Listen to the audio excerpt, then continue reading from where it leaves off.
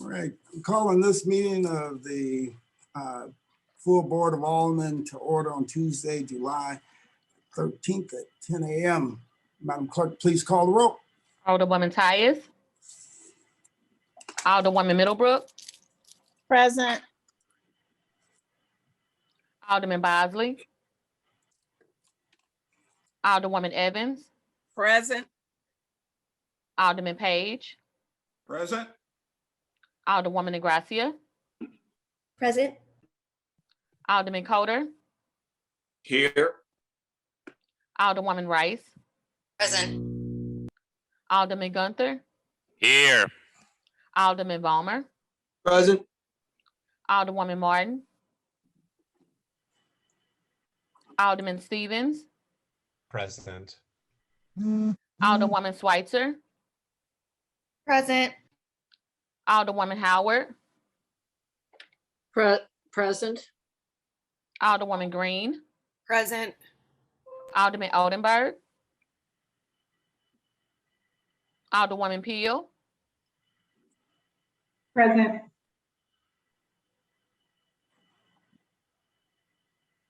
Alderman Todd. Present. Alderwoman Davis. Present. Alderwoman Spencer. Alderman Muhammad. Alderman. Thank Muhammad said, thank you. Alderman Boyd. Present. Alderman Vaccaro. Present. Alderman Narayan.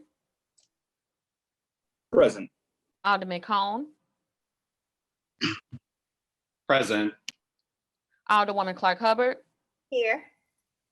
Alderwoman Boyd. Present. Alderwoman Navarro. Present. President Reed. Here. Alderwoman Tyus. Alderman Bosley. Alderwoman Morton. Alderman Oldenburg. Present. Alderwoman Spencer.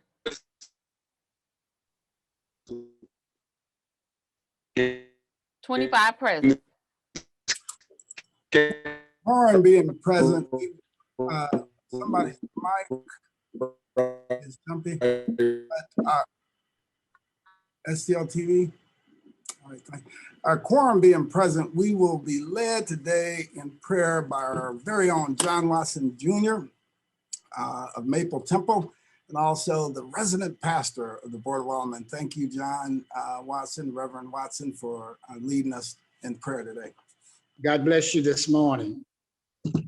We'll ask those that will join us in prayer. We're going to quote from the Holy Scriptures. Let the word of God dwell in you with all wisdom. Gracious God, Heavenly Father, our anxious spirits are quieted in your presence. Our nervous mind become rested, and our weary soul find peace when we wait on you. Today, as we come seeking the renewal of strength and the restoration of our patience, reawaken our faith on today. In this day of stress and strain, allow the president of this board and members to experience the guidance of your spirit and the power of your presence as they lead this great city and the people toward the path of peace with liberty and justice for all. May your spirit dwell richly in their hearts as they carry out their many responsibilities and duties. Into your arms we commit ourselves, our family, our community. Amen. Amen. Thank you, Reverend Watson. Join me in a round of applause for Reverend Watson. Thank you. You served us for so many years, and we are thankful for you for being there for us for all these years. We dispense with line item 3, introduction of honored guests. Any introduction of honored guests? Alderman from the 23rd. As always, and I know he's watching, my good friend Greg Meyer is my special guest. Greg Myers is in the house. Welcome, Greg. Any other introductions of honored guests? Any other introductions? Alderman from the 10th, you'd like to wrap us up? Thank you, Mr. President, members of the board. Today, July 13th, 2021 is National French Fry Day. Also on this day in 1865, Horace Greeley said, "Go west, young man." But more importantly, in 1978, Johnny Rotten and the Sex Pistols, the Alderman from the 23rd's favorite band, broke up, thus ruining his life during the 70s. Thank you. All right. Excellent. Thank you for that, Alderman. Approval of the minutes. Approval of the minutes dated Friday, July 9th, 2021. Alderman from the 10th, you recognize on approval of the minutes. Thank you, Mr. President, members of the board. I move for approval of the minutes from July 9th, 2021. Second. Moved by Alderman from the 10th, seconded by Alderman from the 14th. Any discussion? All in favor signify by saying aye. Aye. Aye. Opposed? Motion carries. Report of city officials. Report of city officials can be found in A, B, and C of the agenda and has been placed in the alderman's mailboxes. We would dispense. Line item 7, would anyone like to take any bills or resolutions from any of our informal calendars? Would anybody like to take any of the items off of any of our informal calendars? We will dispense with line items 8 through 14. Perfection consent. Board Bill 11, sponsored by Alderman Coder, and ordinance amending ordinance number 69935, which ordinance relates to an original lease agreement dated January the 1st, 2006, as extended 2010 and in 2015 between the St. Louis City, Missouri, and the Material Sales Company, Inc., containing the severability clause. Board Bill 15, sponsored by Alderwoman Middlebrook, an ordinance authorizing the execution of a new lease agreement between the City of St. Louis, Missouri, and Centerpoint Terminal Company for a period of 10 years with 3 5-year mutual containing the severability clause. Board Bill 16, sponsored by Alderwoman Middlebrook, an ordinance amending ordinance number 68872, which ordinance relates to an original lease agreement dated April 1st, 2011, to be extended in the first mutual option between the City of St. Louis, Missouri, and Kiesel Company, a Missouri corporation, containing the severability clause. Board Bill 17, sponsored by Alderwoman Middlebrook, an ordinance authorizing the execution of a new lease agreement between the City of St. Louis, Missouri, and Railroad and Terminal Railroad Association of St. Louis, Missouri Corporation, containing the severability clause. Board Bill 18, sponsored by Alderwoman Middlebrook and Alderman Page, an ordinance authorizing the execution of a new lease agreement between the City of St. Louis, Missouri, and Grossman Iron and Steel Company for a certain land at or near 21 through 99 and 14 North Market at 2226 North First Street in the city for a period of 10 years with 3 5-year mutual options containing the severability clause. Board Bill 21, sponsored by Alderman Page, an ordinance authorizing the execution of a new lease agreement between the City of St. Louis, Missouri, and St. Louis Produce Market, Inc., a Missouri corporation for certain land consisting of 45,709 square feet at or near 2901 Hall Street in the City of St. Louis for a period of 10 years with 3 5 mutual options for the purpose of vehicles and trucks of leasee or leasee's customers at an annual base rent of $11,427.40 with a 2% annual escalator for the first 10 years and contain the severability clause. Board Bill 44, sponsored by Alderwoman Middlebrook, an ordinance amending ordinance number 68681, which ordinance relates to an original lease agreement dated July 20th, 2010, to be extended in the third mutual option between the City of St. Louis, Missouri, and the ACBL Transportation Services, LLC, authorizing the execution of a third amendment to lease agreement between the city and the leasee under certain conditions and terms and conditions attached hereto as Exhibit A, containing a severability clause. Board Bill 45, sponsored by Alderman Cone, an ordinance recommended and approved by the Board of Estimate and Apportionment, authorizing and directing the Director of Airports and Comptroller of the City of St. Louis to enter into and execute on behalf of the City of St. Louis Lambert International Airport lease agreement number AL217 between the city and Southwest Airlines. Its terms are more fully described in Section 1 of this ordinance, containing the severability clause and containing an emergency clause. Board Bill 47, sponsored by Alderman Coulter, and ordinance amending ordinance number 68964, which ordinance relates to an original lease agreement dated September 15, 2011, between the City of St. Louis, a municipal corporation, and Fred Weber, Inc., a Delaware corporation, authorizing the execution of a First Amendment to lease agreement between the city and New Frontier Materials Operation Alpha LLC as attached hereto as Exhibit A and contain the severability clause. Board Bill 48, sponsored by Alderman Coulter, and ordinance amending ordinance number 67298, which ordinance relate to an original lease agreement dated January the 1st, 2007, and extended in 2016 between the City of St. Louis, a municipal corporation, Fred Weber, Inc., authorizing the execution of a First Amendment to lease agreement between the city and New Frontier Materials Operations Alpha LLC as attached hereto as Exhibit A and contain the severability clause. Board Bill 57, sponsored by Alderman Coulter, and ordinance recommended by the Board of Public Service to conditionally vacate above surface, and subsurface rights for vehicle, equestrian, and pedestrian travel in 9th Street between Cole Street and Dr. Martin Luther King Drive in the City of St. Louis, Missouri, as hereinafter described in accordance with Charter Authority and in conformity with Section 1.4 of Article 21 of the Charter, and imposing certain conditions on such vacation.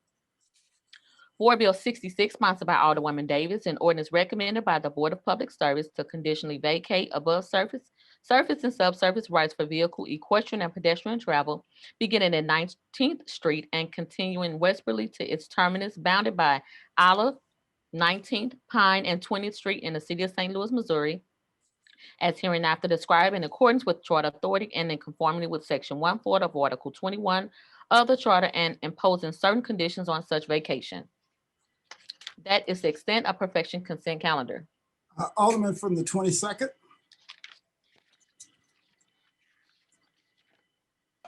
Thank you, Mr. President. I meant to take my hand down. Oh, okay. All right.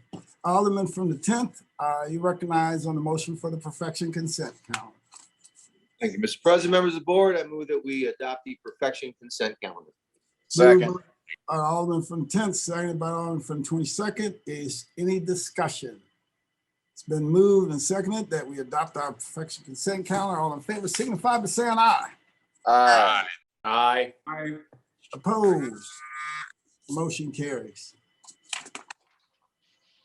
Board bills for perfection. Board Bill 2, Committee Sub as amended, sponsored by President Reed. An ordinance recommended by the Board of Estimate and Apportionment authorizing the mayor or her designees to apply for and accept funds pursuant to federal appropriations under the American Rescue Plan Act 2021, dated March 11, 2021, containing an emergency clause. Alderman from the 22nd, you recognize on the perfection of Board Bill number 2, Committee Substitute as amended. Mr. President, members of the board, I move for perfection of Board Bill number 2, Committee Substitute as amended. Moved by Second. seconded by the Alderman from the 19th and some others I missed. Alderman from the 22nd, you recognize. Yes, Mr. President, members of the board, thank you. There's been a lot of hard work that's gone into this board bill. The first allocation of the recovery funds to help St. Louis become a better St. Louis. I think we had a very fair process. The committee took its time to really make sure that the voices of the citizens and businesses within our city were heard. There were a lot of great recommendations that were included in the substitute. I did my job to reach out to my colleagues. I know it was short notice, but we only had a couple weeks to deal with this to make sure that it was an inclusive process where they were able to offer recommendations on things they disagreed with and initiatives that they may want to see in this bill. Here's what's exciting about this bill. And I know there's been a lot of chatter, but this is only the beginning of a lot of good news for the city of St. Louis. And I want to be hopeful that, we don't get bogged down into fighting over, things that we can work out over the summer break. I'm excited about money being able to go to North St. Louis. I'm excited about the corridors. It's time that North St. Louis get, I'm not ashamed to say, more than its fair share of investment. We have communities, commercial corridors along MLK, West Florissant, Grand, and Natural Bridge that have had years of disinvestment. And it's time that we can start righting some wrongs with these federal dollars. I'm excited about home repair opportunities. There's almost 1,000 people on the home repair waiting list. $15 million will go a long way to basically wipe that list off. And we should also market and encourage our constituents to put their name on that list. There are a lot of senior citizens that are in desperate need of help, needing new roofs and new porches and gutters and tuck pointing that don't know about the Healthy Home Repair Program. And it's our time to really reach out and help our constituents. This is not, of course, a perfect bill, but again, this is just the beginning, Mr. President. And I'll take whatever questions I have with my colleagues. And I know there are some amendments to be offered. I have a couple of minutes myself, but I'm ready to start the dialogue. Thank you. Any discussion? Any discussion? Alderman from the 25th.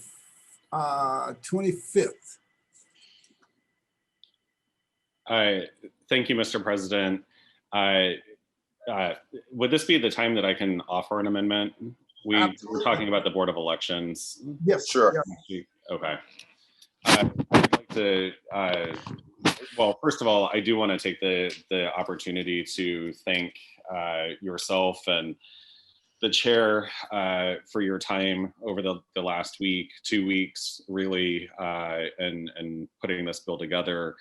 You know, as someone who serves on HUDs, also the committee and my colleagues that serve on that committee for all of the hard work, effort, and time that has been put into the hearing process and hearing the bill and the almost, I think, 6-hour-long meeting that we had before dealing with the amendments in committee. And so really want to thank everyone for their time and effort to make this a better bill. I would like to introduce the first amendment that I have for the bill. I actually did bring this up in committee and withdrew it at the request of the chair and the president so that we could have some further discussions around it, which we did last, I think it was Thursday, if I'm not mistaken. The days are all bleeding in together because they never seem to stop. But it'll be amendment number 1, which I believe is in the Google Drive for everyone.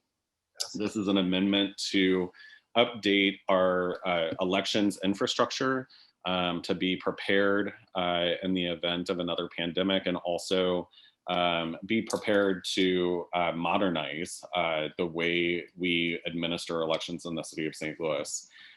Currently, the Board of Elections, their equipment is nearly 20 years old. So, you know, that is, I think the alderman from the 7th Ward pointed out in the committee hearing last week, probably older than any of us have any electronic equipment in our houses currently.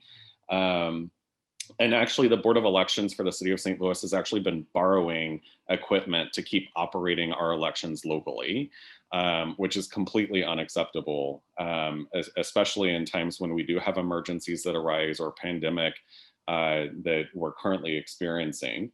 One of the examples that was brought up in the conversation that the chair and the president and I had with the Board of Elections last week was even during this, previous elections, we had a situation where a car drove into a polling place and we had to shut down the polling place and redirect traffic from there. This system that we're evaluating would actually allow people in the Board of Elections to move our voters around in a more agile function so that they can cast their ballots and be engaged citizens just as we would like for them to be. And so the amendment is for $5 million. Roughly about $3 million of that is for the actual capital expenditures themselves. And then there's additional funds that would be needed for training of staff, volunteers, software enhancements, and IT infrastructure to support the new equipment. So the total cost is for $5 million, and I will entertain any questions with respect to amendment number 1. All right, Alderman from the 24th. Alderman from the 24th. Your hand and the Alderman from the 25th, both of y'all came up at the same time, so I don't know if yours is a question for his or just some general discussion. Yeah, I also have an amendment to offer. I apologize. I was caught off guard when you called on me because I was like, wait a minute, I didn't raise my hand. That's all right. Well, I'll make note of that and call you directly after we finish with. Thank you. Alderman from the 19th. Thank you, Mr. President and members of the board. I just wanted to have a few comments in supporting this amendment. We know what we went through during the pandemic by reducing the number of voting sites in order to try to have safety for people, which also gave us lower numbers coming out to vote because people had to go so far. Some didn't have transportation and or didn't realize that we were trying to provide transportation. It was rather cumbersome. And so I'm glad that the Alderman from the 25th paid attention to this need. And I'm hoping that we all have an opportunity to support it. And while I'm speaking just very briefly, I wanted to thank everybody for all the work that we have done in the last 2 weeks. It is incredible. And we couldn't have done what we did if we had not had the mayor's special commission work on it previously. And as I looked at the members that are on there, probably over half of them, well, no, more than half, they know me directly. We've worked together over the years, and I respect them and their opinions. And I'm sure that they respect us as well. So as we move forward, I think we have an opportunity to continue to work in the best interest of our city, not just one individual neighborhood, but our city as a whole. I've seen a lot of press that talks about 2,500 responses. That is admirable, but we also have to remember that each of us who sit at the Board of Aldermen, who is the legislative body that does the appropriations, each one of us do represent about 11,000 people. So when you look at that as a whole, we want to continue to engage the public. Let's get even stronger in doing that and making sure that we have a lot of input. What we've done thus far, we can accept, but I think we're going to be able to do even more as we move forward. Again, thank you for everyone and all the work that they've done. I'm done, Mr. President. Great, thank you, Alderwoman from the 19th. Alderman from the 7th. Thank you, Mr. President, members of the board. Just to be clear, are we right now, we're talking about the Alderman from the 25th selection amendment still, right? Yes, yes. Okay, sorry, my connection is a little spotty. I'll be brief. I just want to say I appreciate the Alderman from the 25th working on this and being patient and working with the committee and the election board. I rise in total support of this amendment to get some much needed technological upgrades and staff training for the election board to bring us into modern times and to make them more nimble and able to adjust to whatever crises that there are that day, whether it's a car hitting an election building or a natural disaster or a pandemic. They desperately need this new equipment. I think the Alderman, the 25th, used my line that, yes, this equipment is 20 plus years old. I mean, no one in their right mind would be relying on 20 plus year old, computer technology to run their day-to-day lives, and we shouldn't be using it for our elections. So I hope this amendment passes and we can move on and swiftly get through this meeting. Thank you. All right, thank you. Alderwoman from the 28th. Thank you, Mr. President. I want to express my support for this amendment, and I appreciate all the background work that was done on this by the Alderman from the 25th. I just think it's so important with the funds that we have here that in 5-10 years, we can point to something and say, this is how we invested the stimulus funds in order to improve systems for the improvement of the lives for our citizens. And I think that this is an exact example that does that. It's a real investment in systems that are going to make a change for our city that we will be feeling long into the future. So thank you, Alderman from the 25th, and I support this amendment wholeheartedly. All right, thank you, Alderman from the 28th. Any further discussion? Alderman from the 25th, you're recognized to close on amendment number 1.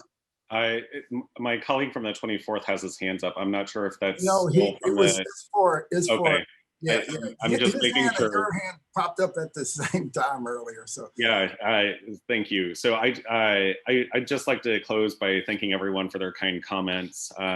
This has been an effort that has been roughly about a year of conversations and planning on my part and with the Board of Elections. Certainly, they've done a ton of work.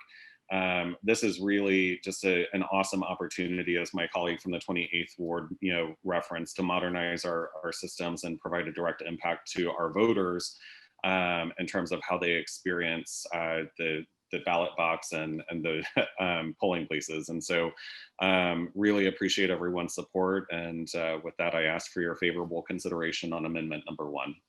All right, thank you. It's been moved, Alderman from the 25th. Sorry, I need a motion on amendment. Oh, I move to adopt amendment number 1 to Board Bill number 2. Second. Moved by the Alderman from 25th, seconded by the Alderman from the 19th, that we adopt amendment number 1 to Board Bill number 2, committee substitute as amended. All in favor signify by saying aye. Aye. Opposed? Motion carries. Madam Clerk, please make note of the adoption of amendment number 1. Alderman from the 24th. Thank you, Mr. President. I'd like to introduce amendment number 14 in the drive relating to severability. All right. You said amendment number 14? Yes, sir. 1-4. 1-4. Okay. Please proceed, Alderman. So this is one that, we went over in committee, and I got this wrong in committee. This relates to the severability clause here in committee. When we removed the severability clause from the bill, I thought that we were removing a superfluous severability clause, a second severability clause in legislation of this size with this sort of impact on the city. I think it's absolutely necessary from a legislative and a legal standpoint that we have a severability clause here. We know that we're tinkering on the margins on what we can do with this money, and I'm supportive of the development language in there. I know that we have the opt-out clause regarding the intentional encampments, which we've had some questions on the constitutionality of it. So ultimately, if this were to be challenged at any point and a court were to strike down, say, the opt-out clause or the development in corridors as not something that we could do with this money, or the constitutionality of the opt-out clause, if a court struck that down, they could end up striking down the whole bill without the severability clause. So this just gives us a little bit of certainty moving forward that if anything that we're doing gets challenged in court, that no court can kind of undo all of the work that has gone into this from this board, from the mayor's office, and from the general public. This doesn't change anything substantive in the bill. It just kind of gives us an extra layer of protection. And with that, I would move to adopt amendment 14 to Board Bill 2 committee substitute. Second. It's been moved by the Alderman from the 24th, seconded by the Alderman from the 9th.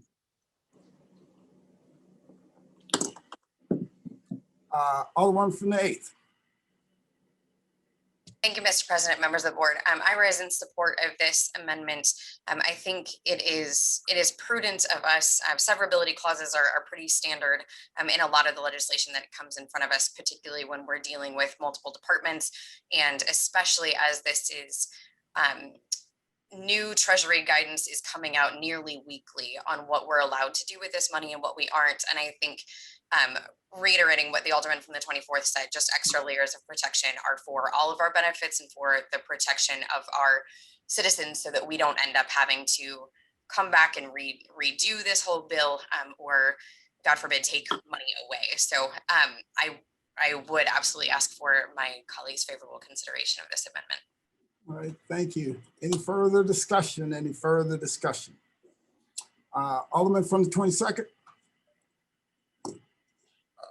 Thank you, Mr. President, members of the board. I clearly understand what some of my colleagues are concerned about, but I do believe that if there's something in the bill that is challenged in court, then we can just amend our ordinance to make sure that we comply. And I'll just be honest with you and candid. I have some anxieties about how people interpret the uses of these funds. And I'm concerned that if there's an allocation of funds, for example, in North St. Louis, that we come up with these legal opinions that says, well, we can't use those funds for North St. Louis. So it's you know, it's all or nothing. You know, all this needs to be done in a package. And if we're out of compliance and we get sued, which I highly doubt, then we'll just take it out. But right now I am concerned about, you know, the heavy handedness, you know, that the Board of Aldermen has been treated.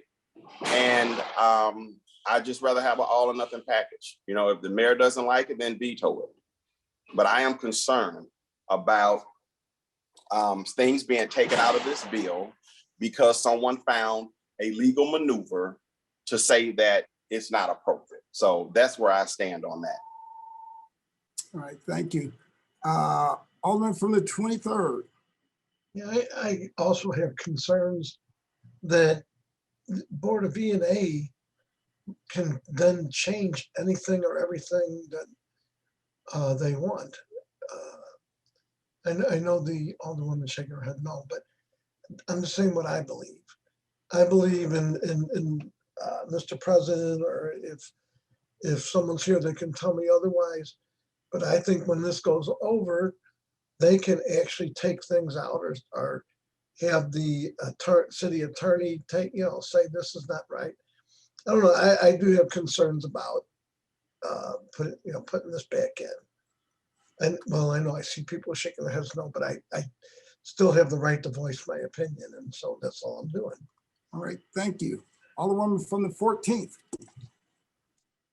I agree with what has been said by the alderman from the 22nd and the 25th. I think that, you know, by putting this in there, it allows a pick and choose sort of cafeteria style enactment of this board bill as amended board bill number 2. And I you know, had my input on this, and I think that, you know, we as a board work together across the city to provide some guidance on the use of these funds. And I think that it should stand as it is. And if it's found to be illegal, the feds will make sure we don't spend the money. This has happened over the St. Louis Development Corporation. We've been found, you know, not in compliance, and they just don't allow us the spending. So I really think that by putting this in there, it allows a cafeteria style implementation of the law. And we've put it together, and I think it should stay as it is. Thank you very much. That's all. All right, thank you. Alderwoman from the 6th. Thank you, Mr. President. I just wanted to rise in support of this amendment. I think it's incredibly important. I looked back at a number of ordinances over the years and could not find any bill that we've passed out of here with multiple iterations that are listed, especially in funding bills, that does not have a severability clause. And I want to make sure my colleagues are very clear in understanding this is not something that the federal government is going to tell us we are not allowed to do. We are going to spend the money and then turn in the information on what the money is spent on. And so we're going to owe the money if we spend it incorrectly. And so having a severability clause in place protects the remainder of the funds instead of killing the entire piece of legislation. And we won't get sued on it probably. I mean, the federal government is not going to sue us. They're just going to tell us to give their money back if it's spent inappropriately. And so I think the conversation about this being an effort by the mayor's office or whoever else to pick and choose what they want to spend the money on is absolutely an inaccurate argument. It doesn't have legs. What a severability clause does is protect the remainder of the bill if a portion of it or multiple portions of it are found to be not in adherence with the federal guidelines that I have read from the Treasury and agree that there are a couple of problematic areas in the committee substitute as amended. Thank you. Thank you. Alderwoman from the first.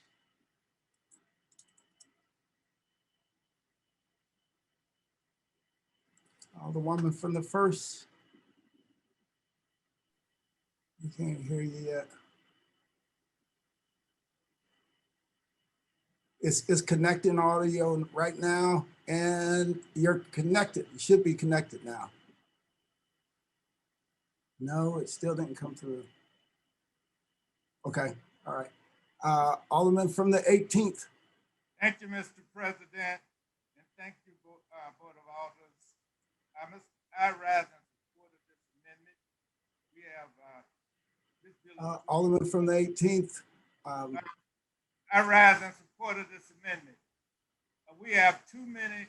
This bill is too important to take a risk on making it for one part of it to be ruled illegal and had a whole bill to have to go back to committee. Also, we have this healthy home program for our seniors, 1,000. We have streets. We have money that we need. We are giving to poor people. We have so many things that this bill can cover. So, and the Severability Clause, if we overspend, then we have to change the budget. And with this COVID-19 and the many other businesses closing and not working at full capacity, we stand a chance of having to cut other programs, lay off staff, and in order to send that money back to the government. So I support. Point of order, Mr. President. Yes, please state your point of order. I just can't hear Alderman Todd. I've not been able to hear him since he started. Yeah, he's been fading in and out. If you turn your volume all the way up, you can hear him. I can hear him with my volume all the way up. Okay, my volume is all the way up. And I think other folks are having trouble. Alderman Todd, we're gonna. Mine is too, and I can't hear him. Yeah, okay. Alderman Todd, your colleague said that they cannot hear you, so we're gonna move on. You know, thank you for trying to express your views. Any further discussion? Any further discussion? Any further discussion? Alderman from the 8th. Thank you, Mr. President, members of the board. I'm hopeful that there we go. The Alderwoman from the 1st is back up. I will defer to her if that is okay, since I've already spoken once.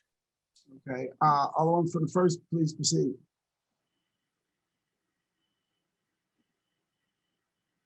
Hello? Yeah.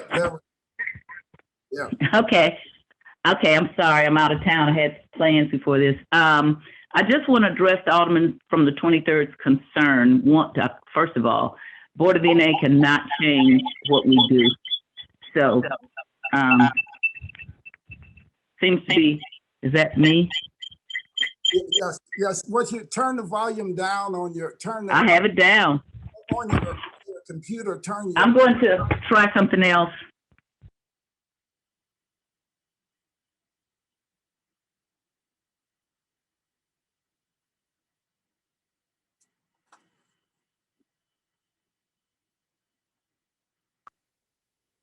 Hello? There you go. That's perfect. Okay. The Board of VNA cannot change what we do without sending it back to the Board of Aldermen. So that's just not true. If they've done it in the past, we let them get away with it, but that is not what they're allowed to do. But people will do whatever they want if you let them get away with it. I am quite surprised that this board bill did not have a severability clause. The Alderman from the 22nd expressed, he said, well, it's all or nothing. That's okay if he believes that. But if you don't believe that, if you want some of the things to be left in case something is struck down, then it is important that you have a severability clause in there. It's always been put in there because, of course, sometimes we do things that are not legal and it's declared illegal. And in fact, if that happens, or if we go to court or somebody challenges any portion of this, it's all or nothing. There is no parts and picks that you can do. Now, the mayor does have some other things that you all have not considered, and I'm not going to say, because I do believe that the Board of Aldermen is an oversight committee, and it is up to us to make sure everything's financially sound. And I've pushed for this for years when we let a whole bunch of things go by that we should not have. So I don't have a problem with us doing our duty. I hope we do it all the time with every mayor. This is my 6th mayor. But I do want to caution you that there are some tools that the mayor has at her disposal, and you may not be able, you may not find that you've done what you wanted to do. So I would caution you to say, on the side of caution, I'm going to support this amendment. And then if you don't, if then you find out that there's some things you don't know because you haven't been around long enough to see them happen, I think a lot of you all will be surprised. And that's all I'm going to speak to that issue, that was warranted and needed. And if you don't want to do that, that's fine. If you want all or nothing, that's fine. But oftentimes what you think you can get is all or nothing. If you read our charter, there's some other outs to that. So with that, I am going to support this amendment, and I ask for a roll call. All right, thank you. Alderwoman from the 8th. Thank you, Mr. President. And I do also want to speak briefly to, I did a quick check of a number of bills that were introduced this session. And it's generally when we're accepting grant funding, we're accepting funding from outside the city of St. Louis, but these severability clauses are really important. One of which was the victims or the witness protection program grant that the alderman from the 23rd introduced and was passed, that had a severability clause. And also board bill number 82, that would be the next round of American Rescue Act or American Rescue Plan funding from yourself, President Reed, also has a severability clause currently included. So I do think this is standard practice. I think this is best practice for the board. And I would encourage my colleagues to support this amendment. Okay, Alderman from the 18th.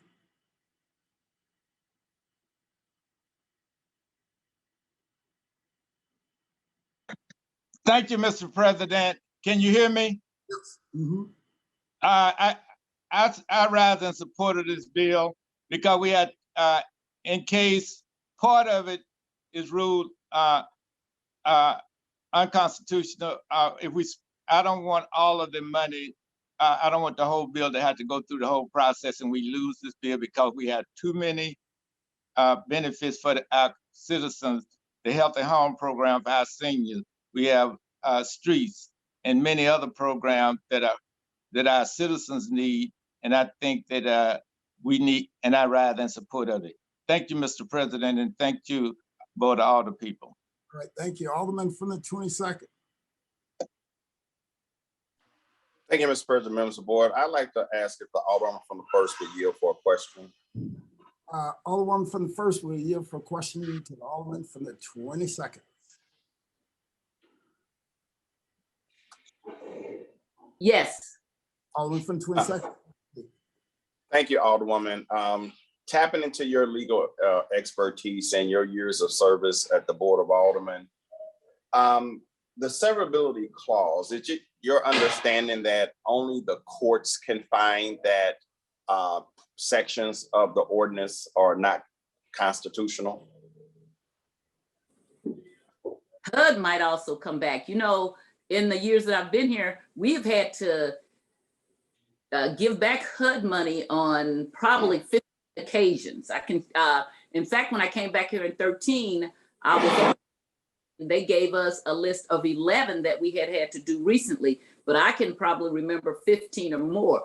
So the courts can say it's not legal, but HUD also can come in and rule, which is more harsh than the courts sometimes, because it's their money and they can make us pay it back. And we have had to do it. We had to do it Park Plaza and other things. Right, and I would understand that because, you know, they were the grantor. So we definitely want to make sure that we do be in compliance if the grantor rules that they don't like the way we've set it up. So let me ask you this. So is it your opinion that the mayor cannot arbitrarily sever clauses within the ordinance? with the legal opinion. It's not my opinion, and I don't want to, I'm not going to discuss that any further because I'm not going to tell the mayor or you what else can be done at this, okay?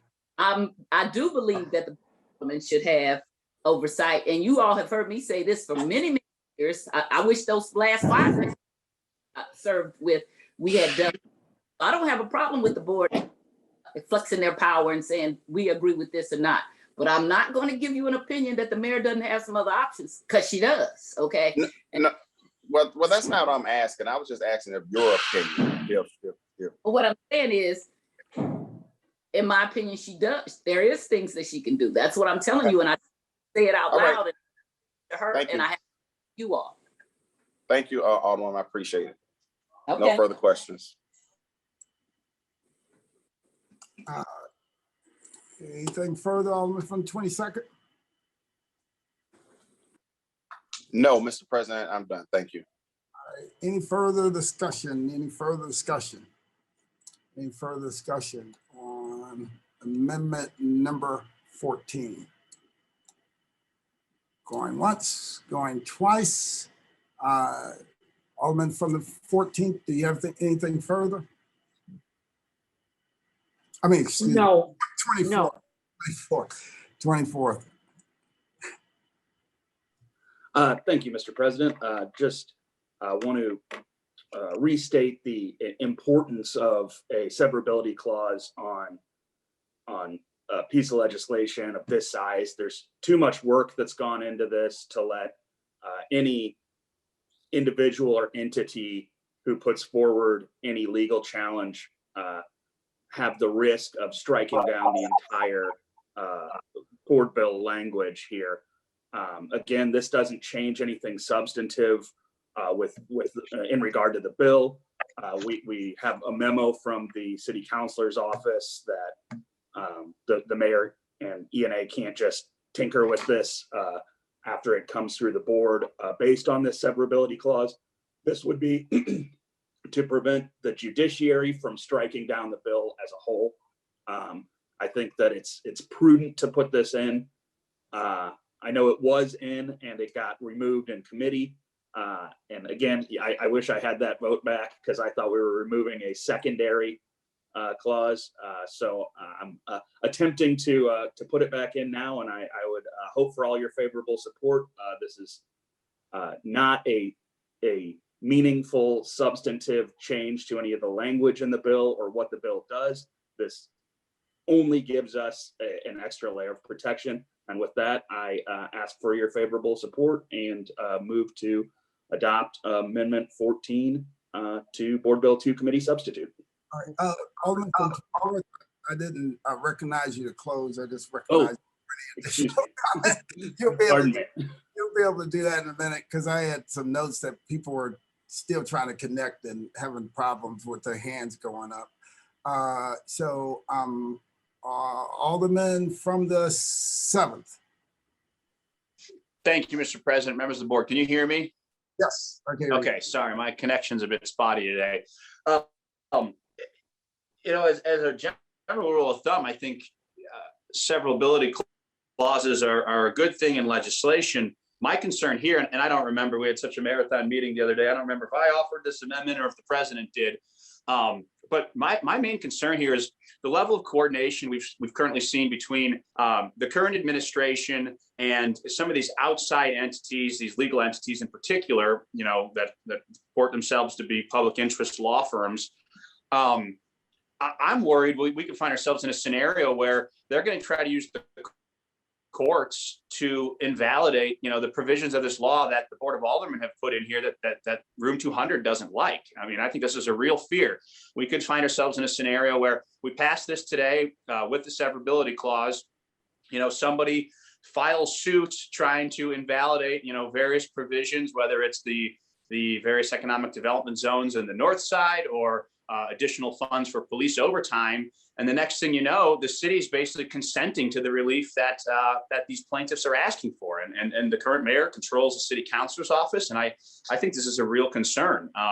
Maybe that's not their legal strategy. And maybe I just gave them that strategy in this meeting, but it's a concern of mine and the level of trust that I have right now and how negotiations have gone forward in this process and how the board has been vilified for doing its role in a charter city and being the appropriator of funds and the fiscal watchdog, it concerns me. So I'm going to vote against the Alderman from the 24th Amendment, assuming I have a good connection to do so. Thank you.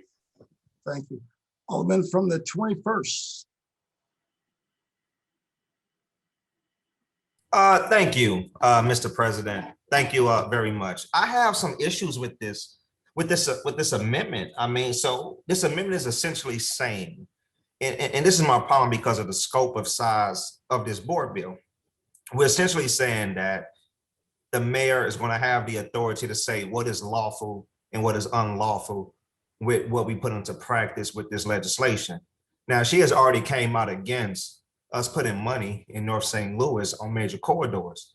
So she can easily say that this is unlawful and use the city councilor as a political tool, which we've seen done before, time and time again. With this federal money, we still have to get approval from the federal government to spend it. So we can put whatever we want to put into a board bill all day long. The federal government can still say, well, we're not going to do this and this is not right. So if it is unlawful, if it is unconstitutional, the federal government will stop it. But right now we are adding an unnecessary layer to this legislation and giving the mayor unlimited power to determine where this money should go. And I'm just against that. We are the legislative body. Our job is to allocate. Our job is to serve as a check and balance to the executive branch. And with this right here, we are giving our power away as a legislative body to the Board of E&A. And I'm completely against that. And I would encourage all of my colleagues to be against it as well. Again, if there is a problem, if there is something unconstitutional, the federal government will say it. And we don't need the Board of E&A to act as a federal government. We already have that.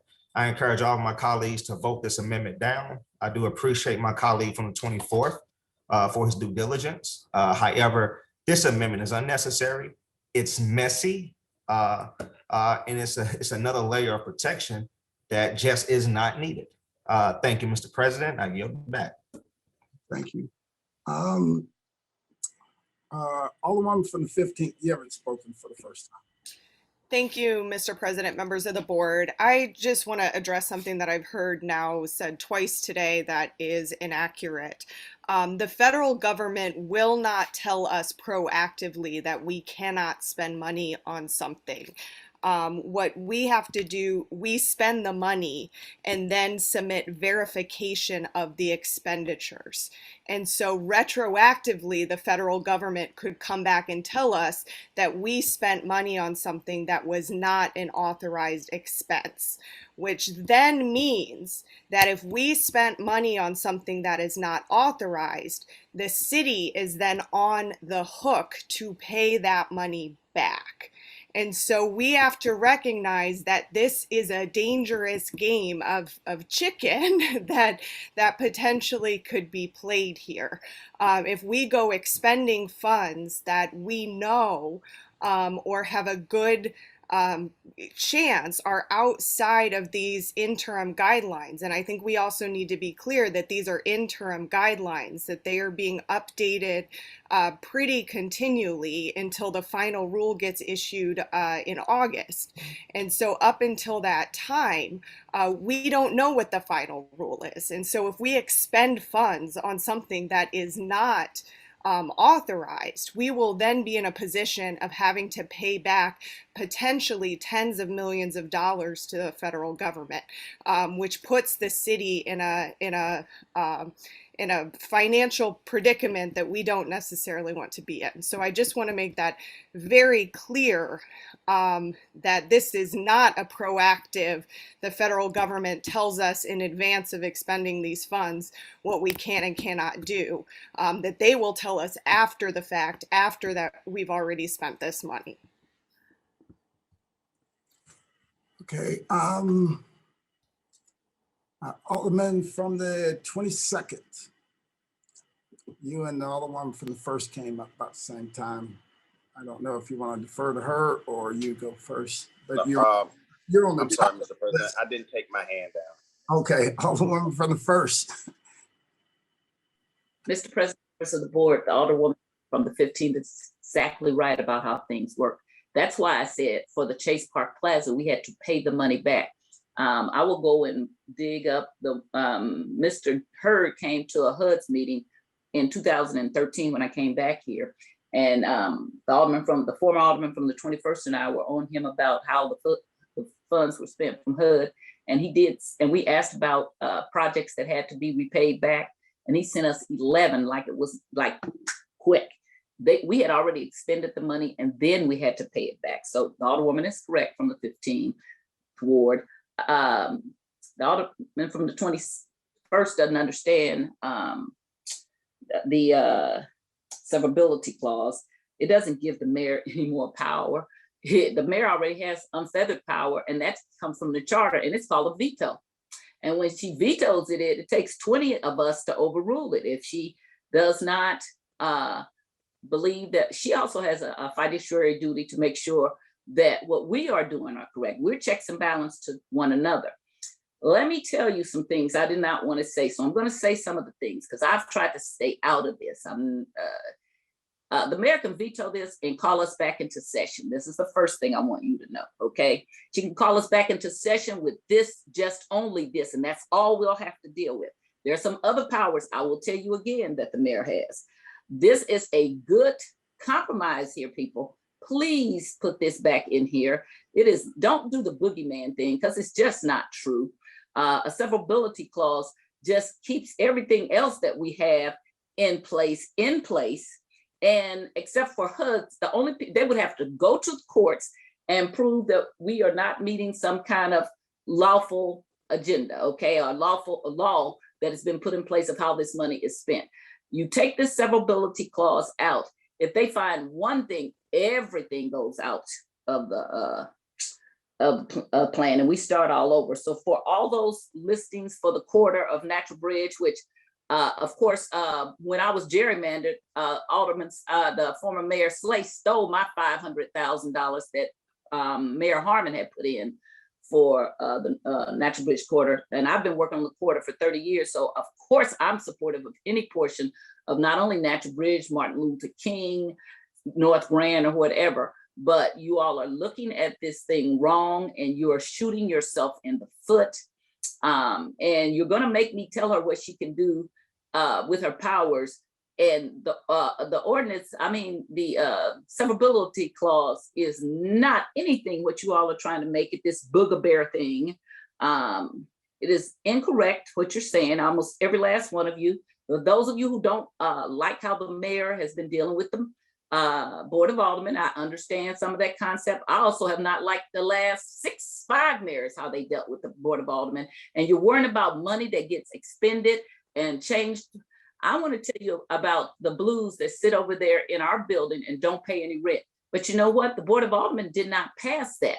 That's not what we said they could do.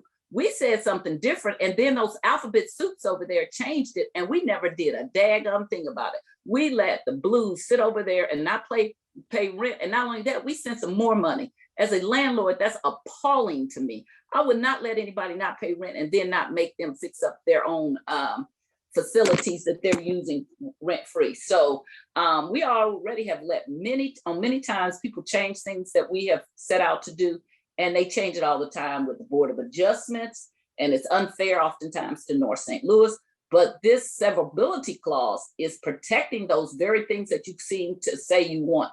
Now, what you're attempting to do, I know what some people are attempting to do. You're saying we're not going to have a severability clause, and then so no one better not touch it. It does not have to be the mayor that takes this to court. It could be anybody. You let one thing be found wrong, the whole thing is thrown out. If that's what you want, go ahead and do it. But it is a wrong thinking. It is dangerous. There are some good things that I've seen. I haven't put anything in that I wanted. The things that you want, that you're trying to protect, you're not going to protect it. You're going to do the opposite of what you're trying to do. And then you're going to find out If the mayor's, as far as the city councilor being controlled by the mayor, that's not true. Somebody ought to read the charter. The city councilor represents all of us. In fact, the first person that it says the city councilor represents is the Board of Aldermen. Now, some people let that go. I have always challenged that with the city councilors, and if you challenge them, they will say they do not represent the mayor. The mayor appoints the city councilor, but there's a very famous Supreme Court case that tells President Clinton that his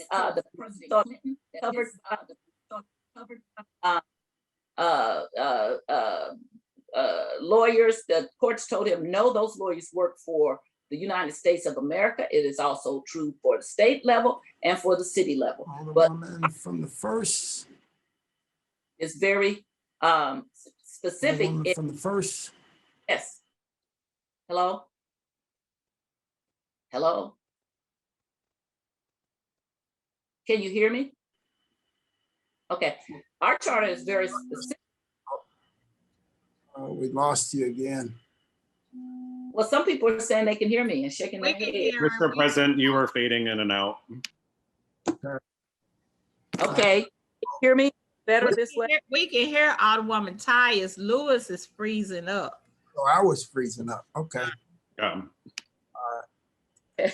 Our charter is very specific in saying not only does the city council represent first the Board of Aldermen, but list all the departments and things like that. So that is a misinformation campaign that has been going on for years. It's been to courts.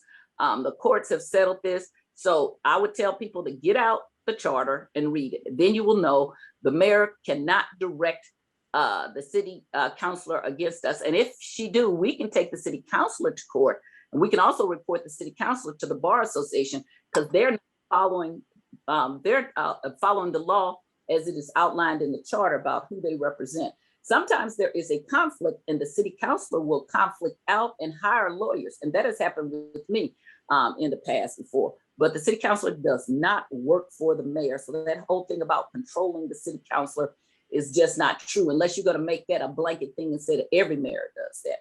And I've seen city councilors that do not follow with the mayor. Our own councilor, when Francis Slay was the president of the board, and our councilor at the board differed with him on many, many occasions and was very vocal about it in siding with aldermen who were correct. And the mayor, the president had to back down. So a counselor, a lawyer is not supposed to tell you what you want to hear. They're supposed to follow the law. And the city councilor is practice law and has a law degree like many of us, and they're not too fond of giving up their law degree or having bar complaints filed against them. So I wish people would not say that. Again, I would implore you to support this amendment. It is a good amendment. It protects all those things that you say that you want to protect. The mayor cannot just go in there and say, oh, I don't like this under guise of we don't have a severability clause. There are some other things she can do, but the severability clause does not give the mayor any additional power, is what I want to say. It protects some of the things that we've put in there. So anybody who's putting out misinformation that this somehow gives the mayor additional power is wrong. That's not what it does. It will protect if somebody, Joe Blow, goes to court and says, hey, the Board of Aldermen didn't do this right. And this is what they didn't follow because there are certain guidelines regarding what you could spend this money on. And so much of it has to be for public safety. And they're not doing that. And then we blow up the entire bill. I do not believe that is what we want to do. I have not put my 2 cents in most of this, but I'm doing just this bit to say, do not get caught up in the misinformation. This is a good amendment. Thank you.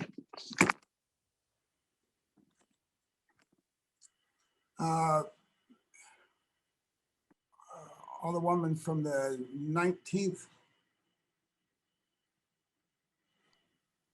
Thank you, Mr. President, members of the board. Continuing to listen and evaluate the position of this amendment. I cannot argue with either side. I understand what's going on. We've had a very embarrassing process take place the last month or so. it is appalling what has happened, the disrespect that has been there, and the total disrespect to the Board of Aldermen, not being inclusive, not having the opportunity to appoint people to committees of importance, a number of things. And so that is why people are apprehensive at this moment. And also to sit and see E&A embarrass the entire region. And I mean, literally, the region has been paying attention to all of this. And to sit and pass, or at least believe that a piece of legislation was passed in E&A with a process that does not even exist in order to move forward. So people are concerned if you're not going to follow the charter, the process and procedures of legislation being moved and appropriations done the way that it is outlined to be done, there's a lot of question and concern. And so that's the reason why the severability clause was removed. And a lot of people want to support it because they don't feel like they have any trust. Until they see something better, they're probably going to hold their ground. But I think it's worth us talking a few more minutes to see where you want to be. But many times we are our own worst enemy. And I'm going to tell you, because I didn't get a return call from the mayor last week before all that other stuff happened, because I wanted to talk about it. I didn't get a return call from the policy director. And I was trying to talk to him, because you've got to understand, this is not a dictatorship. Our charter purposely has a weak mayoral system involved, which means you must rely on the Board of Aldermen in order to move things forward. And it's a real simple process. All we have to do is work together. I don't appreciate the way that we've been talking to each other in a disrespectful manner. I don't appreciate the fact that every time you want to go, oh, woe is me for the poor people, I'm trying to protect them, but yet you didn't include them up front. So we have reason to be concerned. There's also a lot of what has happened in the past and how funds were used. And the alderwoman from the 1st, she did talk about a number of projects that we did have to pay the money back on. But that was because people were trying to be slick. They were trying to use our money that was allocated based on census tracts of eligibility and use it somewhere else. And they got caught and they had to pay that money back because the Chase Park Plaza did not fit in any of the eligibility requirements that were set. So we do understand that, and there were a number of others. So I'm hoping that at some point, the mayor's office would definitely settle down. Let's try to work together. We do understand that there are a lot of new people there. We do understand you still have not had an opportunity to set policy for your office. So we really don't understand anything that's on your mind. And we can't follow it if we don't know. And I really want to see that happen. But I do understand the concern that people have about the severability clause. And maybe we can get around this. I'm doubting it. But we may have to pass this without having a severability clause. And we can always come back around, because remember, this is just this is less than a third of the funds that must be allocated for the future. And hopefully we can come together and sit down and make sure that we are working together on behalf of the residents for this city. because right now we don't look good to them.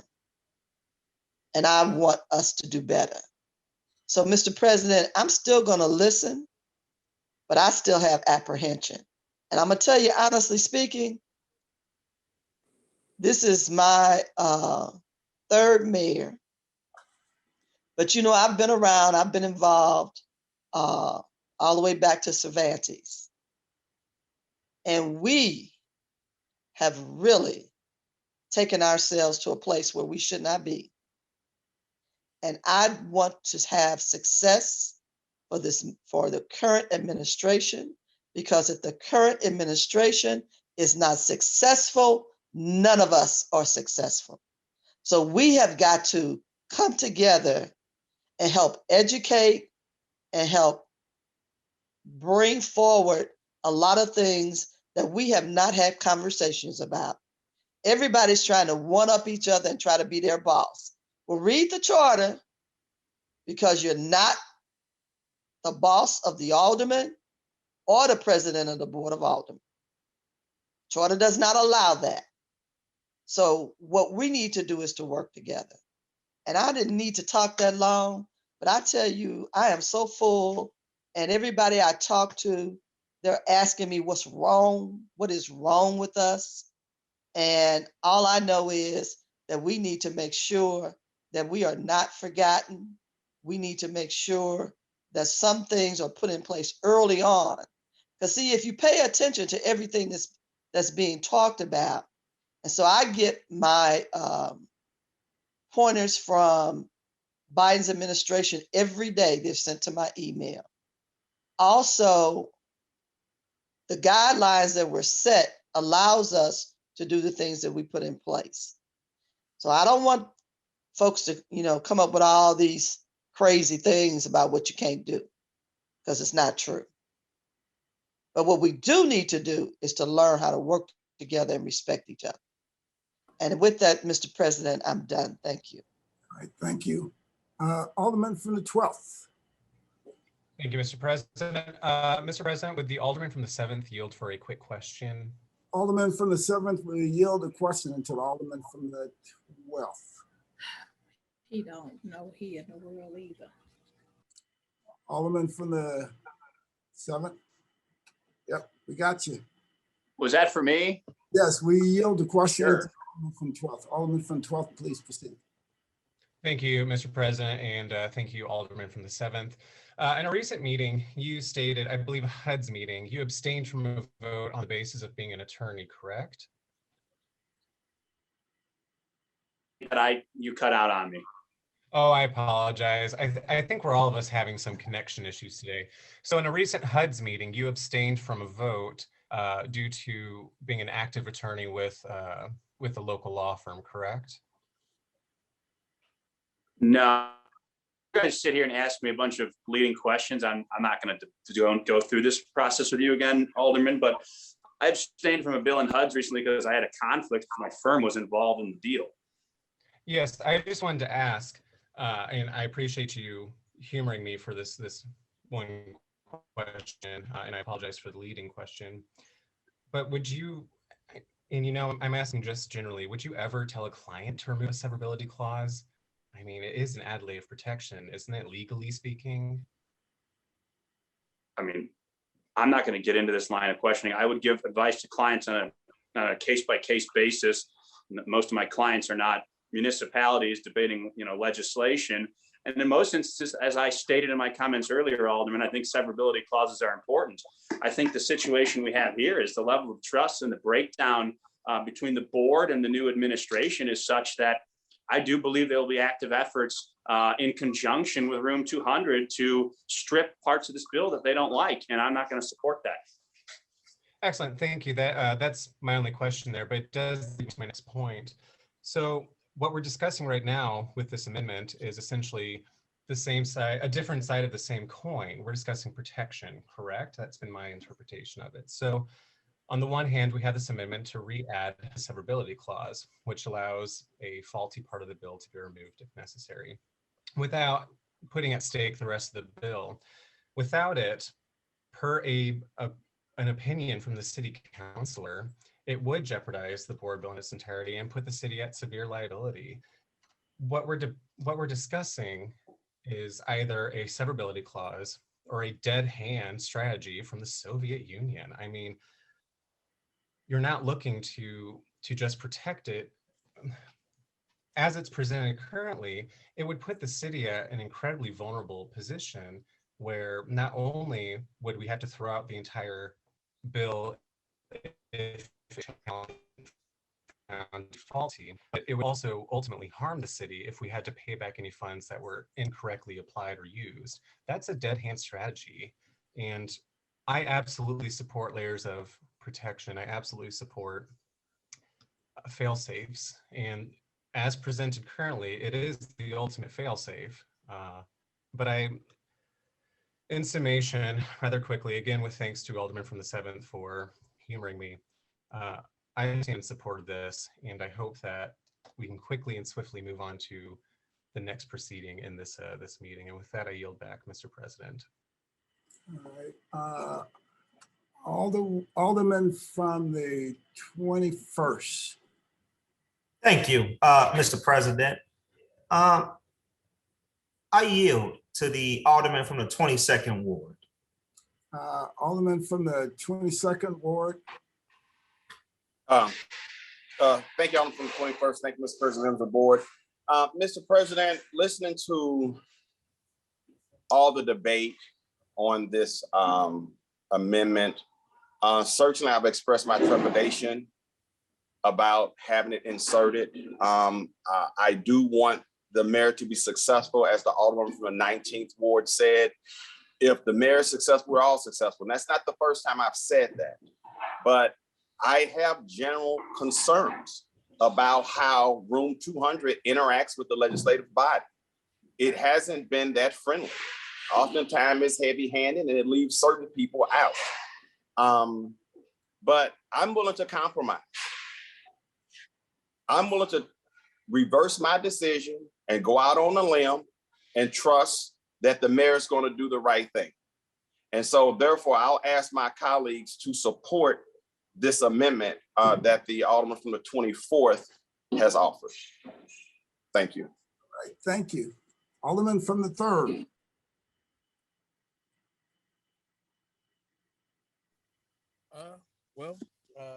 Thank you, Mr. President. Appreciate the Alderman from the 22nd, and I do believe that conversation on these issues are extremely important for us because it gives us different perspectives on things, and it also gives us enough time to communicate with each other. I want everybody to remember today, I hope I can be heard very well. There's a lot of interference today with the clouds and other things, but we as a board have not had 10 weeks to digest these amendments. We haven't had even 5 hours to go through everything that's been presented today. So as we make decisions, those people that are watching, us individuals that are also involved, these are decisions that we are thinking about as immediate solutions or non-solutions to the issues that we deem possible issues or problems or solutions to whatever it is we're dealing with within this board bill that helps get Alderman. Can't hear. Can't hear. Can't hear me. Yeah, you're back. Is it the signal? No, you're good now. No, you're good now. You know what? Let me fix this. Can you hear me much better now? Yes. Okay. Sorry about that. So what I was saying was, I know we all are trying to figure things out today. I just want folks to know that are watching and just us as a board to remember we all haven't had many hours and days and weeks to digest all of this information that we all are presenting to each other. So these are things that we're thinking about kind of on the go right now. So there will be some discussions that take place, and it's good for us to have those discussions so we can get those different perspectives that each other has to help us come up to some amicable place to where we all feel like at least we are getting something in a real compromise. So I appreciate the person from the 22nd and everybody working to trying to compromise within this. I will say this though. I believe severability clauses are the very last thing that you see in any contract or board bill from my personal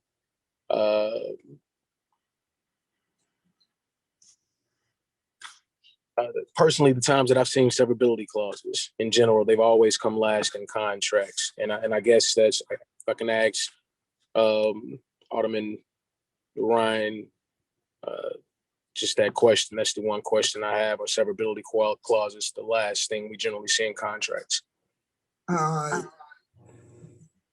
Alderman from the 24th, the Alderman from 3rd, would ask you to yield for questioning. Absolutely. Alderman from 3rd, please proceed. Just a quick question, Alderman from the 24th. Are severability clauses generally the last thing that we see there in contract and contractual languages and languages here in our board bills? Typically, yes. It's the last paragraph. In contracts, you can lay out the contract however you want, but I can tell you when I'm drafting contracts for clients, I basically always advise them to have a severability clause, and I would not put forward a board bill in my capacity as an alderman that did not contain a severability clause, just for fear that if I miss something and a court reviews it and a court decides that any part of it is unconstitutional or unenforceable or struck down for any reason, that it doesn't undo the entire bill. So this doesn't allow for any sort of pick and choose. And in fact, the amendment itself states that the courts must decide, not that E&A or the mayor decides anything. This is just in the instance that someone challenged any portion of this board bill, either as to the constitutionality of things or the appropriate use of this funding.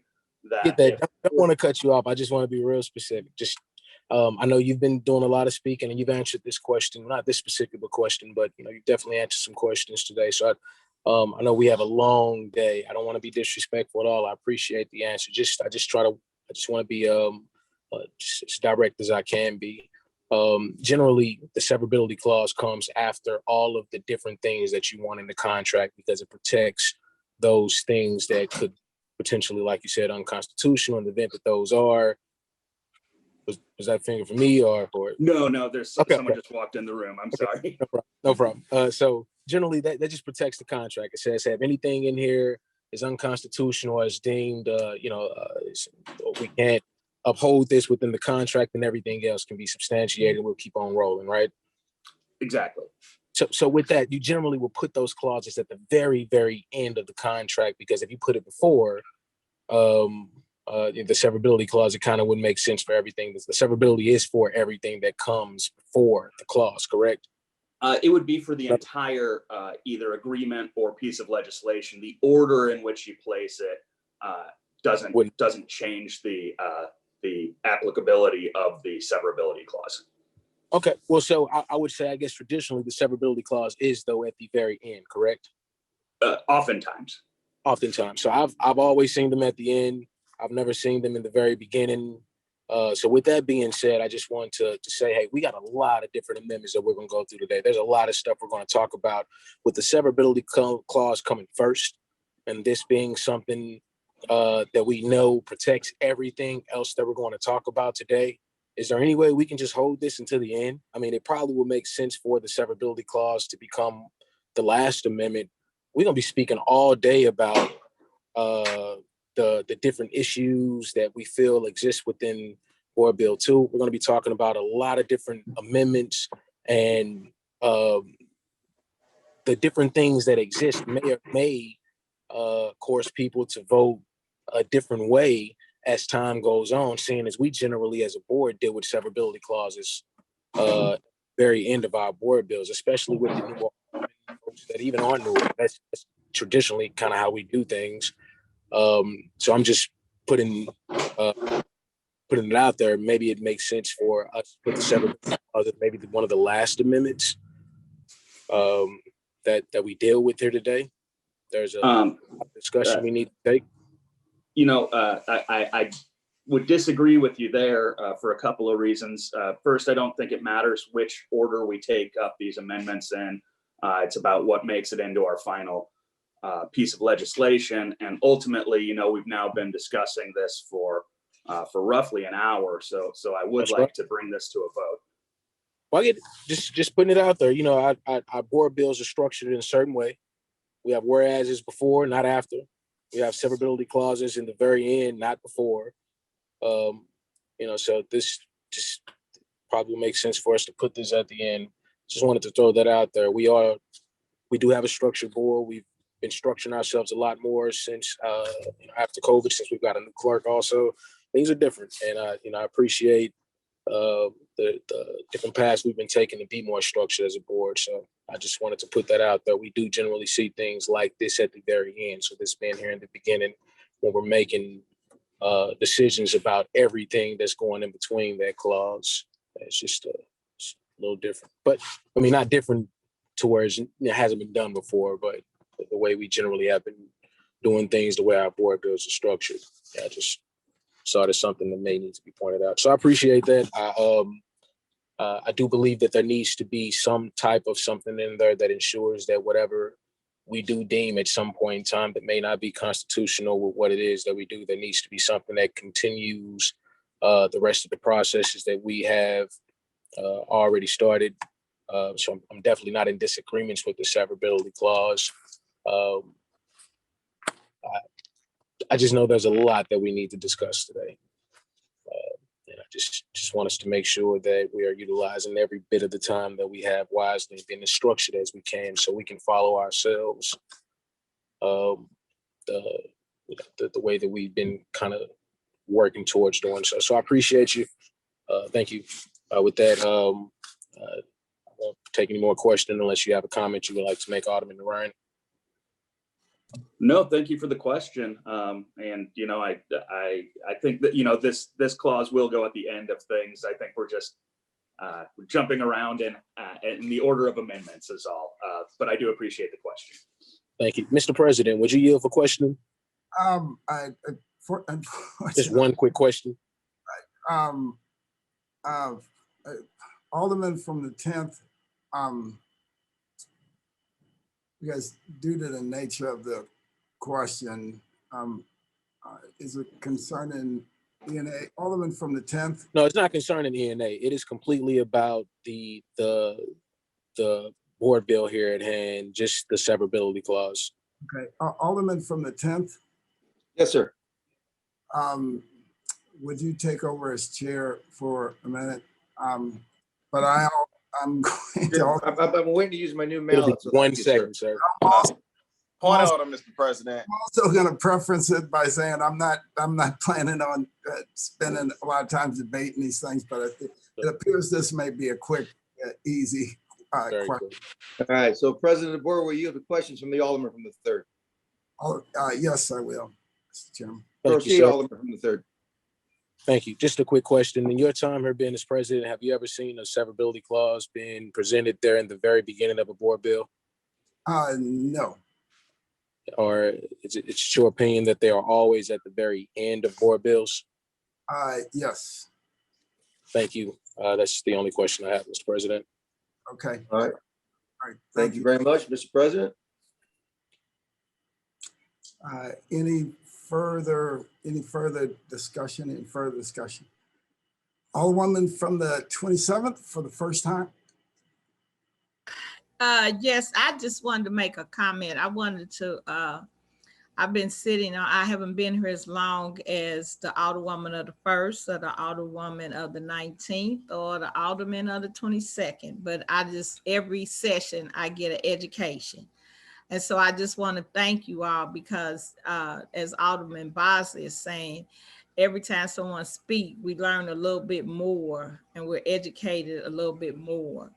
And so I just wanted to make that comment and say that sometimes you compromise, and Alderman Tyus, you like more than anybody should understand the hesitant of people right now from the way this administration has treated us.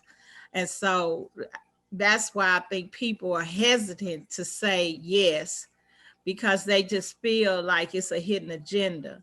And so I'm not saying nobody's right or nobody's wrong, but I just don't feel that if nobody tries to compromise, we'll never move to the next page. And so we compromised with the previous administration, we compromised with the other previous administration. As I look at the emails that's come in and they're saying that it's illegal what we're trying to do from the city councilor, but it's just interests me that it's illegal because we're focusing on North St. Louis. And as Alderwoman Tyus has said continuously in meetings, North St. Louis continuously gets screwed. And they do what they want to do, and then they come back and say, no, you thought that you looked at this wrong. So thank you all for the education again, because I'm learning every day. And I used to tell my dad, you never get too old to learn. So I appreciate that. But it's just to the point, and as Alderwoman Davis said, people are scared, especially the African-American alder people. We're nervous because we feel like we're not engulfed or embraced by the administration to support us in the efforts that we want to happen in our communities. And so we stand by and look at other communities that are blossoming, and our communities are still left there with the derelict buildings, tore up streets, you know, and high grass, and everybody keeps saying we're wrong. So I just have a problem with that. I hate for you all to know this, but our community wants clean, quiet neighborhoods with clean yards and buildings that are not falling down, just like you have or one of your communities. So thank you all very much. All right, thank you. Alderwoman from the first. Well, wait a minute, Alderwoman from the sixth. Thank you, Mr. President. I just wanted to clarify quickly on the amendment. We are looking at page 32, right before section 19. We would put in the severability clause right next to the emergency clause at the very end of the board bill. Our amendments don't go necessarily in order of conversation. That's why the amendment pieces have a page number and a line item. So just to help allay the Alderman from the third's concerns that this would be at the end of the bill where they typically go. Thank you. Alderwoman from the first. Thank you, Mr. President, members of the board. The Alderwoman from the sixth did address something what I was going to say, which is that when you're writing a contract as an attorney, you might put the standard pieces in first before anything. So the emergency clause and the severability clause, you might start that out before you even do the contract, because you know you're going to put those in. Then you can still put them in the order of which they will be seen. You really could put the severability clause and emergency clause as the first two paragraphs. It wouldn't change anything. It's just a way we've done it, but it does not change anything. Addressing this issue now does not change anything. It would still be at the end, because the last two things often are the emergency clause and the severability clause, but they could be the first two things, okay? It wouldn't change anything. The Alderwoman from the 27th talked about being unsure and feeling left out. There is nobody at this board of aldermen that has stood up for this current administration as much as me. So remember that, okay? Nobody been with her longer than all of you are, even the ones who think that they were there. So, I have been very quiet, expressed what I thought about what was going on to the Black Caucus, which I joined again. So you all know what I've said. So I don't want to get into my disappointment, because my disappointment also are with the last 20 years of white mayors who took a ward, including the president, took my ward out of North St. Louis and cost North St. Louis $15 to $20 million. So the things of how our ward looks now has nothing to do with this current mayor. Okay, I don't believe in boogeyman politics. Okay, if I thought in any way that this was going to be giving the mayor a chance to do something that was not right for North St. Louis, I would be leading the fights. I think you know that, Alderwoman from the 27th Ward. Okay, I would be. This is a simple severability clause that protects all the things that you all have put in there, which I think are good things. But I will say this, before we even started to address this issue, I won't say the person who called me, but you know, they've been putting, they put together this money a long time ago. And they had people sitting on committees. And one of the people who sat on the committee before this committee that the mayor, before she was even the mayor, so sat on statewide and national committees, they called and talked to me at length about the safeguards that they were putting in this bill. And one of them was about, they put a lot of emphasis on public safety.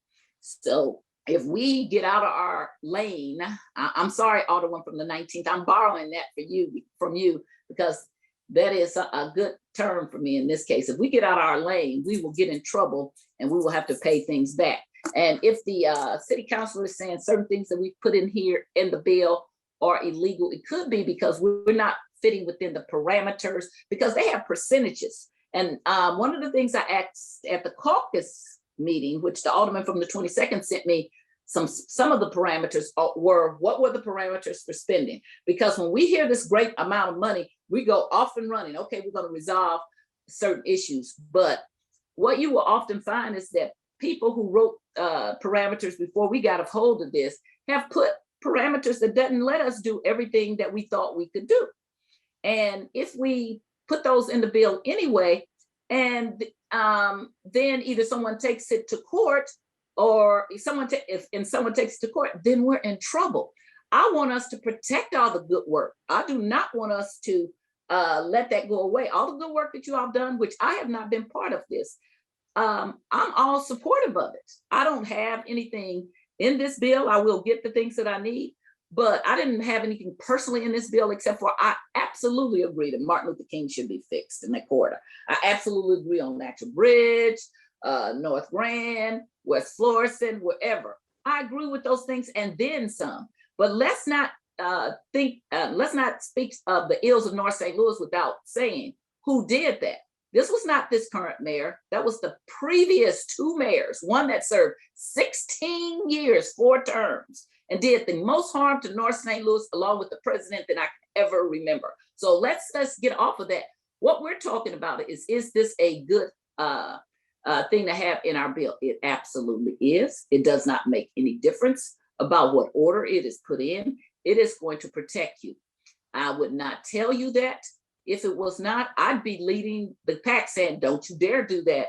It does not. Somebody's doing boogeyman politics, and I do understand why people don't feel comfortable. And I will say this publicly for the first time now. So I was uncomfortable that there was a committee put together that there was not one Black single alderman, okay? I was uncomfortable with that. And I called the mayor's office the next day and said, what the heck is going on here? It didn't have to be me, but I was not happy with that. So let me just say that. And there are other things, and I would say that about any mayor that did that. If you leave out the Black alderman, then you cannot have a white alderman make decisions for North St. Louis that does not represent us. And the person who I'm talking about, I said it to their face, okay? You do not represent North St. Louis. You do not live here. You do not get to make decisions for my community. This is a joint collaborative effort.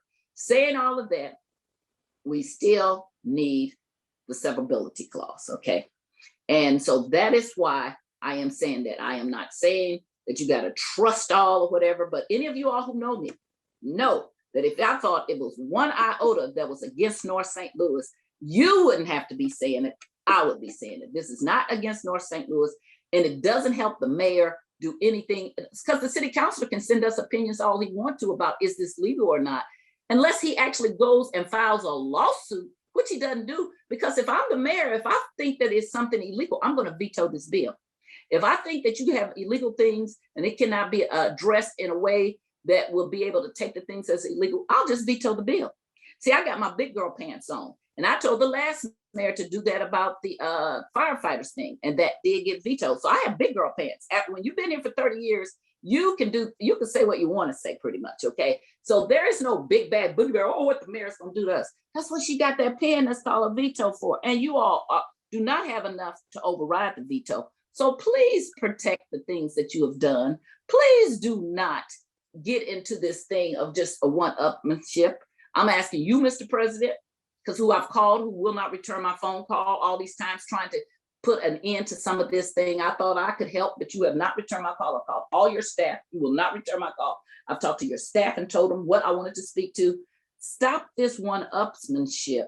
This is a simple thing that protects all the work that has gone into it. And anybody who thinks that I would be supporting this, if in any way legally or emotionally or any other kind of way that it was against North St. Louis, has not served with me, because that is not what anything I would do. So I'm going to join with the Alderman in the 22nd Ward to say, please support this. And let's move on to something that maybe we really could differ on. This should not be anything that should even be a difference. This should be in there for protection of all the good work you've done. Thank you. Any further discussion? Any further discussion? Alderman from the 21st.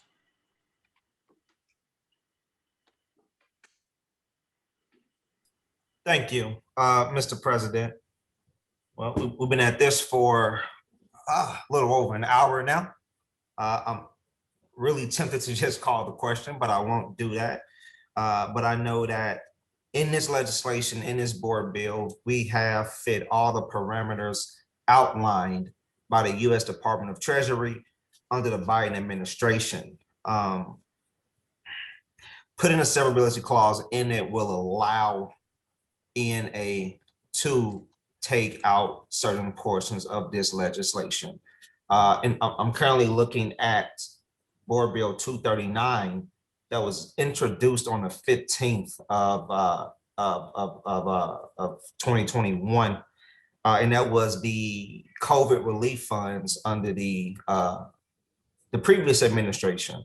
And there is no severability clause in that legislation. There is an emergency clause, but there is no severability clause in that exact language that is being offered by my colleague from the 24th. Again, we are following the parameters of the U.S. Department of Treasury. That's what we're doing right now. I have nothing else to add, Mr. President. I just think we are wasting a little bit of time on this. I think we have numerous other amendments to go through. I want this to be a constructive and productive meeting like everyone else. I do agree with the Alderman from the first ward as she was talking about the special advisory board the mayor appointed. There was no Black voice for North St. Louis on that board. And I know she says she shouldn't have been the one that was picked. I disagree. She represents 63115. That was a zip code that was most affected by COVID-19, the zip code that had the most cases of positive coronavirus testing. Me and her and one other Alderman also share that zip code. She should have been appointed to it because we had no representative on that body. And if we did, a lot of what we're discussing probably would not be an issue today as of right now. But I do want to stress that issue, Mr. President. The Board of Aldermen is following the protocol and the procedure set forth by the U.S. Department of Treasury. And I'm just a little perplexed at my colleagues for thinking that we are not doing such. I don't think this is about having faith in the mayor. I think that we all do, and we all should. I think at this point, it's about having faith in our body as the deliberative body for the city of St. Louis. With that, Mr. President, I yield back. I have nothing else to add. All right, thank you. It's been moved by the Alderman from the 24th and seconded by the Alderman from the 9th that we adopt amendment number 14 to Board Bill number 2, committee substitute. All in favor signify by saying aye. Point of order. After a roll call. Point of order. Please state your point of order. The Alderwoman from the first asked for a roll call. Sure did. Madam Clerk, please make note of that. All the ones from the first, it may have been when my video was hanging up, or I didn't catch that. But all one from the first request roll call has been moved by the Alderman from the 24th, seconded by the Alderman from the 9th, that we adopt amendment number 14. Madam Clerk, please call the roll. Alderwoman Tyus. Aye. Alderwoman Middlebrook.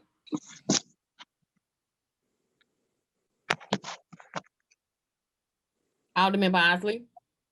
Not today. No. Alderwoman Evans.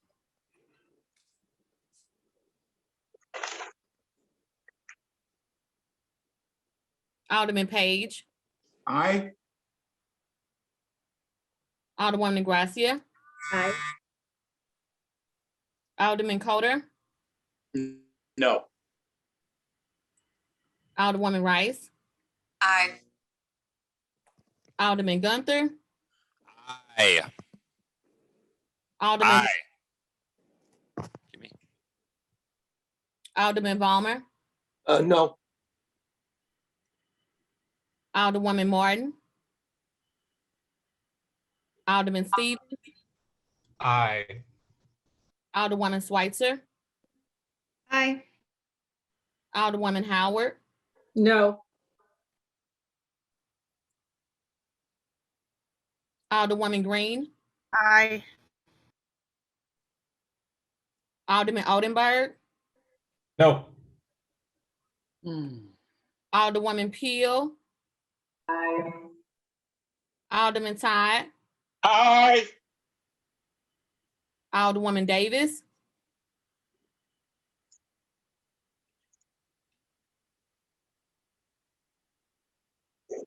Alderwoman Spencer. No. Alderman Collins Muhammad.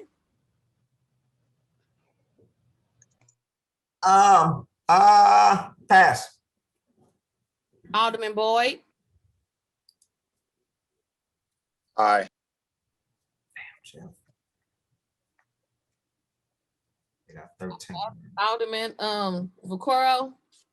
No. Alderman Narayan. Aye. Alderman Cone. Aye. Alderwoman Clark Hubbard. Aye. Alderwoman Boyd. Alderwoman Navarro. Aye. President Reed.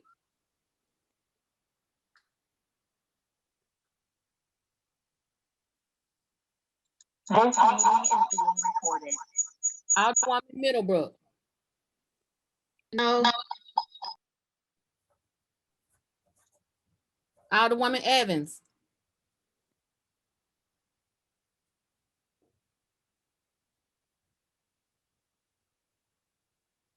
Alderwoman Martin.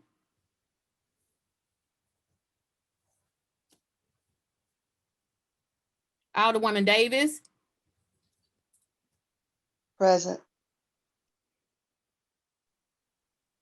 Alderman Muhammad. Present. Alderwoman Boyd.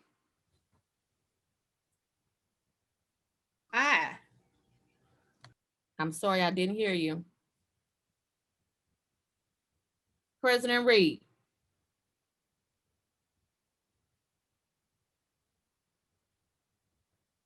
"16 aye votes, 8 no votes, and 2 voted present." I didn't hear President Reed. Did he say something? By your vote, you've adopted the amendment from the Alderman from the 24th, amendment number 14.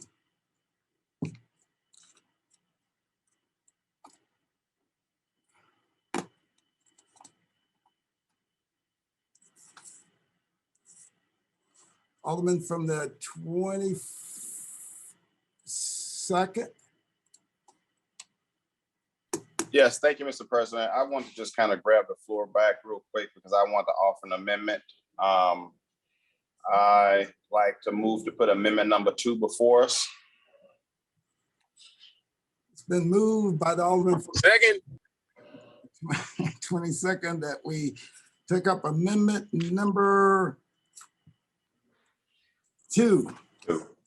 Yes. And seconded by the Alderman from the 10th. Thank you, Mr. President, members of the board.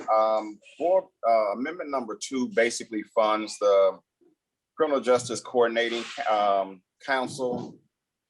It makes them whole, gives them an opportunity to operate. They've been doing a lot of good work over the past year and a half, and somehow it didn't make it in the budget, but this is a way to kind of correct, what didn't happen that should have happened. But I know I've been keeping track with the good work that's going over there. When we did this board bill a couple of years ago, we were committed to making sure that we fund that office in a collaboration with other entities that they work with.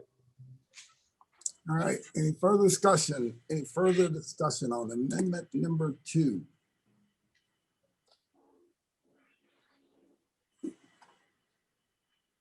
Alderman from the 25th. I had my hand up before the amendment was being discussed, Mr. President. Thanks. It's been moved by the Alderman from 22nd, seconded by the Alderman from the 10th that we adopt amendment number 2. All in favor signify by saying aye. Aye. Aye. Aye. Opposed? Okay, another amendment that I have is amendment number 10. And amendment number 10 basically came about based on a memo that we received from the city council's office. And it looks like maybe our wording may be off on how we classify these zones. And so what it's asking to do is change the wording on page 6, line 12 from business development to economic empowerment. We don't necessarily have to put all the meat and potatoes in the ordinance. So I'm hoping that this satisfies some of the concerns that the mayor's office had and that it fits within the narrative of the funds.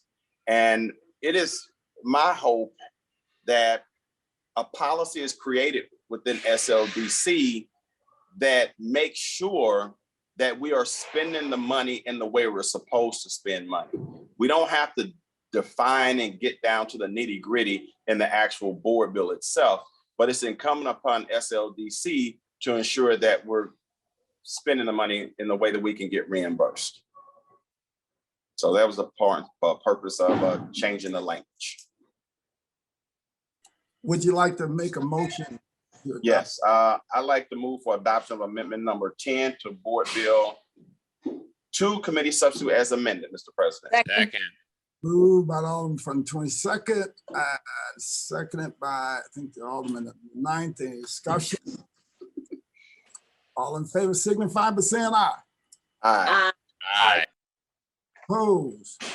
Carries. Mr. President, I'll yield the floor back for other colleagues that have amendments. All right, Alderman from the 21st. Thank you, Mr. President. I move to put before us amendment number 11 to board bill number 2 committee substitute. All right. Moved by the Alderman from the Second. and seconded by I think it was the Alderman from the 3rd, or the Alderman who seconded? Second. We'll call the Alderman from the 22nd, Alderman from the 3rd. It's been moved and seconded. Alderman from the 21st, please proceed. Thank you, Mr. President. Thank you, Alderman Bosley. Amendment number 2 reinstalls the targeted cash assistance for St. Louisans with this COVID with this COVID post relief funding, $5 million, so residents can apply for up to $500 in cash assistance. This will be operated and administered by the Department of Human Services. Residents will have the opportunity to apply. It cleans up some of the language that was proposed in the mayor's proposal through the Stimulus Advisory Board. It's pretty simple. Everyone should have that amendment in their Google Drive. I'm looking at it now. But again, it reinstalls and refunds that $5 million for targeted cash assistance. With that, Mr. President, I can take any questions if committee members have it. I yield back. Right. Any further discussion on amendment number 11? Point of order, Mr. President. Please. Not amendment 11. I apologize. The Alderman from the 21st let me know what the amendment is marked as in the folder. Which one? Which amendment? Alderman from the Amendment number 2, Mr. President. I'm sorry, amendment number 11 to board bill number 2. I apologize. Okay, thank you so much.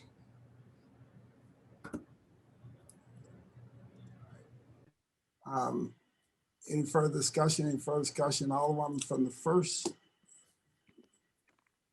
I'm sorry, Mr. President, I don't have it. Was it recently added?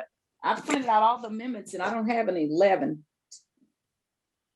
If you refresh your drive, I just refreshed mine. It's in there. Okay, so it wasn't in there earlier. Is that right, Mr. President? It was. I had it, but I got a note from one of the other aldermen that some people may need to refresh depending on what time you logged in. Okay, let me try to get it now. Thank you. It should be in that third row. Madam Chair, it should be in that third row, second to last, is what it would be. And again, amendment number 11. Alderman from the 20th. Thank you, Mr. President. I had a couple of questions and perhaps the Alderman from the 21st would yield. Alderman from the 21st, we yield the question to the Alderman from the 20th. Yes.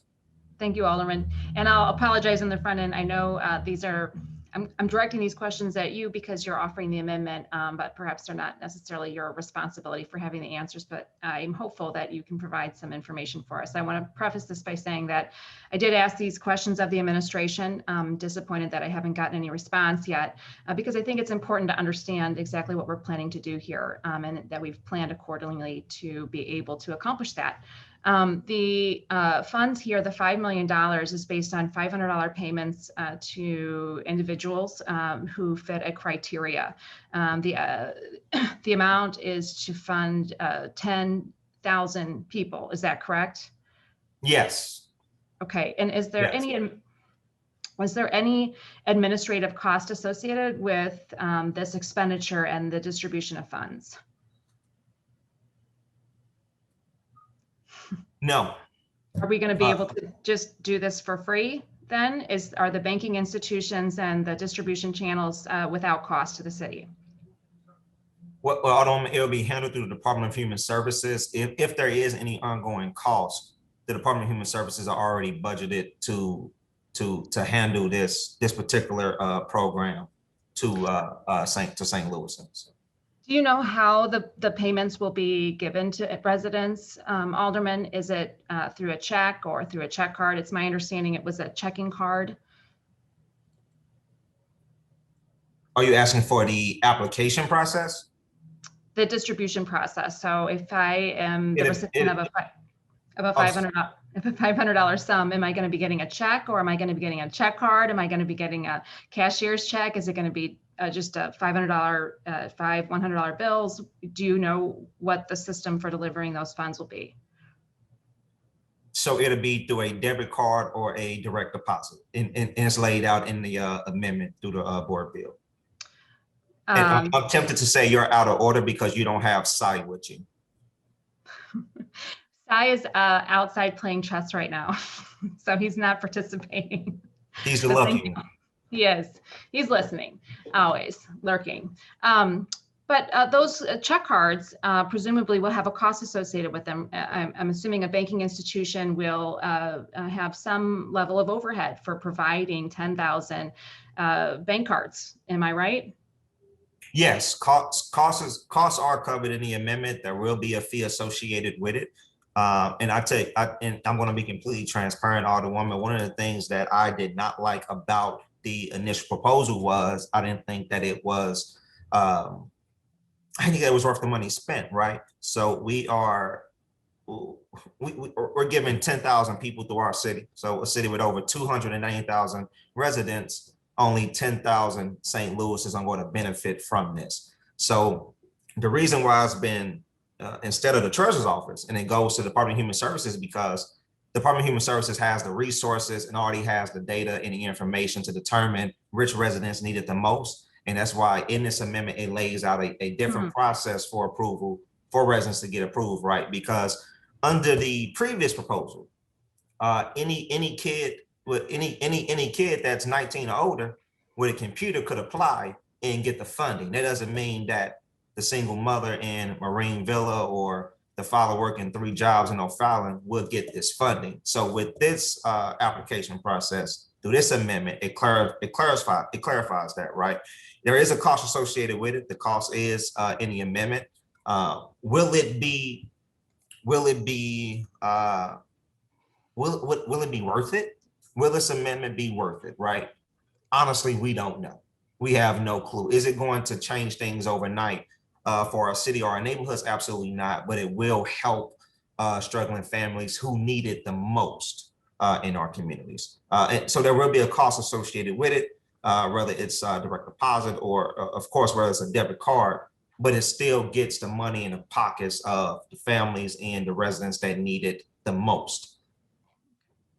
So I'm looking at the amendment, and I apologize, Alderman. I don't see the overhead cost associated with distributing these funds. And let me preface this and say, when we're planning on expending, I got you in exhibit 2. I don't mean to be prying too much, and Alderman. For, And Alderman, I don't believe it's your responsibility or any of our responsibility really to develop these plans or proposals or the processes. I mean, that is beyond really what our capacity here at the Board of Aldermen really is. So my line of questioning is really just to understand how planned out this is. I mean, this is not a small amount of money. This is $5 million.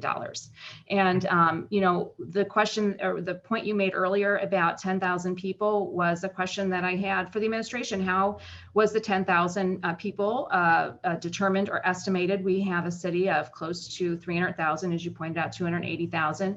22% are estimated to live at or below poverty, which would put us at about 65,000 people that could theoretically be eligible for these funds. And if we aren't planning well for how we're going to accommodate all of those who would qualify, we're going to have some major problems on our hands. It's going to be inequitable.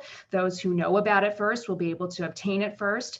If we don't have a fully fleshed out plan for how we would expand the program should we need it, if there are more people who qualify, those who need it most, those most vulnerable residents who often do not have access to information would be those who would absolutely not be on the front end of this. And I have some very grave concerns about that. Considering and mirroring how we did public outreach on this. A lot of that had to do with social media and those who are reached through traditional channels.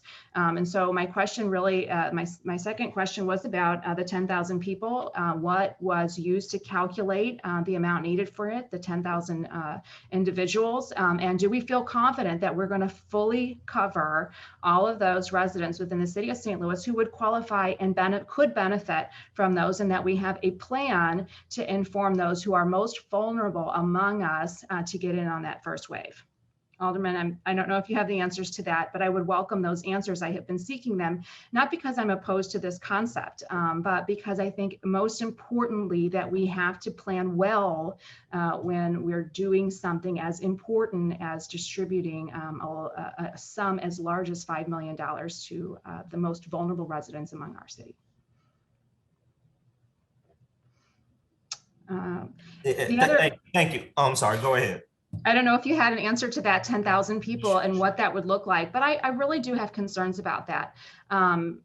You know, I also was inquiring about the method with which the city is going to determine whether or not somebody actually lives in the city. It is required that in order to receive these funds, you would have to have been a resident for 12 months. But I, to this day, to this moment, have no idea the qualifications, what would prove or disprove someone's residency here. And if we're going to be distributing these funds, we should be doing it quickly while the pandemic is still among us. And we should be doing it in a way that is very clearly articulated, and we should have a plan in place to be able to do that. This is not new money. We've known about this and these plans for several months now. And so a simple plan I don't think is unreasonable, but has certainly not been displayed to me. And if there are other aldermen here on the board, colleagues that are familiar with those details, perhaps that could be shared. But really, that also points to a real problem in the process that we've seen for the planning of the entire expenditures of these funds at this point. Alderman, I'll let you go ahead and try to answer what you can. And then, you know, if anybody else on the board has any insight into these questions, I think it would be important for us to get into them. And with that, I'll yield to the alderman for the 21st to answer what he can. Thank you, Alderwoman, and I will answer each question in the order that it was received. Try to jot down your question, so I may miss one. If I do, please correct me, and please make sure that I give you the answer that you're seeking. So if you look at the board, if you look at the amendment number 11, Exhibit 1, 7% will be given to the Department of Human Services for an administrative cost. And the reason why 7% is the Department of Human Services already has the adequate resources to determine on how to administer these funds, right? And a way that we're trying to make sure that people in the city of St. Louis get the funds who need it the most is through this application process.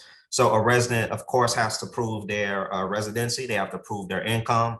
They have to prove a variety of different things, right? And it's only one cash assistance per household. So 5 people in one household are not going to be able to get, you know, this direct deposit, or not going to be able to get this debit card with the funding.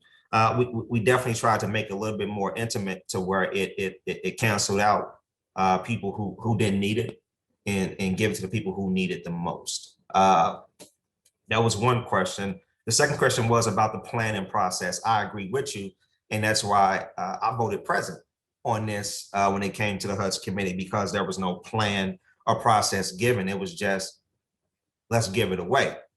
So with this amendment, it lays out a different process and plan, and it lays out a different protocol as well. And I agree with you, it's not the job of the Board of Aldermen to develop a plan or process. That's a job of the executive branch. And I'm confident that the mayor will work with the Department of Human Services and her staff to develop a comprehensive plan to monitor and administer these funds. The second question was about how, I think it was about how, you're speaking kind of fast. I'm trying to jot it down and I cannot even read my own handwriting. So bear with me. But in the amendment, it gives, it definitely gives information about the census tract. So to determine who needs it the most as well in the amendment.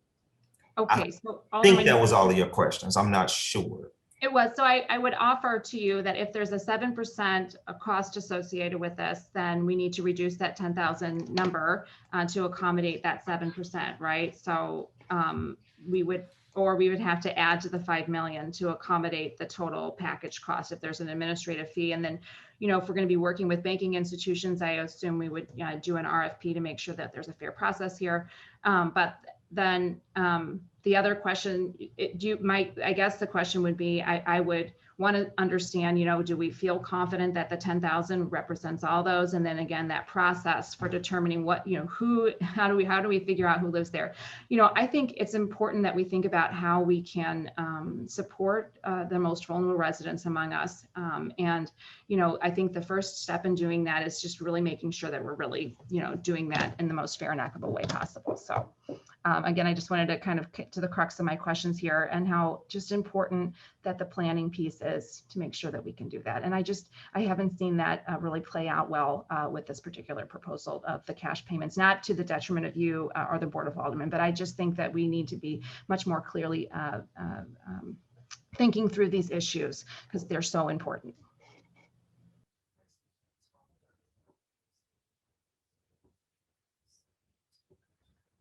Thank you, Alderwoman.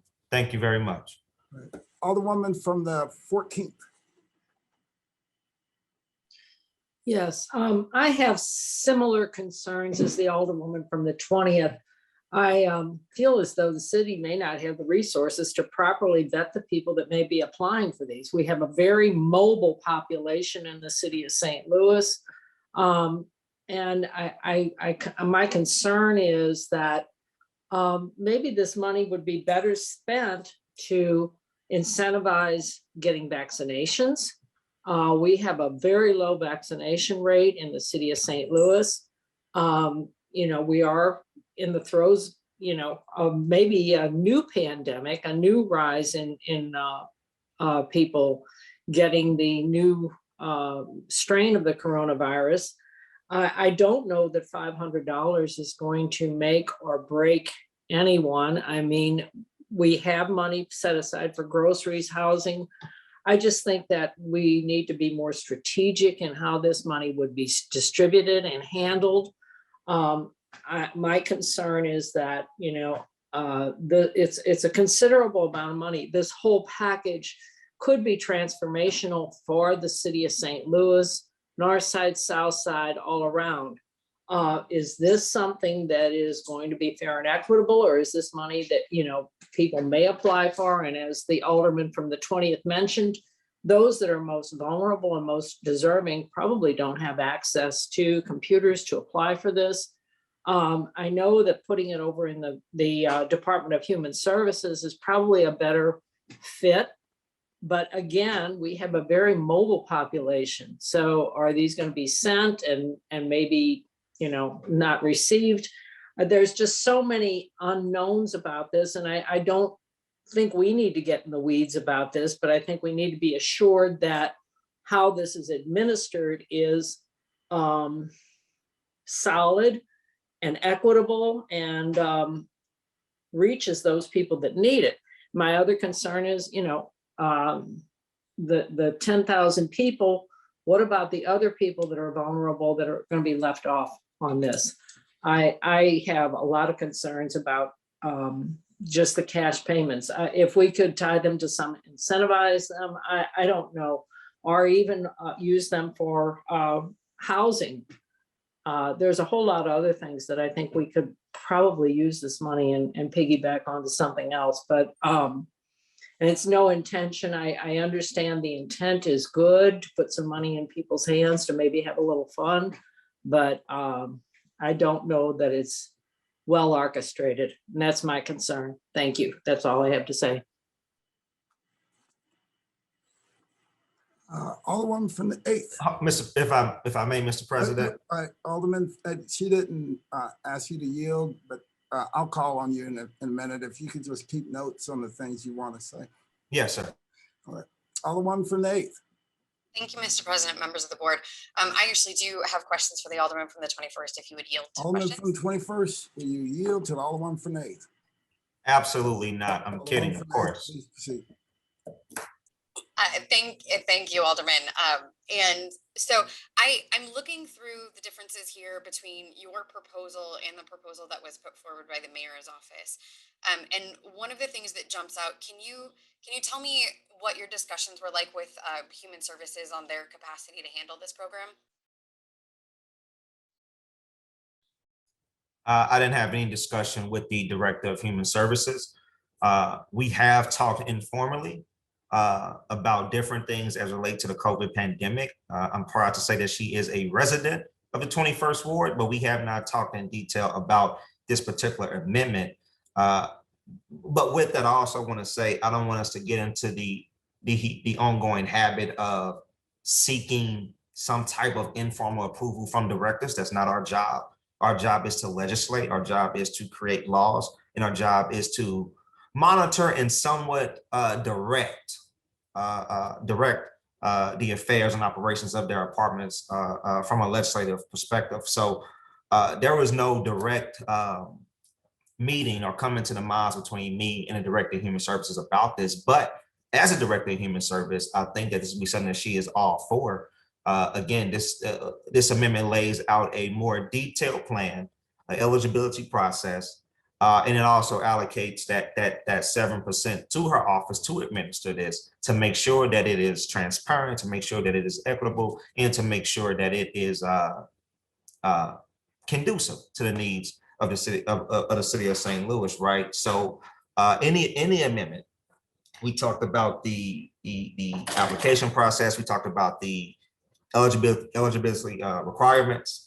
And real quick, not to fade away from what you said about, I do want to address my colleague from the 14th Ward, Alderman Howard. So we want to make sure that this gets out to people as quickly as possible, and the timeline was laid out in the amendment as well. Hopefully, we're looking around 6 to 8 weeks to where residents can actually get this in their bank accounts, or get these debit cards, or get this direct deposited, so that it does help them out in the midst of this COVID pandemic. We can't help everyone. I wish we could, because I mean, I know I have 11,000 residents in my ward who needs this $500 cash assistance. I don't think that is going to change their life overnight, but I definitely think that it can help ease some of the burden that they're going through as it relates to this financial crisis that we are in a financial crisis that, you know, many residents in our city has been in before COVID-19. This is just it's a courtesy. It's saying, we hear you, we see you, and we're going to try to make it better. But that's all I want to say, Alderwoman Howard. Back to you, Alderwoman Rice. No conversation has took place formally between me and the Director of Human Services. Okay, and could you just, I get the proposal that we received from the mayor's office puts this money through the treasurer's office that has the Office of Financial Empowerment, that has connections with banks that already exist, that has, you know, youth jobs and debit cards and direct deposits relationships already set up. I'm just curious if you could talk to me about your preference for human services to do this instead of the treasurer's office. Right. I think it makes sense, Alderwoman. The Department of Human Services is responsible for serving our community as it relates to direct services from the city of St. Louis. And the relationship that the treasurer's office has, I mean, it's not a relationship between the treasurer and those banks. It's a relationship between the city of St. Louis and those banks. So that relationship is still there. The treasurer, the mayor's staff, whoever she chooses, they still have full prerogative to coordinate with the Department of Human Services to make sure that this is a smooth transition, to make sure this is a smooth program to roll out. Okay, so one of the other things that I guess I'm trying to figure out here, what the mayor's proposal came to us as an amendment to the bill that would merely allocate the money allocate the money for the purposes of this type of program. The program requirements itself were not laid out in the text of Board Bill 2, like a lot of our other allocations, because those things may need to be tweaked. So just a statement of concern that having this within the text of the bill might make it more complicated for us to be flexible if these requirements are deemed that we need to change them, or you know, that something comes up here. The other piece that is concerning to me is there's a special circumstance in both your recommendation and in the mayor's recommendation, section 5 for undocumented St. Louisans. And your proposal deleted the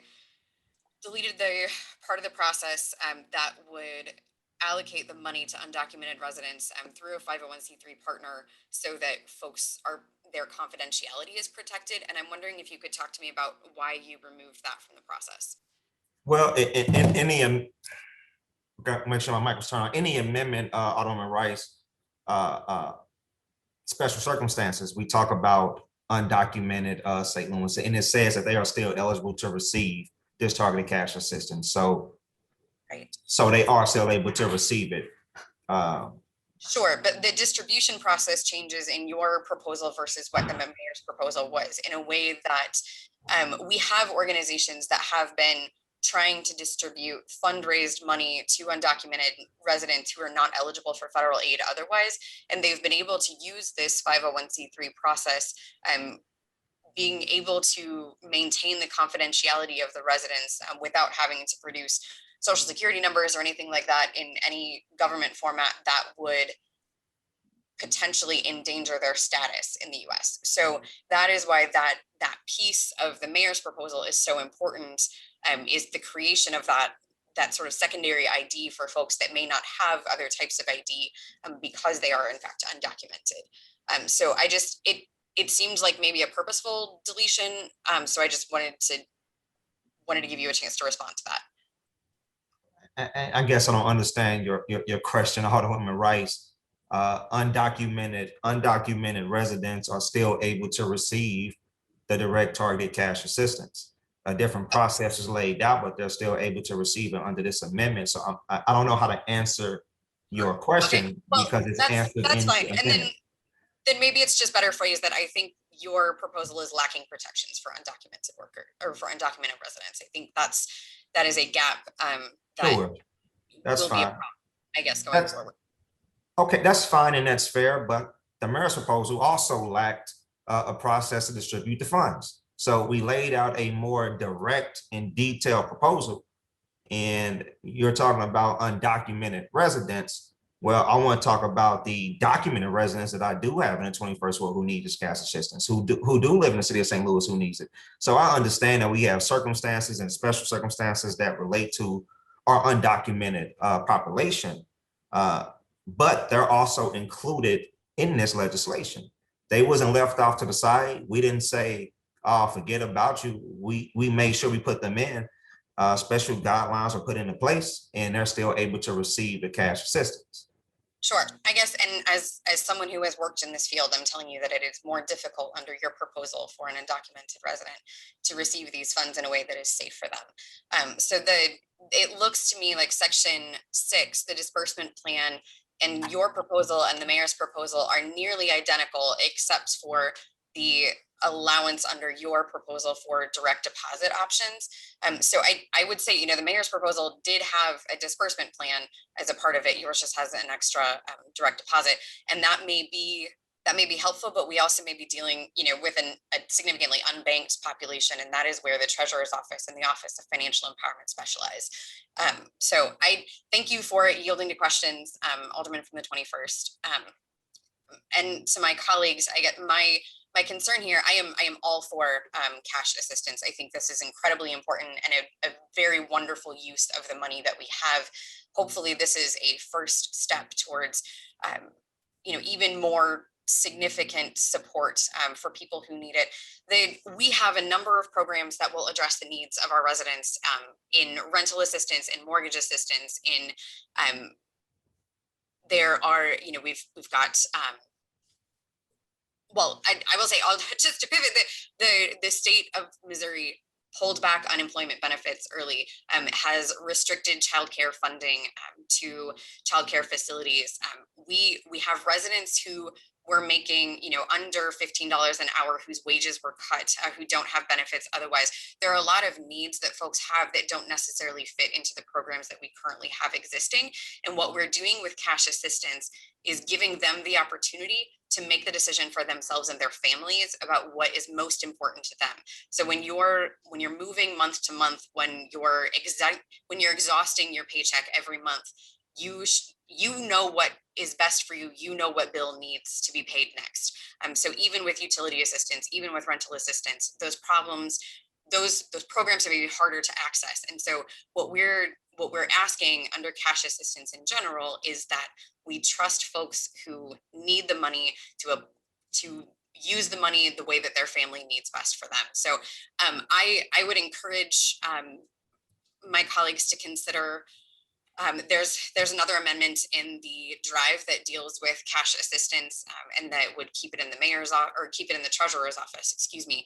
And I would encourage my colleagues to take a look at that and at the plan that the mayor's office previously sent over. I think with the relationships that the treasurer's office has, that is the best place to keep this money. I think that DHS is not set up for a direct dispersal and management of a program like this.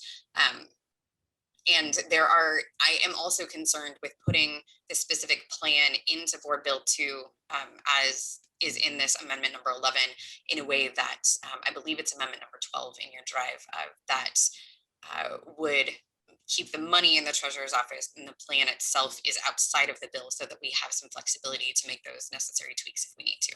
So thank you so much, Mr. President.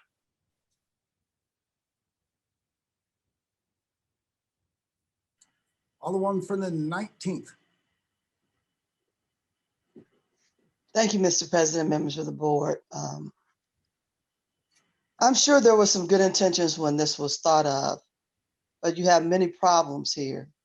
When it's required for a person to make themselves eligible for something, and they're already in dire need, they're already distressed, it becomes almost impossible for them to complete the task. If any of you have ever worked for the Division of Family Services and you were responsible for the eligibility process for someone for aid of assistance on any level and/or food stamps, you would understand what I'm talking about. The persons who are required to make themselves eligible normally don't have the documents readily available to do that. They don't always have all the information when they appear. They get frustrated when they have to continue to go back and forth. And we definitely do not have the ones who really need it having the ability to deal with this application process online. When you talk about it should be administered by the treasurer's office, there is no experience in the treasurer's office to provide these kinds of services, and most especially not for 10,000 people. The only thing that is available in the treasurer's office is the opportunity to partner with whomever is in charge of the actual processing of the eligibility, to match that process with the bank relationships that they have. And so that to me would be where the treasurer's office would work in partnership, whether it is the Department of Human Services, which I do not believe has the capacity to handle this on this large scale, or other entities who do this every day and have large staffs that could handle this and also have the experience of working with people who come to them with the mindset, with the desperate need and all the understandings of what is required, and usually has portals to even help the people get what they need to provide themselves the eligibility requirements. So there's a lot that needs to be considered in this, and I'm hoping that at some point we can work towards the appropriate alignment of this service. Again, I never believed in the $250 to $500 because, again, it is not going to reach the people that really need to have it. We have been asked on the federal level not to use this money in this format. As you have seen, most cities have declared a public health crisis by combining the issues of pandemic and crime and making sure that people are receiving vaccinations, that they're improving their ability to protect people, that they're providing additional funds for police departments, social workers, and everything else who are going to work with police. This is not the best expenditure of these funds. It is not enough money to really handle anybody on the level of what is required. We do have other additional funds that are coming in a more meaningful way to help families. When you say you can only disperse to a household address, only one entity, that's not how we do it. We have people who are homeless, who sleep on couches. We have 2 and 3 families within one address, and each one of them need to be dealt with individually. So we have not thought this through. There's much that needs to be done in order to provide the services if you intend to really help anybody prove their eligibility and receive the funds. Thank you, Mr. President. Thank you.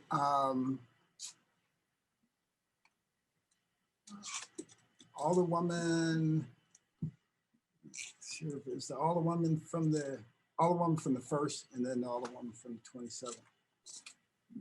Thank you, Mr. President, members of the board. The Alderman from the 19th has kind of expressed some of my thoughts about the payment. The part that she expressed was that when I saw this particular amendment and I saw the mayor's proposal, I thought, wouldn't it be great if these two entities could work together? I want to thank the Alderman from the 21st Ward for proposing this. There are some good suggestions in this that's more specific than the mayor's, but I do agree with the Alderman from the 19th. The Department of Human Services might be able to do some of it, but we need a financial component. I wish that we could have those two entities work together to come up with something. I agree $500 is not a lot to some people, but it is to a lot of other people. I kind of disagree with the Alderwoman from the 14th. $5 million is not a lot of money when we look at it. And I wish it was $10 million. And I wish we were putting an ongoing plan to help more people. If the, Mr. President, members of the board, if the Alderman from the 21st Ward would yield. Alderman from the 21st will yield the question until Alderman from the first. Alderman from the first, please proceed. Alderman, so what kind of timeline, and maybe I missed this, what kind of timeline do you anticipate happening? Because if we do send this money over to the Department of Health, I'm sorry, Department of Welfare, and so, and you haven't spoken to them, who is going to get this program up and running? How do you see that happening, and in what time frame?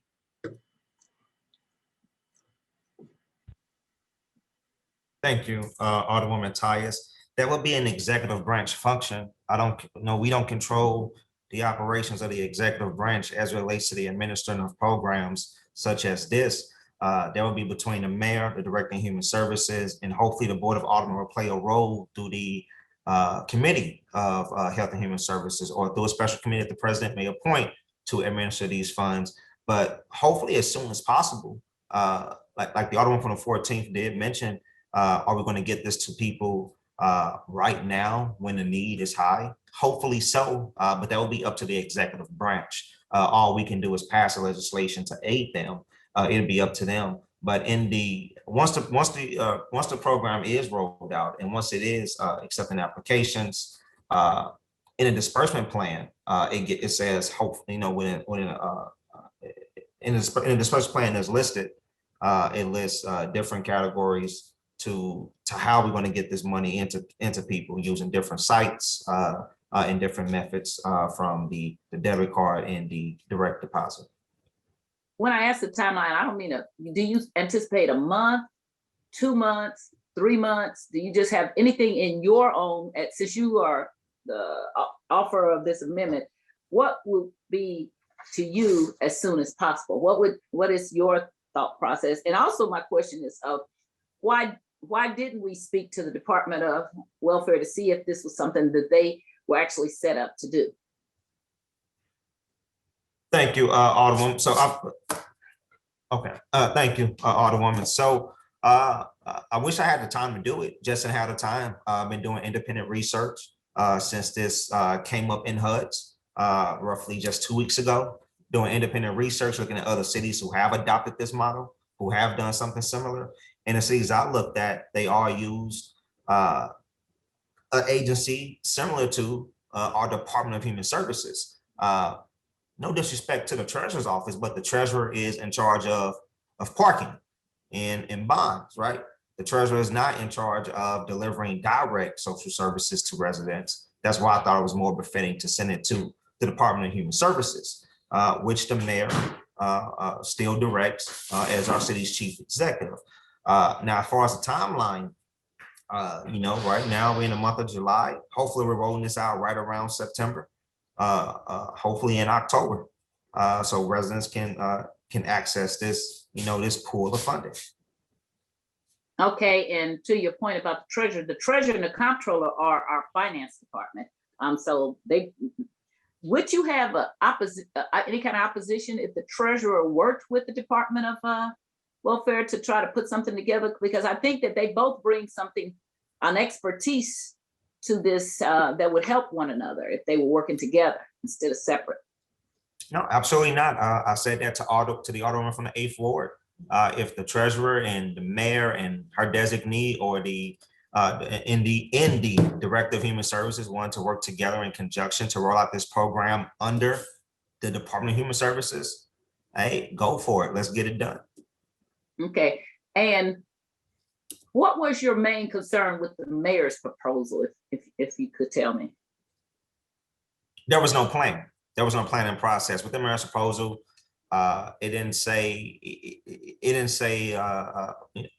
It laid out who can get the funds, but it didn't say who's actually eligible.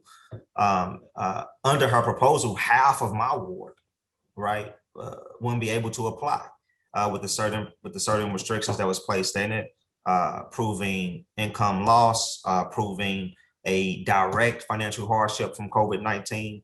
I mean, that's hard to do, especially when you come from an economically struggling neighborhood like the neighborhoods that I represent in the 21st. It's just it'd be an undue hardship to even apply to get the cash assistance.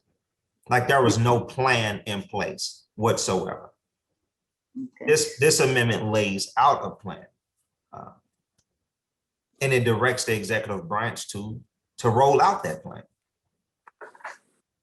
So I have a kind of a thing about directing executive branch, because I don't think we can authorize them, but if we start to direct them, I think we cross over, and I've been saying this for years, we cross over from being the legislative branch, and so we can't direct them. So I think that's a wording I don't like, but I hear what you're saying.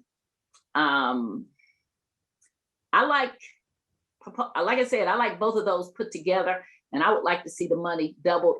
I will say I understand people's caution about having some checks and balances. This whole thing we've had about moratorium on people being evicted. As I am a landlord, as you know, and I've heard from a lot of other landlords. I had tenants who didn't pay rent, but they were renting furniture or buying new furniture. And so I've had a lot of landlords say, hey, this is putting me out of business. We didn't think through, we didn't put any checks and balances on this.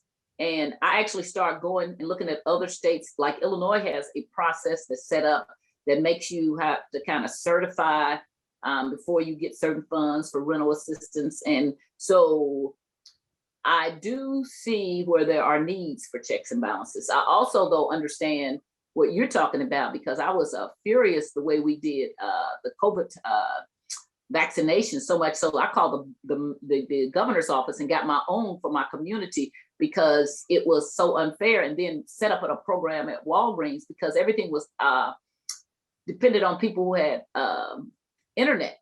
So I had to bargain with Walgreens so that they would let people walk in and get a vaccination then or come the next day. So we have to be very careful. A lot of times people who are so used to internet access are using the computers are not aware of the seniors who don't know how to do that, or just people who don't have internet access. And so we have to be cognitive of the fact that there are people who cannot access and do not have the ability to prove income, much as when we get into these voting IDs laws and people want us to prove all your IDs and things, but make it so hard for the people who live in certain communities to be able to do that. I mean, even going to making laws to say you have to have it and then don't have any place nearby where you can be able to get those pieces proof to prove who you are. So I'm going to sit back and listen. I like both of you all's proposals. I would like it to be put together and work together, and I would like more money. So I'm going to listen to see what other people have to say. I do agree with the Alderman from the 19th saying how hard these programs are to get up and started. And I don't think that either the Treasurer's Office or the Department of Welfare can do that by themselves. So I'm just going to listen. Thank you, Alderman. I appreciate your effort on this. I'm going to listen to what other people have to say. Thank you. Alderwoman from the 27th. Thank you, Mr. President. It's interesting that Alderwoman Tyus suggested that the mayor's office and Alderman Muhammad work together on this, because ironically, it was over a month ago I said that. And I said, why can't we come to the table, come up with a plan that's going to benefit the residents that's in the ward and actually see who will be able to receive these dollars. And so I'm going to get on my soap opera because I hear Alderwoman Rice talking about people that don't have information and that kind of stuff. But I guess my thing, I always have to think back to my life. And if Alderwoman Rice, have you ever had to work 2 or 3 jobs making $5 to $6 an hour? Alderwoman from the 27th, would you like the Alderwoman from the 8th to yield the question? Yes, please. Alderwoman from the 8th will yield the question to the Alderwoman from the 27th. Yes. Alderwoman from the 27th, please proceed. Okay, and I'm asking this because I hear us constantly say, you know, these people need these funds and they need to make it. And so I was one of these people. I was one of these people that was out there, and I made choices that wasn't right at the time. I was young, didn't want to listen, but I knew I had to take care of my kids. And so I didn't work 1 job. I worked 3 jobs, and I went to school at night so I could complete my education and go to college. But I didn't want the frustration, as Alderwoman Davis has said, with DFS, or back then we just called them welfare, because of the questions they ask you and how they demean you as a human being. And so I was able, they was saying you can get stamps or you can get, I didn't want it because I didn't want people in my business and trying to demean me and make me feel less than the woman that I was. And so I respect those people that do that. I respect them that make sure that they stand independent of themselves. But I don't think you realize we have African-American seniors that don't even have a birth certificate. So it's not about people from other countries. It's about people within the city of St. Louis. They don't have birth certificates because they were born in a house. They had midwives. They had the Bible as their information to say where they were, and a lot of them don't even know where they are. So what you're stating is what happens to those people. And I just think you all forget about those people, and you keep focusing on things that you forgetting about the people that have been left behind. So you keep saying the mayor's bill and what she did. Well, Alderwoman Rice, I did approach the mayor's office and ask them to meet with us to try to work this out so it could be a win-win. And they refused. They said, nope, that's not what we want. This is how we want it. Because just what Alderman Tyus said and Alderman Davis said, I don't see no policy, no plan in place. I don't see no rhyme or reason on who's going to get the dollars. And I just think that's reckless in regards to us. And it's money that's just being thrown out there. And the comment I got was, well, if we miss the mark, we can try it again. That's a lot of money to be talking about if we miss the mark. And so I just don't feel comfortable. I'm with Alderwoman Tyus and Alderwoman Davis. I think we need to come to the table. What I suggested in the beginning, to come to the table, come up with a plan so we can put it out there so we can make sure we got checks and balances. Because I think our city is really lacking in accountability. And I'm just nervous about that. So it really wasn't a question. It was really a statement. I'm sorry, because I just got on a binge. But I'm just like, we have to quit acting like this is all willy-dilly. This is serious, and we're talking about people's lives. And so, yeah, that $500 might pay their rent, but then what's next? And that's all I'm saying. I'm just really nervous. I think we need to do a wraparound piece to help people, not just pay their rent today.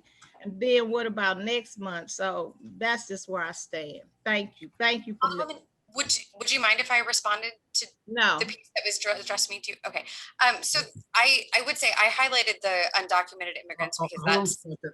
Alderwoman from the 8th, hold for a second. I thought the Alderwoman from the 27th said, did you say no? No, I said I don't have a problem with her speaking. I'm sorry, President. Go ahead, Alderwoman. I didn't think that was a no. Thank you, Alderwoman. I highlighted that piece because that is my area of expertise in my former profession as an immigration attorney, and so that was just a piece that was different in this proposal from the mayor's proposal, and so that's why I highlighted that. But I did want to speak to also the bill. Board Bill 2 does include benefits navigators for seniors and for others who don't, so people who don't have those resources. So we do have other outreach mechanisms in the bill to try to meet those needs of people, because I know it's not just undocumented people that have challenges in finding those documents. This package of Board Bill 2 has an immense amount of benefits to folks that are available, and this part of that benefits navigators is to help people get to all of the pieces that they need, right? And this money is designed to stabilize people after the pandemic, and we can use some of it to look forward to the future and hopefully bring people up to a firmer foundation and then move forward from there. But all of this has to be targeted to pandemic related losses. And so that's why we're trying to work within those guidelines of the ARPA funds to meet that specific need, and then use that to, maybe it is expanding the programs that we offer or finding less restrictive ways, right? Ways that don't require people to have to divulge all of that information as well to move forward on. So we're trying to bring up the safety net of the government, and this is one of those mechanisms to do that. So thank you, Alderwoman, I appreciate it. No problem. That's all I have, Mr. President. All right, thank you. Any for Alderman from the 22nd?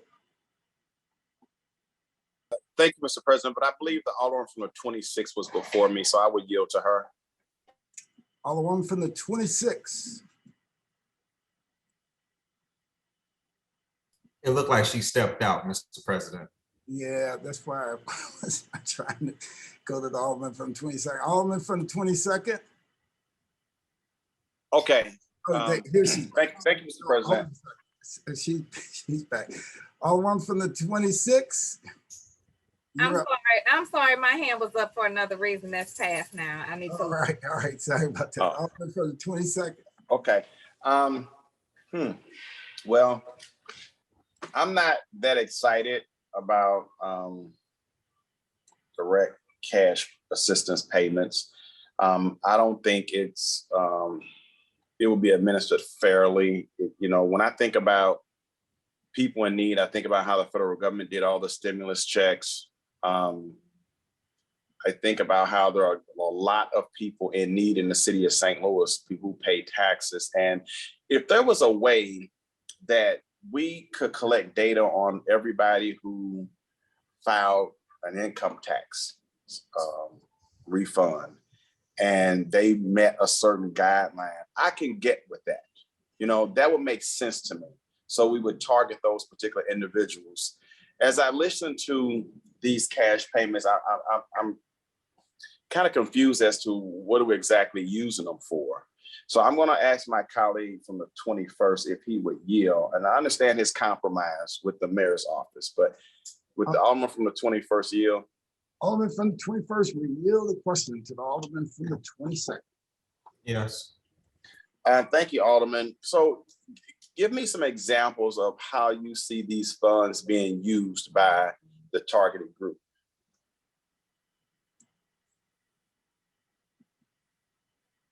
Well, I would hope that if it's a resident of my ward, they would take me out for a nice steak dinner. I'm kidding, of course. Hopefully they are using this to make ends meet, to pay their bills. Again, I know 500 is not a lot of money, but it can be a determining factor of whether someone walks into a dark house or whether they don't have air, whether they don't have food on their table or in their refrigerator. I know that this will help. And I heard the cries of my residents in the 21st Ward who said $500 will help me. Sure. It'll help me today. It'll help me tomorrow. So hopefully they will make ends meet and they will make the best utilization of it and do what they need to do to take care of their families and their children if they have them. Right. And so we have a safety net right now to cover people if they have utility issues. So we have funding for utility assistance already. We have funding for mortgage and rental assistance already. We have, you know, all kind of sites across the city for food distribution to meet the food insecurity needs. So I'm just trying to figure out what problem are we trying to really solve here? And I would just go back and echo a lot that the alderman from the 20th Ward said. Without a detailed plan where you got some analytics as far as, you know, who's out there, how many people are really in need, this almost just looks like, let's just throw some money out there and make some people happy. But we really don't understand the magnitude of the problem. And I guess I just want somebody to present to me, you know, some data on how many people. I mean, 10,000 people seems arbitrary to me, because we just want to spend, you know, $5 million, you know, at 10,000 people is how many people at $500 a piece that we're going to spend it on. And I understand people are in great need right now. When this first came about, it was almost like people were going to actually die if we didn't pass this board bill by June 30th. And I haven't heard of anybody actually dying because we haven't passed this board bill.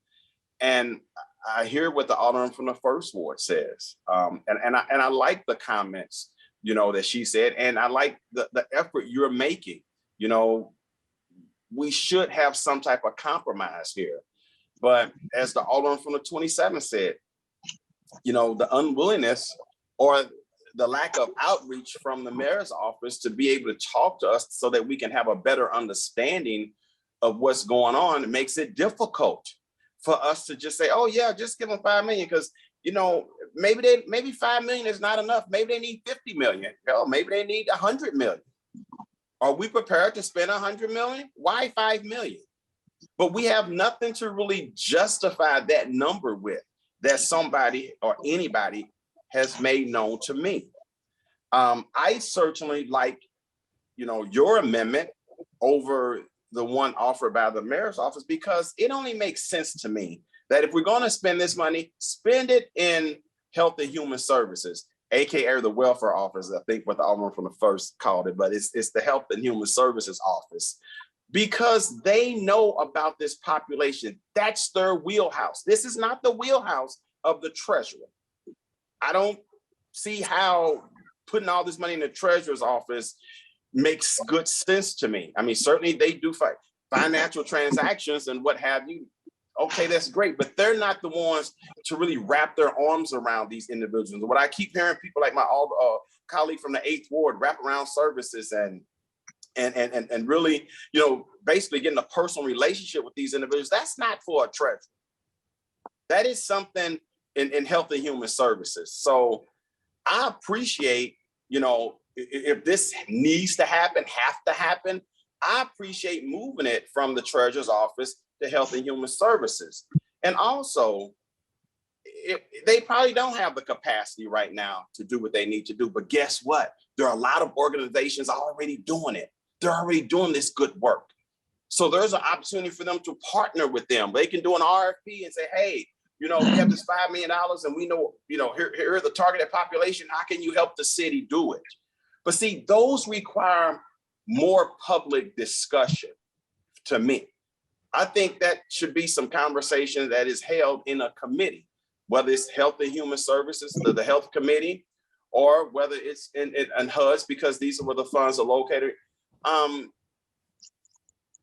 not sure we have to do this right away. I don't see the sense of urgency. Of course, I understand people can use $500. I'm gonna tell you, I don't know anybody who can't use $500. I don't know anybody that can't use $500. But I think it's our responsibility to make sure that we're solving some basic needs: food, shelter, right? Roof over their head, out of the elements, lights are on, the air is working with 100 degrees outside. Those are major things that I think we should be focusing on. And guess what? It's in the board bill already. So at the risk of sounding kind of mean, this $5 million almost looks like just a slush fund of money to just do government giveaways. And I know that's not the intended purpose, but we haven't done our due diligence. We have no idea how many people out there that we need to do outreach to make sure that we are successful in the delivery of these services. I really think that we should back up a little bit. There's another board bill that has been introduced that we can pass in September that gives us 2 months to really work on this issue and come back and have a solid number. The number of people we're targeting, how much money is, what the need is, and really do it right. See, this is unlike home repair, where we already know how many people are on the waiting list. We already know what the average cost of doing these repairs are. And so we can come up with that magic number. But there's no data that has been given that shows this. We're talking about undocumented people. We're talking about unhoused people. I'm going to submit this to you. I know young men that are staying with friends. They just kind of bounce back and forth with relatives and friends because they're unhoused or homeless, right? So they should qualify. But is there an ID card that says, hey, I'm homeless, that we show to demonstrate our need and our qualifications for a program? Never heard of that. I don't think we need to do this in haste. I think there's an opportunity for us to sit down collectively and really think this through. Sincerely. I'm going to ask the Alderwoman from the 8th Ward if she would yield for questions, because I think she might have some answers to some of my concerns. Alderwoman from the 8th, will you yield the question to the Alderman from the 22nd? Sure. So Alderwoman, I know you've been dealing with, you and some of our other colleagues have been dealing with the unhoused population for quite some time now, especially since the pandemic. How are we quantifying how many people are unhoused? So generally that's done by the point in time count. That's the official count of how many folks we have. Otherwise, throughout the year, when that, that count is once a year. And other than that, it would be a survey of where folks are in our shelters or with our service providers.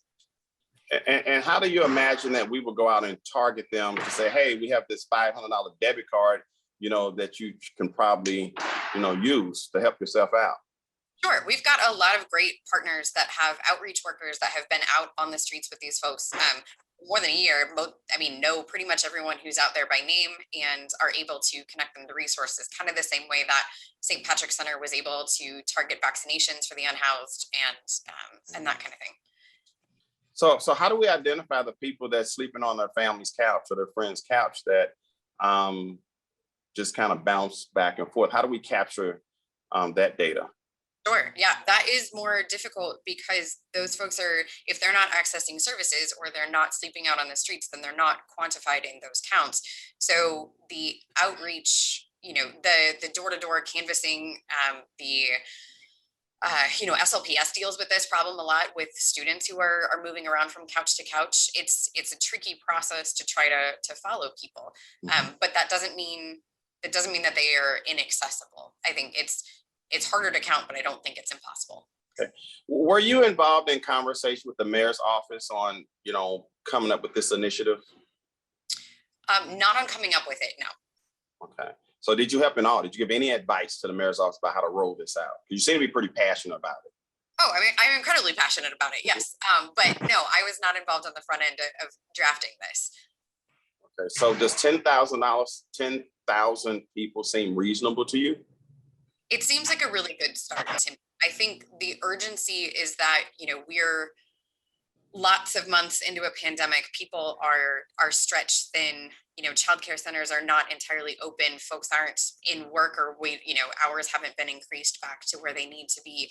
And the eviction crisis is looming at the end of July, right? So there's sort of a piling up need, and where utilities were more forgiving towards the beginning of the pandemic, that's getting trickier as well. So it's kind of all hands on deck to be that safety net that if, and reach those last sets of folks that may not have been reached in other methods. So tell me what problem in your mind we're trying to solve with these direct assistance payments. I think we are trying to keep families from going hungry. I think we're trying to keep utilities on in the heat of the summer. I think we're trying to keep kids in childcare so that their parents can work. I think, there's a whole lot of things that this money can be used for. And in some of the places where universal basic income has, and which this is not, this is a one-time cash payment as sort of a buffer there. People generally who are the most in need are using this on basic needs, not frivolous things. So what I heard you say was childcare, utility assistance, rental assistance, which we already have a bucket. Well, and I would say add on there, because when I asked this question on Twitter, I did get a lot of responses that dealt with medical needs. So paying out-of-pocket expenses, folks who had family members who were hospitalized due to COVID or, had time off due to COVID, or funeral expenses. And that's accounted for in the bill as well. Well, I'm going to jump out there on the limb and say that most people that are impacted by medical bills during COVID are probably people that are above 80% AMI. Poor people that are engineers that go to the hospital, they pretty much don't pay. There's a safety net already, for people who can't afford to pay. That's why we have the FQHCs in our communities as well. So a lot of the people who are harmed by medical costs are people who are probably above 80% AMI. And those are the people that are left out of this board bill because they just make too much. But I submit to you that people above 80% AMI are struggling as well. They hurt. And sometimes, they are living with a family member to make ends meet.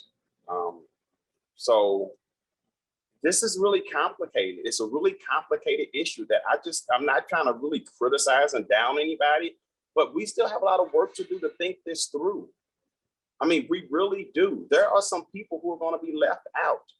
And when you talk about lawsuits and severability clause and all that, I mean, I could imagine that some people would say, hey, look, I want to sue because I deserve some of that funding as well, because I have basic needs that are not being met. And I don't think too often that we think about those people who used to have the good jobs, who become homeless. I'm gonna go back to what Alderman from the 27th said, you just have too much pride to ask, but you really need that help. And it's hard to know those people are out there because we focus on the low hanging fruit, the people that we know are out there. 10,000 people, direct cash payment assistance. I just want to know, where are they?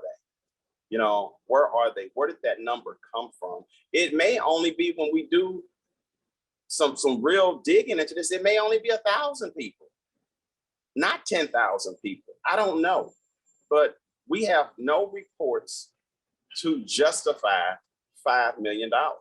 You know, whether it's for the mayor's plan or Alderman Muhammad's plan, which again, I think if it's going to go into any department, it only makes logical sense that's in Health and Human Services. It only makes good sense. That is the entity that is really dealing with these individuals on a regular basis. Would you agree?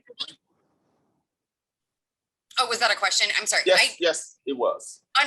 On some of these things, yes, especially for our unhoused neighbors, but not on all of them. We have people who have been made more vulnerable by the pandemic than Human Services has ever come in contact with. And so that's where this can help meet that gap. And I would say, you know, on medical expenses, even poor people who go to the hospital and who are covered by other government programs will end up getting a bill or could have medication needs that are needing to be paid. You know, I think it is hard for us to set out each of the different types of situations where this money is needed by people. But when I put the question out, I got back varied responses. People have needs across the board, and this $500, if that is what keeps them afloat right now and keeps them in a home, keeps their lights on, keeps food on the table, then that's preventing a crisis in the future that we won't have to deal with if we can help them now where they are. So just logically, and I'm just trying to process this logically.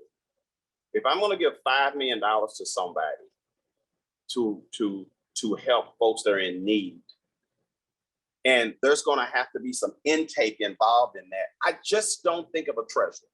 I think the treasurer writing a check, you know, sign off on the check, but I don't see the treasurer serving as a mentor to these individuals to get them back on track.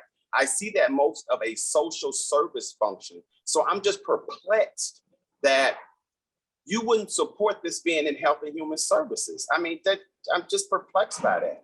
Well, so I think that the Treasurer's Office, and specifically the Office of Financial Empowerment, is a really great place to send people through because they help with budgets, they help with credit scores, they help with getting people banked that aren't banked yet. And those are the types of things that get people back on track.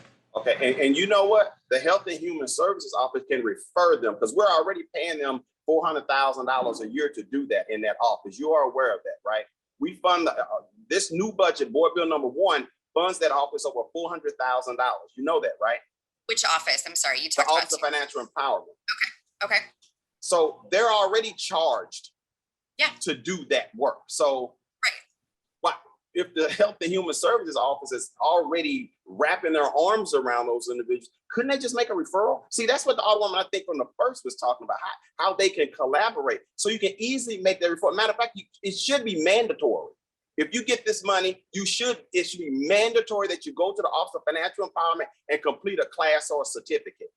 But see, those are the type of conversations that we really need to have, Alderwoman from the 8th Ward. Over the break, let's pump our brakes right now and let's have these rich conversations about how we can truly maximize these funds and really help people. I hear you, and I also remember, you know, thinking back to the HUD's meeting where, you know, we were all talking about folks that we know that are in need in our communities right now, and there may be an opportunity, you know, to continue to, you know, maybe we can work on further amendments today or ways to get that collaboration in stone today, because those needs are only going to get bigger through the summer, and poverty is not going anywhere, but we need to address it as quickly as possible so that we don't have an even bigger problem on the back end. Yeah, and we give 500 today or next week, you know, there's next month. These individuals are going to probably continue to have these issues. This is a Band-Aid. This is really a government giveaway. You know, we're not fixing a problem right here. And I just I just cannot support this right now. I want to support it, but I want to support it where I can see what the wraparound services look like and what benefit the individual. Because I'll tell you, I used to be an executive director and people came for the utility bills every season. So they wouldn't pay their electric bill until the winter time. And so the electric bill, they get a disconnect notice in the winter time because now they need heat. So you give them money for electric. Then when the cooler heating season is over with and the winter's over with, then they'll come with you though. But what we had to learn to do is we had to do a match program with them. Okay, you got a disconnect notice for $600, come up with $300 and we'll give you $300. And guess what? 100% of the time, they came up with that money. But if we just kept giving them and giving them, we were only enabling them and they were gaming the system. Now, I'm not saying everybody do that, but I can guarantee the Alderman from the 19 knows what I'm talking about because I know she had worked in that space over the years. And see, we are old enough, and some of us, we've been in that community development space, we've seen these movies before. And we could be a voice, you know, of good information. I mean, our experience could make this process better. It can make a bill better. It can make your initiative better. I'm just asking that, you know, we just pump our brakes on both of these and we come back and put it in the next bill where it makes sense and we have buy-in from everybody. And that we're not just shoving it down somebody's, you know, shoving in somebody's face right now. So anyway, I've talked along. I didn't mean to give you guys that whole sermon, and I appreciate all one from the 8th. And I only went to you because I know where your passion is, but I also think I can be helpful. So thank you for yielding. Mr. President, I'm done. All right, thank you. Alderwoman from the 13th. Thank you, Mr. President and members of the board. I really appreciate all the discussion we're having today. There have been a few things that have really stuck out to me. When the Alderwoman from the 27th was speaking about, you know, some of us on the board perhaps not understanding the issue that we're trying to solve at this time. I heard that and really took that to heart. And simultaneously, I'm hearing people say, well, what are they going to spend it on? What are they going to spend it on? And it sort of seems like we're fighting the argument from kind of two different, you know, sides of it. And I feel like this money could really be used as a stopgap for any need people might have, the one that might not be met by something else in this board bill. And from what I understand from the uses of these funds, that this is an approved usage. It's listed explicitly in the recovery plan instructions that direct cash assistance is something that is acceptable and should be used. And I think there's a way that we could combine or work together to have sort of meet in the middle here from looking at the amendment that the Alderman from the 21st put forward. A lot of it is taken verbatim from what the mayor sent about how the treasurer's office would be handling the funds. So I do think that there is already overlap in what different groups might see as a good way of getting things done. So I would ask if the Alderman from the 21st would yield to a question. Alderman from the 21st will yield the questioning to the Alderman from 13th. Alderman from the 21st. Yes. Alderman from the 13th, please proceed.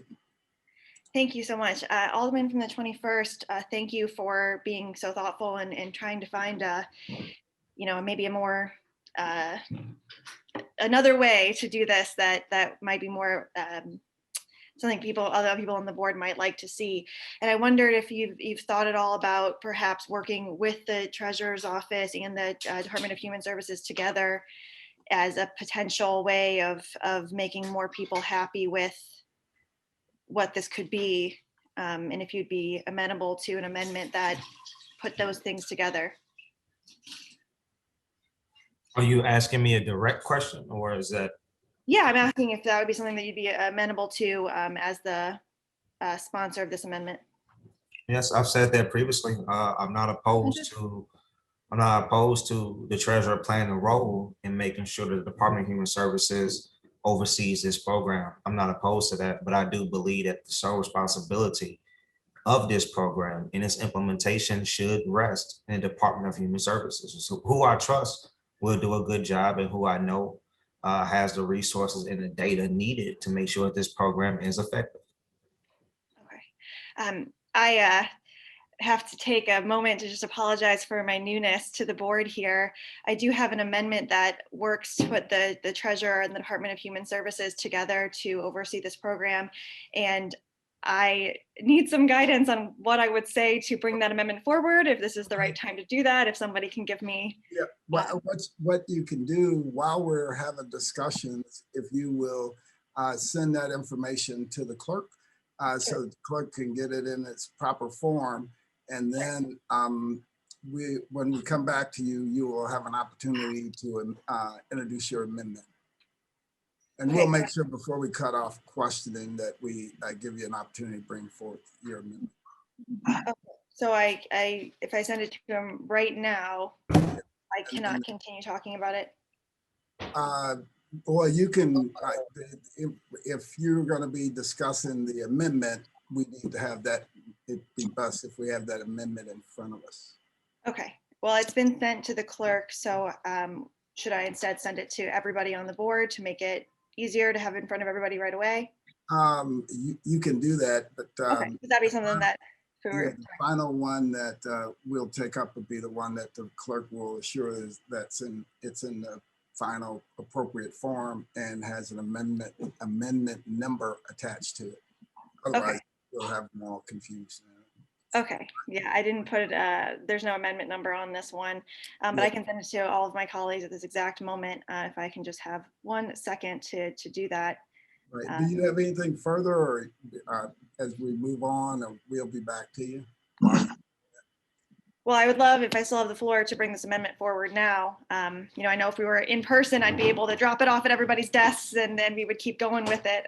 So I feel the disadvantage of being on Zoom at this exact moment, and I'd really like to keep going if possible. Do you have the amendment in proper form before? I believe so, Mr. President, and I appreciate let us come back. All right, allow us to come back to you then, because we have some other speakers, and as I said, we'll come back to you. You know, instead of holding the board up for 5 or 10 minutes while we wait. So we'll be back to you. Alderwoman from the 6th. Thank you, Mr. President. I just wanted to thank the members of the board, including the alderman from the 21st Ward, to bringing this back to our attention. I think it's of incredible value. And just want to address some of the topic points that I've heard some of my colleagues bring up. I guess, first of all, just because we can't address every single person who is in need in St. Louis doesn't mean that we shouldn't try to make an impact on the lives of those people. A little bit different of a program, but humbly, I'll let folks know that when I split up from my partner and I spent months and months without receiving child support on an aldermanic salary with 3 kids, I was able to access a $500 no interest loan that allowed me to pay for groceries for an entire month. And I did not have any safety net. And I literally don't know where I would have received that money had I not been able to access that fund. So a one-time payment can be incredibly helpful. And then also just wanted to make sure that folks understand that this type of spending has been proven to work. In Stockton, California, they gave out gift cards to people, like a Visa or MasterCard type card, and they were able to track what people spent money on. 37% of people who participated spent money on food, 22% spent money on home goods and clothes, and 10% was spent on automobile related costs. For those folks who are worrying, less than 1% was spent on alcohol or tobacco.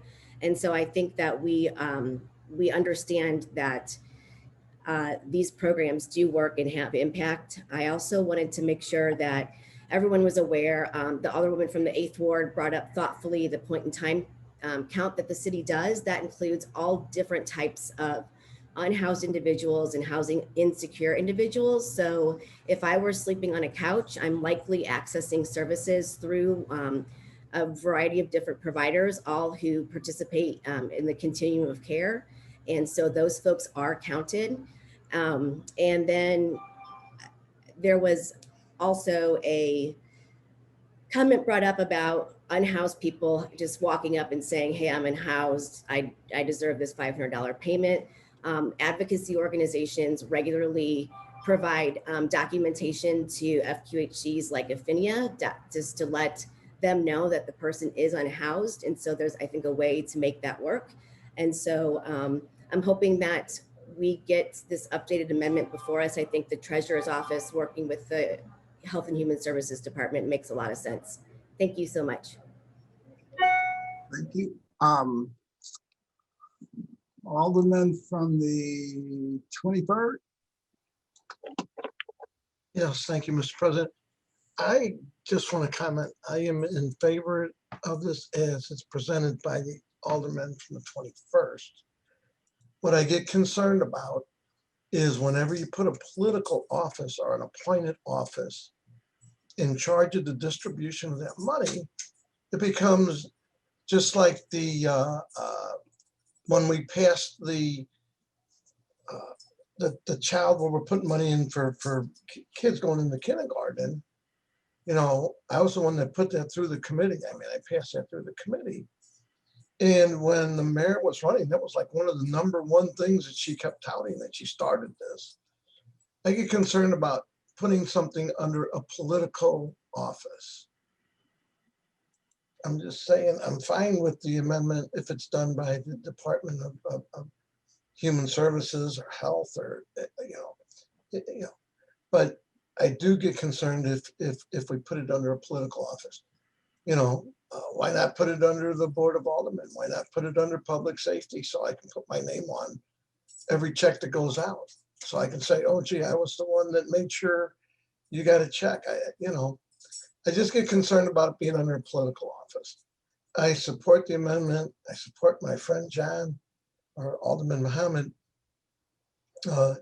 with the amendment the way it is. I think it's important to get the money out, but I do have concerns about putting anything under a political office that could be used in a campaign, and most likely will be used in a campaign.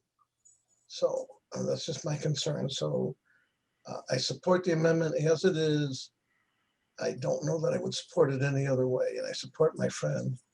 I think he's thought this thing, it's been well thought out. And I think it's a way to get it out there, the way to get the money out there. I agree, it's not a lot of money. In fact, it barely scratches, if $500 is gonna take care of somebody's total financial issues and make them whole, that would be an amazing thing all by itself. It's just a little bit of a stopgap.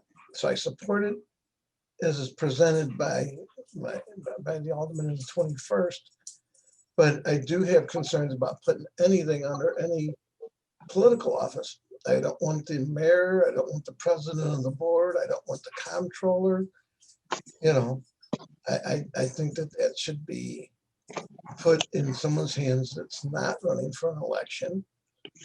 Why not put it under the president of the board, and then he can go out and say, gee, I could get all these $500 checks out. It just doesn't, I don't think it's politically proper to put it under someone that would use it during a political campaign. That's just my opinion. I support it the way it's under the Alderman from the 21st. I support the amendment as it is. I don't think I would support any other amendment that puts anything into a political office that someone can use in their next campaign. And that's all I have to say. And any changes I would not support, but I'll support it as it is. Thank you. All right, thank you. Alderman from the 18th. Thank you, Mr. President. Thank you, all the people. As a person who was as a teenager who was unhoused as a teenager, the $500 is very important. It can solve a lot of problems. I'm in support of the Treasurer's Office administering this money because they do this on a daily basis. They collect parking fees and many other fees, and so they have experience in it. Also, the treasurer also has to run for office, so if it's not administered proper, that can be a campaign issue. And we know there are more. And also, the question is whether or not it's going to poor people. We know from for a fact that there is more unemployment because right here in St. Louis, we had the General Motors company over on Union and Natural Bridge that closed, Carter Carburetor down there on Dodier, and Skull and Steel out on Manchester, just to name a few. So we know there's more unemployment. I realize this is not the complete solution. Dr. King, a few days before he was assassinated, he went to Memphis he stopped by Memphis as he was getting ready to go to the Poor People's Campaign. But some honorable elected officials also was for giving a guaranteed annual income. Those elected officials were the late Senator Hubert Humphrey, and also U.S. Representative Augustus Hawkins. They were for a guaranteed annual income. They were for full employment for those who had the ability to work, and they were for a guaranteed annual income for those who were unable to work due to mental or physical disability. And the way they were going to do their guaranteed annual income was to expand. My suggestion was, since I was working on the Poor People's Campaign, was to expand Social Security. I was very young then. I wasn't old enough to vote. But some of this money probably will go to poor people who are guardians of children and other adults, single parents. They can use, will be starting in a few months. This can go for school supplies. Most of the kids, when I was the educator for more than 30 years, and I taught to poor people in every capacity, including being a principal, what happens is these children, the majority, don't have book bags, school supplies, and many other tools they need to be successful.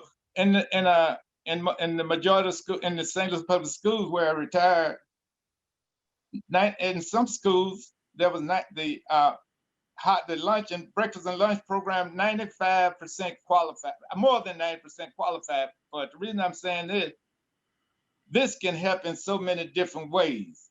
So again, I just think that it should be handled by the Treasurer's Office due to their practice every day. They practice handling money every day. I think it should be handled by elected officials because they are answered to this person. The Treasurer's Office is answered to the voters if they had experience. So I would rather go with experience because we don't have time for somebody to learn how to handle money. We need these people to know how to handle it right away. So I think the Treasurer's Office should handle it, and I'm for it 100%. And I think it would do a lot of people some good. And thank you, Mr. President. Thank you, both, all the people. Thank you. Alderwoman from the 14th.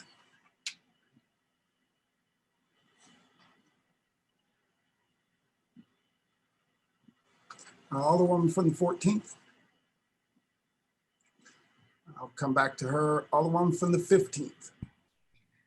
Thank you, Mr. President, members of the board. I won't belabor points here. I first want to thank the alderman from the 21st Ward for bringing this forward. I, think that we agree on a lot of things, and I think that there's a healthy compromise here. I agree that the Department of Human Services probably is best equipped to handle figuring out the need I also think that the treasurer's office is probably best equipped to handle dispersal of funds, as they have those systems already set up, and that would make for the ability to get these funds to people the fastest without having to create a new system.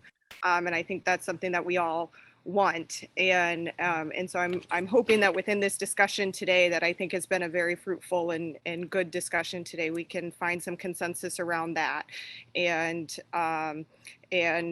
so that we can get this program up and running quickly. You know, I do think that this is important.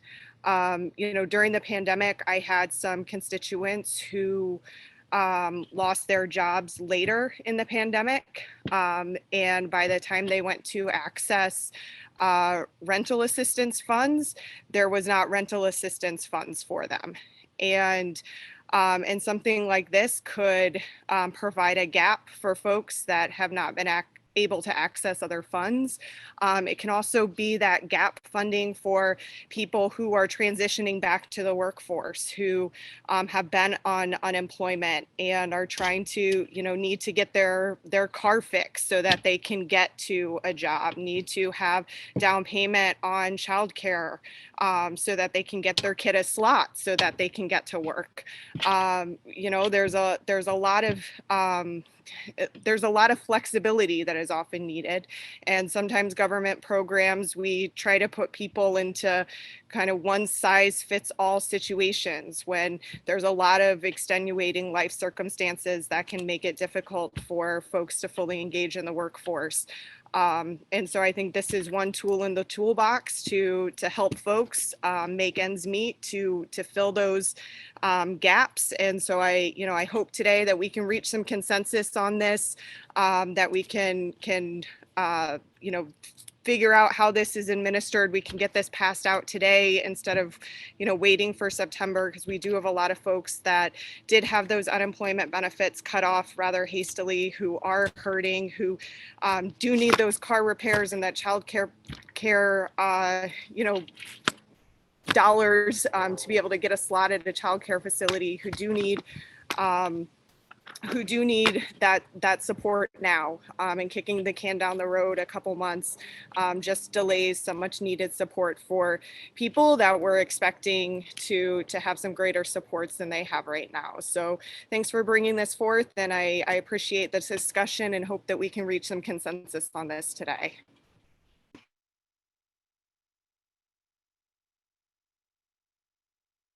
Alderman from the 3rd. Thank you, Mr. President. With the Alderman from the 21st, yield for question. Alderman from the 23rd, will yield the questioning to the Alderman from the 3rd. Alderman from the 21st, will yield the question from the Alderman from the 3rd. Yes. Alderman from the 3rd, please proceed. Appreciate it. How you doing, Alderman Muhammad? Alderman. One day at a time. Can you just walk me through just really quick how the process would go through the human services process? Someone wanted to come in, they think they qualify. How would they go?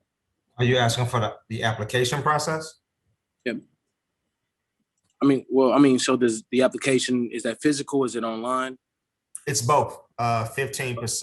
15% of funds have been set aside for paper applications to also help residents, because we know not every resident has access to Wi-Fi or has access to a computer. So it gives both options. You can do it online, or you can do it at a particular site in the city of St. Louis. So that 15% is for walk-ups? Yes, it's for paper applications, yes. Understood. So basically walk-up stuff. Yes, Alderman. Yes, sir. Is there a particular reason why it's only 15% for those particular people that have access to walk up? So is there a particular reason why? It's only 15%. I mean, 15% to print paper applications. It's not going to be again, we can only service 10,000 residents. So 15% of $5 million, which will be spent on paper applications. Right. So just if 16% of people don't have cars, vehicles, things like that, they walk up and not be able to be involved in the process of applying, correct? No, 15% of the revenue will be spent on paper applications. So that could probably service all 10,000 people that's going to apply for this. Of course, not everybody is going to walk up to a site. Some people will use their computers, but just in case people don't have that access or don't have that technology, they can. It's just an option. All right, absolutely. But, we have folks that don't have cars, people don't have access to internet, things like that. But just the whole reason for this is to make sure that those who do have access to internet, those who don't necessarily have access to walk up, there are some, we're playing on both sides and ensuring that people have some access to the resources that we have, correct? Yes, I mean, so Alderman, if a person right now was to apply for any type of city assistance, they would have to go to some site to apply for it. All right, we can't drive to the house and do it. Well, I'll take that back because us as Aldermen, we do it all the time. But it'd be no different with this. If we wanted to drive and go pick up a resident and take them to the Department of Human Services, let's do it. If they want to get online to apply for the program, let's do it. I mean, we can't necessarily go to their doors and say, here you go, apply. I mean, they have to make some effort somewhere. So if they don't have transportation, okay, then let's get them transportation. If they don't have internet access, let's get them to one of these sites where they can apply. So 15% of the revenue is going to print paper applications. Understood. And the rest of it is just for electronics, correct? No. You said so 15% paper and the rest of it is for? I don't understand. I don't understand your question, Alderman. 15% will be for paper applications and the other 85% will be for people who apply online? No, no. So I mean, not 15% of applications, 15% of the revenue will be for paper applications. 15%. Yes, Alderman. Right. I'm just making a clear line between the online application process and the paper process. That's it.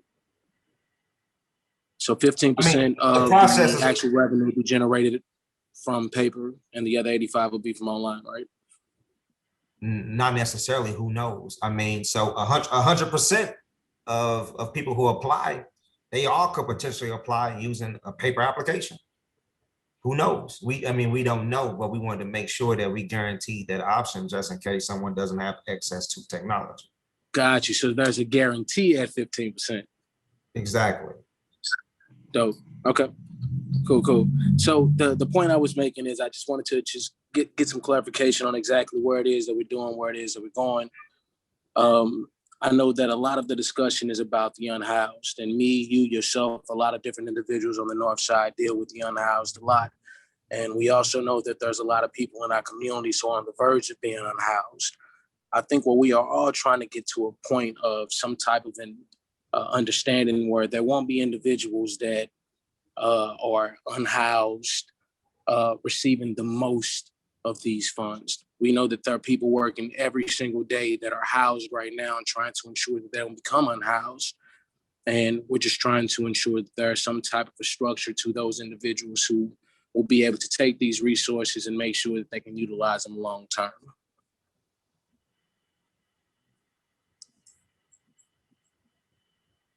Correct, Alderman Muhammad? Oh, I know you was asking a question. Sure. Yes, sure. But I guess it wasn't a question. That was a statement. My apologies. Would you agree with that? I would. Thank you. So there's been a lot of back and forth about the unhoused situation in general. How much of this fund do you think in percentiles would go to the unhoused through what it is, the amendment that you're proposing?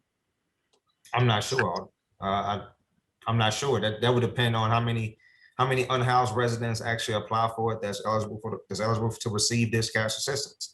I wouldn't know. I mean, we won't know until the program rolls out and we see actual data on what areas are people applying from, where do they stay, where they don't stay. I mean, We won't know.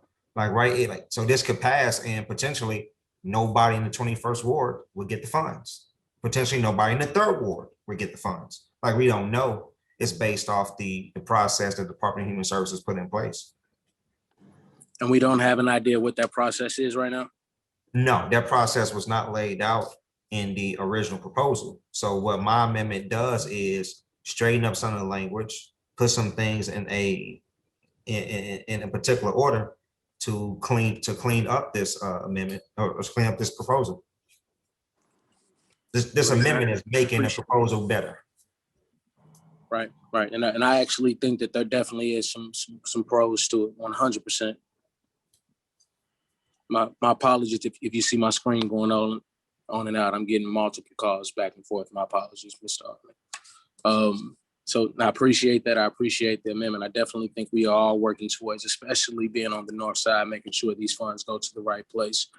A lot of what our opposition is definitely in a line and ensuring that they're utilized correctly and they go to individuals whom not also we know, that we all know as a city can utilize these funds in the correct manner that can 2 or 3 years down the line, maybe even 6 months down the line, be something that we can analytically or statistically be able to say has helped people, and there is some data behind it, which is why you continue to talk about data, because you know how important that is.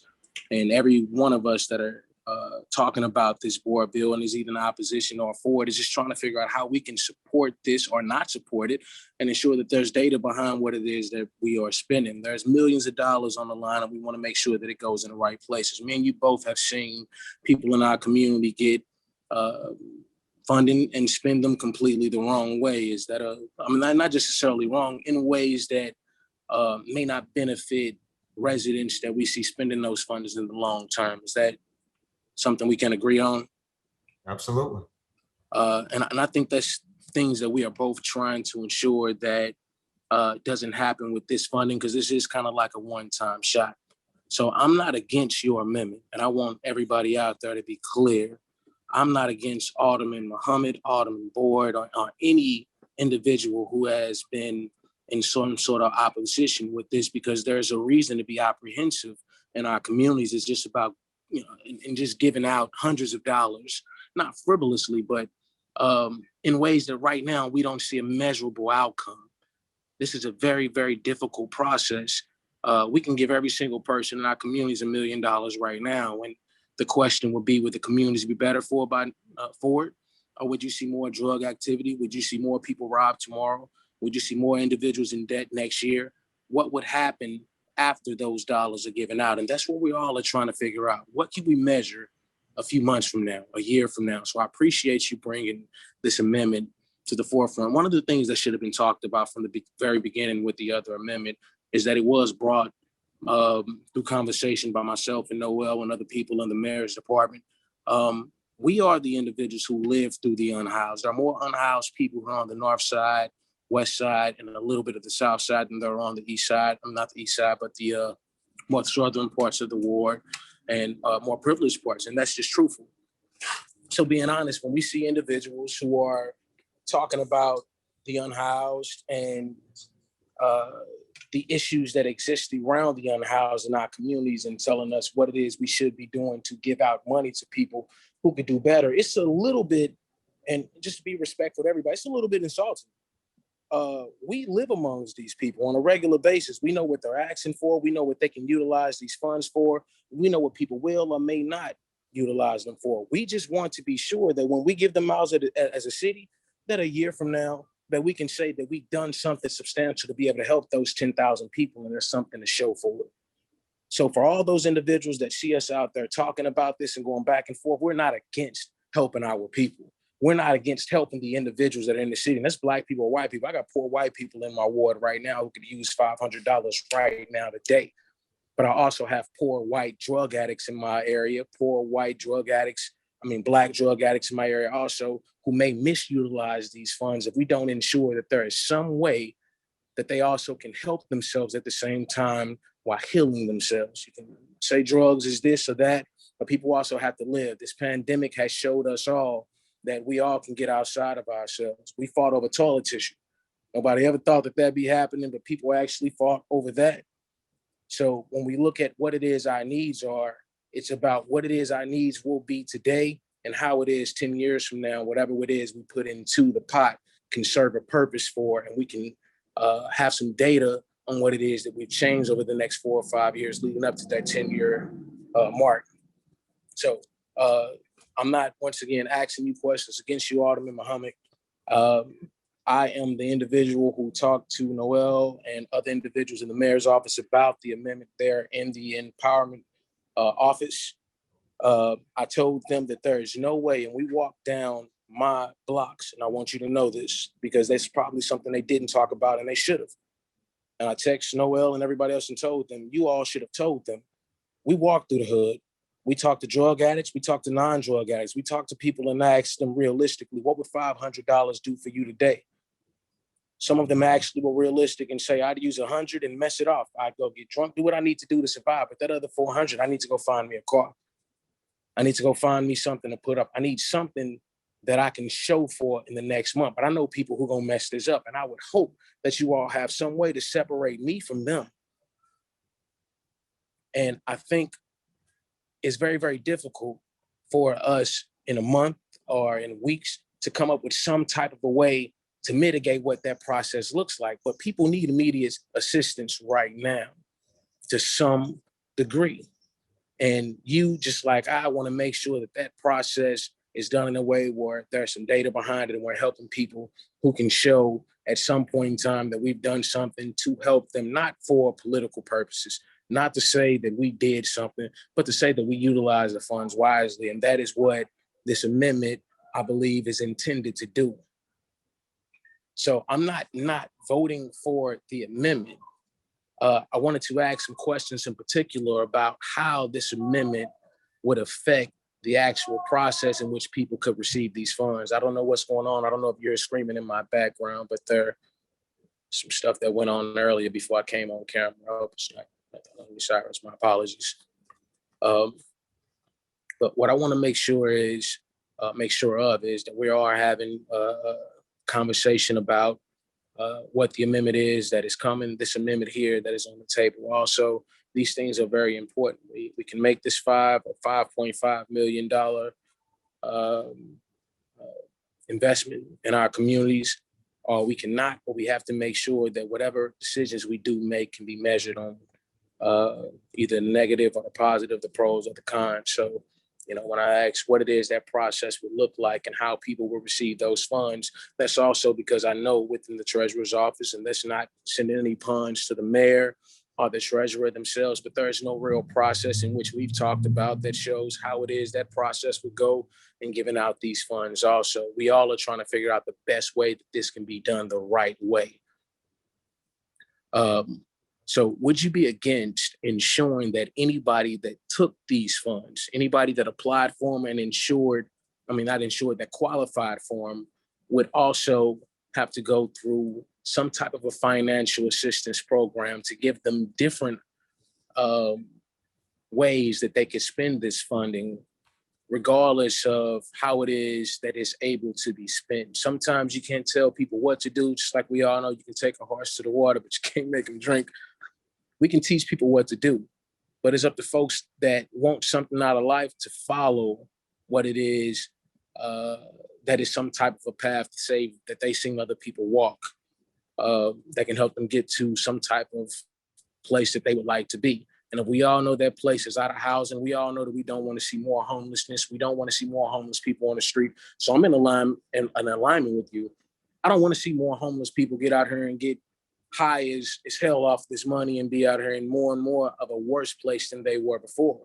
There are plenty of people that are out here that died during the pandemic that we're not talking about, because we talk about the homicides and the shootings, but we don't go into the individuals that overdosed because of the stimulant and a gang of other things. So I'm 100% with you on ensuring that it goes to the right place.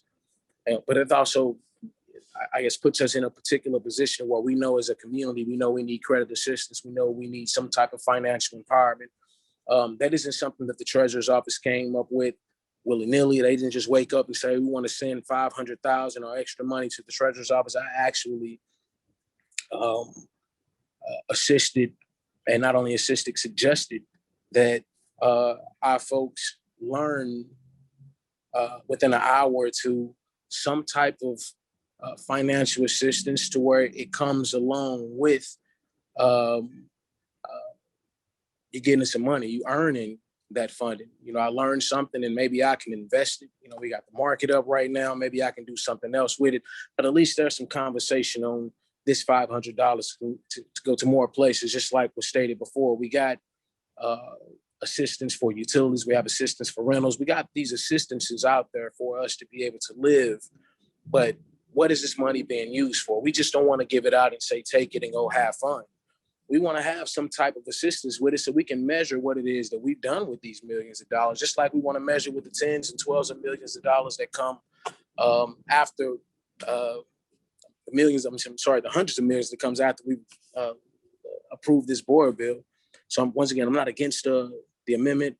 Would you be in a place mentally where you'd be okay with our people and anybody that received this assistance learning something before getting it? Whatever that program consists of, you know, it's about empowering them financially with the money that they earn through us giving them assistance through the city. And, you know, that doesn't mean that any, you know, homeless person can just walk up, or any person that's just in the community can walk up. If you're not serious about earning something, then you won't be one of those individuals because you qualify that won't walk in, whether it's virtual or whether it's physical, who actually come to get the funds, whether you qualify or not. But it gives us some type of tangibility to walk into the financial office of empowerment and other places and say, hey, you know, what's going on? This is a good program. It's not, we know our folks need a lot of things, but would you be open to that? Thank you, Alderman Bosley. I would not be opposed to it. Am I open to it? I don't have an answer. I think that making people take a class on how to spend money and it's $500, I think that could be a barrier for some people. I think that can be a deterrent for some people. Am I against it? No. Do I think that it will be productive with teaching people how to spend $500? I don't know. Will single parents sit in a classroom structure to learn how to spend $500? I'm not exactly sure, but to answer your question, I'm not against it. I'm not for it, but I'm not against it either. Understood. So we sit in like classroom settings all the time and other places for timeshares and a gang of other things. I think for $500 for 1 hour of your time, and it's not about the money in particular, it's about giving those same assistances that we've been trying to give our people for such a long time. So the difference is that we can grab ourselves some individual that would be, whether high priced or not, that has the financial education to teach us on a large scale how it is that we can spend any money that we get, every $500 that we get. It's not about this one, but it's about the next check that you get. That 500 that you can get over the next 6 to 7 months that can teach you how it is in 1 year, you can turn it into 1,000. Flip that into 2,000 or 3,000. Our folks die right now, as we know, from lack of knowledge, and we have the ability to put into any type of financial institution that we already are putting funding into that's teaching our folks, giving them the ability to take money that we've never had the ability to give them and show them how to invest it, how to invest in themselves, how to do things differently than they've done with an extra $500 that we already are feeling like as a community. And that's just being real, has been messed off over the stimulus. This is different. And if we treat it like it's different and we give individuals a different pathway in saying this is not the government finances that you got before, this ain't the stimulus that Biden gave out. This is the different stimulus that the city gave us an opportunity to tell you that there's some ramifications and objectives that you have to complete to be able to get to a different place in life. We all were able to sustain ourselves for what the government did, and it's appreciated, but we didn't learn anything. We didn't learn anything, but you need to take this shot. You got to hurry up and save yourself. And there's $300 coming a month if you hurry up and take this or do that. We're going to put out a lottery right now if you take this shot. and give a person $1 million. And that's not what this is about, but I'm just giving the differences between what the government has given us and what the city, as the people that live for you, me, the mayor, our HUD's president, the president of the board, all these different individuals, realistic, we've never had this opportunity to say, hey, we're gonna put $1,500,000 behind educating our people. I don't have a personal relationship with Adam Lane. I do know that there has been disconnects between the treasurer's office and this board and other places before, and that's okay. That's all fine and dandy. But with this $500 million, if we don't make this work, I don't care who in what office, folks gonna have to move around. And we gonna make them move around as a community. And that's me, you, that's the board, that's the president, that's whoever. Because our people have a chance right now on this north side where the rest of the town has been built up, and the west side, we can't be left out no more. But we gotta have the education behind us. This ain't a one-time thing where we're gonna get educated and it's over. I think if we start it off, like me and you both know, there has to be some type of start to getting in. We never had nobody willing to say, all right, I give 500,000 to just, teaching you mental stuff. If we say we want to go straight to stocks and we want them to teach us about nothing but investments, then we have us a guru that come in here and teach all these Black folks, minorities, whoever it is that's going to receive this funding, because it's individuals, it's ramifications behind some of these white folks in my ward, some of the Asians. We teach them. I got some Africans. We teach them what it is to invest. Some of them got $4,000 or $5,000 from the federal government in January. Last year, if you'd invested $5,000 in some of these oil companies, you'd be up $200,000-$300,000 right now. And that's real. Like, there's a lot that people can learn from having the ability to have people teach them through educational institution. I'm not saying the Office of Financial Empowerment is the only way to go, but what I am saying is they are already there and set up to be able to empower financially. And, there's a different person there. There's a different amount of dollars that are coming there. Not different amount, there's a different type of way that these dollars are being funneled. So with that, we have some control over what our people are learning. Like, I've always wanted to come up with some type of a way that we can put a coalition of people together that can have $5, $10, $20, or $100,000, and like the city should be investing. Our city started with 800 or 500, however you want to call it, over 500,000 people. We literally are paying bonds, not paying bonds back from years and years ago. That's how these billions are able to be stabilized in the city, and all these billionaires are trying to privatize what it is that we already have stabilized. This is a time where we can stabilize an entire side of town and get people educated on what it is that they can do to take private funds. Imagine getting 10,000 people with $5 million, bro. I mean, hear me, look me in my eyes. Imagine this 5 million turning into 10, turning into 20.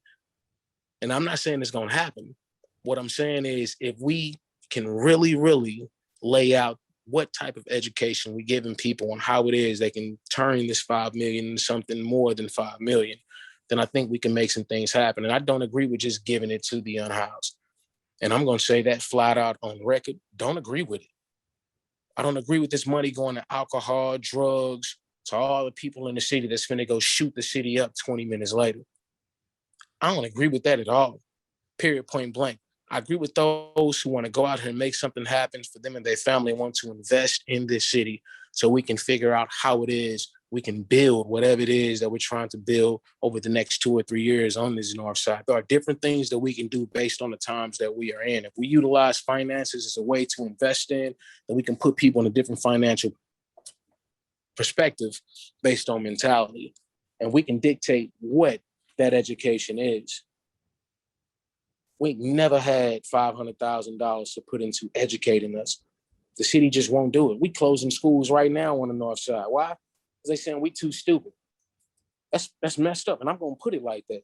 They saying we too dumb. We got all these kids in these schools. Oh, they can't read. Oh, it's only 300 of them in there. 200 kids. but these 200 kids ain't smart enough to keep the school open? You telling me they can't read good enough? Get out of here, man. Get out your minds. Quit telling us we dumb.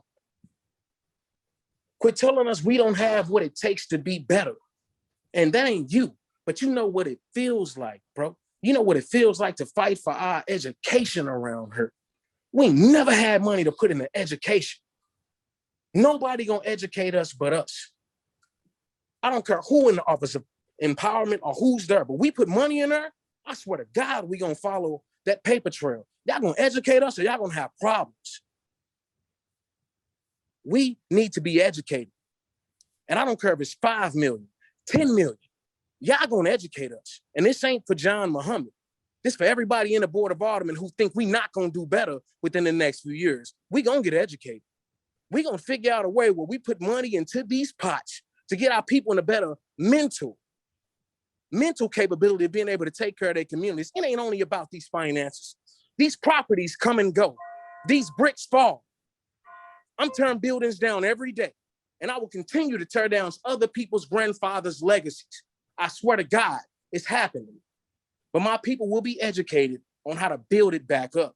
And you will not leave us out with these millions of dollars that are coming, you developers, you institutions, you people that have the institutional knowledge that's turned down our institutions. You will not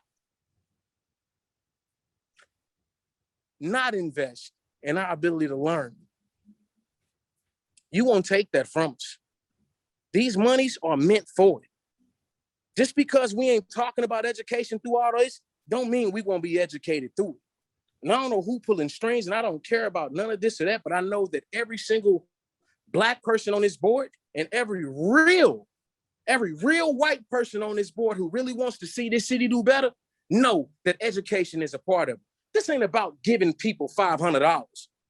This is about educating them on what to do with it. 10,000 people or 5,000 people. Now, when you look statistically at what's going on here in our city, so we can talk these stats right quick.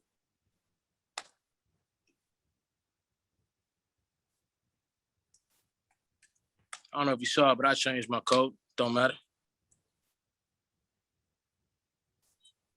I'm sorry. And I'm sorry.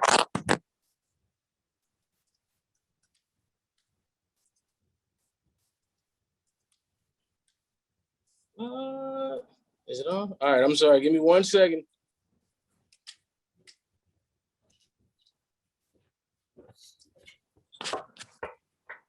All right. So statistically, since we want to talk stats, we got to look at where our city is in particular and what's going on.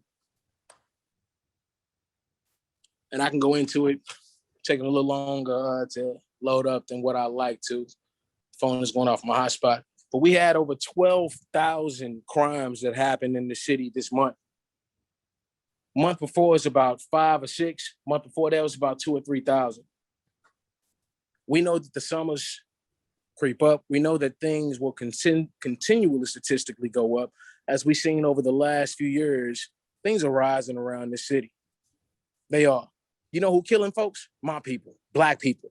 My partners running around with AK-47s. Why they running around? They want the money you got in your pocket.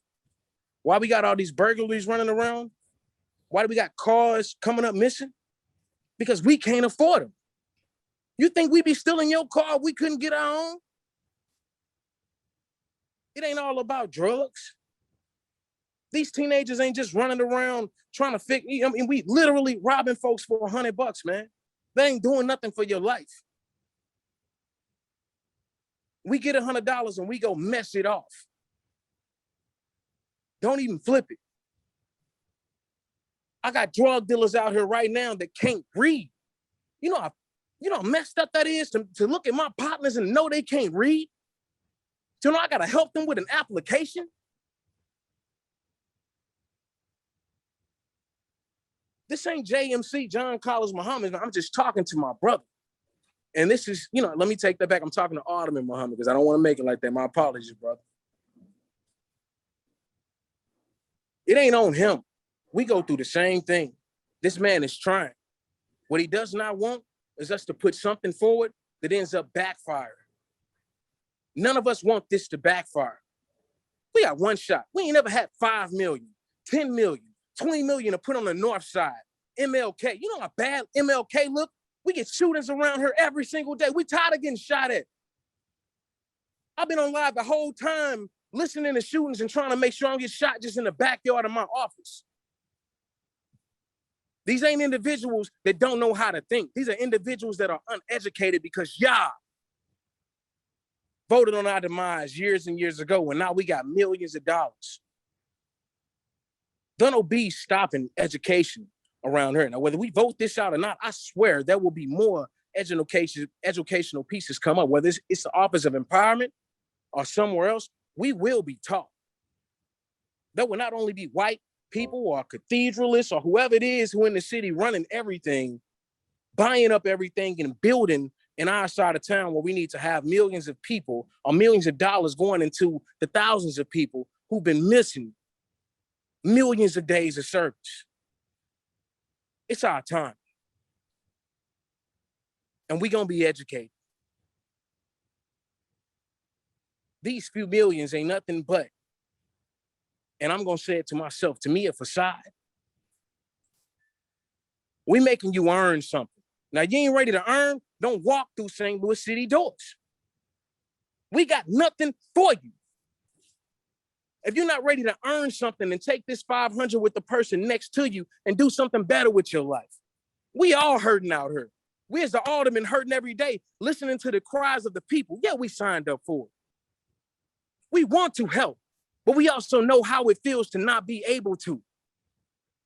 We know what it feels to run into dead ends and not be able to have the resources to help you. We need help just like you need help. But we need any type of help that we give to be something that's sustainable, something that's long lasting. And right now we got the ability to make something long lasting and sustainable in the city. $5 million is not gonna do it. Alderman Boyd, and not to be disrespectful, Muhammad, brother, listen, there's no way $5 million gonna do it. Hell, I don't believe $5 million could do it. You got 11,000 people in your ward right now. If you gave every one of them $500 right now, it wouldn't be enough to stop the shootings that go on in my ward. Not happening. But imagine what we could do with 10,000 people who got some type of a step into learning before they earn. We can't even get people to have jobs right now. We out here running around with jobs at our fingertips. Bro, you go out there with me. You want this money? Come get it. Come earn something. I'm sorry, learn something while you earn something. We want you to get it.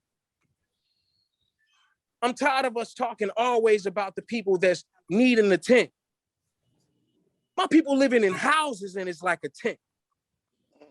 Okay. I got bricks falling down in my people's houses right now while they live there. That's a tent. I'm unbothered by the unhoused when we're talking about people who are in houses that can't pay the rent and trying to. 2 and 3 jobs and trying to. Single mothers trying to. We got millions of dollars to help people. We talking about putting millions of dollars on parking lots. We put our money in the people. The people are who gonna save the city because the ones who could have left, they gone. They come in the city every day and tell us what we need. And then go back home and lay in Chesterfield where no gunshots get reported. When no rapes and homicides are reported, whether they happen or not, we don't see them. So I'm gonna talk about it like it is. Just like we say that it happens everywhere. Damn it, I'm sorry, excuse me, it doesn't seem like it. Because everybody wants to blame all the problems on the region on the city of St. Louis, and that's why the city of St. Louis got all this money. Now, if we're gonna play ball, progressives, Black aldermen, conservatives, let's play ball. We know what we need ultimately. Let's control what the end game is. It ain't about the money. What do we want out of giving them this money? Which is what these aldermen keep asking for. What you gonna spend it on? What we gonna be able to measure? How we gonna know 4 million of it ain't going to drug dealers to get more guns in this city that's gonna shoot up the city worse? How do we know that? Because you could put $4 million out here, and I swear to God, if you go out here and give all these encampments with no police protection, all this money, everybody out here finna be on more drugs, just like they were during the pandemic.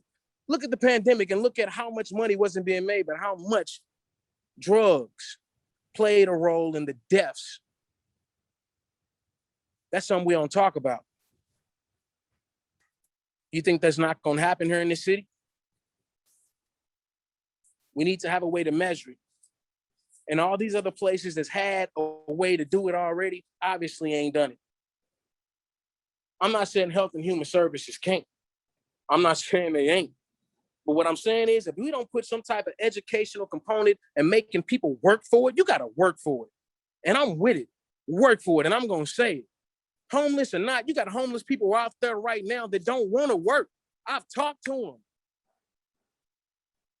You got drug addicts right now that's not looking for treatment. I've talked to them. Some of them are. I ain't talked to them all. None of us have.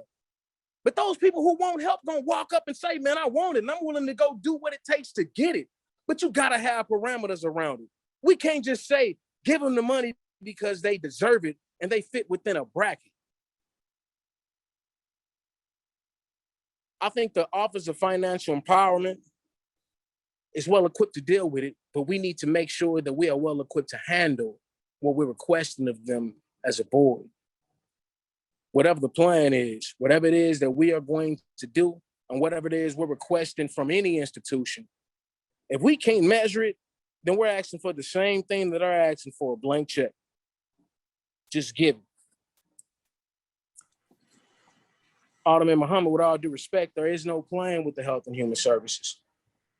Our mayor, love you. I love us all. There's no complete plan with all of this, but there is already substantial evidence that the Office of Empowerment can do the work. I think we need to make sure that whatever administrative costs that we've put into it, which is that extra $500,000, us as a board, that's how we step inside of that office. That's how we step inside of this particular time in this moment and say, all right, what does this look like? What do we want our people educated on? You have decided what you've educated them on for time and time again. We got 5 million we finna drop into something. How much do we want to see that return? We give out $5 million all the time to developers and everybody else, and in 10 years we ask for something. What is it gonna look like when your taxes come back? What is it gonna look like when the 5 million comes back in a year or two from the city, when people go out here and spend this fiscally? Is everybody going to the county? Is everything going to a place where it's unaccounted for? And I've talked to the mayor's office, and I want to make sure that I'm at least clear on that point. It is going on cards, so there is some accountability on where it goes to. We can see it. But we want to be the individuals that help direct it. Because if our people are what you call ill, if our folks are what you call, to some degree, unfinanced or uneducated, if we lack resources, when we give resources, the point is not for us to be able to continue and have to continue to beg for the same thing that we give out. Let's help people who are in need and give them something more than just what they've had. These monies have come through innovation. And whether you call the coronavirus innovative or not, I'm not saying that it is good, but there have been many things that have come out of it, and these dollars are one of them. Let's be innovative in our approach. Appreciate you, Alderman Muhammad. I will yield back the floor.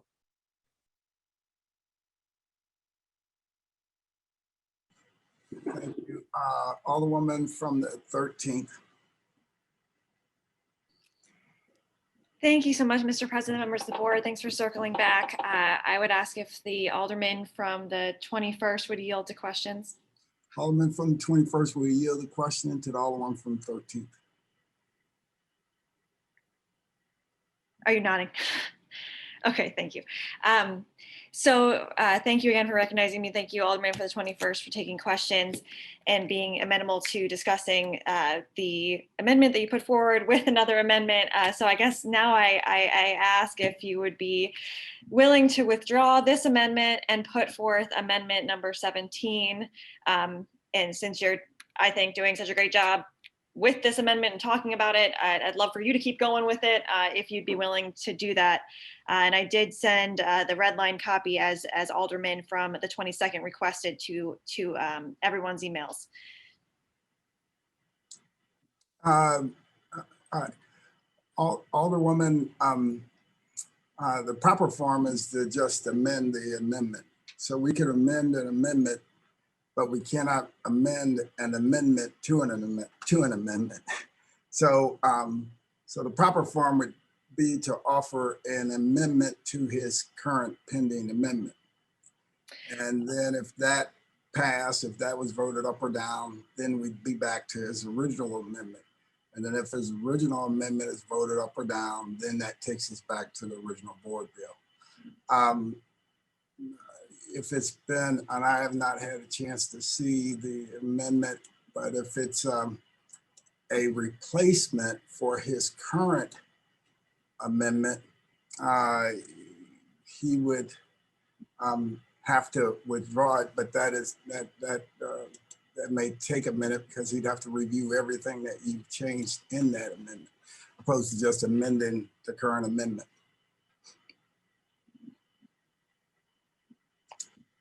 This time I don't see any other hands up, so it seems like we've got a second to figure out the best way forward to make sure. Alderman, for the 21st, are you willing to swap out your entire amendment for the new amendment that's in front of you?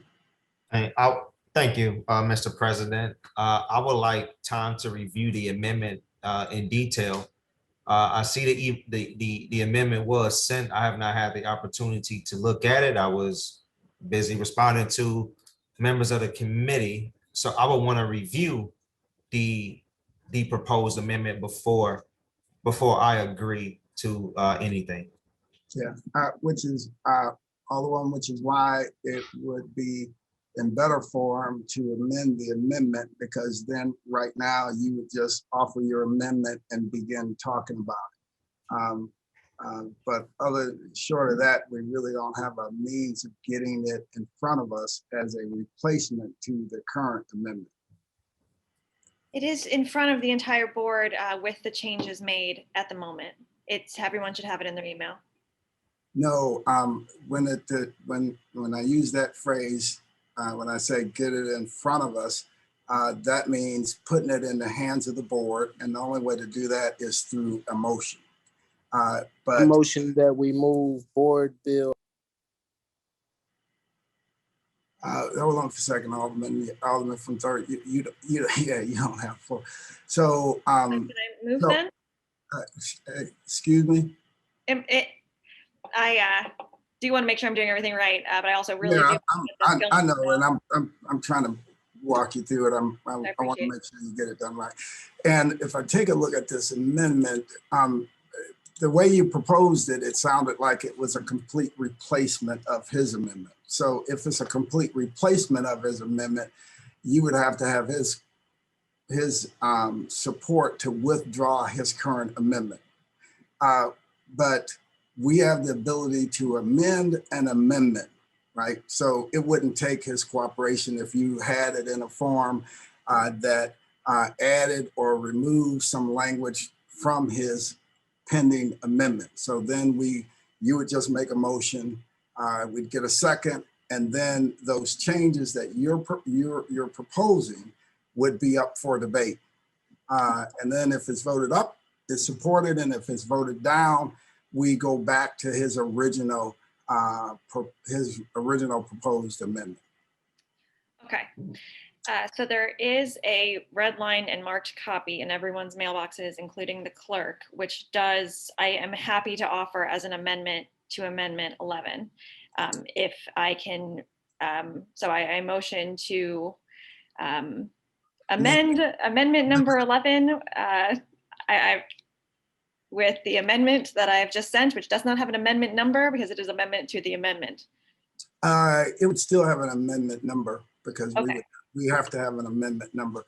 Did the clerk apply an amendment number to it?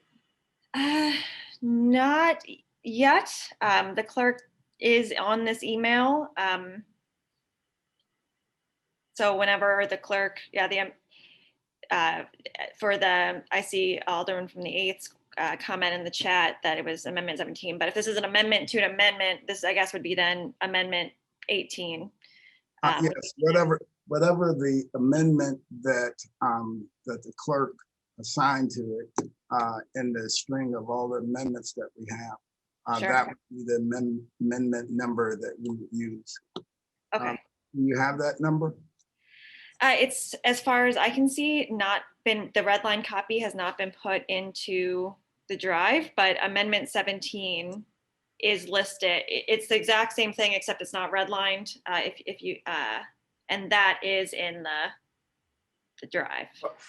And Amendment 17 has the remove and replace language and the lines called out and the sections that change in the original amendment. The redlined, that's a great question. The redlined version is not in the drive yet, but the clerk does have it. So I'm sure he's getting it in there as fast as he possibly can.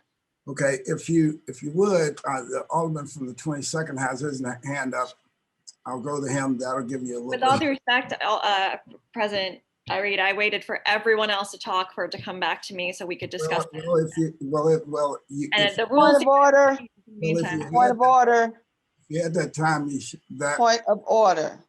Please state your point of order, Alderman from 19. Mr. President, process and procedure you are currently trying to explain, it is what we shall do as a board. Board members shall follow the clerk. The clerk has not responded to the request. We will wait for the clerk to send the appropriate document so that we can move forward with action. Point of order, thank you. Point of order, well taken. So again,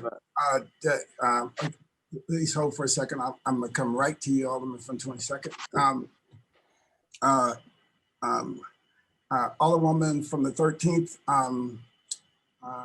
get with the clerk to get the rest of the information you need for the amendment, and I'll be right back to you as soon as possible. Let us know, raise your hand when you have everything ready to go.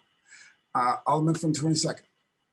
Thank you, Mr. President, members of the board. Mr. President, just for procedural purposes, because I've gotten confused. So we are on amendment number 11, correct? Yes.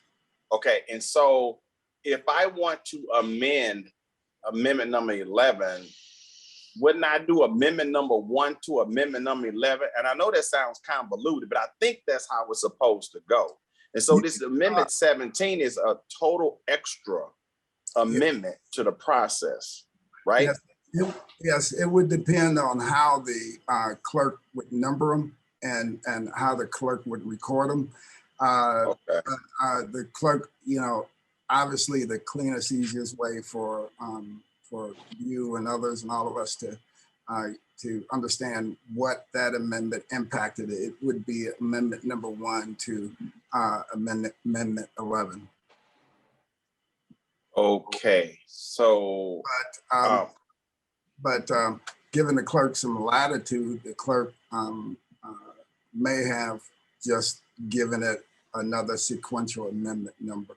But it doesn't sound like we have either at this point. Right. Mr. President, all due respect, can I ask that we move on to another amendment and come back to this? Because this is just, we're going to be sitting at a standstill until the clerk comes up with a correct copy of an amendment, and it was just sitting here. We've already, been here for almost 4.5 hours. So we can certainly circle back. I mean, that's just my thought.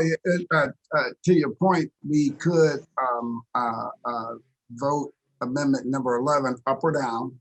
And during the course of this meeting, that amendment could still be amended later on. We can go on to some things and it could still be amended. And that's part of what I was trying to point out. So if there isn't anything further on this one, Alderman from the 8th. Mr. President and members of the board, I'm not trying to belabor this at all. I think the goal here was to try to work on compromise language that would be in a new amendment, and to, with both the sponsor of this amendment and other concerns that have been raised, Alderman Bosley's concerns and some others included in that compromise. And so I think trying to figure out, when we're separated like this and we can't have conversations as we're walking forward, it's a little bit tricky. Right now there are 3 different amendments on this particular piece that are present in our drive, and so I would just ask, Alderman from if I could inquire of the Alderman from the 21st. Alderman from the 21st, will you yield the question to the Alderman from the 8th? Yes. Thank Alderman you. from the 8th, please proceed. Thank you, Alderman. So in an effort to try to find these compromise points, would you be willing to even just withdraw Amendment 11 at the moment, and so that it is still a live amendment you could bring back up at another point in the meeting after you've had time to review Amendment 17 as drafted?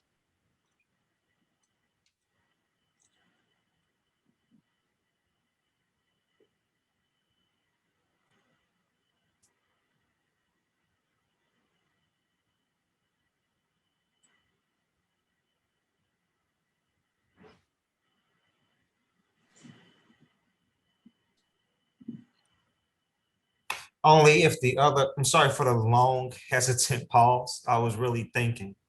I would if the others are not brought up until we reach a guaranteed compromise on it. So if any other alderman has a amendment to board bill number 2 that's directly related to cash assistance, if those other aldermen agree to it, so would I. Yeah, I believe that's the case, that amendment number 17 is something that we are working on collaboratively, and no one else would be bringing a direct cash assistance amendment until we get this work done.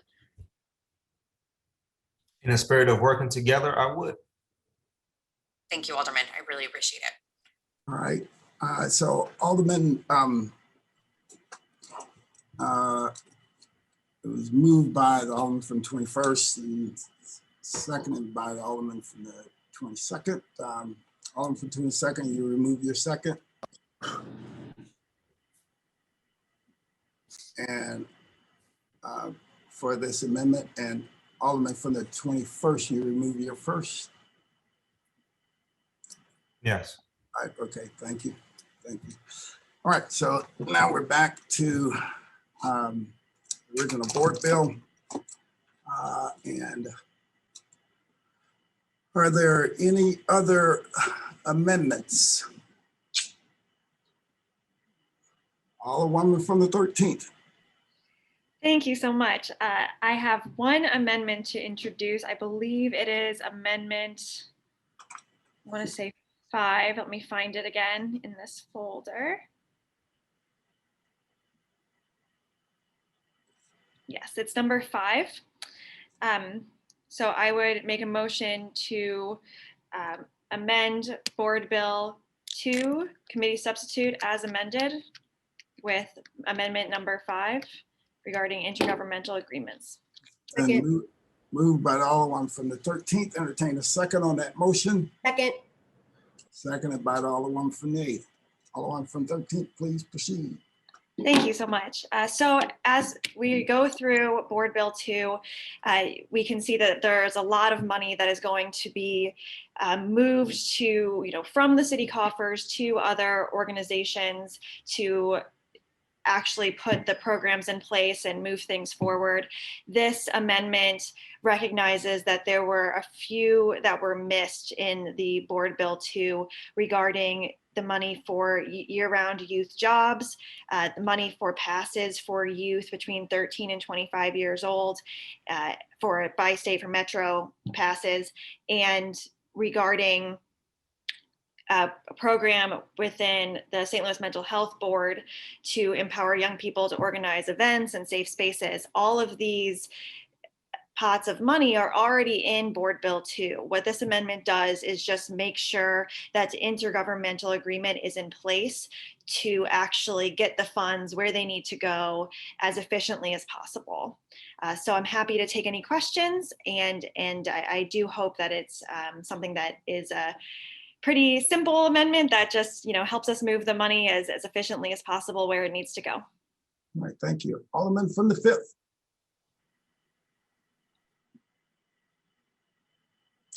Alderman from the 5th.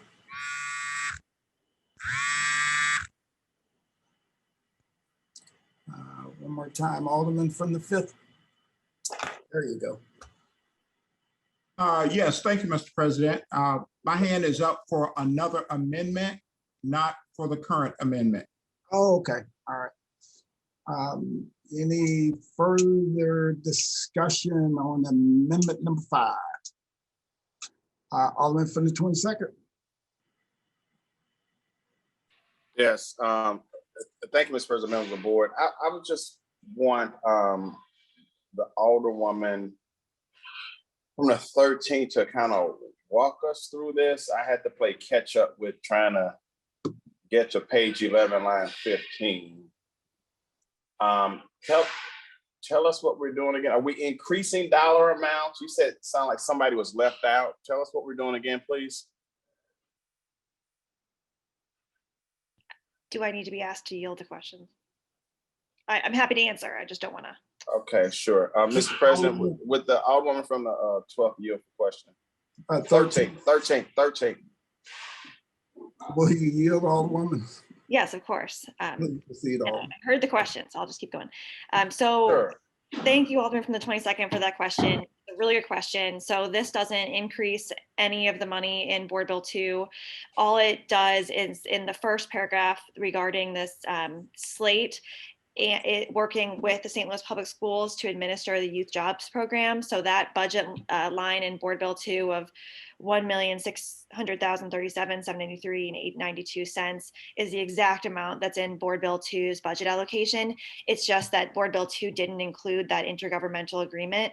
So this just puts it in to make sure that that's administered. Sorry for the noise. Shoot, so I got construction going on, so I apologize, everybody. I'm not, okay, so beginning at page 11, line 15. Mm-hmm. So page 11, line 15, for the purpose of exhibit 1, the comptroller and the director of slate. Okay. It talks about $1,637,000 for the public schools. I don't see that originally in Board Bill number 2. You said it's already in there? Yeah, so if you scroll down to the allocation, the graph, I guess a chart that shows where everything's going. Oh, the exhibit. Yeah, that money for that 1 million plus that is going to youth jobs, that's still going to youth jobs. It's just so that Slate can work with the public schools to establish the program.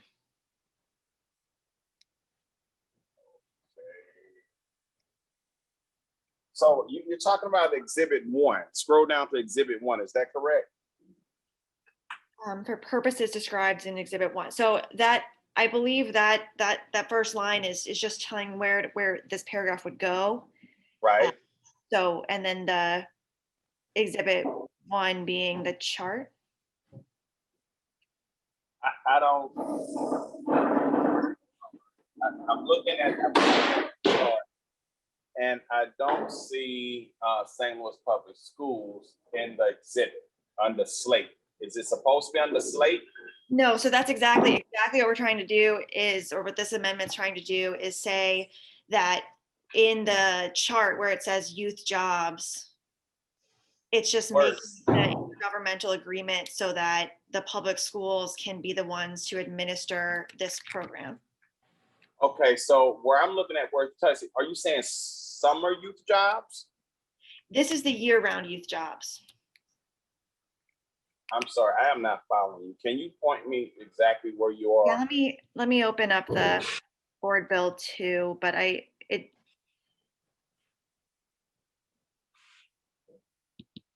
so if you're looking all the way at the page 36, 37, or where I believe the chart is. One sec, my computer's taking a second to load the chart. So it's on page,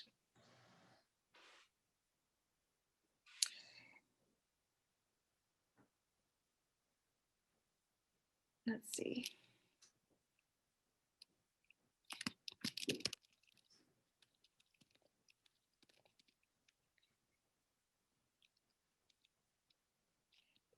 It's on, you see the St. Louis Agency on Training and Employment. It says year-round youth jobs.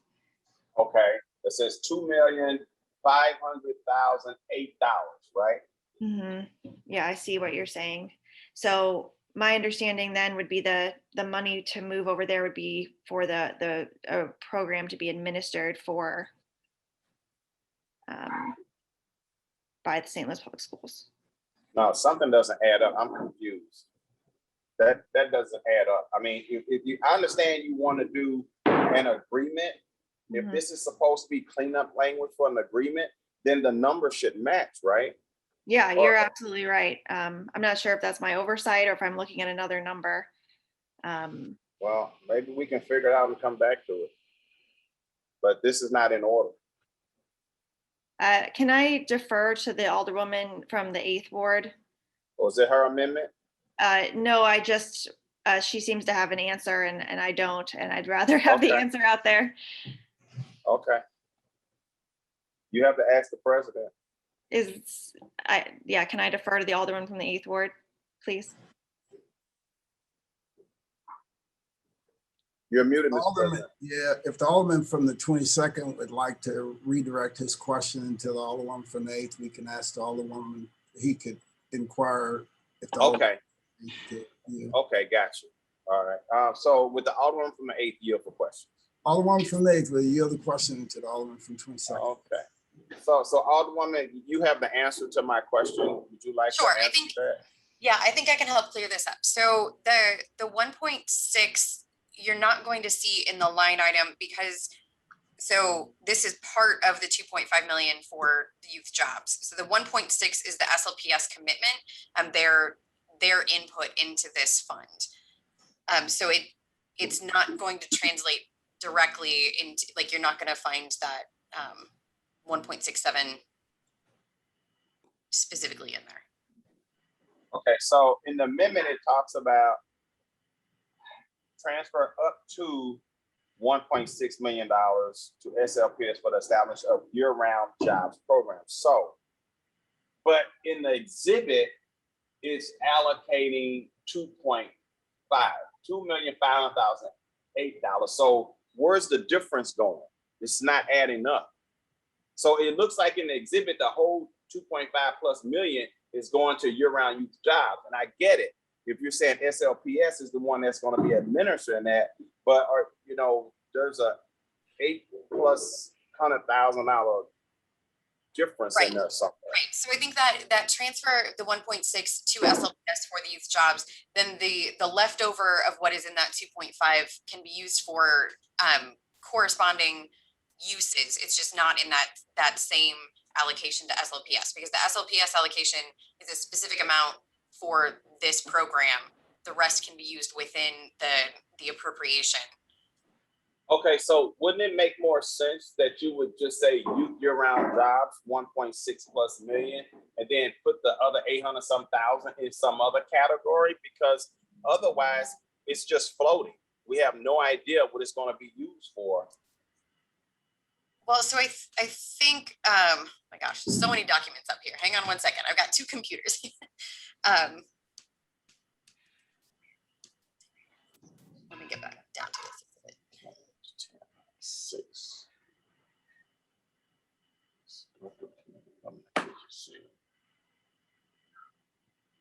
So where are we at? Under. Okay. So I think this is for, well, so it would still have to be used under year-round youth jobs, just not SLPS specific. So they would still have to use it within that category of year-round youth jobs. It just wouldn't necessarily be to an SLPS partnership for that. So I don't think that all of our youth jobs are through SLPS. So this could be used outside of that, but within that category of year-round youth jobs. I'm sorry, you're muted, Alderman. On the back door or the side door? Front door. Okay, so man, I'm multitasking too. So, but what I'm saying is it's unencumbered, kind of, sort of. Well, not entirely, just not to SLPS. Well, who is it going to? Slate? But it doesn't say that in here. Well, it says year-round youth jobs with Slate. Okay. All right. I have no further questions. All right. Alderwoman from the first. Mr. President, members of the board. So Slate does other, I can ask that a little bit better. Slate does other year-round youth jobs. So that would, the remainder would stay with Slate to do other year-round jobs. Like if you go to case management or wraparound services, that's not specific. In this case, we're making specific that a certain amount that we already know is going to go to the St. Louis Public Schools, which is approximately $1,650,000. I'm rounding it up because it's $1,637,000. The remainder of that money would stay in an account, and then they would be able to use it for year-round youth services jobs creation. And so the rest of it is not specific at this time because I would probably believe that they don't have a specific partner at the time, but later, hopefully they will have it, and that's how the money will be spent. You will see that $247,362.20 is for summer youth jobs. They don't have an agreement with somebody, but that's there for summer youth jobs. They could give that as one agreement, or they could do that as several agreements, or they themselves, I think, sometimes do summer youth jobs. So most of it is not specific. The reason it came to the Alderman from the 22nd Ward's attention is because that's the only one that is actually specific, is the one that's going to the St. Louis Public Schools on training and employment, which I think is a good fit. I think the Alderman from the 18th at one time brought up money that we could give to St. Louis Public Schools to staff our parks, that we used to pay teachers and things to staff our parks. And we stopped doing that. And he was asking about that. So I think that's the confusion, is that the only really specific one we have is for the St. Louis Public Schools, and everything else in the St. Louis Agency on Training and Employment is in a account, which will then be drawn down on. I'm hoping that as they draw down, maybe we'll get specifics on other things that they use it for. Thank you. Thank you. Alderwoman from the 14th. Yes, I guess, my question is, most of these are non-specific numbers. I'd just like to know where the figure came from, $1,637,783.92 came from. It's like, okay, what is this? I mean, where did that figure come from? Alderwoman from the 13th, will you yield? Oh, yeah, will the Alderwoman from the 13th yield to questions? Yeah, Alderwoman from 13th, will you yield to questions, or Alderwoman from the 14th? Yeah, I believe that is, thank you for asking. Yes, I will yield. All right. Can I restate my question? Alderwoman from 14th, please proceed. Floor is yours. Okay, in other words, you're going to serve 1,000 students, but you've got a very specific figure here, $1,637,783.92. How did you come up with that very specific down to the penny figure? That's working with the public school to determine the 1,000. Hold on a minute, let me. That's okay.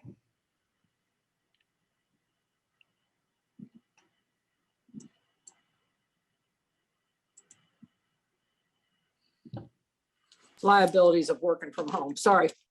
No, that's a joy of working from home. I appreciate that. So that's with working with St. Louis Public Schools on that 1,000 students. That's the number that was come up with and agreed upon to include financial empowerment, social work, and mental health counseling, covering the ancillary and transit costs as well. That's what was, though all of those numbers went into it. Sorry. So rather than letting the slate handle this, we're going to write that into the bill, which we haven't done that. It's kind of inconsistent. We haven't done it for anything else. I don't know that. Why are we doing it for this when we haven't done it for the other allocations? I believe there are intergovernmental agreements for other allocations. Okay, that's all I have.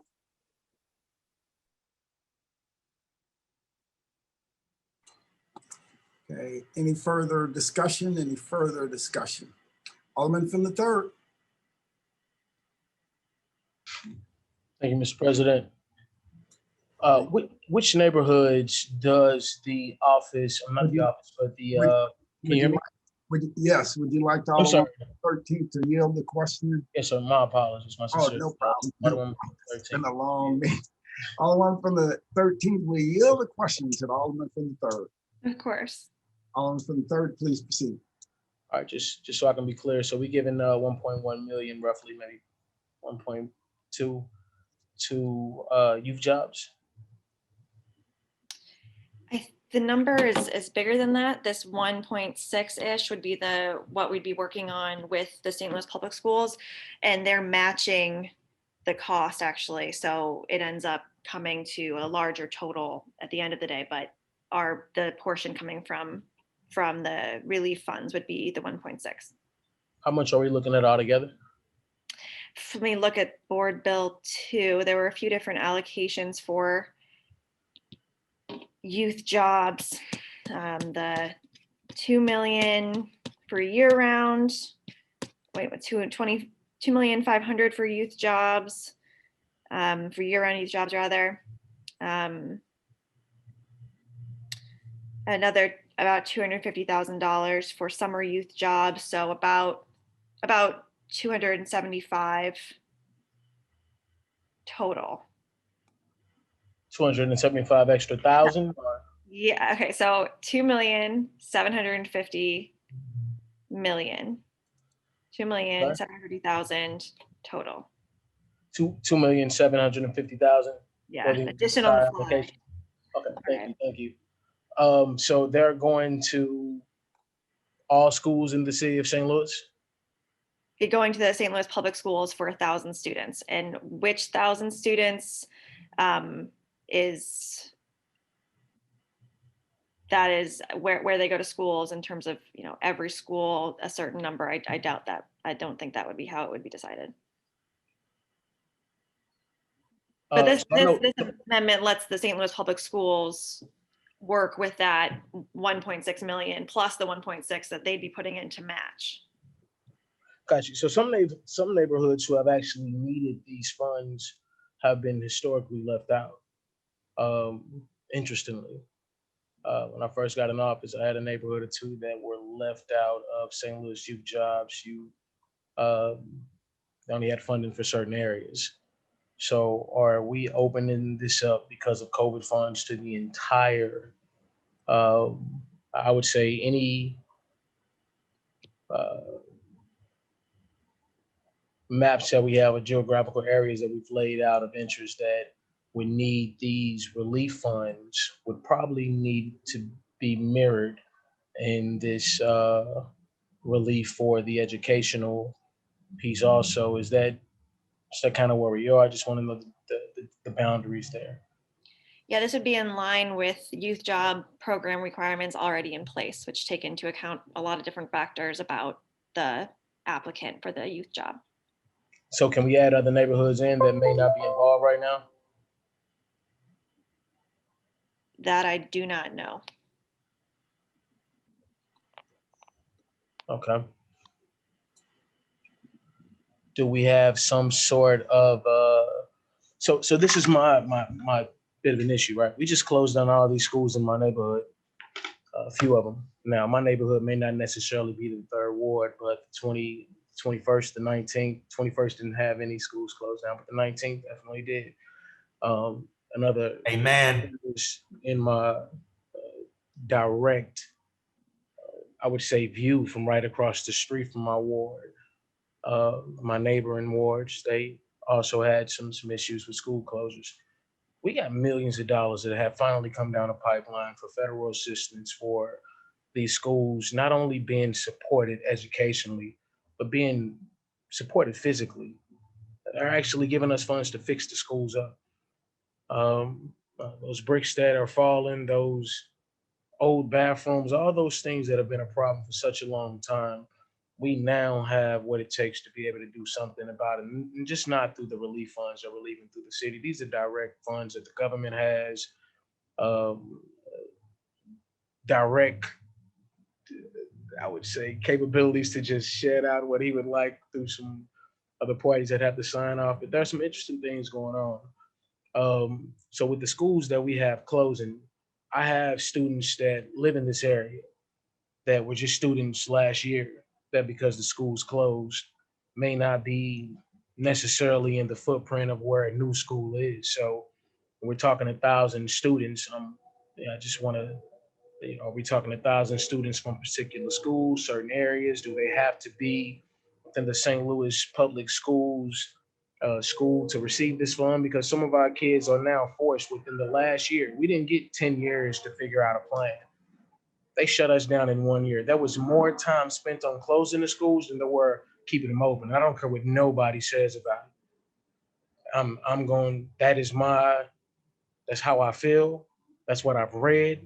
That's what I've seen. I haven't seen a 10-year plan to close our schools. I've seen the Team 4 plan, which Mr. Todd can talk about very, very long time.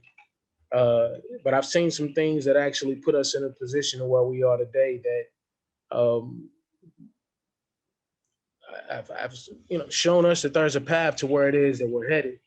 So with us having school closures and individuals that have not in the last year been able to hurry up and get into another school within the city of St. Louis, are those children still eligible, being high school students in another jurisdiction outside of the St. Louis public schools? Are they still able to indulge in the program? It says 1,000 students. So from, with this amendment and this agreement, it would be 1,000 students. I don't think that they'd have to be at any one school in particular, just students of the St. Louis public schools. And then I think it's also important to note that this shall contain, the last line of that amendment piece says, shall contain such other terms and conditions as are approved by the city councilor and shall require approval of the Board of Education of the SLPS prior to execution. So it's the terms haven't been finalized at all. And I do think all of these points are excellent to make sure that those sorts of things are included, to make sure that the students that really need these jobs are the ones who are getting it. Appreciate it. Thank you. So respectfully, once again, and we this educational piece is something very, very interesting, man. Things have been very, very different for the last year. We've got residents left and right asking me where it is they're going to send their children to school. People spend millions, not millions, but thousands of dollars, millions as a collaborative, and putting their homes here over the last year because of the NGA and other things that are coming, thinking that these schools will be open. And, just being respectful. We've been fighting for a very long time to ensure that these children have something to do after school, during school, having educational opportunities, just opportunities in general. And the more schools we lose and the more people that don't come to aid during those times where we really need them, the harder it gets when times like this comes for us to just release funds for educational purposes, for us to just say, let's do it without knowing that 90% is coming to the north side. Like, that is just the way I feel. Most of the schools that got shut down was on my side of town. So those children that would have been eligible to receive, well, not would have been, there would have been, I would say the schools based on criteria. I'm sure that my schools and a few other ones around would most certainly would have been first up in line if there is such a criteria based on need. At some point in time, there'll be things coming up where we will need individuals like yourself who are not facing school closures and facing um, educational issues like we are. Well, we need some allegiance, and that's just being real. And I don't want to come off this way, but I have to, this is a lot of money that we are talking about throughout the city. And a lot of these problems and issues affect the north side and the west side the most, and some bits of the south side. And I don't think the mayor is doing anything malice at all by not having a lot of us involved in these conversations. I think there is and has been just a disconnect between what everybody wants for such a long time. We have to press these funds out or push them out right now. So we're just kind of all moving to try to get some things done. I do 100% support STL youth jobs, but I know that we need support on a more board approach, I would say, from the board when it comes down to these educational processes. Sometimes we're left out as the north side and west side and bits of the south by ourselves to kind of figure out this educational piece. So you've been a new alder person, I appreciate it. But I really, really feel like with this STL youth jobs and other things that are going on with education, we should be very, very targeted with our approach. It shouldn't just be left up to the whole city with some of this stuff. We got problems, we got issues, and we need to target where it is that we're sending funds to ensure that those issues have remediation. And I'm not saying, once again, the mayor's office isn't. I think they're doing an excellent job with their intention. Intent is very, very important. There's no way we all gonna get it right. We all got different ideas and what we think should happen. I think that office intends to do right. And I think we all as a board intend to do right. But with this particular piece in general, I will support it, but there are some other things going on that I hope in the future, when we start talking about all of these different educational programs and pieces, we need to save our schools. And we haven't talked about that particular piece with all of this that's going on, but we're talking about helping 1,000 students. Let's talk about saving these few schools that are housing those students at the same time. You know, while we got people that aren't necessarily, I won't go into that piece, but I appreciate it. Thank you. Thank you. Alderwoman from the 19th.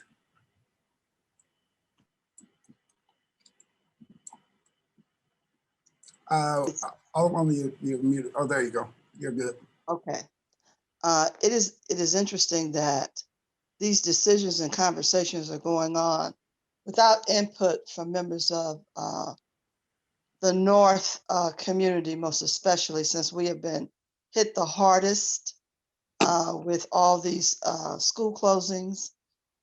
And most of the people who are all of a sudden so concerned about education have not followed what is going on the national level, on the state level, nor on the local level. You see, closing these schools have made it possible for a whole new cadre of charter schools to open. I just shared that with one in my ward, and he even admitted, you're right, I probably wouldn't have been able to get the 130,000 students if Dunbar School had not been closed. So I'm not interested in playing games. We also have not paid attention to the money that was just approved on the state level, one from a lawsuit, another one from underfunding on the state level that went to the St. Louis Public Schools. We also have not looked at the dollars that was a direct payment from the federal level to the education systems here. And we're about to see another pot of money be distributed that was won from the previous desegregation lawsuit that had never been paid by the state of Missouri.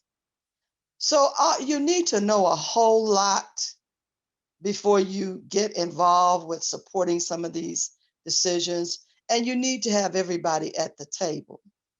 You also need to understand that Slate has the absolute authority, has always had it, does not need an amendment for an intergovernment anything, because they have contracts with so many agencies to provide direct services.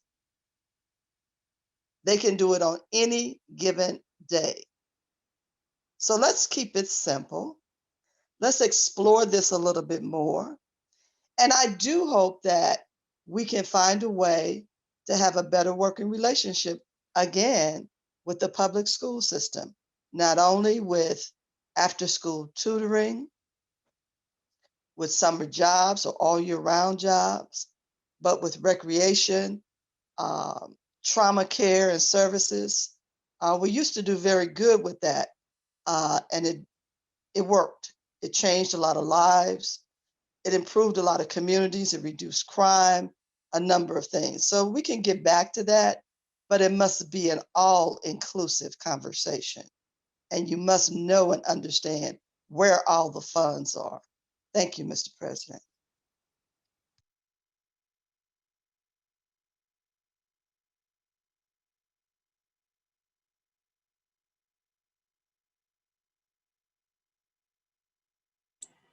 Alderman from the 9th.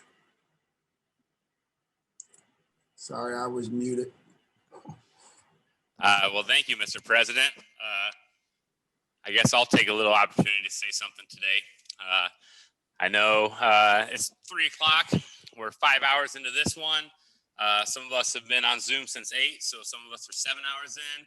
So I personally just was getting a little bit lost in this conversation over an amendment for intergovernmental affairs, agreements, intergovernmental agreements. So basically, I guess if the Alderwoman from the 13th would accept a question, I'm just going to I want to clarify some things for myself here. Alderwoman from 13, will you yield the question to the Alderman from the 9th? Yes. Please proceed, Alderman from the 9th. Thank you, Alderwoman from the 13th. So amendment number 5 that we're talking about right now is intergovernmental agreements. So this amendment is just to allow us to add a couple other departments, such as St. Louis Public Schools, such as Bi-State, for us to be able to say we're going to take some of our money, some of the funds, and be able to put them into a pool with another government to be able to create a better good. So we're talking about St. Louis Public Schools right now. My question is, your bill is $1.6 million of our city funds that we're allowing as an intergovernmental agreement to get to the public schools. Is that correct? That's correct. Okay. And then also part of that is that $1.6 million will be matched by the public schools, correct? That is also correct. Thank you. So that means that between the city and the public school system, we're going to be giving $3.2 million to Slate. And then Slate will be able to take that $3.2 million and fund the education and after-school programs and job placement for students in any one of our districts, and even the districts that the schools that were closed down, anywhere that they deem appropriate. So my question is, would it be up to Slate to address the concerns of the alderman from the 3rd of targeting the certain areas that maybe have their schools closed, maybe don't have rec centers, maybe don't have the job opportunities that some of the other wards have? We're basically allowing, we're just saying we're going to be allowing us to use $1.6 million to match SLP to be able to fund $3.2 million in programming anywhere. And that's what this is about, right? Yes, that is. Okay, I thank you very much, Alderwoman from the 13th. I know, like I said, we're all many hours into this, and so some of the conversation is getting diluted. I think this is a simple amendment. I'm standing in support of this. To the alderman from the 3rd, I completely understand you. I've spent time with your youth. This money needs to be directed to the areas that lost schools, to the areas that don't have commercial activity right outside their front door, that need special assistance to be able to get the jobs and training and after school education programs. So I just want to say I support this amendment. I hope we all do. And we have, I think, 12 more to talk about. So thank you. I hope we will all support this. Thank you, Mr. President. That's all. All right, thank you. Alderwoman from the 1st. Mr. President, members of the board, I do not understand this amendment as Slate is going to run the program. I understand this amendment as the St. Louis Public Schools is going to run the program, not Slate. And that in fact, it goes on to say that they have to do record keeping, and they also have to report back to the city on the expenditures and key performance indicators. I also support this, but it's not Slate that's going to be running it, it's the St. Louis Public Schools. I will say every Black alderman here has a right to ask questions because they were excluded. If you're not hearing it, let me say it out loud. Since I've been the biggest supporter of the mayor, they were excluded. That's why they're asking these questions, okay? When you are asking these questions, it's because you are excluded. And I have been on everybody's case. 6 mayors will tell you that I've said, if you exclude me, you hear me. So the 6th mayor get to hear the same thing that the other 5 heard, okay? So when you are excluded, then this is your time to ask questions, and you will not feel like that you are part of it, okay? So everybody here understand, so it's not just about white people that we say we don't like to be excluded. We don't like to be excluded from Black people having conversations, and we're not part of it, okay? And that is the problem. You cannot leave us out. And that's why I'm going to say, since I have been the person that has supported her, stood up and said, don't you do this to her. And I'm telling her, and don't you do this again, okay? Do not exclude us, because if you slap us in the face, we will come for you, okay? As simple as that. So all of you are wondering what happened. You were included. That's why you think it's okay. Oh, okay, this is wonderful. It's not wonderful when you're excluded. Let me make it perfectly clear, okay? So I am trying to put on my big girl pants and support the things that are correct, but I do not support the process. I have never supported that kind of process, no matter who it is, okay? I was gerrymandered by the president under that kind of process. So I don't support it from anybody. So these questions that we have are they are proper questions, and they were done because we were not included.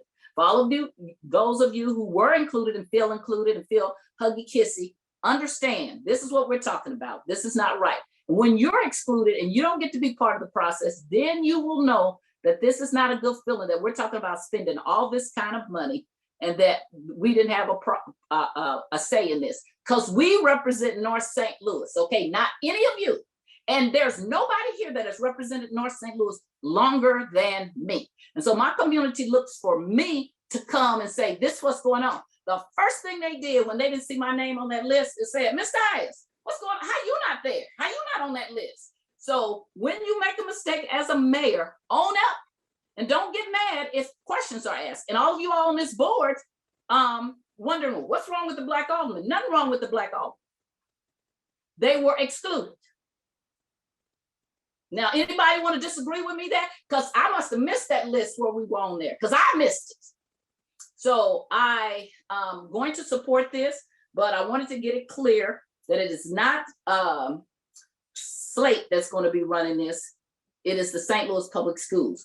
I do love the things that are happening. I like the mental health. I like the counseling. I like the clothing, the transit costs. That's all the things. But you get much better participation in people when they feel included. I remember the alderman from the 22nd Ward when he was the streets trying to get information from the treasurer about things. And he got so irritated about not being able to get information. This year, even though we passed the board bill out of the committee, the alderman from the 22nd Ward will tell you that I wrote back to the treasurer, you don't get to disrespect him like that. You better give him the answers, okay? And I was not gonna go forward with that board bill without answers. So they had to give him an explicit information. We have a right to every piece of information that the mayor and the comptroller has. And it is not, we're not doing our due diligence if we don't do this. So I've said this about 5 other mayors, so let me start with the 6th one. I am a co-partner in this with the Board of Aldermen. We are co-partners, we work together.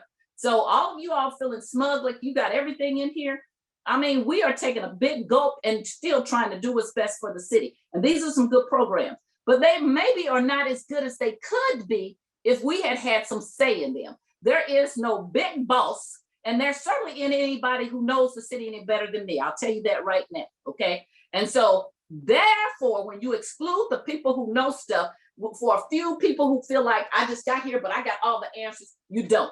You found that with Proposition D. Proposition D, you had all the answers to Teffa, you didn't, okay? And there's all kind of other things that you don't. And if I can, I will give them, help people who want to change, because I'm not scared of change, but every change is not good. And if you don't know how A fits with Z, you will mess up. And I have purposely kept my mouth quiet and just let people get their heads banged, because you cannot, and I will say again, leave out the Black aldermen. If you do, I will stand in unison with them to do what we need to do to make you understand you cannot leave us out, okay? That is the problem. So all of you all who are wondering what the problem is, it is not us, because we didn't make up a list that left us off of it. I'm sorry, Mr. President, I'm still going to support the amendment, but got a little temper there. I'm here in my mother's house with a plumber and I have no water and I really need a break because I have to go next door because I wasn't planning on this meeting.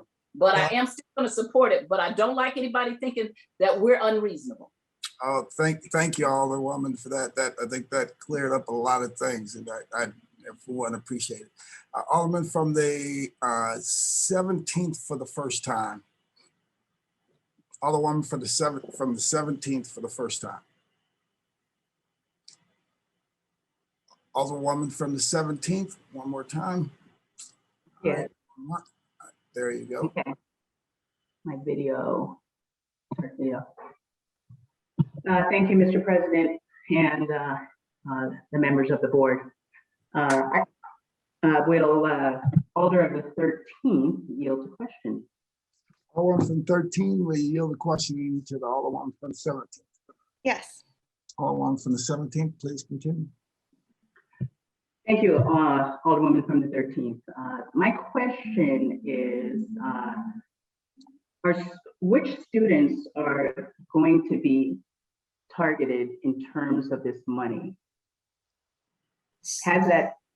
That is not, yeah, the exact specific 1,000 students has not been discussed. The last line of this, that is that basically city's working with St. Louis Public Schools to facilitate this program.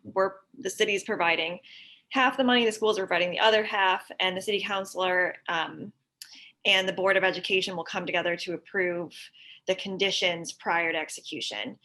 So this intergovernmental agreement is supposed to be trying to make things as efficient as possible and maximize the money that both institutions that are putting forward can do the most good. Thank you. My other question is, how do we make sure that the students and Black students, especially on the north side, are going to benefit from this? And we know from history that regarding ourselves as Black individuals, we have been denied education. And we're here because we are in the position of not being economically solvent because of these things, regarding slavery, etc., where we've been denied education. And so I am concerned regarding, again, who is going to be benefiting and how that can be possibly put in there to make sure that that happens. Yeah, I hear you. I mean, that's a good concern. I think it's worth sending those concerns to the Board of Education, the City Councilor, and St. Louis Public Schools prior to execution, so that those things are all taking place. This intergovernmental agreement doesn't serve to create the program, to outline the specifics of the program. It's just so it can be allowed to happen. And I hear you on everything you're saying, and I think from I can't, vouch for everything that we each want is going to be exactly what is put forth. Of course, I can't. I'm not on the Board of Education. I'm not the city councilor, but I do think that these are the things that we should be looking for as this program does come to fruition. But at this exact juncture, it's just to make sure that we can fund, that I can get funded. But I hear you, and I 100% agree with everything you're saying. I agree with what I've heard from all the alder people who've expressed their opinion on schools, and we talked about a lot of different topics here during this discussion of this amendment that I think are good discussions for us to have. But yeah, this doesn't outline the specifics of the program. And perhaps you can't answer that. How do we guarantee or make sure that happens? It is a big concern of myself and Alder at the North Side that have been left out of many different economic tools. What would be next for us, whether this passes, to make sure that happens? I am in agreement with the intergovernmental and the necessity to have that pass so we can use that money. But again, it comes to me regarding the ability for underserved communities, Black folks, etc., to get that money in terms of being allowed to hire ourselves. So that's my comment. Another comment, regarding Alderwoman Tyus, sorry. I agree with a lot of what she has said.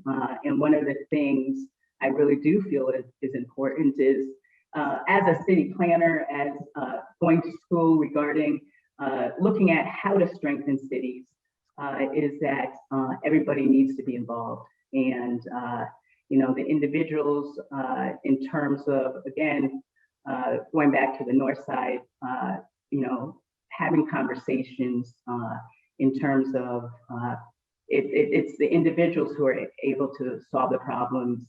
As I've been working in underserved communities for over 20 years, I'm there to facilitate the process. I'm not there to say to communities or neighborhoods, say to neighborhoods, this is what you want. So it's important to, get that information and work that into whatever, whatever you want to solve. And again, with Alderwoman Tyus, I do agree regarding, when we work together, we will have more effective and efficient processes. And I feel that in terms of this particular amendment, I don't think that has happened. So my last statement will be just, 1 + 1 = 100. When we work together, we will be stronger. So thank you. Alderman from the 22nd. Thank you, Mr. President. Members of the board, with Alderman from the 13th yield. Alderman from 13th will yield to Alderman from 22nd. Sure.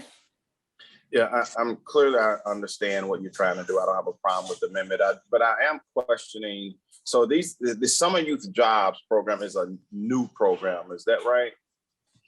You mean year round? Yeah, the year round. Yes. Okay, and so when we dealt with Prop S funding, I remember there was summer youth jobs. And so, and a lot of those kids were certainly St. Louis Public Schools, targeted kids. Is a similar program? I mean, or are we just, we funding two different programs? I mean, because we already have funding. I know it's probably not enough, but what you're offering is certainly, a lot better deal, much better deal. But are we competing with that program?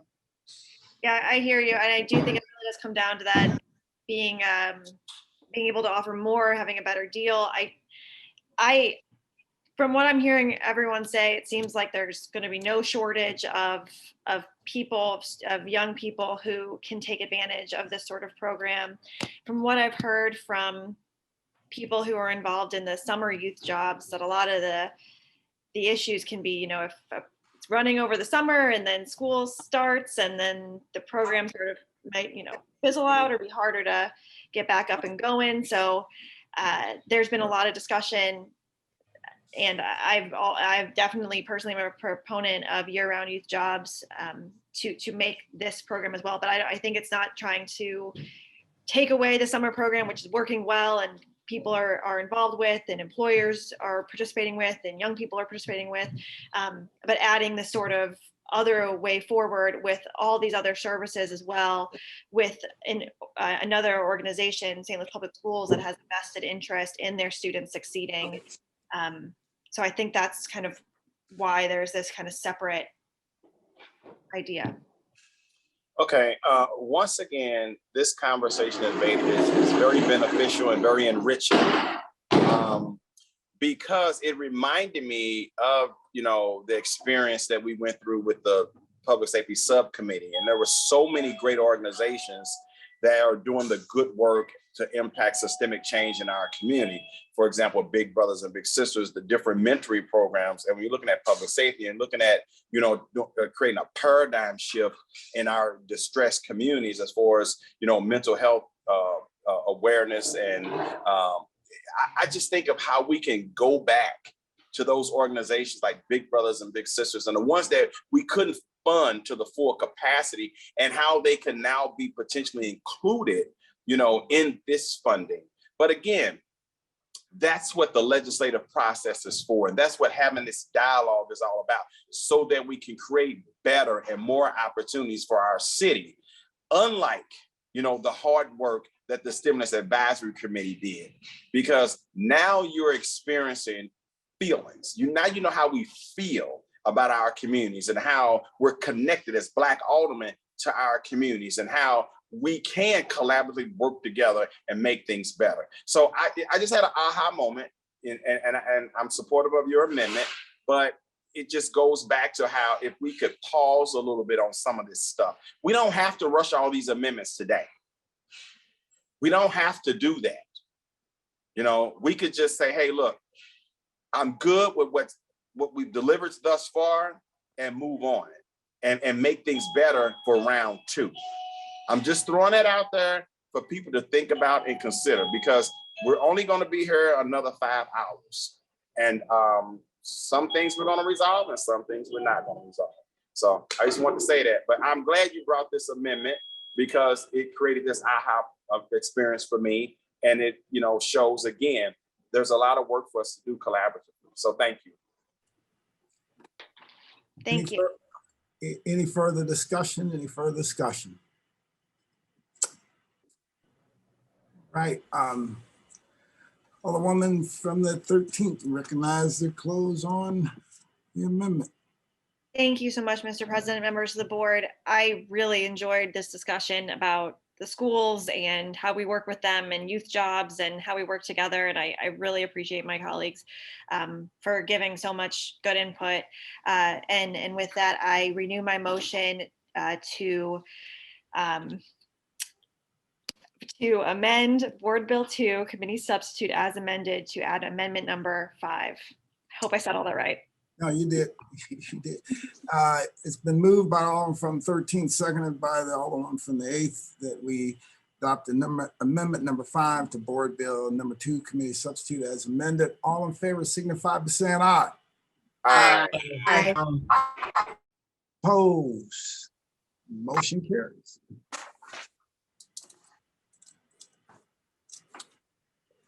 Next up, I know Alderman from the 26th had something. Alderman from 26, are you ready? Yes, I'm ready. Thank you, Mr. President, members of the board. I would like to introduce amendment number 4 to Board Bill 2, Committee Sub as amended. It should be in your drives. If anybody doesn't have it, let me know before I start. Okay. I'd like to make the motion, rather. Amendment number 4 has been moved by the Alderman from the 26th. Entertain a second on that motion. I'll second that. Seconded by the Alderman from the 23rd. And before we move on, Alderman from the 5th, you had exited for a second and your hand was down, which is why I went to the Alderman from the 26th. I didn't want to go to you if you weren't ready. With the length of things, people have had to jump in and out. So we'll go. I'll go to you. I'll go to you next if that's fine. Thank you so much, Mr. President. I make it my business to stay ready. All right, there you go. I'll come to you after we finish the amendment that Alderwoman from the 26th. Thank you. All right, welcome. Alderwoman from 26, please continue. Okay. So amendment number 4, I'm sure you probably heard a little bit about it. It's a little bit easier than some of the other ones we're dealing with. It's a incentive program for the COVID-19 vaccination incentive program through gift cards. I know we've seen it in other events where people are passing out, Cardinals tickets, other things of that nature. This one, I think, is a little more targeted. It's going to be Visa cards where our constituents can use them anywhere. And I have talked to the health director about this program, and he, our health director is amazing because since it will be administered through the health department, he wants to, again, as usual, couple it with education and building trust in our communities. But incentives do work. So that's why we are. All right, Alderman from 26, I just want to make sure that we get this correction in. Okay. It's amendment number 13, correct? I thought it was amendment number, I was told it was amendment number 4, but it did print out as amendment number 13. So let's go with amendment number 13. So, 13, okay. Yeah, you amend your motion to the amendment 13. Just make that statement. Okay, I would like to amend my motion that is amendment number 13. Okay, perfect. Now continue. Thanks, Alderman. So with that, I was just comparing it to some of the other incentive programs as well as the one that's just passed in St. Louis County. I know that we are working with a lot of these things as it relates to our health disparities regionally. So again, I talked to the health director about this. He is big, and we know he's big on building trust, but incentives will help get our constituents in the door so that we can educate them more and build up the trust between them as it relates to vaccination. I know a lot of us are fully vaccinated, but a lot of our constituents are not and still have a lot of questions and a lot of apprehension about it. So this is just a clean cut gift card program as an incentive coupled with education to build trust through the health department under the COVID-19 vaccination incentive program in this bill. And if anybody has any questions, I can try to answer them. Any discussion on amendment number 13? Any further discussion on amendment number 13? I thank you all for that. Alderman from the 15th, you have a discussion. Sorry, Mr. President, members of the board. I just have one question. Would the Alderwoman from the 26th yield? Alderman from 26, we yield to the Alderwoman from the 15th. Yes. Alderman from the 15th, please continue. The only question I have about this, I'm supportive of this. The SAB looked at this. It was one of the recommendations, and I think they ended up putting 500,000 in for in one line item. But the question I have is, it says to purchase prepaid Visa gift cards. Correct me if I'm wrong, but would this have to go out to bid for who would administer the gift cards, and would we know for sure that they are Visa? Could they end up being MasterCard, American Express, something that is not Visa? Yeah, I'm gonna be honest, I would have to get a correct answer for that. I'm actually the one that pushed for it to be Visa instead of some of the other things that they had proposed, because I didn't want it to be a specific store that maybe a constituent couldn't get to, or something that somebody's already getting this, something that they could use for. So I wanted it to be Visa where they could use it anywhere and definitely keep the money circulating locally in our city. So that is why I asked for it to be Visa, but I would have to clarify that answer for you as to if it would have to go out to bid. Okay, because I agree with that too. I think we don't want this going to a whole bunch of, big box stores or something like that. Like a cash card for somebody is the ideal situation. I just was not sure about putting specifically a credit card company in it when there are various credit card companies that administer these, and I think it would probably have to go out to bid. But that would be my only, I think, question about that. So thank you. That's all I have. Alderman from the 23rd. Just real quickly, would they get that card on the second shot when they're fully vaccinated, or is that on the first shot, just when they show up? So because we have the two different options, I'm not sure if they have clarified that. I think that falls under how the health department will administrate the program as a whole. But I don't want to say if it goes on the first or second, because some people might choose the Johnson & Johnson and some might choose the double shot. So we're just going to put it in the hands of the health department. Yes. That sounds good. Okay, thank you. All right, thank you. Alderman from the 6th. Thank you, Mr. President. Would the Alderwoman from the 26th yield for questions? Alderman from 26, we yield for, all right. Alderman from the 6th, please proceed. Thank you, Mr. President, and thank you for spending some time chatting with me, Alderwoman. I'm just curious if you could explain a little bit more in detail about how this program will work. I'm definitely intrigued by the idea of incentives for getting folks vaccinated. I had a meeting with Dr. Eccles in the administration in my role as chair of Health and Human Services within the first couple of weeks that the new mayor took office. And I was told by Dr. Eccles that he didn't think incentives worked. And so I'm just wondering what changed his mind. I cannot speak for him in saying that anything changed his mind, but I will say that I had a conversation over text, and he was part of an email thread with me. And like I said, he was big and is still big on building education and trust within our communities, but he was not totally against incentives as a whole. And seeing that, again, we are offering them in other forms here in our city already through the forms of Cardinal tickets, Amazon cards, all these other things that are working for their programs. And then it just passed when it had passed in St. Louis County, which again, we are working regionally together to try to deal with the health disparities and the apprehension of people getting vaccinated, coming up on this Delta virus uptick and everything that's going on.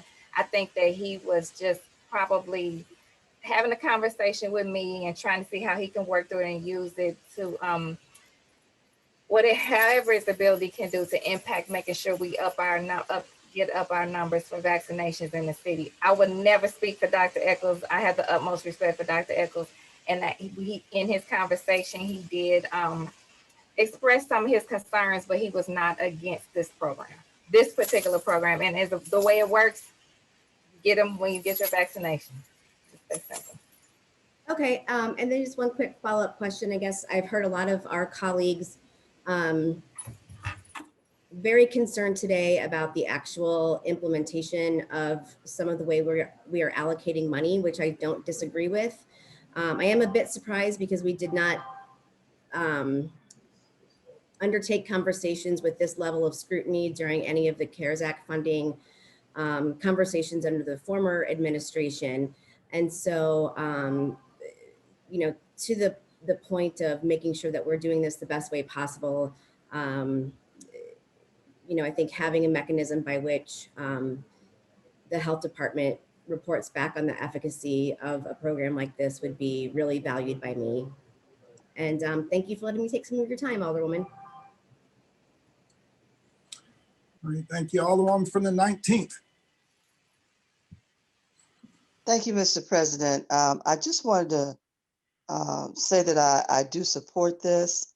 One of the things that I do know from all the various programs that I'm involved with as far as helping people and dealing with gift cards, we have a strong partner that's located here in the region, which is MasterCard, and they have been very supportive in initiatives like this, and in many times they will match whatever someone is proposing. So I'm sure that an RFP process should take place, and we should, in that RFP process, we should ask for assistance as far as matching and volunteers to help promote the program. All those things should be involved in this initiative. Thank you. All right, thank you, Alderwoman. Thank you. Alderwoman from the first. Mr. President, members of the board, following what the Alderwoman from the 19th said, I was going to make a offer of a friendly amendment to strike the word visa. And that way just say it's a gift card. Also, I will add though, that if we are doing incentives, we maybe don't want to get into the weeds of what people want to spend their incentive on, okay? If my mom gave me some extra money for something I did, I don't want her standing over me saying, but you can't buy this and you can't buy that. So even though you may not want it to be a box, big box store, that may be what they want and incentivizes them. And I do agree with the Alderman from the 19th that we should include MasterCard in which there will be a process. So if we could just do a friendly amendment and strike Visa, that would make me easier to support it because I do believe it has to go out to a bid. May I respond to that? Hold on for a second. Alderwoman from the first, would you like Alderwoman from 26 to yield? Yes, so she can respond. Alderwoman from 26 will yield to Alderwoman from the first. I agree, Alderwoman Tyus, but that was one of my biggest arguments. At first, there were stores named, gas stations, things of that nature. I didn't want a constituent that doesn't drive to be given a gas card. I didn't want a constituent that can't get out to Target to be given a Target card. And so that is why I really pushed for it to be Visa, now knowing that MasterCard would be a good option. I don't want to say I would strike the word Visa, but unless someone tells me exactly what word I can use, that would make sure that it would be a cash card that they can use anywhere, not at a specific store, not at a specific gas station or anything like that. So Visa, MasterCard. You just said the amendment, a cash card they can use at all stores. Okay. I'm sorry. So cash card would cover that. Wait a minute. Hold on. Okay. So you want something to make sure it's not Target. I'm not even being specific with names. I just don't want to give something to somebody that they can't use. So a cash card, our constituents that can't get to anything but the corner store, they can still use that there.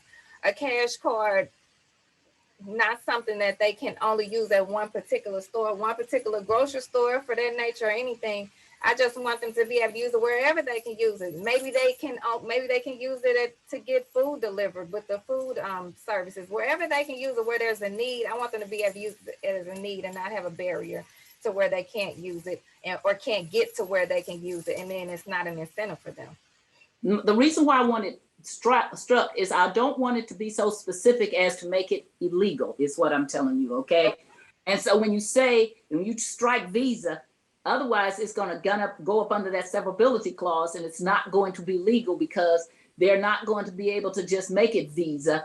And therefore, if we just say take that Visa out, which is pretty easy thing, and then we'll have to trust the process of when they put it out to bid, what comes up. We cannot over micromanage everything. I understand where you're going with that. And we can talk to the people who put it out to bid to say, look, can you look for something that is, something everyone can use or something like that. But it is going to be a bid process, and Visa is not going to necessarily be the people that get the contract to do it. And that's all I'm saying. The perfect wording may not be, except for, I don't know if it's going to be, who is going to do that? Is it the supply commissioner? I'm trying to figure out whoever's going to do it. We can find out and talk to them and tell them what you're trying to get at rather than to put it in the board bill and then take the chance that it be deemed illegal because of the term Visa. Right.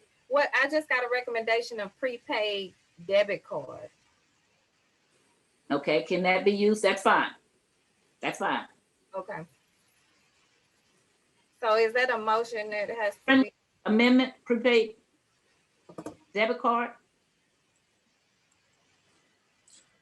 Alderwoman? Prepaid debit card? Would you take a strikeout Visa and put prepaid debit card? Yes. Mr. President, do you need to have? No, that's an easy enough one. We don't have to have it. Yeah, You can quote that one perfectly. So go ahead, do it. So I'd like to make amendment to her amendment that we strike out the word Visa and put in prepaid debit card. A friendly amendment. It's been moved by the Alderman from the first, seconded by the Alderman from the ninth. Any discussion? All in favor signify by saying aye. Aye. Aye. Opposed? Motion carries. Thank you, Alderwoman. Aye. Please, Madam Clerk, please make note of that amendment. Alderman from third. Thank you. Would the Alderwoman from the 26th please yield for questions? Yes. Alderman, we yield for question. Alderman from 13th, please proceed. Thank you. I am in favor of whatever we can do to get people vaccinated. The one concern I have about this is we're not buying them all up front and then giving them out so they're just sitting in a stack. I mean, if it doesn't work, I don't think we want to end up with, $1 million of prepaid debit cards sitting in a box somewhere. So I just want to make sure for my own, I don't know, peace of mind that that's not what's going to be happening. I fully respect and trust the leadership at the health department here in the city of St. Louis, so I don't think that we're going to have any kind of problem like that with it. I know in the county, with the similar legislation, they stated that if they had any left, it would go to the Health and Human Services. So there might be an option for this, but I honestly don't think that we were going to have any kind of, I wouldn't predict any kind of problem like that or any kind of misuse out of our health department. Yeah, not necessarily misuse, just that we would buy all the cards and then not give them all out. And then we just have, $500,000 sitting in prepaid debit cards somewhere. I hear you. Yeah. And yeah, well, I appreciate that. I think it's a good thing to incentivize people to get the vaccines. I hope people are kind of seeing a comparison here between doing this sort of work and cash incentives for people who are, or cash assistance for people who need it. I think it all kind of comes down to helping out people who need help, and what can we do as a city to do that. So I just want to point out that similarity. Thanks. I yield back. All right. Alderman from the third. Thank you, Mr. President. With the Alderwoman from the 26th, you have questions? Alderman from 26th, we yield to Alderman from the third. Sure. Alderman from the third, please proceed. Thank you. Just so I'm 1000% clear, we are incentivizing people to take the vaccination. Yes. Is there a particular vaccination we're incentivizing them to take? No, it's 3 different kinds, and no, it's not only, you don't only get it if you get one or the other. It's to incentivize them to come in and get vaccination, and again, coupled with our leadership in our city health department with education and the building of the trust and all kind of other things that we can do to help curb this in our city, curb the virus in our city. Got you. I would tell you this. I really appreciate your efforts in ensuring that our people are safe. We are supposedly one of the places that are being hit the hardest. And, it's definitely important for us to try to ensure when we have things like this that come across, for us to try to incentivize our people to get as protected as possible, whether it's a virus or, anything else that's going on out there in the world.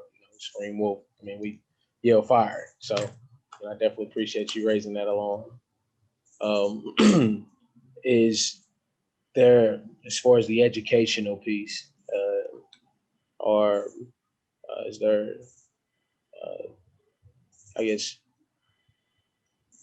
anything that goes along with us getting them vaccinated as far as them knowing about what it is that they're putting inside of them? I know you can specifically ask, but are we requiring any education to come along with it?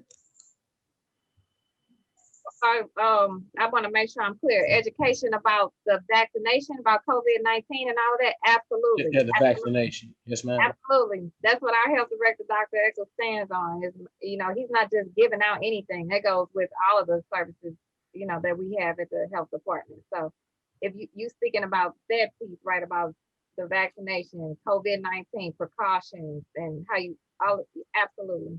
And Yes. he's making sure he's talking to them about what it is they're injected and all those things.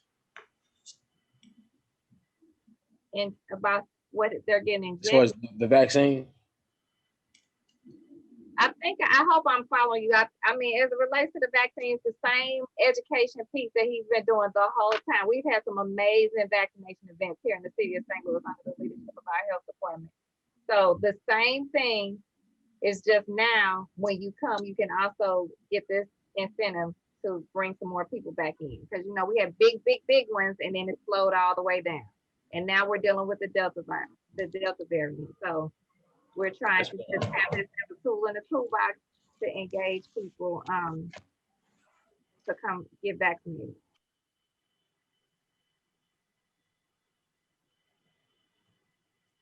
sorry about that. Yeah, once again, I appreciate it. Didn't know that this was being particularly presented by yourself. I know there's a lot of different amendments that are and will be presented today. So I just want to just speak and say there's nothing that I have to say against or for any particular amendment that is against or for a person. I believe that we all are out here trying to do what we need to do for our communities to ensure that people get the proper care out of the resources that we all can provide right now in this particular point in time in history. So I definitely appreciate your efforts. I know there are a lot of people that have died from COVID-19. It's a very, very real thing. And some people are taking it like it is not. So, you know, there's definitely folks that are championing in our communities to ensure that those who can be protected are. So just wanted to let you know I appreciate it and get some information out of just the educational piece. And I appreciate it. Alderman from the 26th. So, Mr. President, I just wanted to add here from my perspective, I've been very, very quiet here on the COVID-19 piece. There's a lot that has conspired over the last few months and over the last year. I do want to take this time because there's a lot of pressure being put on myself behind closed doors with different entities and folks that want to have vaccination drives and things like that here in the third ward. I am very supportive of people who are supportive of ensuring that their communities are protected. We all in life have different perspectives. I'm running around in neighborhoods with gunshots all the time, which other people can relate to and some folks can't, but we all have different perspectives on different ways to remediate that issue. I just want to say, as we get out here and incentivize things that are going on in respects to the coronavirus, most of us haven't spoke or had the chance to speak, or not had the chance, haven't really talked about the opposite side of that spectrum, because it is a little frightening to tell people how you feel in opposition to certain things, because it's, you know, it's real. My father had COVID. It's a real thing. People are dying, and we want people to take it very, very serious. But I also know how folks who have taken the vaccination and have gotten very, very ill and have found themselves in different positions that they may have not been in had they not taken it so early. So just as, you know, once again, my community, this is a certain time that we're embarking on. We haven't tried to incentivize or give out funding for it. But since this is coming up, I have to be myself. I have to be real in my spirit. And what I believe that everybody is working diligently to make sure that this situation is something that we do as a city to save as many lives as possible. But we all do have our opinion. So I myself, I appreciate my community. I've gotten folks vaccinated, but definitely have vaccination drives. But on the flip side of that, man, there's a lot of people that have seen so many different health defects from taking the vaccination. Some vaccinations take years to come up with. We got this thing in a matter of months. I've seen people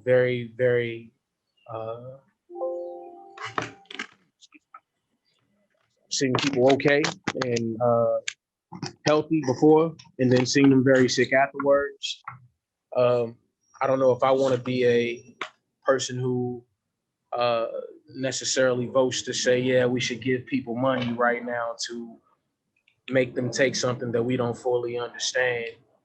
And that's just from my perspective. Just I have to put it on record from just me being who it is that I am and what I've read. I've taken the time to read the government documents on the patent for this thing. I sent it to a lot of different individuals. You know, you can believe what you would like to believe, but we've seen proof of some very, very nasty things happening. I'm in support of Alderwoman Hubbard and what it is that she'd like to bring to our community as far as what it is we've been waiting for, some type of something that we can hold on to say there's something that can save us as this continues and maybe gets worse. But I would have just said no, but I don't want to just say no without being able to articulate why I wouldn't be in support of this, because it's extremely important to know why I can't be in support and not just saying no. Everybody should have their own opinion, but I support Alderwoman Hubbard. She is very genuine in everything that she does and what it is she would like to do and bring to our community. But in some things, we all do have certain opinions. This is something that we've all been very close to. It's very near and dear to us. People have watched people die. I watched my father not remember my name for an entire week on his deathbed with COVID. So this is a very, very serious thing. So I will never, ever tell people as a whole what they shouldn't do. But I do have to when my community is in places like this where money is something we've been asking for some time. And there's a way where you can, help yourself, and you see your representative saying no to some things. I'll be remiss to not say why it is in this particular setting I wouldn't be able to support this legislation. I do believe there's a lot of things we need to read and a lot of things we need to learn. And folks need to really, really make informed decisions on this. And the incentivision can deter you from logically thinking about the long-term effects, because short-term, we need short-term relief. And, that's just the truth. So with that, I appreciate it and I yield the floor. Thank you very much, Alderwoman Hubbard. Thank you. All right, thank you. Alderwoman from the 17th.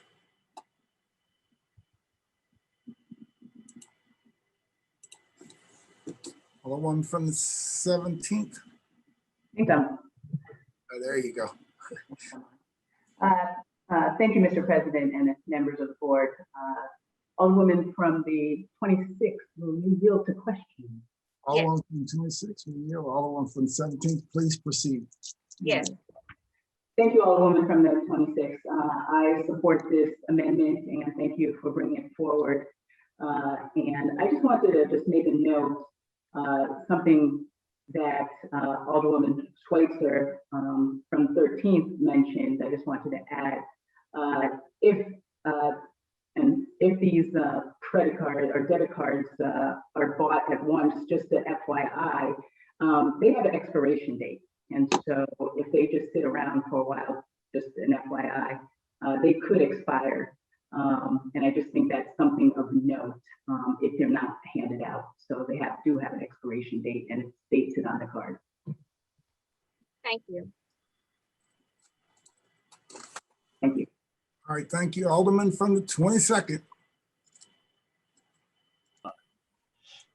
Thank you, Mr. President, members of the board. I just want to point something out that the Alderwoman from the 13th said. She wanted to bring some awareness and making a comparison to this in relationship to the direct assistance. I'm not sure if there's a direct comparison there, because these funds are to mitigate COVID-19.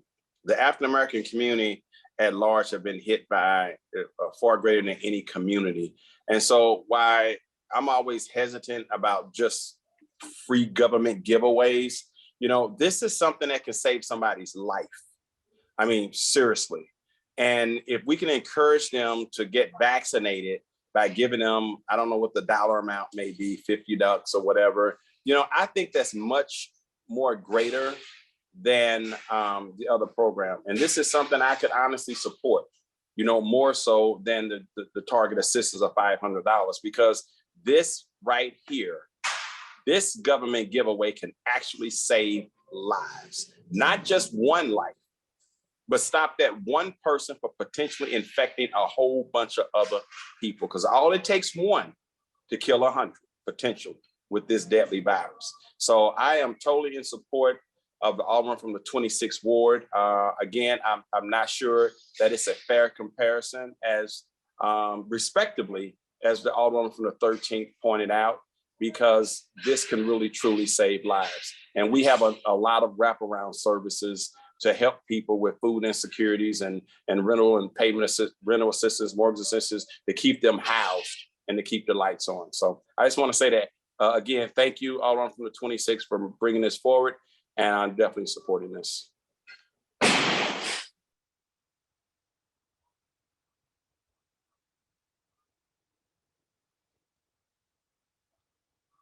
And that's all I have, Mr. President. Alderwoman from the 15th. Thank you, Alderman from the 22nd. Thank you, Mr. President, members of the board. I also want to thank Alderwoman from the 26th for bringing this forth. I think this is very important for our community and to increase vaccination rates, to incentivize vaccination rates. As many of you know, I contracted COVID in December, and I didn't get better. I was sick for a long time, and vaccines can not only keep somebody from getting COVID or keep somebody who does get COVID from getting very, very sick. They're also being found to help people like me who developed something called long COVID. For months after COVID, and I'm still dealing with this, I am in a category of people who now have something called long COVID, where we have symptoms that don't go away, that we have relapses, that, you know, quite frankly, I don't know if I will ever be physically back to the way that I was before I contracted this. But what I do know is getting that vaccine put me much closer to how I was before contracting COVID-19. And it has done that for a lot of folks. A lot of people who have had COVID, who are in that long haul category. When they get their first dose of the vaccine, they get very sick. And I was very sick for 5 days. I could not get out of bed after I got that first shot of the COVID vaccine. But slowly over the next 2 weeks, I got better and I got better and I got better. And over those next few weeks, I got to a point where I almost started to feel like myself again. And I really hope that as a body, we can be working to encourage vaccination, that we recognize that there are a lot of very legitimate reasons for vaccine hesitancy, and that we use our platforms that we have to break down some of the reasons for that hesitancy, because it can save lives. And it can impact the quality of life of people who have already contracted COVID and who are dealing with the long-term repercussions of it, the long-term impact of it. Because there are a lot of us out there that I have found who are still dealing with this months and months and months afterwards. And so I thank the Alderwoman for bringing this forth, not just as a preventative measure, but also as a way to help folks who have already contracted COVID, who may be dealing with long-term symptoms like I've been dealing with, because this is also a mechanism to help deal with some of those long-term symptoms and get some relief. So thank you for bringing this forward. I greatly appreciate it. And I hope as a body we can really work together to increase vaccination rates and decrease vaccination hesitancy within our city. Thank you, Alderwoman. Alderman, I think the Alderman from the 25th hasn't spoken yet on this issue. Alderman from the 25th. Thank you, Mr. President. I was just having a discussion actually with my colleague from the 26th ward and would like to offer a friendly amendment, just to ensure that we're targeting the right population here. Want to offer a friendly amendment to insert an effective date. So this incentive would be effective or starting on the date of passage of the bill and going forward, so that folks that have been previously vaccinated, we wouldn't be actively incentivizing folks going forward. And so want to make sure that we're targeting the right population for incentives. All right. So we don't want people to come back and try to just get the card and be vaccinated, and things of that nature. So thank you to my colleague on the 25th for bringing that point. Alderman from the 25th, would you like to offer up the amendment and say where that line would be in the bill? If you don't have it ready, we can come back to you. Yeah, you'll have to come back to me. I don't have it pulled up at the moment. Okay. All right. Sounds good. Thank you, Mr. President. You're welcome. Alderman from the 20th. Alderman from the 22nd.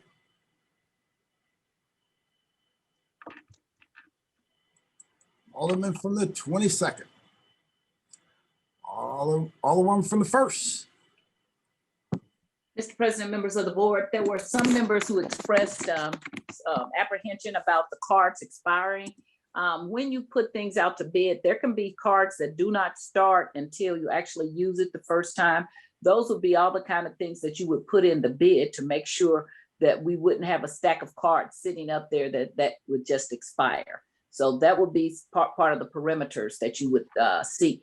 And there's also a way, if you contact these cards that people haven't used them, that you can turn those in and get new cards. So we will not be wasting federal or city monies. Thank you. Very good point. Thank you. Back to the Alderman from the 22nd.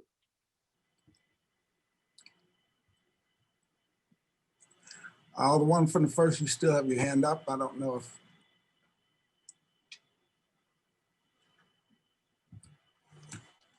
Any further discussion? Any further discussion?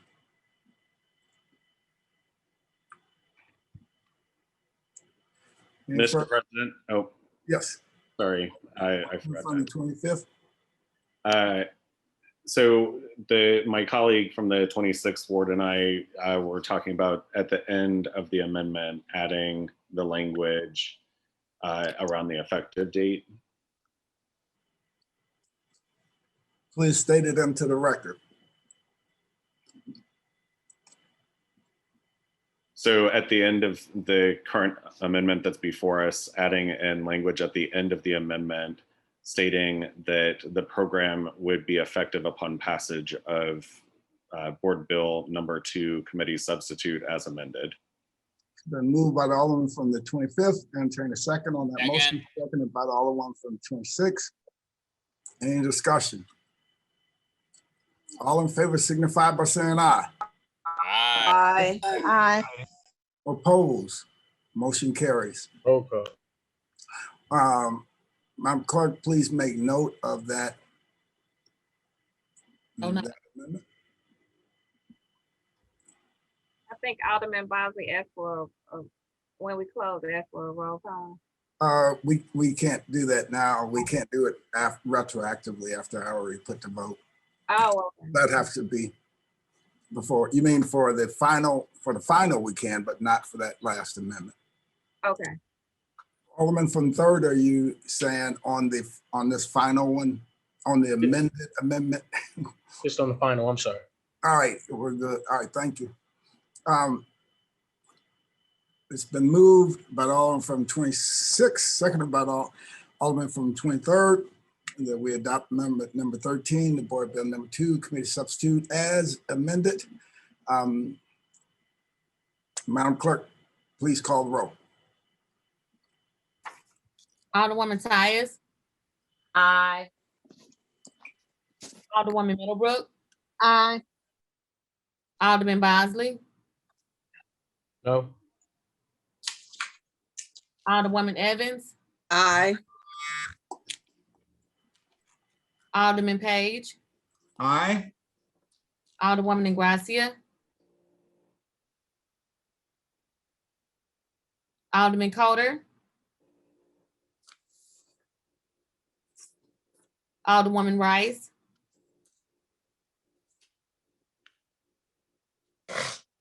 Alderman Gunther. Aye. Alderman Balmer. Aye. Alderwoman Martin.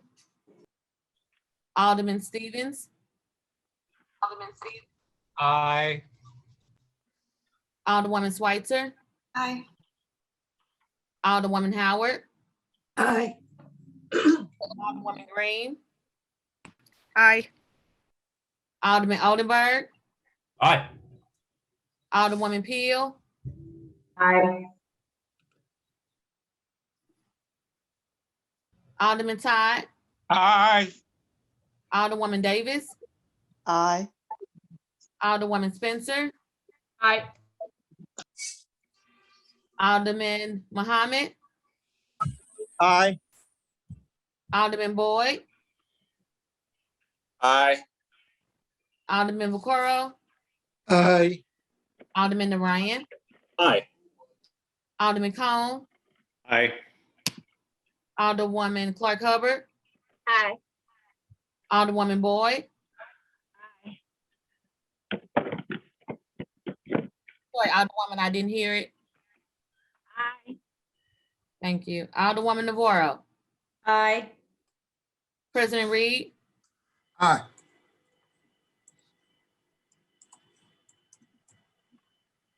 Alderwoman Ingracia. Aye. Alderman Coder. Alderwoman Rice. Aye. Can you hear me? Aye. Thank you. Alderwoman Martin. 26 aye votes and 1 voted no. Your vote, stay in the motion, Alderman from 26, and adopted amendment number 13. Alderman from the 5th. Thank you, Mr. President and members of the board. I'd like to introduce amendment number 9 that addresses senior services. All right. Amendment number 9. Make a motion, I'll second it. It's been moved. Alderman from the 5th, can you put that in the form of a motion? Yes, I'd be happy to. Mr. President, I seek favorable support and I move that we adopt amendment number 9, senior services. And again, I second that.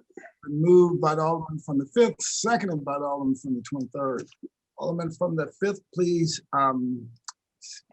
continue. If you will go through this entire amendment and read it into the record, that'd be good. Yes, I'd be happy to. Mr. President, members of the board, this amendment deals specifically with moving senior services and direct care. This is a technical adjustment or a technical fix only. It involves moving funding to the Department of Human Services and from the Community Development Administration. DHS, not CDA, has the capacity to administer direct support care workers and senior services. And attached to the overview, there is a section that gives all of the adjustments, the to and from, the language to be struck, the language to be substituted, and the numerical values that apply in the movement of these funds. With that quick overview, I would be happy to entertain questions or discussion. Alderwoman from the 20th, you recognize. Thank you, Mr. President. I rose my hand erroneously. Oh, okay. I was initially just kind of wanting a summary of it, of what, it appeared that we were moving forward without fully describing what was going on. So I was just looking for some. Oh, got it. Okay. I appreciate the clarification, Mr. President. That's all I have. Okay, not a problem. Alderman from the 22nd. Yes, thank you, Mr. President, members of the board. With the Alderman from the 5th yield for question, please. Alderman from the 5th, we yield the question to the Alderman from the 22nd. Gladly. Thank you, Alderman from the 5th. I just want to make sure I'm clear. It seems like it's pretty simple and benign what you're doing. But are we adding or subtracting anything? With all the paper and going back and forth on the computer, it gets a little confusing. So are we just taking tell me exactly how much money are we taking from CDA to put it to Health and Human Services, which I think is a great idea, by the way. Right. Well, it's essentially a net zero amendment. What's happening is that we're moving funding, and I will tell you the exact amounts. In section 3 of the board bill, we are moving 26,386,300. Let me get this right. $26,386,370 into the Department of Human Services, and that's in section 3, and in section 7. We are moving a total of $18,500,000 of coronavirus recovery funds into CDA. So the total amount of money going into Department of Human Services, and this is a total after all the adjustments, is $38,828,368.20, I might add. And then the total amount going into CDA is reduced, and that total is $18,500,000.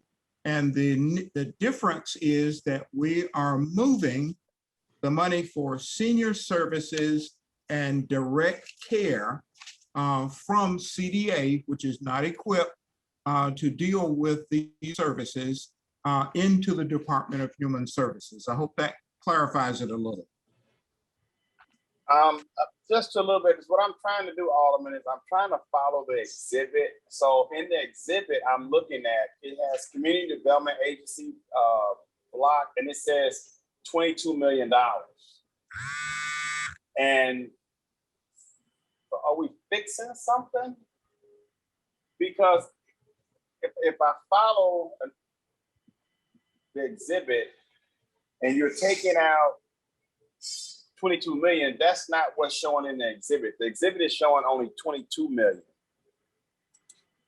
Now, what section of the exhibit? So I can Exhibit make 1. sure that I'm following CDA. you to the letter. Yeah, if you go to Exhibit 1, all the way at the tail end of the board bill, it has the breakout of the different departments, which is, allocated money. And CDA is being allocated only 22 million. Now, if you're at the last table in the package, okay, it shows $22 million being struck and a new total of 18.5. Is that what you're looking at? No, I was actually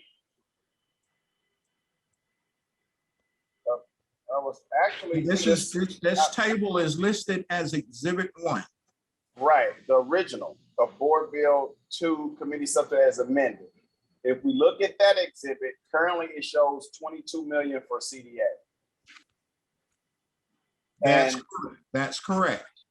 With the amendment, that amount gets reduced to 18.5. Okay, so we've taken out the rec support for community, that's what I'm missing. Okay, so you took that out of there. That reduced it to 8.5. Yeah, because the rest of it was already in. Okay, I'm with you. I got you. Okay. Thank you, Alderman. I hope that makes sense. I was trying to follow you table by table. I'm with you. I got it. Thank you, sir. Okay. Thank you. Alderwoman from the 14th.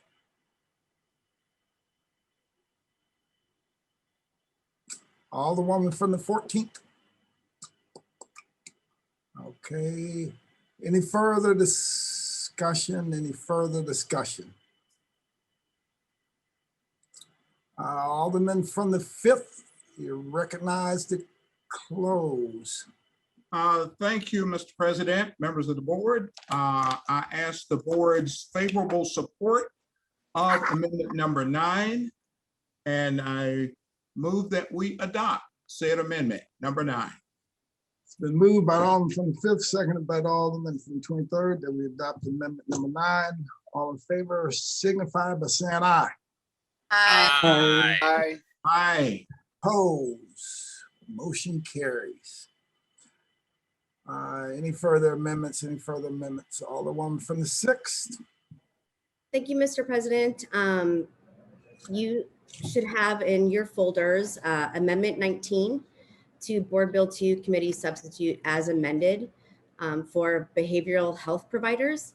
So I am looking to increase the amount of funding from $2,250,000 to $5 million for the COPS and Clinicians program. So we have been able to address a number of calls for service that typically get routed to the police in a very short time. So between February and July of this year, 323 callers have been diverted to the behavioral health response team since the start of this service. Out of those calls, 236 of them, or approximately 73%, have not been linked with behavioral health services at the time of the 911 call. And 59% of those calls were not requiring any police or EMS response. And so this increase of $2.5 million will allow the program to continue. It was funded 1 year under the former administration and increase the capacity to a 24-hour, 7-day-a-week program, and then allow for a mostly civilian response instead of having the police or EMS be involved when it's not necessary that they do. And I'm happy to take questions from colleagues on this. All right, thank you. Any further discussion? Alderman from the 22nd. Thank you, Mr. President of the board. Certainly, I'm trying to stretch us to midnight, but I would ask if the Alderman from the 6th would yield for questions. Alderman from the 6th will yield the question to the Alderman from the 22nd. Point of order real quick. I'm sorry. Please state your point of order. I'm sorry. I didn't hear the motion on the amendment and the second. For the amendment number 19, she has not, she was talking about it and never got around to making the motion. So is there a motion and a second before we discuss? No, there wasn't a motion and a second. She was, Okay, thank you. I have a note here because she was going on a long discussion and didn't get it. Alderman from the 6th. Thank you, Mr. President, for allowing me that discretion. It's been a long day. I move that we introduce Amendment 19 to Board Bill. Second. It's been, but the Alderman from the 9th didn't give you a chance to finish. It's Been moved by the Alderman from the 6th, seconded by Alderman from the 9th. Now we're back on track. No problem, Alderman. Alderman from the 6th will yield the question to the Alderman from the 22nd. I will. Alderman from the Thank you, Alderwoman. I'm definitely a proponent of cops and clinician program, but I was wondering, you know, when I think about it, I think about domestic calls oftentimes, and we're really struggling in my ward with prostitution. Matter of fact, this past Sunday, I experienced someone just watching her while I'm sitting on the porch with a cup of coffee. Obviously, she was strung out, and she's one of the local prostitutes, sex workers from my neighborhood. Would that program work with people like that, or are they basically just for more domestic calls? That's a great question, Alderman. Thank you so much for asking it. I think the increased funding will allow the breadth of calls for service that social workers are responding to be able to address situations like that. I mean, domestic calls sometimes end up needing the police, and calls for, I think, prostitution is a different realm of those calls. I think that we can all agree that even though prostitution might be of concern the way that it's currently operating, that if we have interventionists to interact with the population of folks who might need a call for service, that's not just the police department, that we can better address issues like that pop up. And I do have those similar issues to you in my ward as well. So basically what you're saying is we need a separate program to deal with that, and not necessarily the cops to clinicians program. I want to make sure I'm clear with what you said. Thank you for clarifying. No, I think that the cops and clinicians program can address it by, depending on the calls that come into 911, having appropriate folks who can respond to the situation. I mean, if it's a situation of violence and where someone's life is in danger, then we probably want the police to respond. But if it's, I don't want to say simple, because sex work is not simple. But if it's just a simple case of someone needing assistance that the police don't have to intervene, then we will have more of an ability to do this with increased funding. Okay, thank you, appreciate it. You're welcome. Thank you. Any further discussion? Alderwoman from the 6th, you're recognized. Mr. President, I'm sorry, my hand is raised. Oh, sorry. Sorry about that. Alderwoman from the 20th. Thank you, Mr. President, members of the board. You know, frankly speaking, it's hard for me to vote on this amendment, on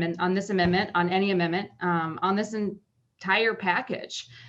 While there has certainly been a lot of work, and I want to thank my colleagues who were invited to be part of the planning process, who clearly put in some hours of work here. My colleague from the 9th mentioned that many of you have been on Zoom since 8. I know many of you have been, but many of us have not. The process has taken input. I believe taking input and informing people and aldermen based on political alignments, well, I just think it's wrong. So here we are 6 hours in, and many of us are just now learning about amendments, very large amendments, just now. Having never received answers to very simple questions that I myself asked last week, continue to ask today, you know, just now getting information from the administration 4 hours into a hearing, which is just frankly really unorganized and inappropriate and really disappointing. We have known about this funding for so many months now, and here we are at the 13th hour, you know, just trying to ram this through before the summer break. And many of us are just really uninformed about what's going on here.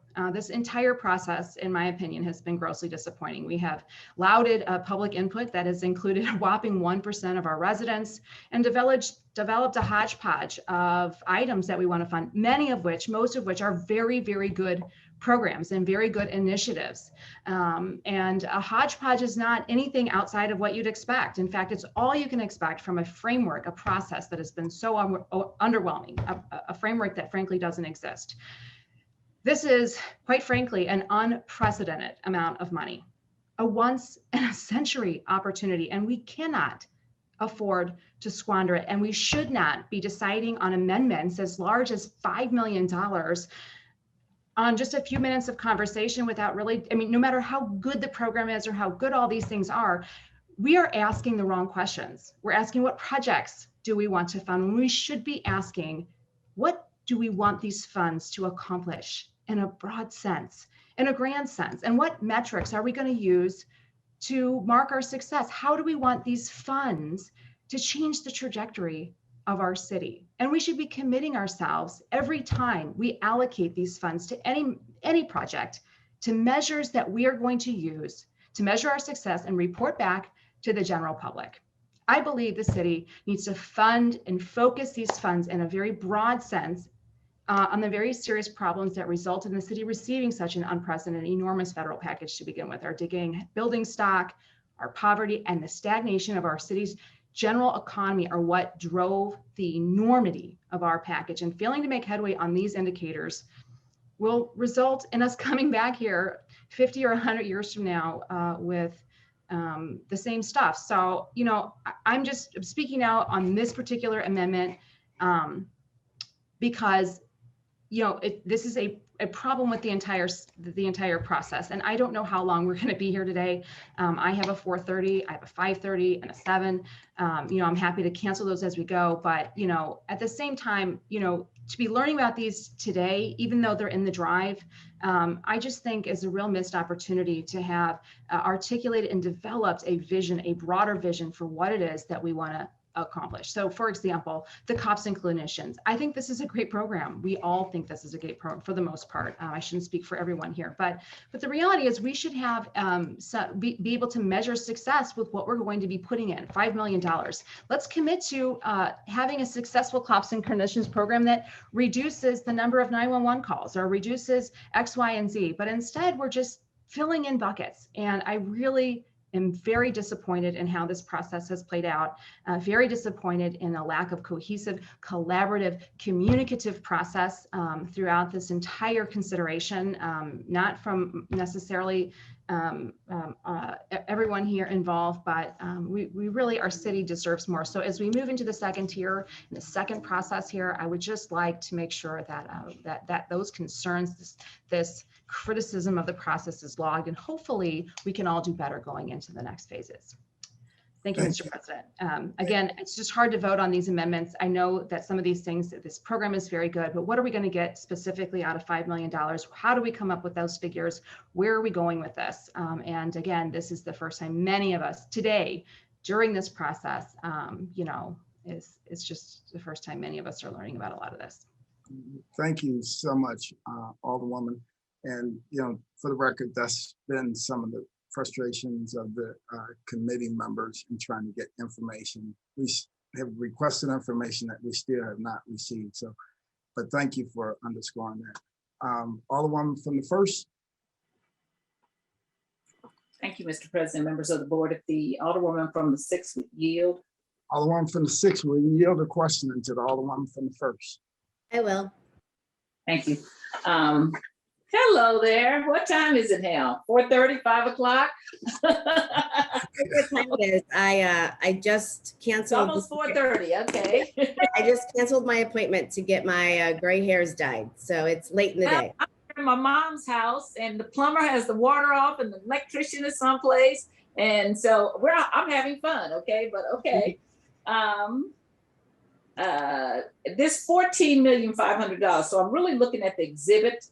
It says the Department of Health is scratched $2,250, $2,250,000, and it went to $5 million. So, and that says behavioral health providers. So is that specifically what that additional 2.25 is going to go to? Yes, yes. So the original allocation in the committee substitute as amended was 2.5 million. And I'm asking that we increase it by an additional 2.5 million. Okay, and then it says Department of Health goes from 3,250,000 to 14,500,000. So that includes that 250 and some other things, right? Is that correct? It does, yes. And so is this other amendments that we've done, or is this something entirely different? Do we know how much the Department of Health is getting totally with things that we're changing around? Or is that something we're gonna have to look at when we get to the end of this whole debate? I think we'll have to look at it at the end of the debate because I wasn't aware of all of the amendments that would be offered. And so, for example, the Alderwoman from the 26th just offered an amendment that we approved that also impacts the Department of Health. And so these are not, it's a complicated bill. These are not completely clean amendments. And I'm happy to entertain a friendly amendment or work on an amendment while we talk about something else to make sure that the total amount gets cut out, if that's something of importance to you. Well, I was just going, it is important to me because our bill is going to be incorrect. You are trying to total it, but if we don't total all the other things that affect the health department, then it's not going to be a correct bill. At some point, I think we're going to have to take a break. Something I'm, as a chair, I do sometimes, half an hour, 45 minutes, or whatever we need. We're gonna have to do some kind of break to add up all of this, unless we got somebody sitting on to the side adding all of these changes, because our bill is gonna be a mess. It's not gonna be anything that's comprehensive or even understandable. And so that's why I was wondering if this 14.5 was total, but it's just what you were doing, right? Is that correct? Yeah, thank you for bringing it to my attention. It's something I didn't consider, but see the value in making sure we have a clean copy of the bill to go to engrossment. I don't know if Alderman from the 7th is on any longer, but I'm sure he would appreciate receiving a bill that isn't confusing to the committee. As the former chair of rules, let me tell you, it makes a difference, okay? I knew you'd say that, yes, yes. So what do you envision this additional 10,000, 11, whatever amount, do you envision that the Department of Health will be doing with this additional thousands, tens of thousands of, I'm just gonna use 10,000 because at this point, I'm like, I can't figure out how much additional it's going to be. But let's just say 10 million more dollars. What are we gonna do with that? Okay, well, if it's helpful to you, it's an increase of 2.25 that's in the committee substitute as amended to $5 million to do further work with BHR, which is the Behavioral Response Team, to add additional diversion, to open up the program to be operating 24 hours a day, 7 days a week. That's not something we're doing right now. And to increase the civilian experts that are responding to calls for service. I will say with the initial $1.4 million that was allocated to the program, I'm pretty impressed with the results so far. They seem on track with other diversion 911 calls that I've seen happening in other cities. And so I think because of the efficacy that's been indicated in what we're doing so far, this program deserves some additional funding to make it more comprehensive. Oh, I'm a big fan of the police. They've shown they can't handle when there are problems other than having to shoot first and ask questions later. Okay, so when there's mental health involved, they've not done a good job across the United States. So I'm an advocate of that. I guess my further concern would be, so when we give all this money and we get this program going, what happens when we don't have this funds anymore? Then what happens? I think that's a great point. One of the allowed expenses under ARPA funding is to pilot programs to determine their efficacy and then allow the city at some point to determine whether or not it's something that we can move forward doing.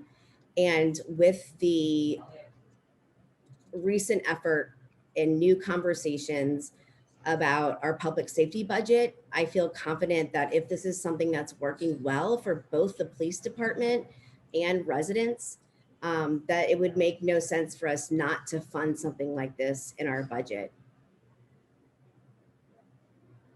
You said it would make sense for us to continue to fund something like this? I'm sorry, I didn't hear the last. Yes, to continue to fund programs like this. And regardless of what you think about the police, I think that the way that police are hired and trained right now, we're giving the police department an unfair job.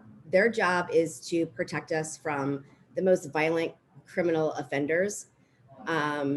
And I think even that can be done differently, but the number of calls, the percentage of calls that 911 and the police have to deal with every single day that don't really have to do with ordinance violations. I think they're very similar calls to what aldermen get sometimes. Like, I've been asked to remove a Pokestop in front of someone's house. I've been asked to make someone's neighbor's dog stop giving them a dirty look when they walked out the door. Like, there are people, there are social workers, there are mediators, there are folks who are trained to do this work without having police intervention. And I think this is a smart way to move forward in terms of continuing to determine how we can implement different structures instead of 911. Oh, so again, let me emphasize, I used to be a pro police person. Didn't believe the police could ever lie about things. Unfortunately, I became a public defender. My first 3 cases proved that they were not just making mistakes, but lying. But in these last 4 years under Captain Mueller and me being in the 5th district, I don't even believe that police exist, at least not for the 1st ward. Even though the police are right around the corner, we never see them. But every time I go to that central corridor, I can go to Subway there, I can go to Maryland and Euclid, there they sit. But under Captain Mueller, if I could go back and take that, I was the sponsor of the bill that gave the police the $6,000 raise, I would take it all back, because they do absolutely nothing in the 1st ward as it relates to the 5th district. And I would also like to say that we've been promised for years and years that we were gonna go back to splitting we were gonna split the 6th district up and make sure that we made that a smaller thing. And that first we talked about going back to 9, then we talked about at least going back to 7, so that we could have some community policing. And so that hasn't happened, and that was promised for 4 years under the prior administration. So I am not a happy camper with the police now, because we don't get any. So anything that takes anything out of their hand so that we could do something else is a great thing for me. You know, I do. And I think it's also a win-win situation, because they're just not trained to do mental health. And it is, I don't think it's unfair. I think it starts from the top when you teach people to shoot to kill. And my family is military, and they're not taught that way. I think that is a horrible, big mistake. And yes, we're holding the police accountable, but it should have started from the top, from the captains and from the white shirts who are doing this thing. So anything that gets that out of their hands and gives them some assistance, because I think they go into a mode of fight, and everything is adversarial. And sometimes a police call when I was growing up was help. It wasn't adversarial. And the police that I grew up with, they were officer friendly, and that's who you went to for help. And I think that some point over the time it's changed. So anything that would do this, that would clean it up and make sure that we're addressing that people have mental health issues, which they've always had, and we didn't always kill them the way we do it now.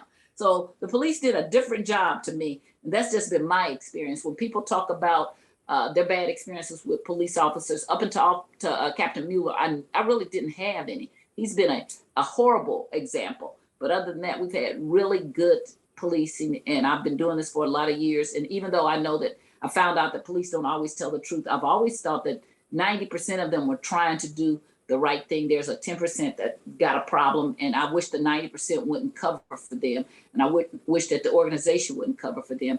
But addressing mental health, not only for the police, but we need to be doing that on a citywide and a nationwide basis, is that making mental health not be in the closet, for people not to be scared to say they have a problem, and for instead of us shooting people, because we actually had a police officer kill somebody up in the second ward that I think that guy had some mental problems. And I still remember that back in 2013 when I came here. That still haunts me. He had a knife and everybody in the neighborhood knew him. And I think we could have handled that entirely different. So that would be exactly the situation I would love to see us send health workers out and to deal with him in a compassionate way instead of him being just another fatality. That was unnecessary.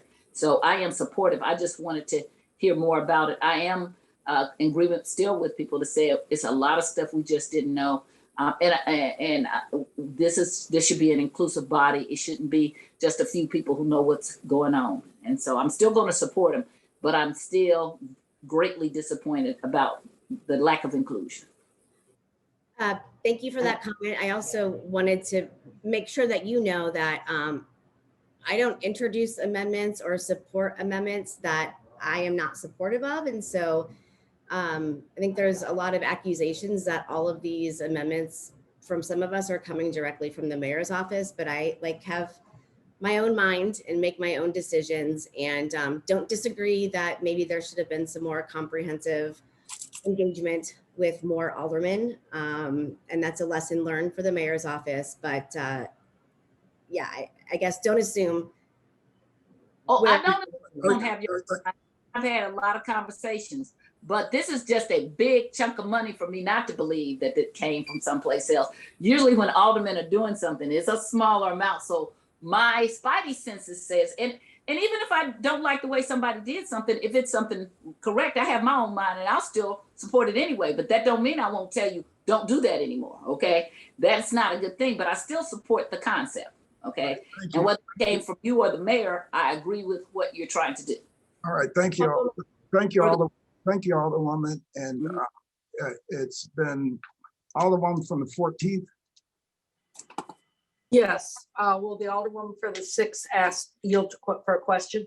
Alderwoman from the 6th will yield the question to the Alderwoman from the 14th. I will. This is sort of a nuts and bolts. Did you mean to double the amount that was allocated for behavioral health providers? Yes, I think if we want to increase the funding for it, that makes sense. But if we are going to increase the funding for it, so $1.4 million was allocated last year. So between February 2021 and this is a year's worth of funding. If we want to make this more comprehensive, make it 24 hours a day, 7 days a week, and not just a part-time project for the city, we need the funding to do that. And so this amendment will allow for that to happen.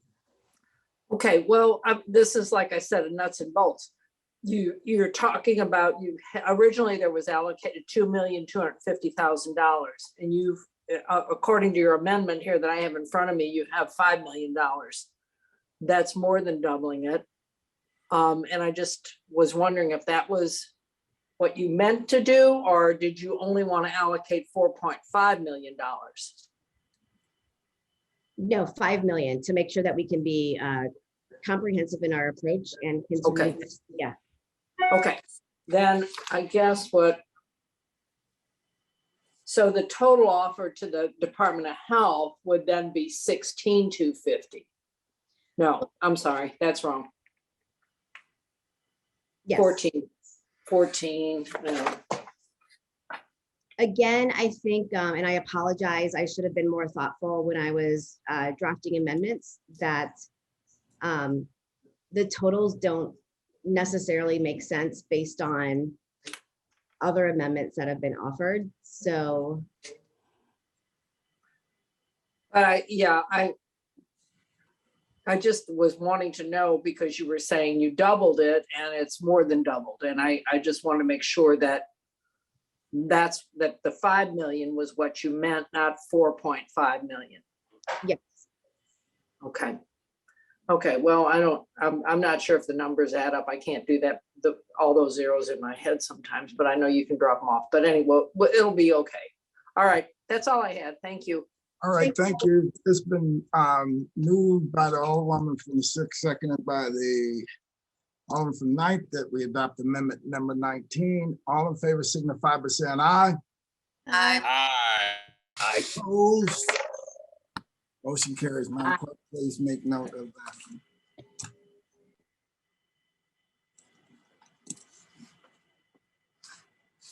that. Anything further? Anything further?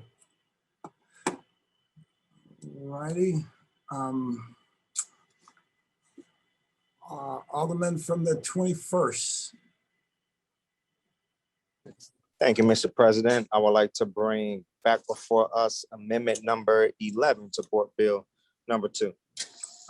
Please go ahead and make your motion to adopt amendment number 11 to Board Bill number 2, committee substitute as amended. Thank you, Mr. President. I make the motion to adopt amendment number 2 to Board Bill number 2, committee substitute. Second. Amendment number 11. Alderman from the 21st, amendment number 11. I'm sorry, amendment number 11, Mr. President. Yeah. Okay, it's been moved by Alderman from the 21st. Entertain a second. Second. Seconded by Alderwoman from the 8th. Alderman from the 21st, please proceed. Thank you, Mr. President. Amendment number 11 is the exact same amendment that we were debating, the exact same amendment we were debating earlier in a session about 3 hours ago. It clarifies the language for the targeted cash assistance program for residents in the city of St. Louis. I know we had a lot of debate on it. We reached a compromise and a agreement, and we are all on board. I believe it should be in the Google Drive, which I was told it was by the clerk. If there are any questions from members of the committee, I can take them, but this will be a great round for the city of St. Louis. And I want to thank you, Mr. President, for working on this amendment with me. And I thank the mayor's office as well for being open to negotiations and being willing to work with the Board of Aldermen as we deliberate on how to best serve the citizens of St. Louis. All right. You're welcome, Alderman. Alderwoman from the 13th. I think your hand was up first. Thank you so much. I have a question.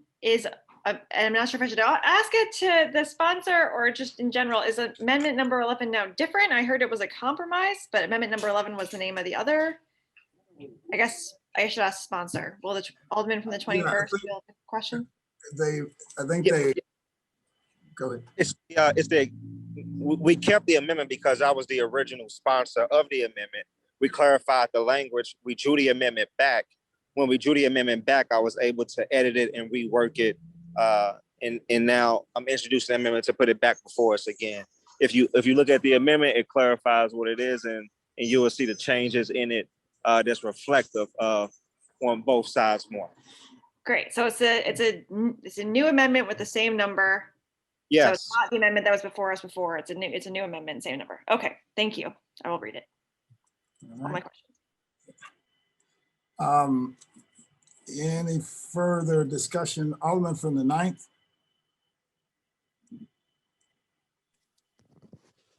Yeah, thank you, Mr. President. So I just wanted to stand in support of amendment number 11 to Board Bill 2, committee substitute, and thank the Alderman from the 21st. As I've been reading through it here, if you all remember 3 hours ago, our debate and a lot of the questions that were brought, it seems to include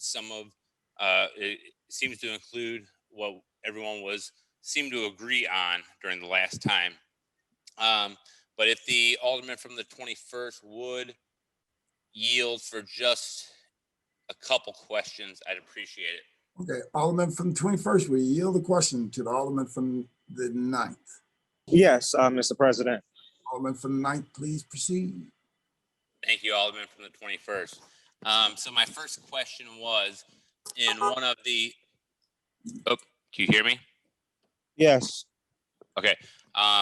In one of the earlier versions here in the charts, we had $5 million going to the office of the treasurer, But then we also there was an additional amount that was going towards the financial literacy part.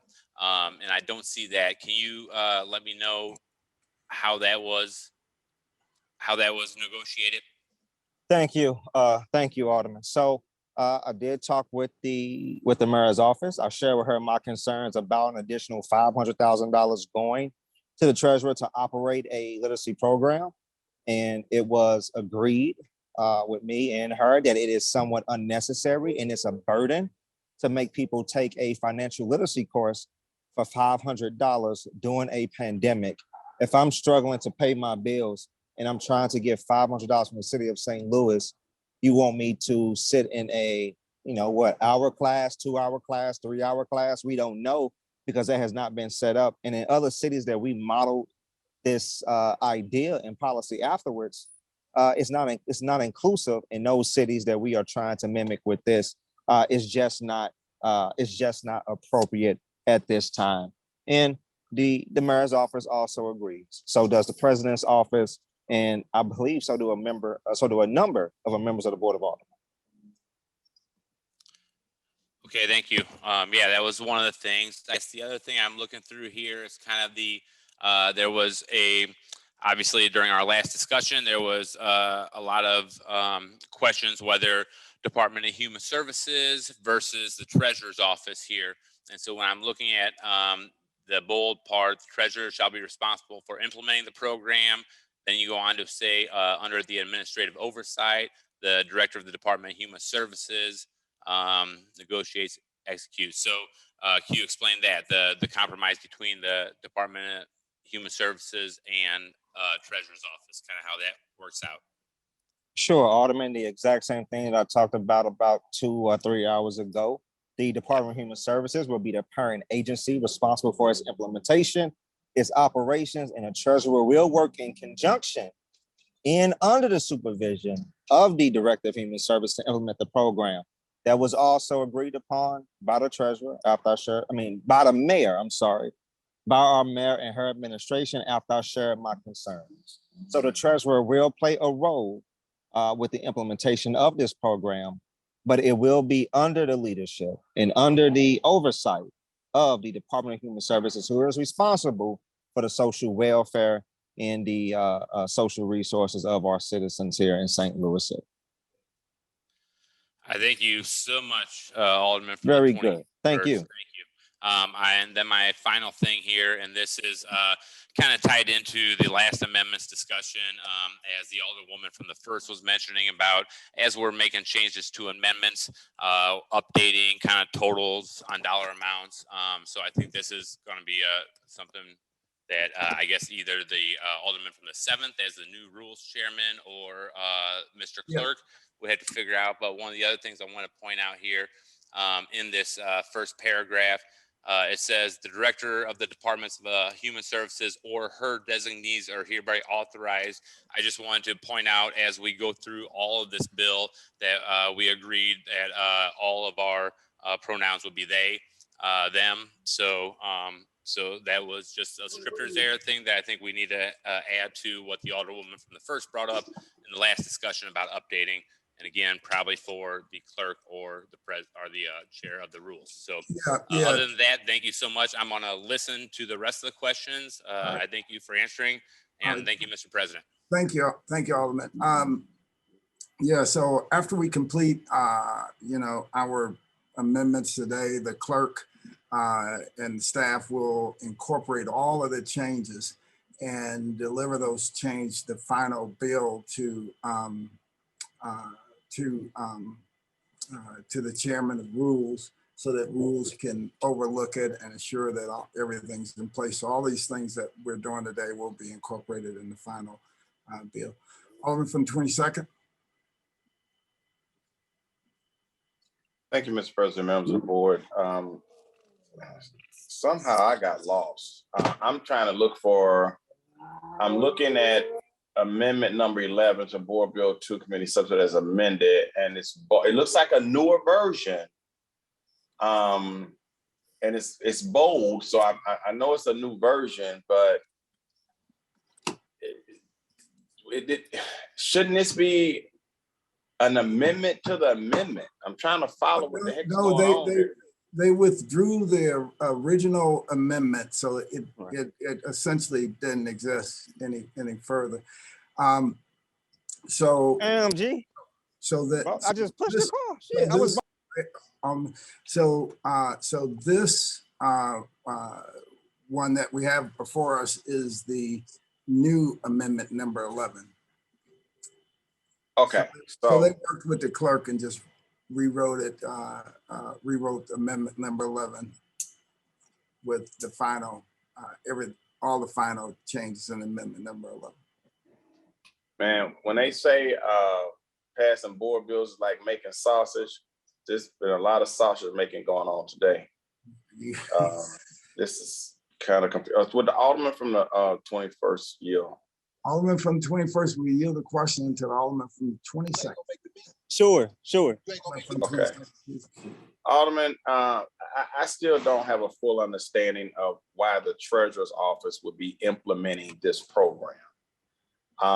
It says basically what this sounds like to me is the money is going to Health and Human Services and they're going to just subcontract out to the Treasurer's Office. So it's the same soup warmed over.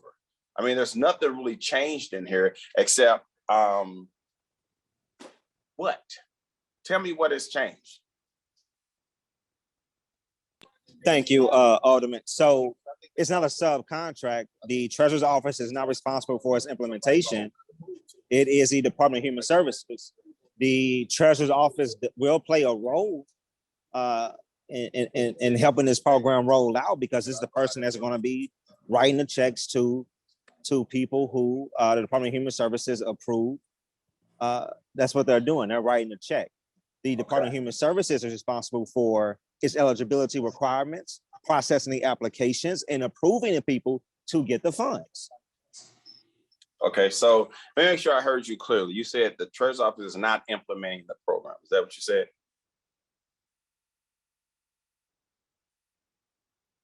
Alderman? Yes.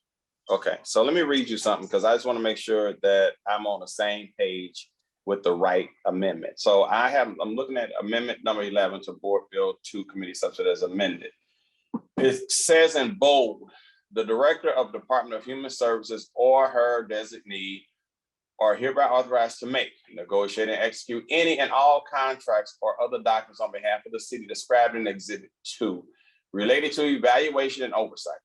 The Treasurer shall be responsible for implementing the program and dispersing payments according to the process set out in Exhibit 2 under the administrative oversight of the Director of Human Services. The Treasurer or her designee are hereby authorized to make, negotiate, execute any and all contracts or other documents on behalf of the city to expend such funds and to expend such funds on behalf of the city as approved by the Department of Human Services for the purpose described on Exhibit 2 and in accordance with the procedure described in Exhibit 2.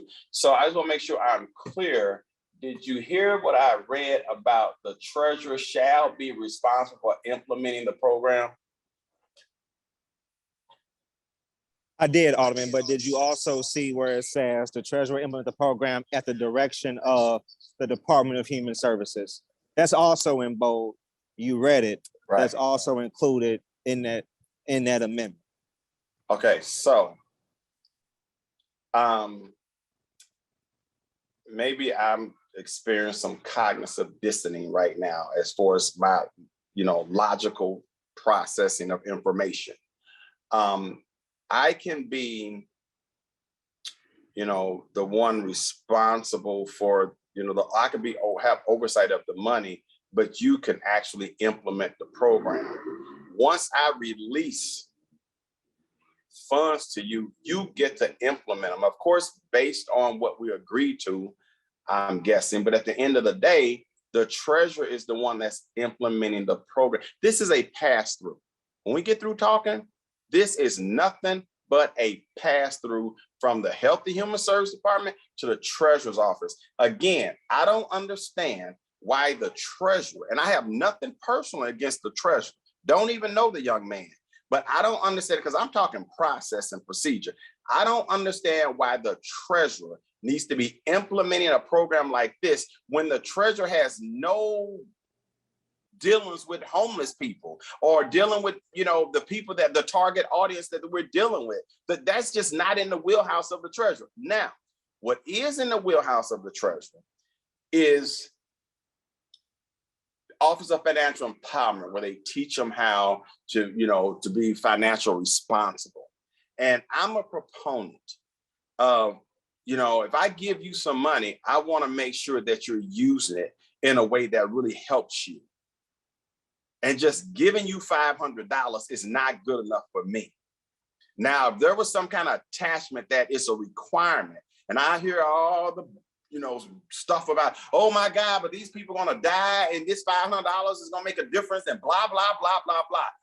You don't move me with all that hysteria. $500 is not gonna break people. It's just not. I'm not buying into that. We need to, we have no business approving this as it is. We need to take time to really talk about and walk through how these people are going to benefit. Otherwise, this is a cash giveaway. That's all it is. Let's call it what it is.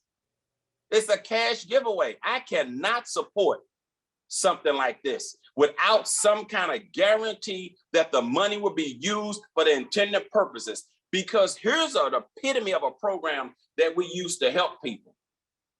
You're behind on your mortgage, you're behind on your rental assistance. Guess what? You could be $3,000 behind on your rent. I'm not making a check out to Brett Narayan. I'm not making a check out to Jeffrey Boyd. I'm making a check out to Sharon Tyus, owner of the property. That way we know as a government entity that we are ensuring that our dollars are going directly to support the individual that is in need. That is the best way. That is a better check and balance of what we're doing, even when it comes to utility assistance. We don't make the check out to Lewis Reed. We make the check out to Ameren UE. We make the check out to Spire. And I'm calling people's first name just for an example, not to disrespect their position, because y'all know where I stand on that. This is not right on so many levels. I don't know what kind of bonus somebody is going to get, what kind of heroic award you're going to get by shoving this through, pushing this through, but it's not right. It's not responsible on so many levels.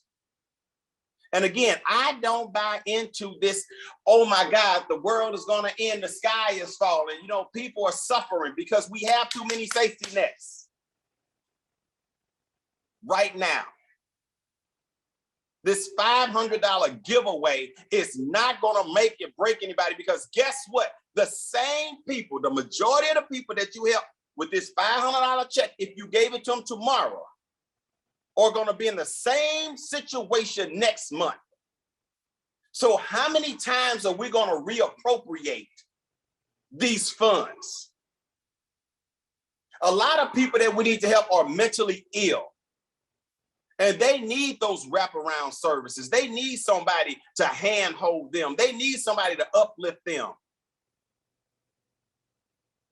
Giving this money away, if you just want to feel good, okay, great. It reminds me of, and I'm not gonna, I don't want to disrespect anybody, but what unnerves me in my neighborhood so often is we have white people that come in our neighborhood and help do cleanup projects from churches in Chesterfield and different places. And they come in our neighborhood and they feel, oh, I could check, I feel so good. I helped the people, I helped those poor people in that neighborhood. We made a difference. Oh, I could feel good about myself. Because I, as a white person of privilege, have come into this depressed neighborhood and I have helped these people with a cleanup project. And I can get a certificate to put on my wall.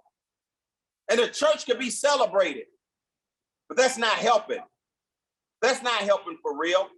When you come in this neighborhood on Martin Luther King Day, holiday, and clean up Martin Luther King, stay out of my neighborhood.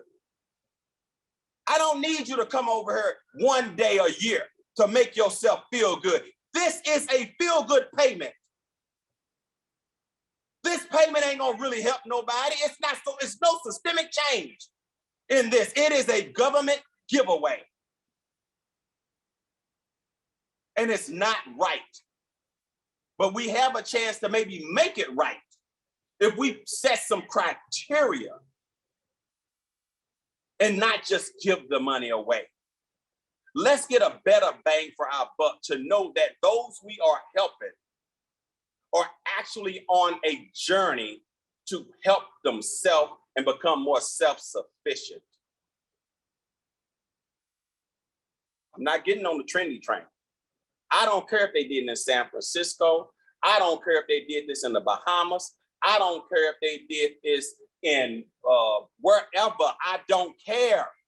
What I care about is the people in my neighborhood, the people in the city of St. Louis, that we're not enabling people, and that we're empowering people to be better citizens. We can do better than this.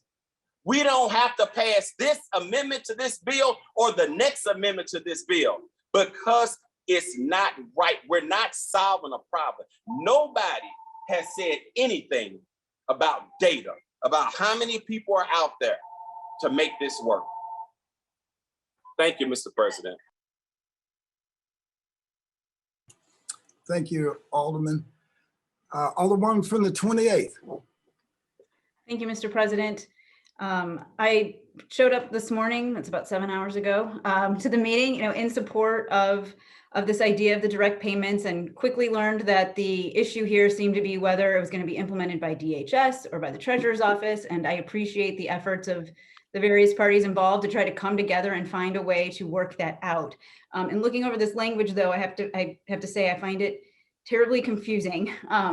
So I understand that, so DHS is going to approve the eligibility requirements, and it looks like they are in charge of evaluating the program. But then when we get to the Treasurer's Office, the Treasurer's Office is implementing it.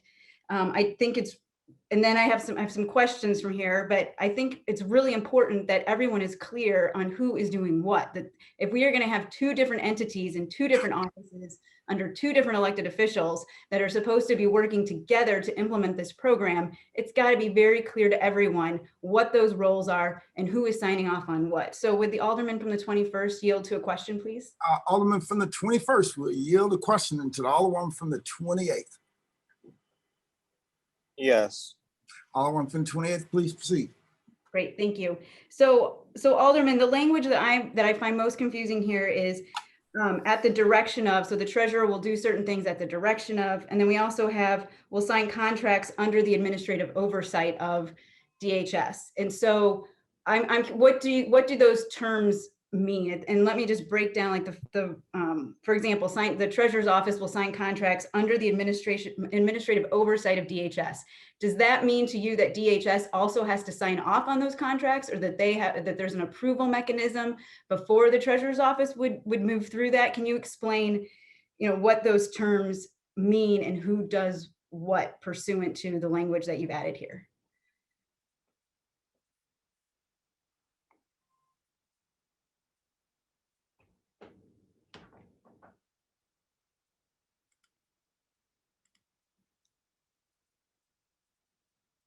And Alderman from the 21st.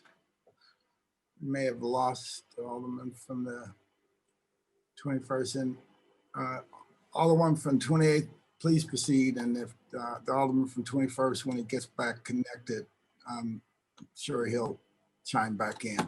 But sure. Yeah, so I would just like to leave it there, that I think we need to clean this up.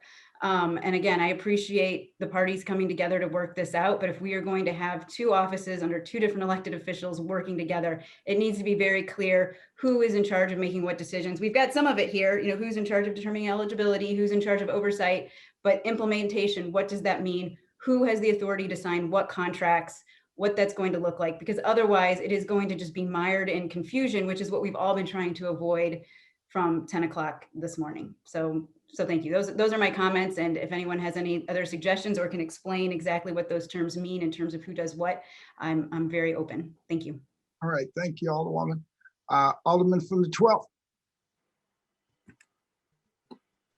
Thank you, Mr. President. I do want to preface this with I've been having connectivity issues, so let me know. Yeah, all of us. I will take down my video. Yeah. Yeah. Am I so good so I'm far? sorry, Oh, wait a minute. The Alderman from the 21st. I got kicked out. It sounds like you said he got kicked out. Alderman from the 21st. Alderman from the 12th, please continue. Alderman from the 21st is still, trying to get back in. At least we see his picture now. Hold on one second. Alderman from the 21st, you're back. I'm here. I'm here. All right, perfect. Sorry. I don't know if you caught the question from the Alderwoman from the 28th. No, I did not. Alderwoman from the 28th, would you like to repose your question to the Alderman from the 21st? Yes, I will. So I guess in summary, my specific question,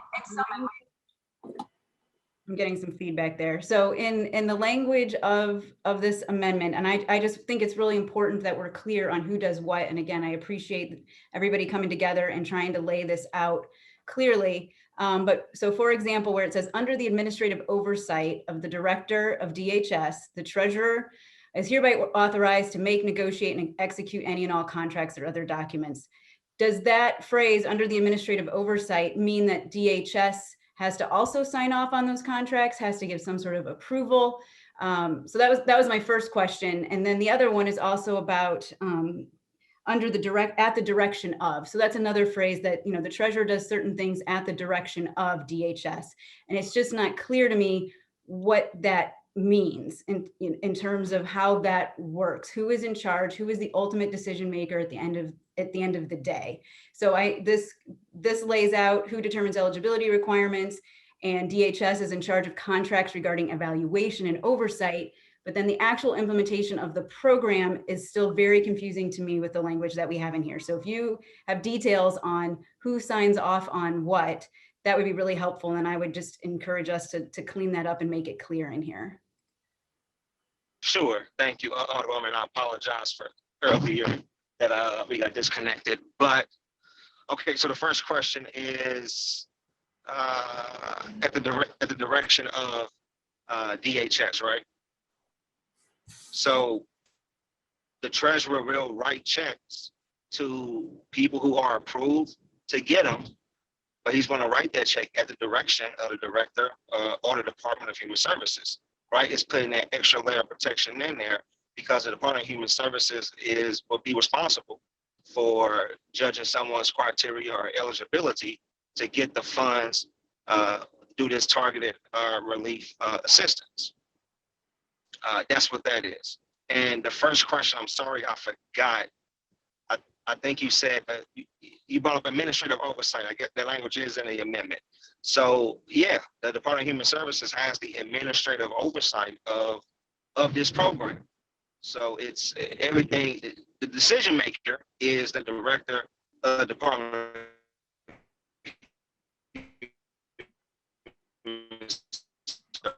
Alderman from the 21st, we missed that. That's what it comes down to. Hey, Alderman from the 21st, the point you said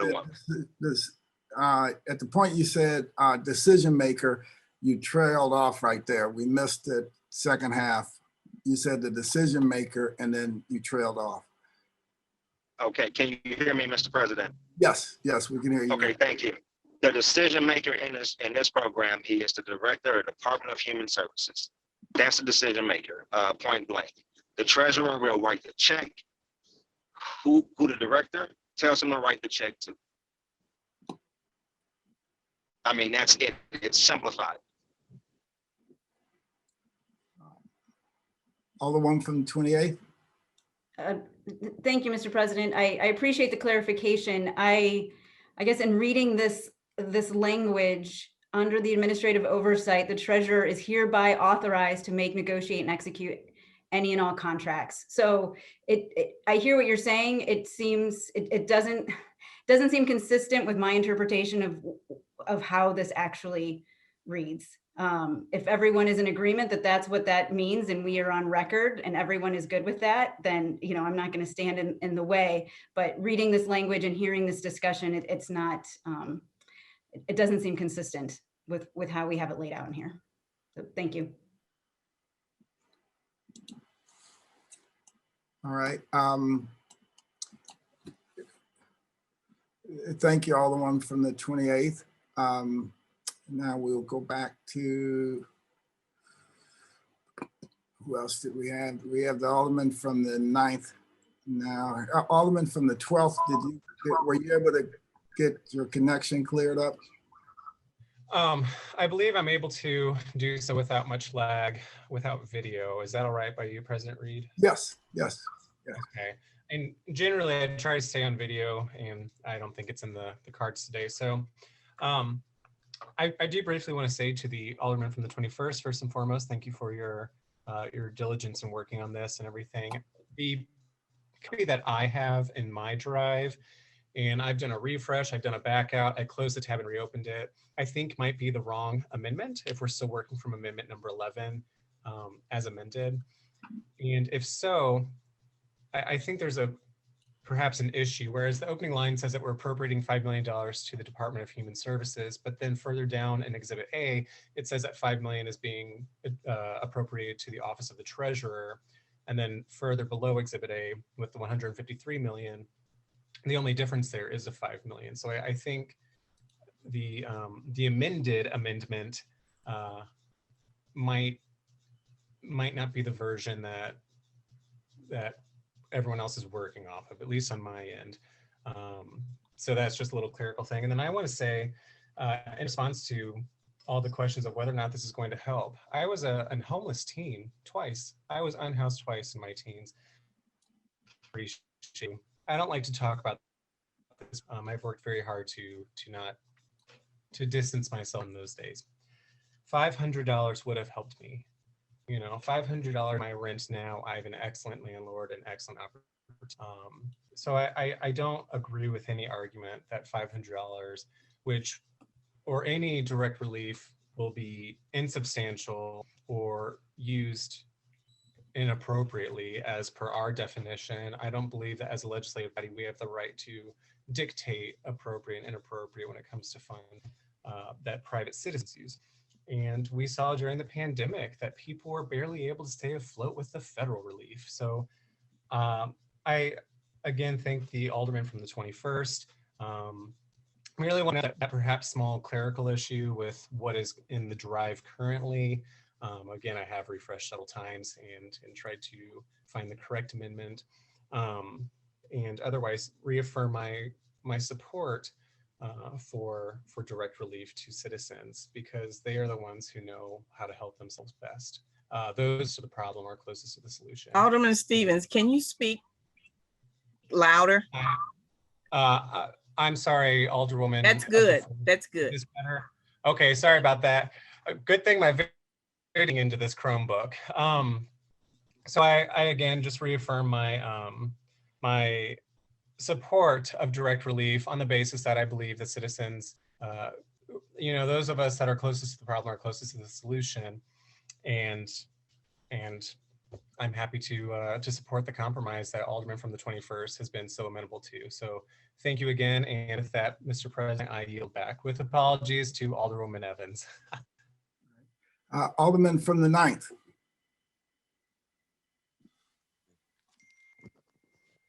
Thank you, Mr. President. Just to make sure here, because we're all having internet problems, can you hear me? Yes. Okay, thank you. So honestly, I was going to say what the Alderman from the 12th just said. I know that I came into this morning with working on amendment number 12, which was in the drive, to talk about the targeted cash assistance. I didn't know that the Alderman from the 21st was going to be introducing amendment 11.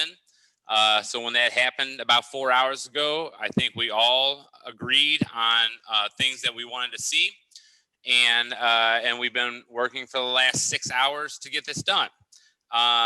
So I went from working on Amendment 12 to then working on Amendment 11 to then in our drive we have Amendment 17 and we have Amendment 18.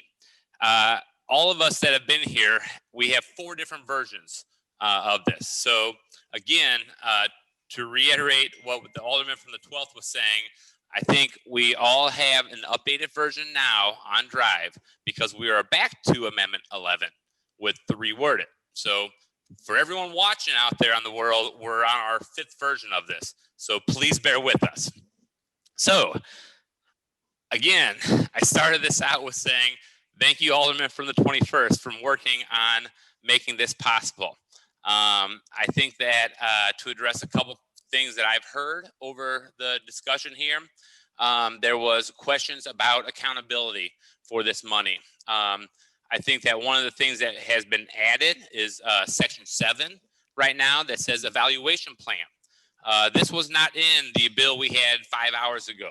And it says under Section 7, it says point A, the Department of Human Services will work with local universities and a technical assistance partner to study the impact of the program's effectiveness and program design and efforts to improve efficiency. So we're working on, and we have now a section in there that addresses the concerns about how will this be evaluated.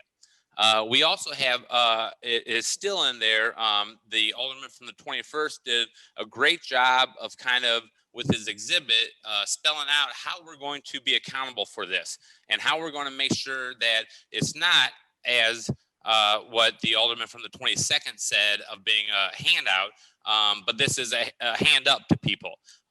We have listened to countless constituents from local clergy that has talked about how much this money can help the most needy in our communities. And if we don't do this now, we're looking at 2+ months before we can provide direct relief to the most needy in our community. And so part of this bill in here has how we are spelling out how the money will be applied for. We've addressed the issues of the Alderwoman from the 8th with the undocumented. We've addressed the issues that people have had about how we are going to allocate funds from going from 80% AMI to 60% AMI. So we have, within 6 hours here, we have made this a better amendment that I want to stand up again and say that I'm going to support this. I urge my colleagues to support this. We are providing money for financial literacy programs in here. I think that someone else could probably find it faster than me, but it talks about how we are going to, for anyone that gets this assistance, we're going to offer them the ability to have financial literacy classes. And this is what we want to do. We want to provide people a way to get a hand up in society. So again, thank you, Alderman from the 21st. I hope everyone has refreshed their drive to get the clean copy of what we're looking at, what we're debating, because we really had 5 versions that we've been looking at here for the last 6 hours. So I'll yield. I hope that everyone will support this. And thank you, Mr. President. Alderman from 3rd. Thank you, Mr. President. I just want to make sure I'm 100% clear on what we're doing now. There's a lot going on. All right, this is Amendment 11, and I just want to make sure, are we like striking out the empowerment piece? Are we keeping it? So it says that I can read it down there, but it says, I don't know if you can see me, but down here at the bottom, it says residents will be provided with financial empowerment materials prior to disbursement of funds and invited to participate in a financial empowerment course. So I know what everybody else's problem or issue seems to be coming back and forth from. Seems like it's the implementation piece. From what I read, looks like everybody got the same amount of power, and it's just gonna be like a struggle. I'm just saying, from what I see, it looks like these people have the same amount of power. There's no overseer. It's like, you look at me, I look at you. If we agree with it, then we agree. If not, then we'll be like back to the Board of Aldermen trying to figure out who can negotiate or, kind of mitigate this thing. But when you read it, I'm just saying that it's all down reading. I just want to point this out. And I want to put this out here. This is not against Alderman Muhammad. This is not against those individuals that are putting forth the 12th amendment there. This isn't against the mayor's office. Yeah, we out here trying to figure this thing out. It's like, do people need assistance or they don't? And that's what we're trying to ensure that we make the correct decision on today on how that assistance will take place. What's the best way to implement that process if it is going to go through? But, as we figure those things out, I do want to make sure we re-implement the government. And we've said this before, the federal government just gave out millions and millions and millions of dollars, more than this administration and the 500 little drop in the bucket that we're trying to give people. And I'm not saying that it's not a lot, but they gave out more over the last few months that we'd ever be able to give out. So when you look at statistically what that has done over the last few months, you look at analytically where people are, people still shooting each other. We're still killing each other. We got domestic disputes up to an all-time high. Homicides in every part of the country up. Think about this. We just gave out millions of dollars to people for getting sick or for not getting sick. All the issues and problems we're talking about getting rid of, people got a stimulus twice. I'm talking 3 or 4 times the 500 that we're giving out. And we still out here shooting each other like we never got that money. And that's not Black folks. That's everybody. I don't care if you're Black, white, Asian. You look at stuff that's going on in the Asian communities, they got problems. You look at what's going on in the Bosnian community, they got problems. Black community, problems. White community, problems. We all been locked up in the house with each other with people who we love but get on our nerves for months. This money is not about us just putting a Band-Aid for the time being. The government did that. That's what the whole little federal stimulus was about. Let me give you a Band-Aid for now. Our job as a city is to create something that has structure for the long-term viability of those individuals that we're protecting, those people we're trying to give some type of relief to. Now you go out here, you get $500 $5 million to a bunch of, and I'm not saying it like this, but it's gonna be what it is. You give it to a bunch of dope things, you give it to a bunch of people who are not accountable already to their own resources. Then we are government that's just as unaccountable as those individuals that we are trying to hold accountable. And it's not fair to expect people to do right with these funds if we're not giving them the resources they need to think differently about what these funds can do for them. We got relief right now for rental assistance. Many other people have said relief out there for your utilities. We got food out the wazoo. I give out food. I've been giving out food for an entire year plus. Never had crab legs. I got free crab legs. It's crazy. We have particular resources, and the federal government has allocated fundings for these particular needs that we knew that communities of color, minorities, individuals who are under-resourced would need during this pandemic. These relief funds are for relief, to relieve us and bring us some sustainability. Now, we're going to get out here and give some people some money. Once again, we need to give them something that they also can sustain themselves with. And there's nothing wrong with them having to go through a class that teaches them how to utilize a little bit of these funds. And that can help differentiate those individuals who are just going to walk up from Tent City from those individuals that's sitting in the house right now trying to figure out how to balance their checkbooks.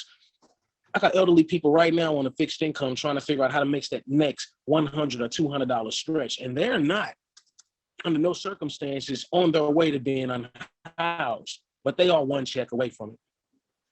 They are one bad financial decision from being in a place where they don't want to be. And I'm not saying this is the all else end else, but once again, the government has provided resources for us, and this is outside of this government. And when we look at where we analytically stand from those disbursements that were 3 times, 4 times, 5 times what we're trying to give out now, you ask these people that are out here right now, where has it put them in a long-term stability plan, some type of situation where they could see that it affected them 3 years down the line? If we had taught all these people about stocks during the time when the entire market crashed and we put $500,000 into some guru, who knows what that $2,000 would have done for people when they got their stimulus? There's plenty of people that turn thousands of dollars into thousands of dollars. The reason I keep saying that is because that educational piece is extremely important. No matter what we're educating folks on, it's individuals that are working hard every day to educate themselves on how to grab the resources that we're trying to give. They're going out there looking for grants. They're doing their due diligence just to try to figure out how to get some home loan applications. They are trying. And there's plenty of people out there that are just trying to suck the teeth. Folks out there that don't care how hard people are trying, they just want to get over. There needs to be some type of mechanism that differentiates those individuals that are really trying. I got 5,000 elderly people in my ward right now that can use $500 right today. And it has nothing to do with COVID. But you can easily say because of COVID, they couldn't get the extra dollars that they needed to go out and do whatever it is that they were doing to get this little thing fixed, to get a heater in the home. So with those particular things being said, it shouldn't be a choice on whether or not people earn something or learn something while they earn something from this pandemic. This hurt us all. And if one thing we should be doing is we should be learning. That's the most important thing. That's the only thing that's going to keep these generations now and a year from now alive, is learning about what happens with the vaccination, learning about what's happening with our financial situation. At some point in time, the monies that we get, we might have to pay interest back on. We don't know what the feds are going to do, but we know right now they're keeping those interest loans low. But we don't know when they're going to raise them. And if we're not paying attention to those things, we can find ourselves in a worse off position than we are right now individually, as we continue to go out here and point people towards these federal dollars, these federal grants, and these federal stimulants.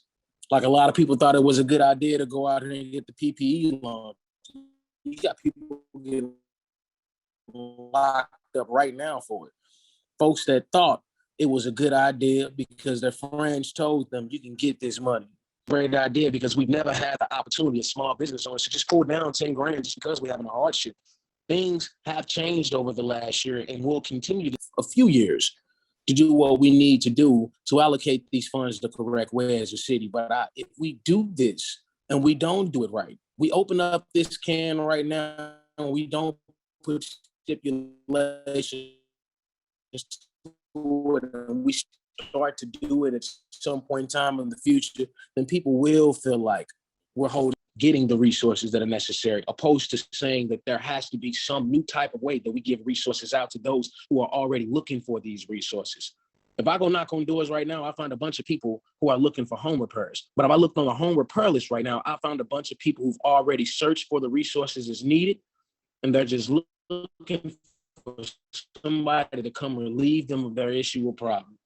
A lot of folks need help that are already searching for it. I say we figure out a way to give those people who are looking for it, give those people who are 1 step away or 2 or 3 steps away from becoming what is the ultimatum here. Our ultimatum is being homeless. The ultimatum is not being in a situation where you can provide the documents necessary to prove you're homeless. How's somebody gonna prove they're homeless? I could walk up right now today if I want to Aldermen bars and just be like, I don't have a house. I would think, if I haven't in the last year or 2 put any documents in place that gives me a permanent residence, people become homeless every day. I got homeless people in my ward right now who are on paper not homeless, that left. They still have to get their mail from somewhere. They're sending their EBT card. They're sending their identification, Social Security cards to a vacant house that on paper isn't vacant yet, because nobody has reapplied for an occupancy in that particular place. So I'm just saying that things are a little bit different. Not every situation is, the same. And I'm not saying that everyone is going to apply to that. But what I am saying is there are a lot of people who are trying to help themselves. And I think it'd be worth our while to maybe try something different than what the federal government has already done. They've helped us. Not like they could have. We had a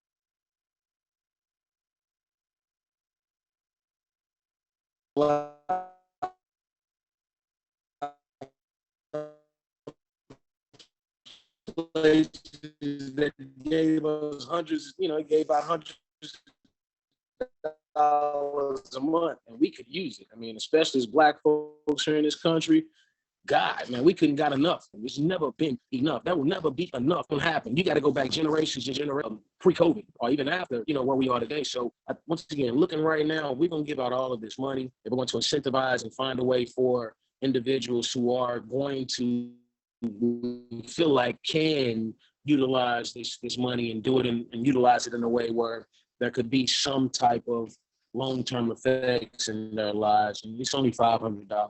It's not like it's $1 million. From not being able to have a job next week, it could do amazing things. And for us being able to say we help those individuals who are out here riding around with 10 tags, 4 and 5 years,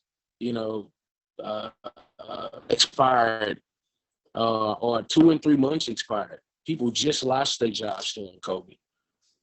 Those things will prevent some future actions for us that easily our public safety department will have to take when we get to a point where things get normalized and we say we got to start pulling people over for bad tags or doing different things that outside of COVID that we normally have to get back in the functions of doing. I just want us to be utilizing funds in a way with a long-term educational. I want to be saying we want this to be for the population of people who have historically been left out. The biggest thing we've been left out of is being educated, man. My folks don't get educated about credit early on. We don't have thousands of dollars to put into finances and things. But with this COVID fund, who knows what can be implemented if we just start a very small process off of earning while you money. So just want to throw it out there. I appreciate everybody. There is no right or wrong to this. I just know I'm not arguing with Alderman Muhammad or anybody else. We all are voicing our opinions and what we think could help move folks along in our communities who you are saying needs this dollar. So I want the progressives to remember too, the communities you're talking about are ours. And even if you see us going back and forth amongst each other, that doesn't mean that we're not in agreements that folks need this money. We just may be in not alignment necessarily right now on the way it should be handed out. Thank you. Thank you, Alderman. Alderwoman from the 19th. Thank you, Mr. President and members of the board. I've just been listening to everyone. And when you make something more complicated than it needs to be, it makes it more difficult for you to serve people. And a comment was made probably about 4 or 5 hours ago that no one saw it be so difficult when we were issuing the money previously under COVID. And the reason why it wasn't was because there was a lot of communication. We also kept everything in alignment with the departments that should be providing services. Okay, say it. So that is the Department of Human Services, the Department of Health, and on rare occasions, there was a little bit going to Department of Public Safety. Yes, you could give out the money, $250 to $500, but I'm telling you, when people are already stressed and you make it difficult for them, I've experienced this. I have watched it. I have seen it.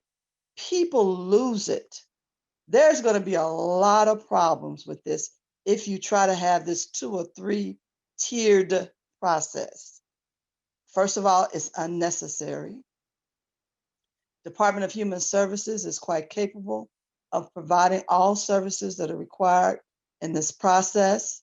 They could even have the card process. So they could continue it, not just the incentive card, but they could also have a card that is a $250 or $500 or whatever it is that you finally decide on. That could all be the same process. It does not make any sense to be issuing a bunch of checks out of an entirely different department, which most people don't talk about. That's a state department. That is a state government department, and one that is not familiar with and/or has the experience to provide services, client services, to a mass number of people. We need to think about that.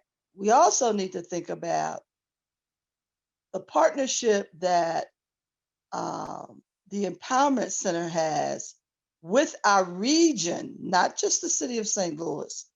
They have been extremely proactive in being available all over, providing education services, financial literacy, all of that. And I say that they should continue doing that. But I don't think it should be marred and put into a complicated situation of trying to educate 10,000 people who have no finances to think about right now, because they're not in a financial situation to deal with a budget effectively. So that, to me, is putting more of a burden on people. We also know that the incentives that are already talked about, everybody's been talking about rent, mortgage, utilities, and food. But remember, you said you can pay your sewer bill, your water bill, taxes, property taxes, all kinds of things that you can get help with.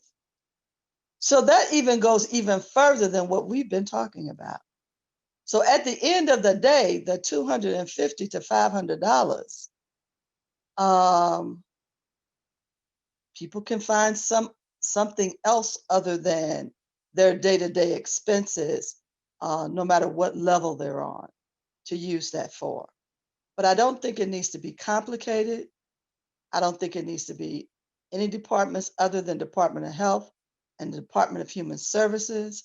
They already have partners that they work with who are very capable of making sure that if you're going to try to find eligibility for 10,000 people,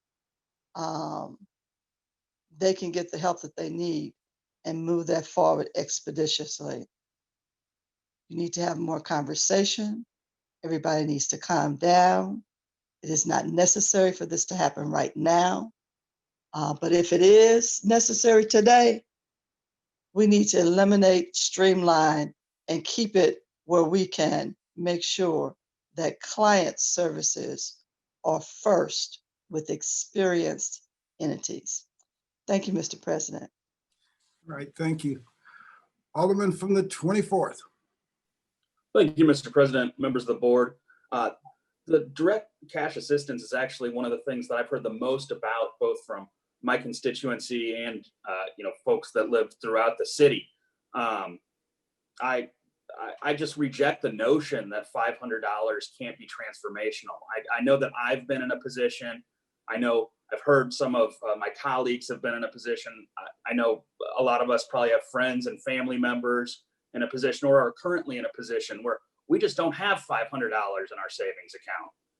There's a lot of people, both in the city, the country as a whole, that they don't have those funds right now. And so this $500, although it might not seem like a lot of money to many of us, that it would fix a flat tire to get you back to work, or license your car so that you don't end up in kind of the cyclical municipal courts that we've heard so much about. It's back to school money for kids. It's Christmas existing for some families. Like I said in committee, there's a lot of folks in St. Louis that can't wait for months for us to get it right. They can't wait for folks in DC to quit bickering to get it right. They can't wait for folks in Jefferson City to get it right. But we can get this right here today in this room. And I think that we should, if we can give direct assistance to folks, I think that we should. And with that, I'll yield. All right, thank you, Alderman. Alderwoman from the 8th. Thank you, Mr. President. Would the Alderman from the 21st yield for a question? Alderman from 21st will yield for questioning to the Alderwoman from the 8th. Yes. Alderwoman from the 8th, please proceed. Great, thank you, Alderman. I wanted to clarify I think there might be a simple fix for the very beginning of your amendment. If you would be amenable to a friendly amendment because right now it's the sentence number 1 of your amendment says that the $5 million would be appropriated to the Department of Human Services, but then in the boxes clarifying exhibit number 1, it says the Office of the Treasurer. Would you be amenable to editing that first sentence so that we get this to just say the Treasurer's Office? I'm open to amending to say the Department of Human Services. So it was a clerical error. We was moving fast to get it through, to get to our Google Drive. So it should say Department of Human Services, not the Treasurer. So which part then? So you're saying the Office of the Department of Human Services is supposed to be what's in the box below? Yes. Okay. So it was my understanding that the compromise reached was that the money was in the Office of the Treasurer with some further monies for financial empowerment. Was that not your understanding of the compromise? After my conversation with the mayor's staff, it was concluded that the additional monies allotted to the Office of Financial Empowerment were not congruent and was not necessary. Okay. I guess I'm still in a position where I'm confused. I'm also confused by this amendment. So as the person who seconded, I'm also confused here. I do think this is an important thing to get done and get right. Even in the federal guidelines for the ARPA funds, they line out cash assistance as one of the eligible uses for this funding.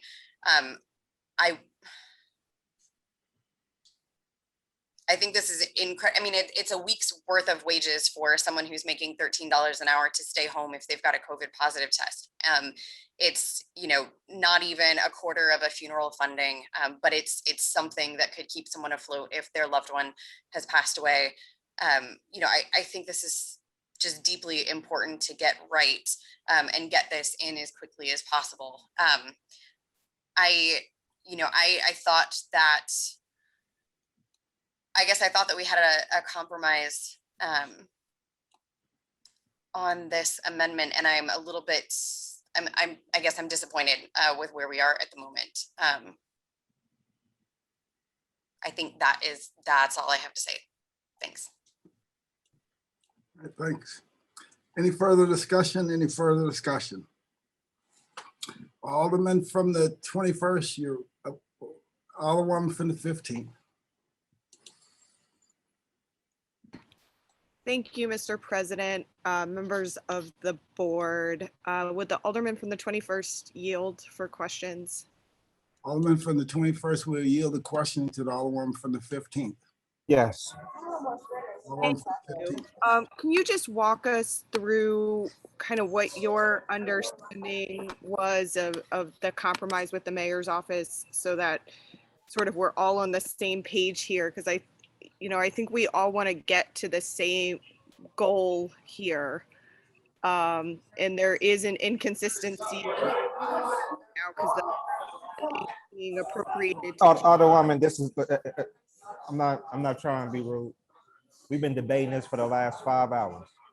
If any alderman wants to offer an amendment full right to do so. But I'm not going to continue to go back and forth about the same process we've been debating and that's laid out in the legislation. I'm not doing that. This is a waste of our time.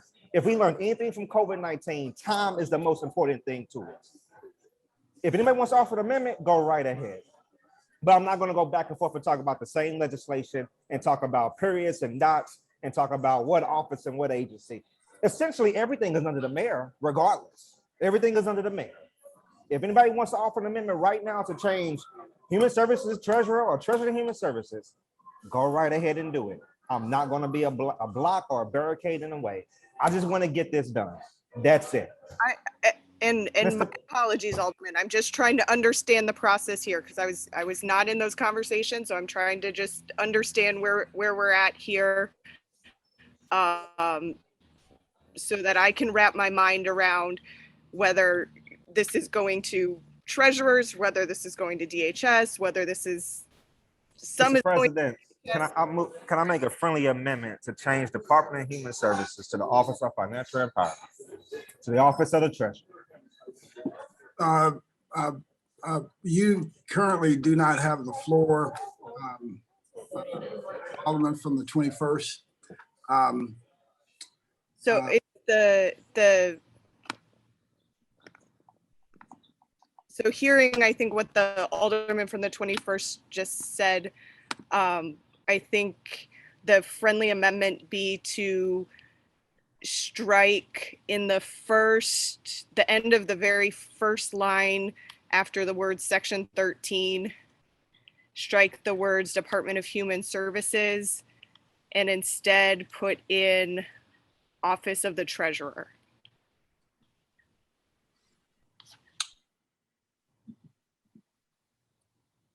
Yeah, Alderwoman from the 15th, you have the floor, so you have the ability to amend the amendment if you would like.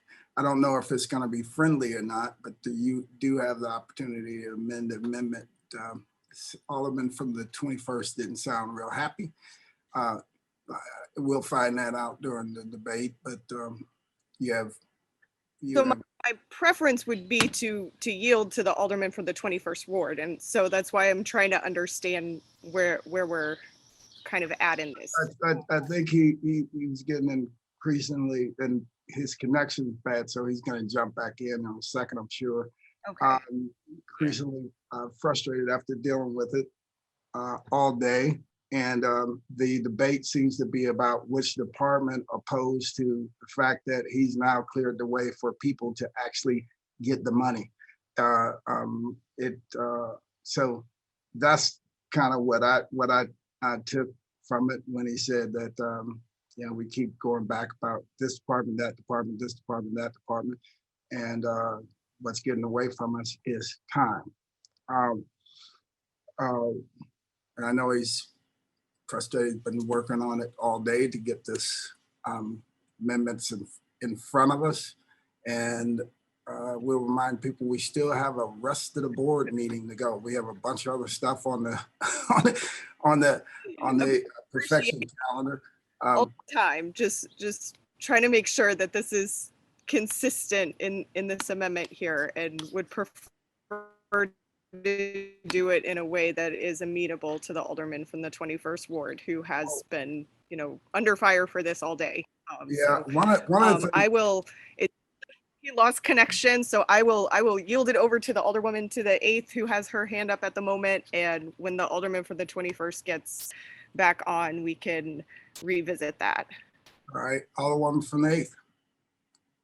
Mr. President, I think this is highlighting the immense issues of doing this online. And just thinking about a legislative special session and how much we would have aides running around and folks pulling papers around, and we'd have clerks and folks drafting and things. And so I thank you all for sticking with this for so long. I would like to make a friendly amendment to amendment number 11 to strike the words Director or Department of Human Services in line just in the very first sentence under section 13. I'm going to replace it with the Office of the Treasurer. All right, it's been moved by the Alderwoman from the 8th, and don't call it a friendly amendment because we don't know that yet. It's an amendment line. And I would want a roll call vote. All right, because I'm not sure that the Alderman from 23rd supports Hello, it. Mr. President.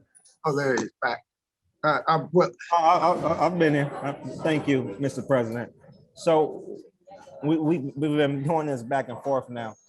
So it was already agreed upon that the Department of Human Services. Alderman from the 21st, hold 1 second. I just want to make sure that we're in order.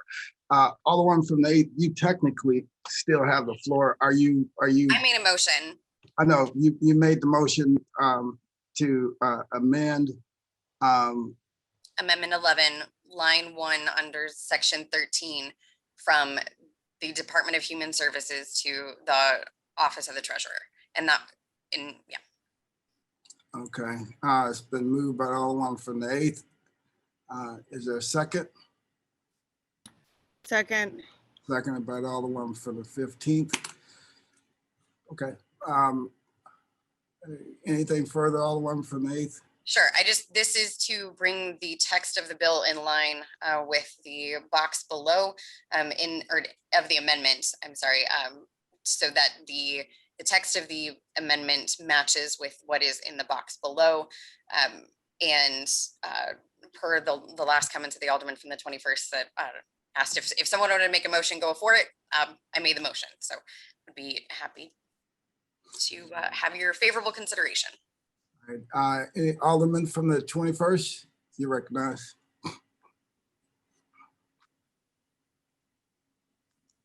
Thank you, Mr. President. My communication with the mayor's office has been simple.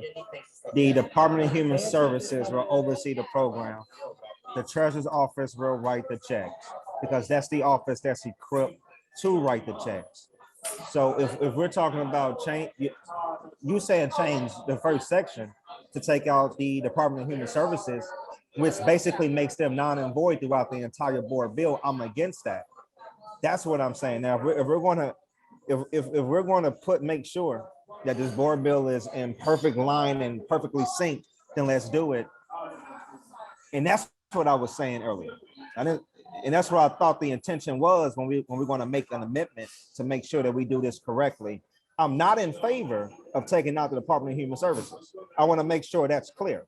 I'm not in favor of that whatsoever. If we're going to make sure this board bill is in sync and it follows the protocol we need it to make sure that it is productive and an efficient program, let's do it. But I am not in favor, and I am opposed to the amendment being offered by the Alderman from the 8th. All right, thank you, Alderman. Thank you, Alderman. Alderman from the 22nd. Yes, Mr. President, members of the board, with the Alderman from the 8th yield. Alderman from the 8th will yield to the Alderman from the 22nd. I will. Yeah, Alderwoman, with so much going on, I just want to be clear. What is your motion again, please? Is the motion to change, so only line 1 of the text of amendment number 11 says section 13, they're hereby appropriated $5 million of the 2021 coronavirus local fiscal recovery funds to the Department of Human Services. That is the only line that I want to change from Department of Human Service to say the Office of the Treasurer. And why? Because that then makes the whole bill an agreement, because right now there is a discrepancy between the language. So, okay. Yep. Okay, so why don't we just change the discrepancy on the back end of the legislation? Why don't we change where it talks about the treasurer at the bottom to Health and Human Services? Why not do that change? Because it was my impression that that was not the agreement that was reached. Oh, okay. Well, I'm still not convinced that it should be in the treasurer's office. And I appreciate, you trying to clean this up, but that's a sucker move. So can't go for that. Sorry. All right, thank you. Thank you, Alderman. Alderman from the 15th.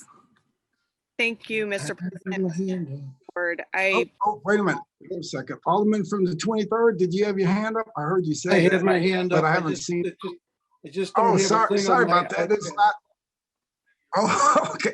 Oh, you don't have the thing on the iPad. I'm sorry. I've been looking at the side panel. Sorry about that. No, I've been doing this and Yeah. whatever. Yeah, I haven't seen it. Sorry about that. Go ahead, Alderman from 23rd. Yeah, Alderman Muhammad has worked hard, has bent over to make sure that this was taken care of, and we got the same thing coming back. It's a game. I'm tired of the game. We should support what Alderman Muhammad was bringing forth after he talked to the mayor's office. I strongly would say that we should not vote yes on this amendment. Vote this amendment down. It's a game. And I agree with Alderman Boyd. Let's just take the treasurer's name out then, if that's what you want to do. I am so tired of this game after 7 hours. And Alderman Muhammad went way out of his way to try to fix this, talking to the mayor's office. And all that's going to happen, because I think the majority of all of us would have voted to get the money out, the way the bill is the way it is now. I guarantee I won't support it if we take it and make any changes to it. Because again, Alderman Muhammad worked hard to make sure that he worked with the mayor's office and he came up with a reasonable compromise. But apparently to certain people on this board, compromise means do it our way. That's not a compromise. Alderman Muhammad, John, my friend, thank you for the hard work. And I'm sorry that certain people on this board want to drag you down and only support what they want, no matter how they work it. And they don't care if the people get the money or not. They just want to get their way. Right now, this bill will pass, or this amendment will pass, at least if they don't mess with it. If they mess with it, I strongly encourage my colleagues to see through this and vote no on this amendment. Thank you. Thank you. Alderwoman from the 15th. Thank you, Mr. President, members of the board. I want to be clear that this is not a game for any of us who are here today. And I think we're all looking to make sure that this is done in the most consistent way. The issue is that in the amendment as it stands right now, the money is appropriated to 2 different entities. In the first line of the section, it is appropriated to Department of Health, Human Services. And then later on, when you get into the let's see, 1, 2, 3, the 4th paragraph down, then it authorizes the Office of the Treasurer to do the appropriation. So in one place, it's authorizing the Department of Human Services to do the appropriation. In another place, it is authorizing the Office of the Treasurer to do the appropriation. So it is inconsistent in the amendment, which is the issue. Nobody's taking, I think, any issue with the compromise that was reached. I think the issue is that I'm actually not sure if there is an inconsistency like this in the amendment, and this is passed as a board bill, and it says that the money goes to DHS in one place and it goes to the Office of the Treasurer in another place. Where does the money actually go? And so I think that if we're going to do this correctly, we need to rectify that inconsistency to make sure that we are passing something out that does that. I don't think this was done intentional. I think, everybody's working really hard and is drafting things very quickly today without a lot of staff support. And so sometimes when that happens, these things happen, and we need to just clean up the language to make sure that it is consistent throughout this amendment. And so if that, the other piece of that the human services component is not taken out of the amendment.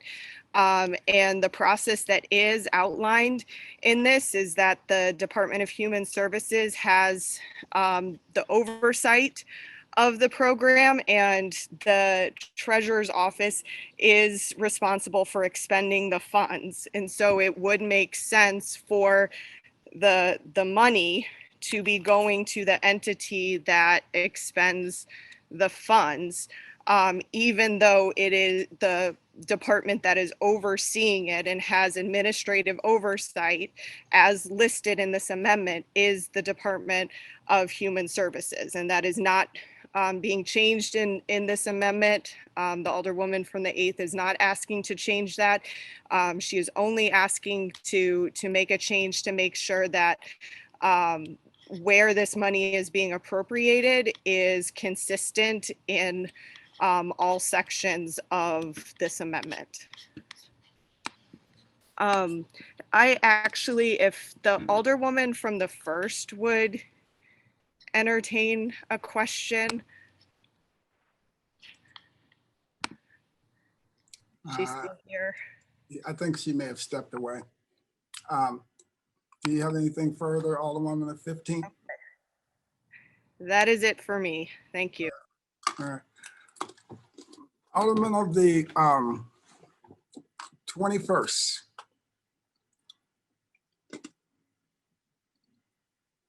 Yes, Mr. President. Alderman of the 21st.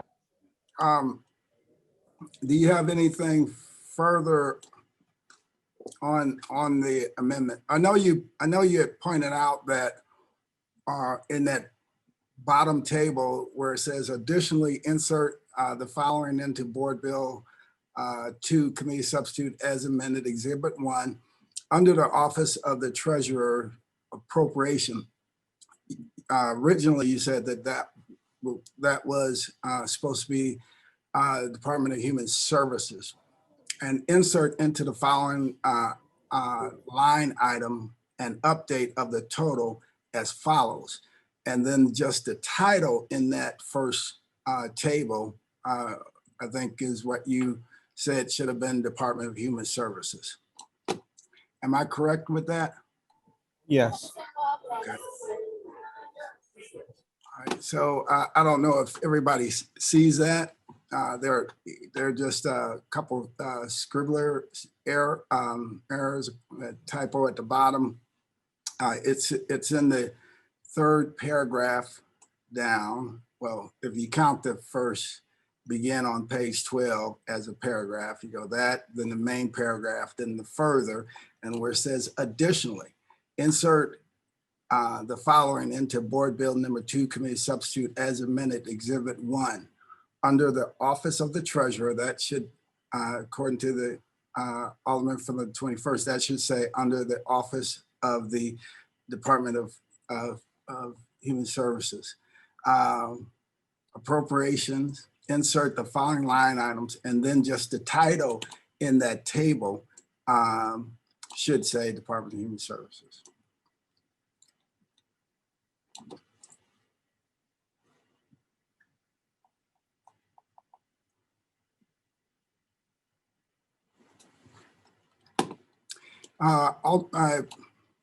So Alderwoman from the 8th, if you want to withdraw your motion, the Alderman from the 21st is still having connectivity issues. He's bouncing in and bouncing back out. I think the Alderman from the 23rd could make that motion just to clear up that typo. Mr. President, I don't wish to withdraw the amendment at the moment because I think I understand what you're saying, that there's a possibility. Not me, I'm just saying that that's what the sponsor says that it should be.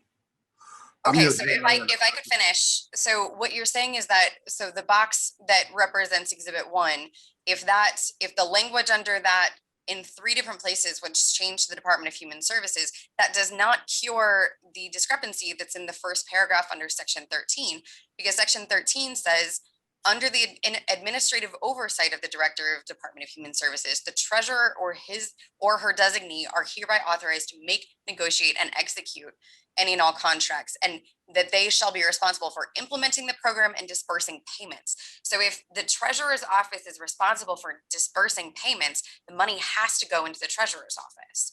No, So that's why I'm saying the only clear cleanup of this language is to change only sentence 1, not the oversight of the Department of Human Services or any of the rest of the input of Department of Human Services. Only that initial line that currently says Department of Human Services should say the Department of the Treasurer's Office, because they will be the ones dispersing the funds. Otherwise, we're going to be bouncing money around from department to department. And that was not the intent of the draft. If that was, then we need to change more in this amendment than just my amendment to the amendment as suggested. The treasurer's office is the entity that cuts checks for all sorts of things in the city of St. Louis. And yeah, the funds start out in the various different departments, and but the treasurer's office distributes and cuts checks. So I can understand why the alderman from the 21st had it structured that way, because the funds would still be in the Department of Human Services, and when the checks need to be cut or whatever needs to be allocated, those transfers would be made. But I'm getting deep into the woods on this conversation. I'm trying to help out because people are having connectivity issues. But I'm going to leave it at, I'm going to leave it at that. I'm not going to engage any more further discussion on it. Hopefully, I didn't ask any questions of you, Mr. President. I know you didn't. I was trying to help fill in the blanks since a few people are having major connectivity issues right now. I'm hoping that the alderman from the 21st will be able to join us again, but it doesn't seem like I saw him try to come in a few minutes ago and it just went right back out. So, Alderwoman from the 8th, you're welcome to proceed with your Thank you, amendment. Mr. President, members of the board. I realize that this is an incredibly long meeting. We are not trying to play games. This is money that is crucial to people. We are trying to get this out the door as quickly as possible. And the simplest way to cure what is merely an error in this bill, to continue to hold the intent and the spirit of the amendment as offered by the alderman from the 21st, is to accept this amendment to the amendment that would change the very first line to just say the office of the treasurer. I don't know if there's any clearer way to do it, because otherwise the Department of Human Services would have to work through another appropriation in order to send this money to the treasurer. So this is the clearest, most direct way to uphold the spirit of the amendment, and I would ask for your favorable consideration. Alderman from the 22nd and Alderman from the 8th, I would not say that was the intent or whatever of the alderman from the 8th. I mean, 21st. And it's a weird situation with this disconnectivity issue. I just want to make sure that, if your amendment passes, that the alderman from the 21st won't have a major issue saying that you're saying he's in support of it. Alderman from 22nd, you recognize. Mr. President, members of the board, with the alderman from the 8th ward yield for questions. Alderman from the 8th, will yield for questions to alderman from 22nd. I will. First of all, I want to say I do think that we should provide some clarity. So I'm with you on that. But let me ask you this, we always hear about this regional approach to, fixing our region, right? But it seems like it's really, when we talk about a regional approach, what we're really saying is a St. Louis City problem. Would you agree with that? I'm sorry. When we talk about a regional approach to solving crime, to solving homelessness, to solving the regional issues, it's really people saying it's a city of St. Louis problem. Would you agree with that? No, I would not agree with that. Okay, I wouldn't either. So thank you. So where is St. Louis County on all these direct payments? Where is St. Louis County on all the initiatives for the unhoused population. Where is St. Louis County is bigger than St. Louis City, but it seems like my colleagues want to put on their shoulders, all the burdens of solving the regional problems. So, so talk to me a little bit about why does that seem to be the case? So in this particular example, the money was allocated to us here in the city and not to the county. So we are using it to address our citizens' most direct needs, the most vulnerable of our citizens' direct needs. I will say the county, especially in the area of unhoused services, was an incredible partner over the course of the pandemic. When we were looking for housing, when we were looking for care for COVID positive or COVID exposed unhoused people, the county was incredible in helping us house those folks and get them rehabilitated. So this, I can't speak to what County Executive Sam Page is working on with the county's allocation of ARPA funds. I know that this is what we were given, and this is a permissible use of the funds as described by the Department of the Treasury. And I think that we owe it to our citizens to get this piece out. So that's exciting to hear you say that the county was incredible with their support of it. So give me some examples of the incredibility. What was so phenomenal about what the county did to help out with the unhoused population? They had beds for COVID positive and COVID exposed unhoused neighbors that we did not have. And where were they? I don't have a specific location. Why didn't anybody know? You never heard about it in the news. We heard about the county exec giving all these press conferences and briefings about so much going on in St. Louis County. Not one time did I hear him talking about the unhoused population. So did I miss something? I can't speak to what the news media covers and what they don't. I know that I've been on calls nearly every Tuesday since the pandemic with partners from the county and partners from the city and all around. And we know where people were being moved to and being cared for. And that was both here in the city and in the county. And so the pandemic started in basically March of 2020. Is that correct? That's right, right? Yeah. Okay, and so we were having weekly updates with the previous mayor about what's going on in the city of St. Louis and even county data in St. Charles County and so on, so right? That's correct. And I was on quite a few of those phone calls, and I know you were as well. And not one time did I hear anything about what the county was doing to support the pandemic and to support the unhoused population. What I heard was the city basically is not doing enough. So I'm just a little perplexed about, all the phenomenal work the St. Louis County did. And there was no mention of it in the media, and nor on any conference call that we had. So was I just absent on the conference calls where we were alerted about, all the initiatives that St. Louis County was supporting us on as a region? So Alderman, I, don't want to speak for the previous administration, but when the county is having to step up and fill our gaps this time around, it's not something that an administration normally advertises. No, certainly it is, because the current administration is very good at PR. As a matter of fact, they are exceptional. I wish I could hire some of the people that do the PR because, they got together with the county and sued the state of Missouri over the Medicaid expansion situation, right? Sure. If I could, I think we are incredibly off topic, and I would like to withdraw my amendment at this point. Mr. President, we have some new clarification. I would like to withdraw my amendment to the amendment. Okay. No further questions. Thank you. All right. Thank you. Thank you, Alderman. So we're back to amendment number 11. If there isn't any further discussion, hopefully there isn't. It's been moved by the Alderman from the 21st, seconded by the... Mr. President. Yes, Alderwoman. I'm very sorry. I know you didn't want to call on me again. But the amendment at this point would be to follow along with your suggested amendment down at the very bottom, dealing with Exhibit 1, where it says the Office of the Treasurer Appropriation, where that $5 million is in those boxes and in that text. If that could be changed to the Department of Human Services, I think we would be good to go.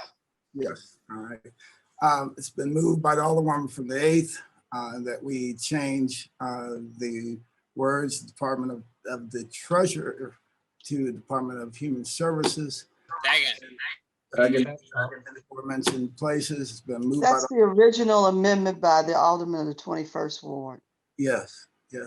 Been moved by the Alderwoman from the 8th, seconded by the Alderman from the 23rd, I believe. All in favor signify by saying aye. Aye. Aye. Aye. Opposed? Aye. Motion carries. Now what's before us is the amendment number 11 to Board Bill number 2, committee substitute as amended. Any further discussion on that? Alderman from the 22nd. For the board, I still rise in opposition to this amendment because it's not right. I know we have this marathon meeting right now and people have objectives that they want to accomplish. People want to be able to say, I got the win in and I got the knockout, but this is not right. And I stand in total opposition of this. We should not be giving out direct payments to people without some expectation that they're going to help themselves. Just government giveaways and enabling people. And again, I will go back to the whole theory of, see, we need to teach people how to fish and not just keep giving them fish. And all we're doing is giving people fish right now. We're not teaching them anything. We're not getting anything back on the $5 million that we're going to appropriate for people to use to do whatever, because we cannot legislate what they can use the money for. But if we put in there that they have to go to some classes and they have to empower themselves, then we get to the next level. But I can see some of my colleagues, and I'm trying not to get totally upset, because they have no freaking clue about what it's like to be poor and to live in neighborhoods like that. Goody two-shoes ain't gonna get it done. You can pat yourself on the back and you can talk about how you helped us all you want to, but that is not good enough. We need to be empowered, not enabled. And I am diametrically opposed to this amendment, period. All right. Thank you. Thank you, Alderman. Alderwoman from the 15th. Thank you, Mr. President, members of the board. I'm going to keep it very brief. I just want to thank the alderman from the 21st Ward for hanging in there with this today. I know it's been a difficult day. Our emotions are all like running high. We're all probably very hangry at this point in the day and would like to be doing something else. But I appreciate taking the time to work through this and get us to a point where this is consistent and something that I think that we all can agree upon. Folks, I think throughout the city really are counting on us to do this and do it correctly. And so thank you for taking the time to work with a variety of folks to get this done. And I will rest with that because I know we are all tired of hearing each other talk. So. Great, thank you. Alderwoman Peel, excuse me, Alderwoman from the 17th. Thank you, Mr. President and members of the board.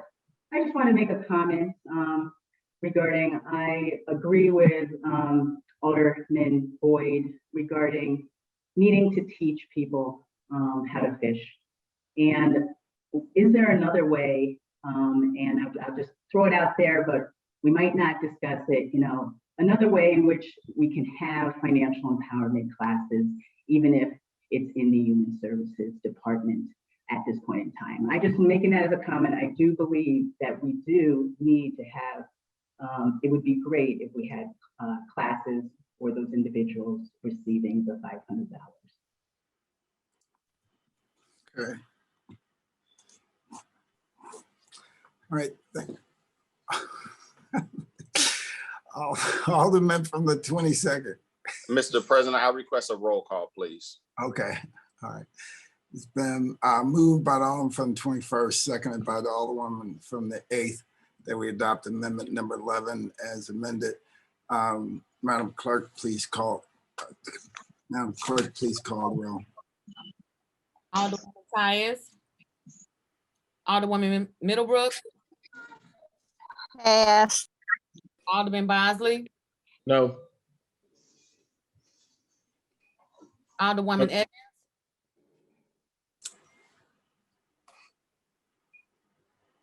Alderman Page. Aye. Alderwoman Ingracia. Aye. Alderman Coder. Alderwoman Rice. Aye. Alderman Gunther. Aye. Alderman Valmer. No. Alderwoman Morton. Alderman Stevens. Aye for Stevens. Alderwoman Schweitzer. Aye. Alderwoman Howard. No. Alderwoman Green. Aye. Alderman Oldenburg. Pass. Alderwoman Peel. Aye. Alderman Todd. Aye. Alderwoman Davis. Pass. Alderwoman Spencer.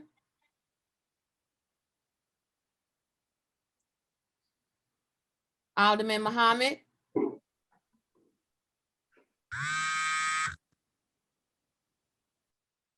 Alderman Boyd. No. Alderman Vaccaro. Pass. Alderman Narayan. Aye. Alderman Cone. Aye. Alderwoman Clark Hubbard. Aye. Alderwoman Boyd. No. Alderwoman Narayan. I'm sorry, Alderwoman Navarro. Aye. President Reed.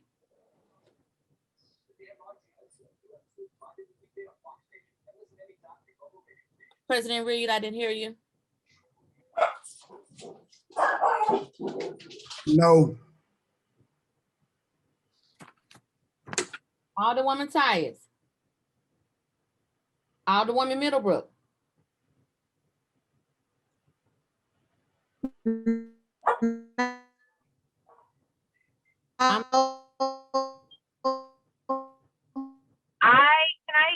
anyone hear me?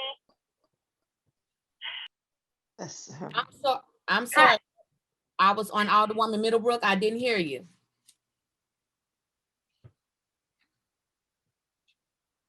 Maybe want to come back around to her.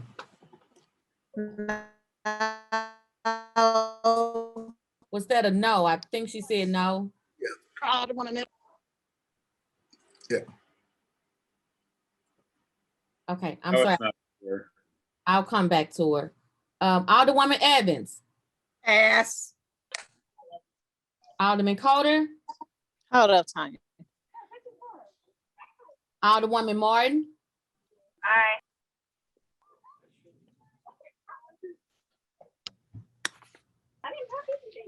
Alderman Oldenburg. No. Alderwoman Davis. No. Alderwoman Spencer. Aye. Alderman Muhammad.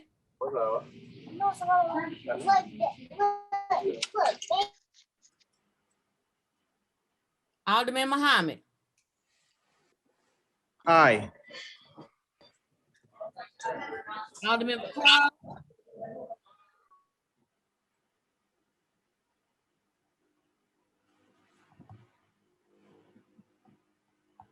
Alderman Vaccaro. Aye.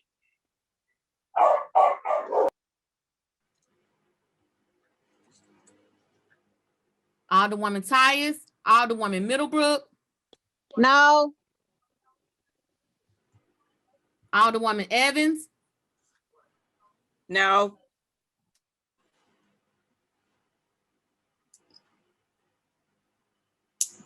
Alderman Coder.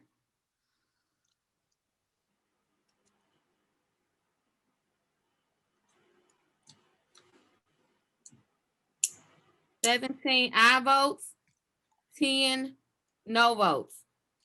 All right, a vote, you sustain the motion of the Alderman from the 21st and finally adopted amendment number 11. Alderwoman from the 6th. Thank you, Mr. President. I would like to introduce, make a motion to introduce amendment number 6. It's in the Google Drive for all aldermen. What amendment is it?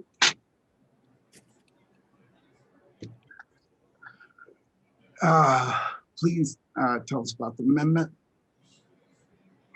So Amendment 6 to Board Bill 2, Committee Substitute as amended, I think really clarifies the fact that almost the entirety of the board is supportive of the Veterans Project that we are moving forward with, and it's incredibly important in the city. So intentional encampments are basically the same thing as the Veterans Project is including. So they are both singular occupancy transition homes.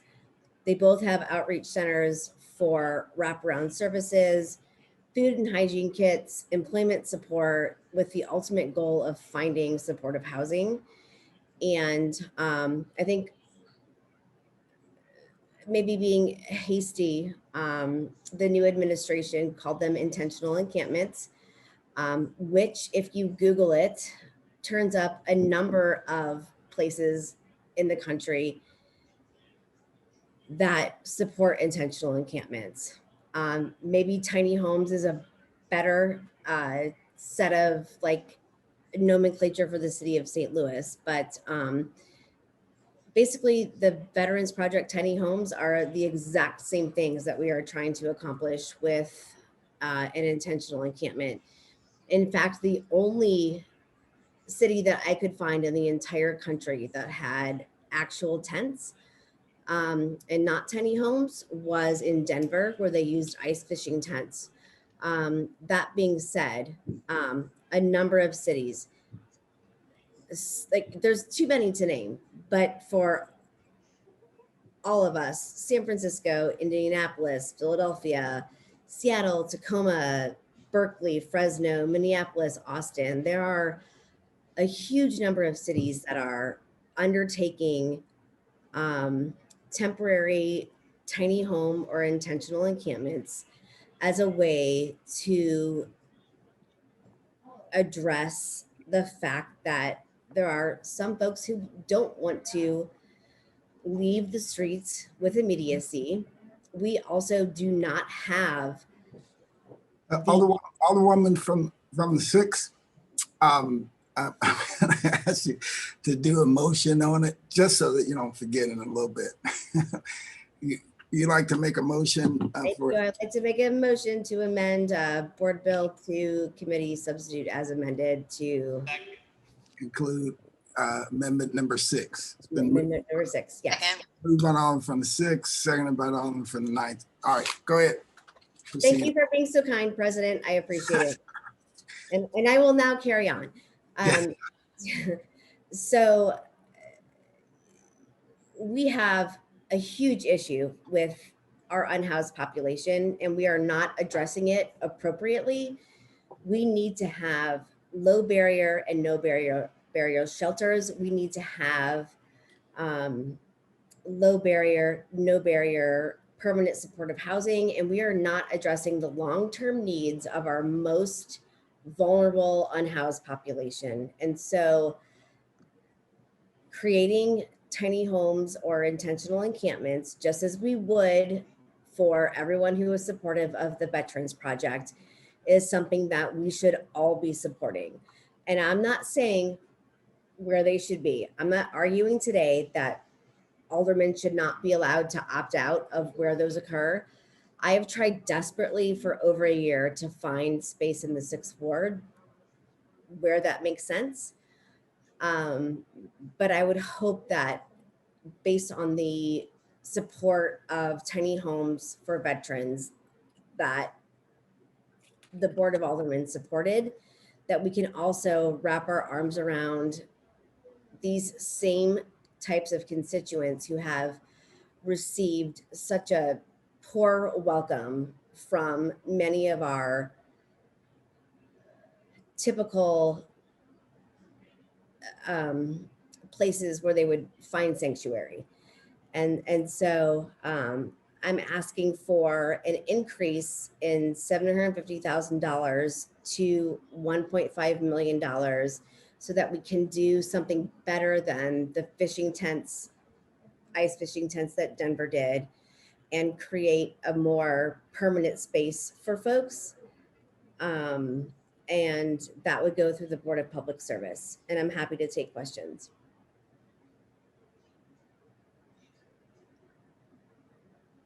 Alderman from the 22nd. Yes, thank you, Mr. President, members of the board. If the Alderwoman from the 6th would yield for questions. Alderman from the 6th will yield the question to the Alderman from the 22nd. I'd be happy to. Please proceed. Thank you, Alderwoman. So there's conversation about tiny homes, there's conversation about veterans' homes, and certainly someone who has served my country for 23 years, I'm definitely in support of veteran homes, which is a project that aligns with the 18th Ward, 19th Ward, and the 4th Ward. And there's a phenomenal project that's going on. And those homes are actually like apartments. They're like little tiny small apartments, right? And so those are like the veteran homes. And then we have what people will call the tiny homes. And those are the homes where people can find at Jefferson and Cass. I think that's, no, Jefferson, yeah, that's Jefferson and Cass? Correct me if I'm wrong. Yeah, Martin King, okay. So there are tiny homes. So the difference between those homes and the veterans homes are those tiny homes are just a kind of like a box with a bed and a desk. And then there's a facility where you go in and it's a common area facility where you go take a shower and so on and so forth. Whereas in the veterans homes, you actually have, it's like a little apartment. You have a shower, you have a kitchen. It's really neat. It's like an apartment. And certainly that's kind of like a premium home to me over a tiny home. And so I just want to be clear that when we have this conversation, that there's a distinction between the two and encampments. Because what came out a couple of weeks or so ago about intentional encampments, it was pretty defined. And there was conversation about taking over the playground area, basically, of a schoolyard, and people sleeping in their tents, and allegedly, maybe they'll work with the school district and they can use somehow the facilities. I'm guessing that they would have gone into some of the buildings that have recently closed, because the 4 or 5 schools that's closed in my ward would not be conducive for that, because they've been destroyed, basically, even though that was a promise. Since 2003, they would mothball them and make them safe so they could be usable one day. But that was all a trick, but that's neither here nor there. So these buildings that have recently closed, it was my understanding as the conversation went that we could use those school sites for encampments. So truly, there's like 3 different levels. So I'm not sure you are accurate when you kind of blend them. I don't think that's fair. And maybe you didn't mean to do that intentionally, because intentional encampments was very clear. And that's why you have the majority of the Black aldermen across the city that says, no way, not in my backyard. Because we didn't want to have people in tents across the streets from residential housing and a haven for drug dealers to prey on. Mm-hmm. That is the reason why in this board bill, you have majority of the Black aldermen and several white aldermen that says, heck to the no, that we were not going to do that. So let's be clear about what we're talking about here. So you started off by talking about intentional encampments, and maybe it was a miswording or so. I'm paraphrasing you, but you kind of like made it seem like intentional encampments was like tiny homes. No, it's not. It's a far cry from that. Yes, Wait a minute, Alderman, wait a minute, hold up. Nope, it actually is. If you Google what an intentional encampment is, it is very much the same thing as a tiny home. Okay, so I have the floor, but you're not gonna let me finish. Because I will come back to you out of respect. I'm gonna let you finish. So when I'm talking, hold on a second. I'm sorry, Mr. President. Yeah, hold on a second. Alderwoman, you are not to interrupt the alderman when he's speaking, just like he's not to interrupt you when you're speaking. Thanks, Dad. Got it. Stop, Alderwoman. That was inappropriate. It's been a long meeting. We're all working to make it through it. I don't need you to be paternalistic to me, Alderman Boyd, and I can handle the conversation. So just let us handle the conversation. You did not need to interject. Yes, I did, because you were interrupting him. That's not the way you operate on this floor. So yes, you were interrupting him. Anytime anybody does that on the floor, I try to intervene. But we're not going any further than that. Alderman from 22nd, you still have the floor. Please continue. Okay, so thank you. So, and again, I want people to recognize that point of order that just happened, because it was very disrespectful. It was very disrespectful. And that's why we are where today. And I'm really hoping that after today that we can still communicate with each other, because it has been a long day and emotions are high about certain things that are said. But I think we need to really govern ourselves with a lot of respect, whether we're upset with each other or not. So I go back to say that I'm going by what the administration had put out about intentional encampments, and I'm willing. I'm going to yield when you get a chance, Alderman from the 6th. You can explain what they really meant, but I'm going to tell you what my constituents and I heard, that there were going to be tents put up in our community in these schools, and that was the definition of an intentional encampment. And again, that is why I'm saying that we as Black aldermen on the North Side said heck to the no, that we were not going to support that, because they would never accept that in Tower Grove. They would never accept that in Lafayette Square. They would never accept that in the Central West End. They would never accept that in any affluent neighborhood in the city of St. Louis. So let's not do the smoke and mirrors. Let's not do the word salad where we just trying to say, well, that's really not what they meant. Yes, it is what they meant. Noah Pfeffer was very clear. The mayor's policy advisor and development director, whatever, he was very clear on what intentional encampments were. And that's why we were like, no way, Jose. So there's 3 different buckets that I see here. The intentional encampment where people are in their tents that just like downtown, the storm came and blew everything away. Boy, that was a disaster. And then you have the tiny homes where they have no facilities inside the tiny homes. They must go to a centralized area where they can shower, bathe, whatever they have to do. I call it the 3 S's, but I can't tell you what all that means military time. But they go and clean themselves up in a centralized area.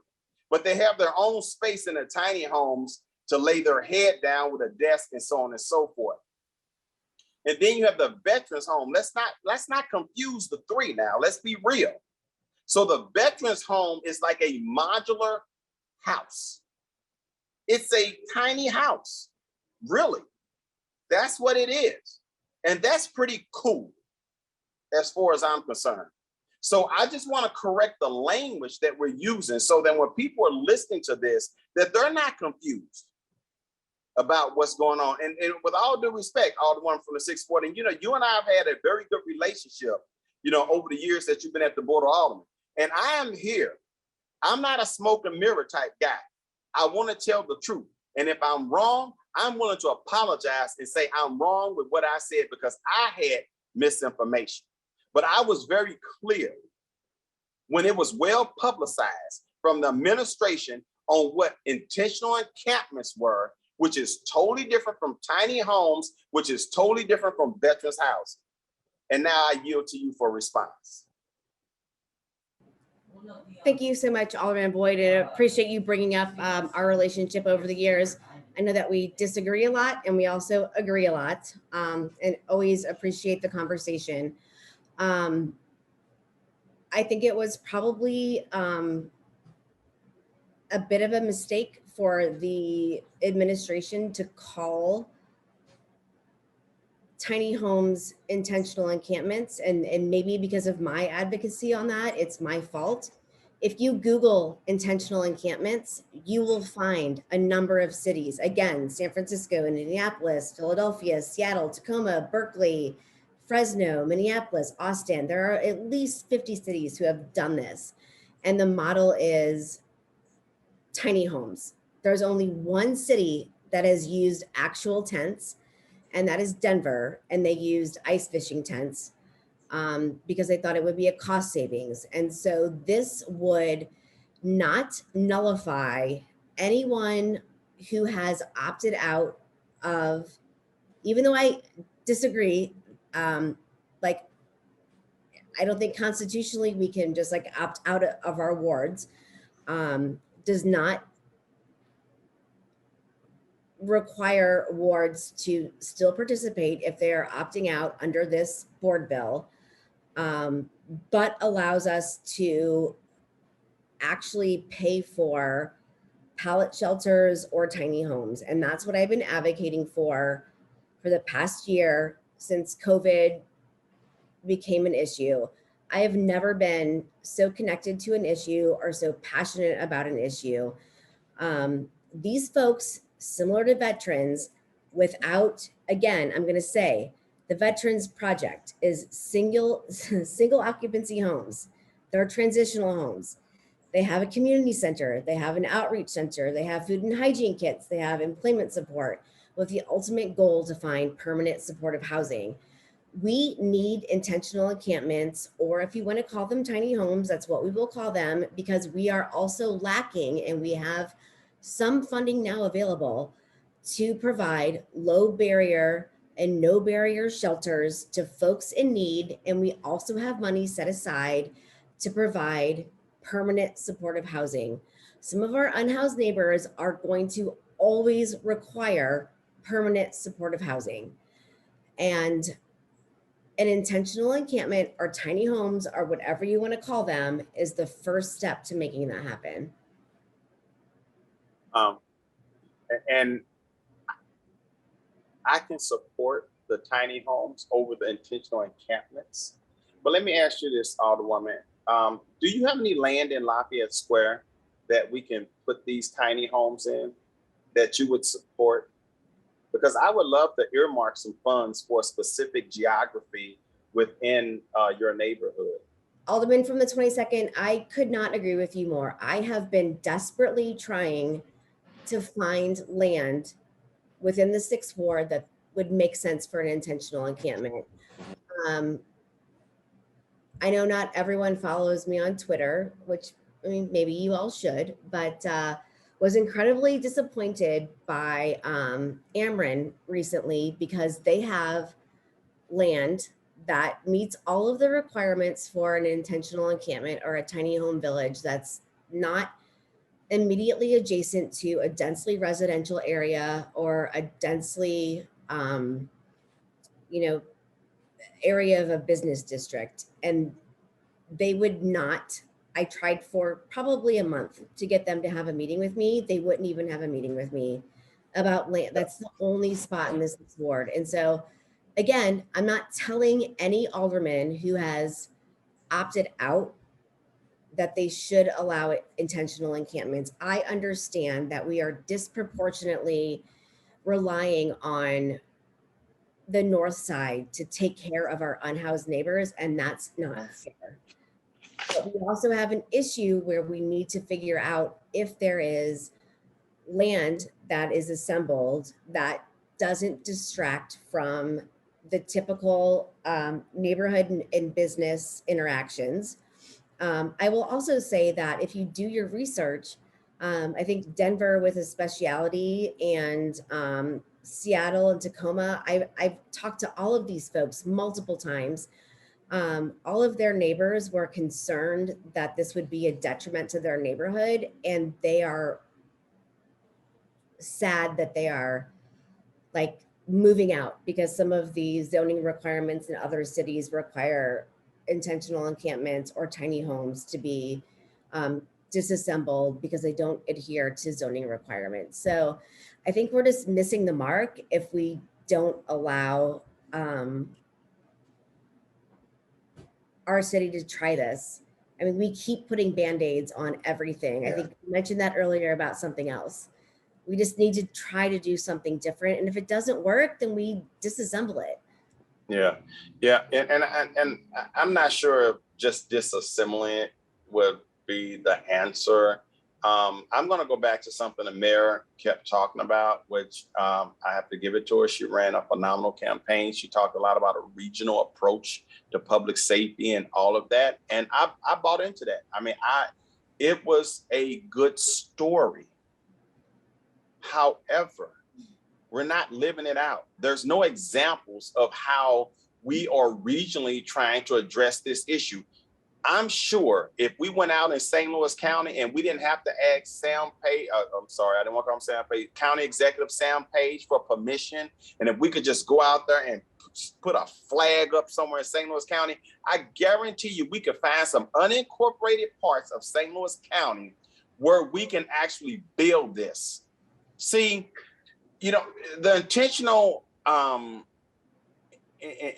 encampments, as you call it, the tiny homes, it reminds me of a mobile home park.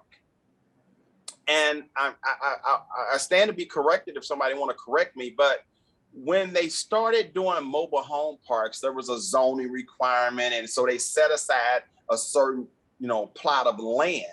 And so if you had a mobile home, you knew that you can pull into this area, just pull your mobile home, buy your mobile home, and you got this plot of land and you moved in. But it was zoned that way. So it was like these boundaries are acceptable to that particular living style, right? And so when we look at the tiny homes, which is a little different than, again, the veterans homes. The veterans homes is like really a little small house, almost like a mobile home, but it's connected to the infrastructure. So the sewer system and everything will be able to, go through our waste system as a normal house would be. But certainly a mobile home is not something that the city has where they can, place in those neighborhoods. And so I just think that, first of all, again, I'm cool with the tiny home thing. And I really wish we could find some space for it in the 6th ward, in the 8th ward, in the 15th ward, in the 9th ward, in those premium wards where they have gotten a lot of tax abatement and where they have really built those wards up where they have middle-class people and they're living the good life compared to where I live. Okay, I really wish we could find space there, but you know what? It should not be a city's problem. And we should not be the ones that feel like we're the savior. We're not the messiah of the region.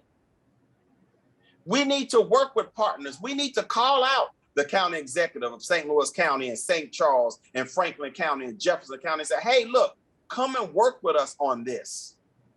The city of St. Louis have way bigger issues than they do. And they should really be a willing partner with us in this process. So I can vote for them. I didn't have a problem. As long as I was exempt from it in the 22nd ward, I don't have a problem where you put them. But you're not putting them over here, the intentional encampments. That's not going to happen. But I also don't think, because I've been to some, I ran citywide quite a few times. So I know Lafayette Square is not going to support this. I know the Central West End is not going to support this. I know parts of Soulard is not going to support this because they have enough, if you ask the alderman from the 7th ward. Okay, I highly doubt the 16th ward would support this, or the 12th ward, as admirable as the alderman from the 12th ward talks the talk. I don't think his constituents that he talks about 2,000, whatever people voted in the mayor's election, I really doubt if they would be supportive of putting intentional encampments in their ward. I guarantee you hell would freeze over and he would be recalled before the 12th ward would allow that to happen. I'm speaking out of turn. Yeah. I already know that. But I can bet you I can bet you that it ain't gonna happen. And I want the 12th Ward Alderman to prove me wrong and introduce a bill and declare some space in his ward to do just that. So prove me wrong, because I've been around St. Louis long enough to know how people feel in certain neighborhoods. Alderman from the 12th, what's your point of order? Order is, I am in no way part of this conversation or being drug into this conversation. And I speak for the 12th Ward, not the Alderman from the 22nd. I know, but the Alderman from the 22nd can reference your ward number and say that he's challenging you to take homeless encampments. That is no way infringing upon or abridging the rules of the board. Alderman from 22nd, please proceed. Thank you, Mr. President. And so, again, Alderwoman, I'm with you.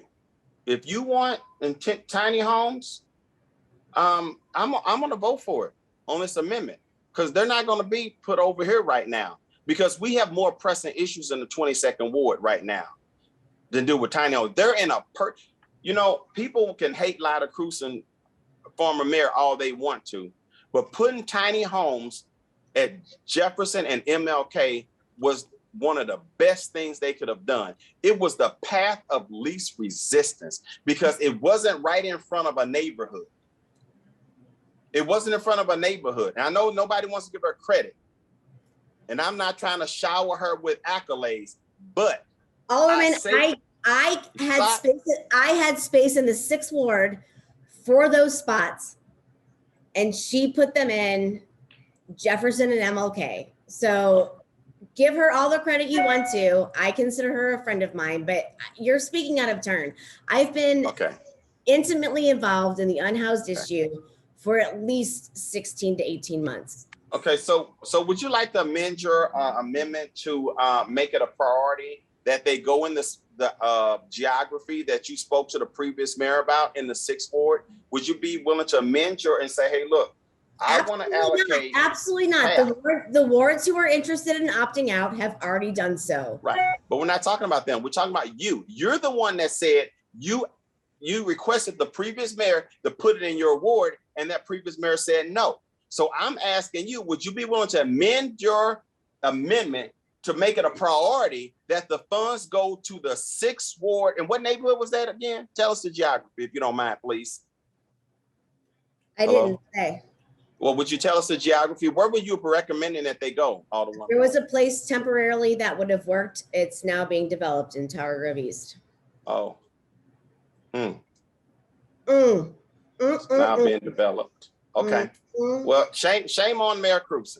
Is all I can say. Because I would love to see it over there. I'm saying that the wards who wanted to opt out are already opted out. So let's just, if you support tiny homes for veterans, then let me increase the funding with this amendment so that we can provide actual tiny homes and the support that they need. Okay, again, I'm not sure if you heard the lesson that I was trying to teach. So let me back up. I'm sure I didn't. Okay, so there's tiny homes. Tiny homes are what you will find at Jefferson and Martin Luther King. They have no restrooms. They have no kitchen. I'm sorry, I don't want to talk over you, so go ahead. Alderman from the 6th, go ahead. Go ahead, Alderman from the 22nd. I don't want to talk over you. I want to respect you. I don't believe that's true, but go ahead. Okay, so there are tiny homes, and I'm sorry you feel that way, because I think I've shown you nothing but respect and have not really tried to talk over you when I've had the floor. But okay, maybe I'm misunderstanding myself. So tiny homes are at Jefferson and MLK. They have no restrooms. They have no kitchen. They have to go outside that space. That's a tiny home. Then you have the veterans home, which is like a mini house, which has all the amenities of a home. There's a difference. And all I'm asking is that you acknowledge that there's a difference. Now, again, I don't have a problem supporting your amendment on the tiny homes, but don't mix what I'm saying with what's not true. Because if I'm going to support tiny homes, I'm supporting tiny homes. I'm not, this does not say veterans homes. And I'll let the alderman from the 4th ward speak on that, and the alderman from the 18th and the alderman from the 19th. I've taken up, Mr. President, I've taken up too much time. I know we're stretched into midnight. I don't want to go to 2 o'clock in the morning, so I'm going to yield back my time. Thank you. Oh, thank you, Alderman. Let's see who else we got here. Who else we got? I'm gonna list up.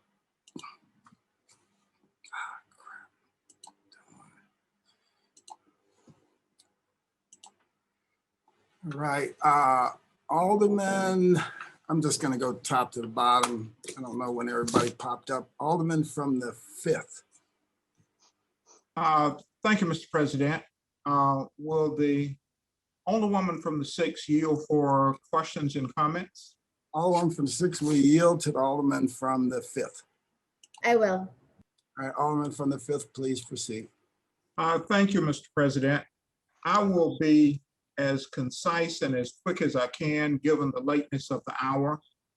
I just have a few comments. Some positive, some probative. Let's go with the positive first. I acknowledge that the concept of intentional encampments has migrated somewhat. The original concept pretty much was tents of various descriptions. And in more recent times, they've migrated to what can be called pallet homes. So I think that is a step up. It's not at the tiny home level, such as the veterans homes, but it is a step up beyond tents. My concerns are always for our unhoused citizens first and foremost. But let's get into some of my concerns, serious concerns.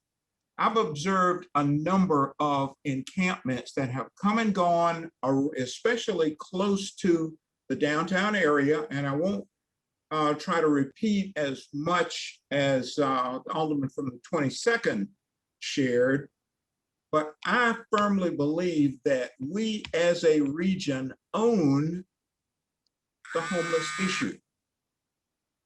But yet what I've seen is that the encampments, intentional and otherwise, are concentrated in and around downtown. Another fact that I would challenge anyone to refute is that the 5th ward, the ward that I represent, already contains the lion's share of the homeless services in the city, possibly even the region, probably the region. So I am very, very concerned about voting on an amendment that deals with intentional encampments, tiny homes, pallet homes, however you want to describe it, without some idea of placement. And I've heard a lot of opposition. It could be land mass availability, it could be land ownership, it could be all kinds of reasons, but I've heard all kinds of opposition, especially south. So when I hear that, unless the city is going to work diligently to break through that opposition, we're going to end up with more intentional encampments, pallet home colonies, tiny homes in the north side. Now, that could be advantageous, but here's what I've seen. These intentional encampments or encampments period never come with the necessary security. They never come with the necessary trash and refuse pickup on a regular basis, so it doesn't end up a literal garbage dump. It happens every time. So I'm going to ask the Alderwoman from the 6th to tell me anything she can to inspire confidence that these intentional encampments, pallet home colonies, tiny home villages will be managed in an orderly, sanitary manner so that they do not degrade the safety and quality of life of the surrounding neighborhoods. With that, I will yield for answers. Thank you so much. Alderman from the 6th, hold on for a second. Alderman from the 5th, would you like the Alderman from the 6th to yield for questioning? Because otherwise I'll have to go to the next people on the list and get back to her shortly. Yes, I provided questions, and can she answer them now without additional procedure? Yeah, well, what you'll have to do is ask her to yield for questions, and then that way I can give her an opportunity to talk. Then I will ask the Alderwoman from the 6th to yield for questions. Alderman from the 6th will yield for questions to the Alderman from the 5th. Absolutely. And thank you so much. Please proceed with your questions. Alderman from the 5th, if it's okay with you, I'll proceed. I heard your questions. I think they are smart, and I appreciate the level of detail with which you are wanting to interact. Once again, I will just provide that if you are supportive of the Veterans Tiny Home Project, then you are supportive of intentional encampments or tiny homes for the remainder of the city. They provide 24-hour wraparound services 7 days a week, which is security and community outreach for support services, food and hygiene kits, employment support. I mean, just a wide variety of services that are not being offered in, I think, encampments that we're all used to kind of being a part of in terms of like being on the news or being controversial.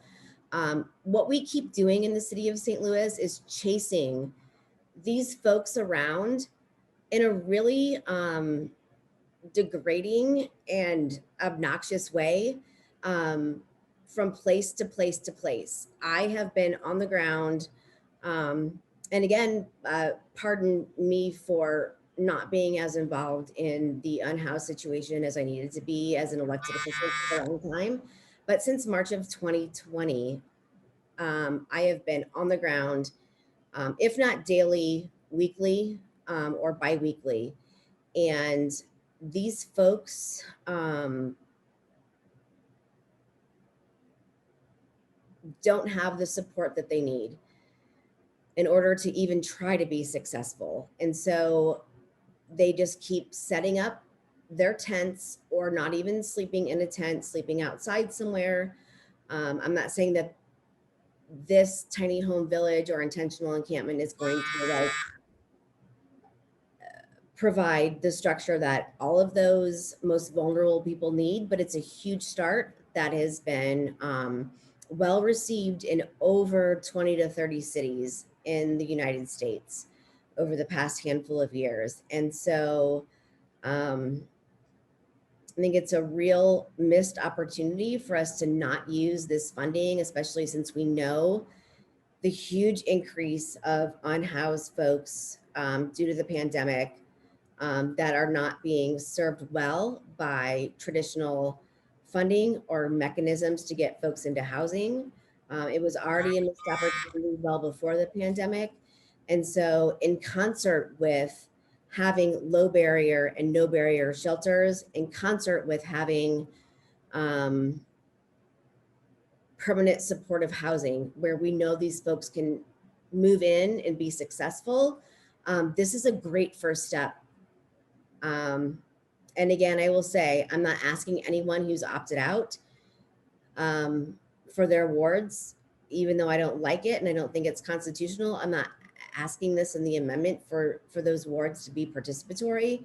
I'm asking for the wards that are left who have the humanity, who want to deal with this, to follow me along and follow along best practices and research and follow on the city's continuum of care to do the best we can for our unhoused neighbors.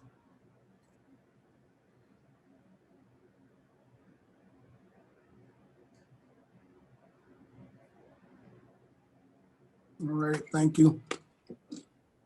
Alderman from the 5th. Did you have anything further? Just a closing comment. That it's very, very difficult for me to support this amendment. Speaking of wraparound services, I'd like to see some wraparound planning. I'd like to see some wraparound ownership of this issue by the city at large and the region at large. I would like to not have these facilities concentrated for geographical convenience. It's very difficult for me to support this without some confidence that these facilities will be executed to a very high standard. And only, I understand there have been models in other cities. I've not visited any of them. I have to go by the models that are within the city that I know and love and live in. And those have not been pretty. So without building some confidence in my mind that we're going to take this leap from the encampments we have encountered over the years to this bright, shining city on a hill model that I've never seen implemented in this city, I have trouble making that leap. I always keep everything I say and do, the core of it is concern about our unhoused citizens, but I also am very concerned about our tax-paying citizens who are paying the freight to make this city work, and the safety and quality of life of my constituents in the 5th Ward and in downtown St. Louis. With that, I will close. Thank you for your time, Mr. President. Alderwoman from the 4th. Thank you, Mr. Chair. Whew. Will the Alderman from the 6th yield for questions? Alderwoman from the 6th will yield a question, and from the Alderwoman from the 4th. Absolutely. Alderwoman from the 4th, please proceed. Thank you, Mr. Chair. Alderman from the 6th,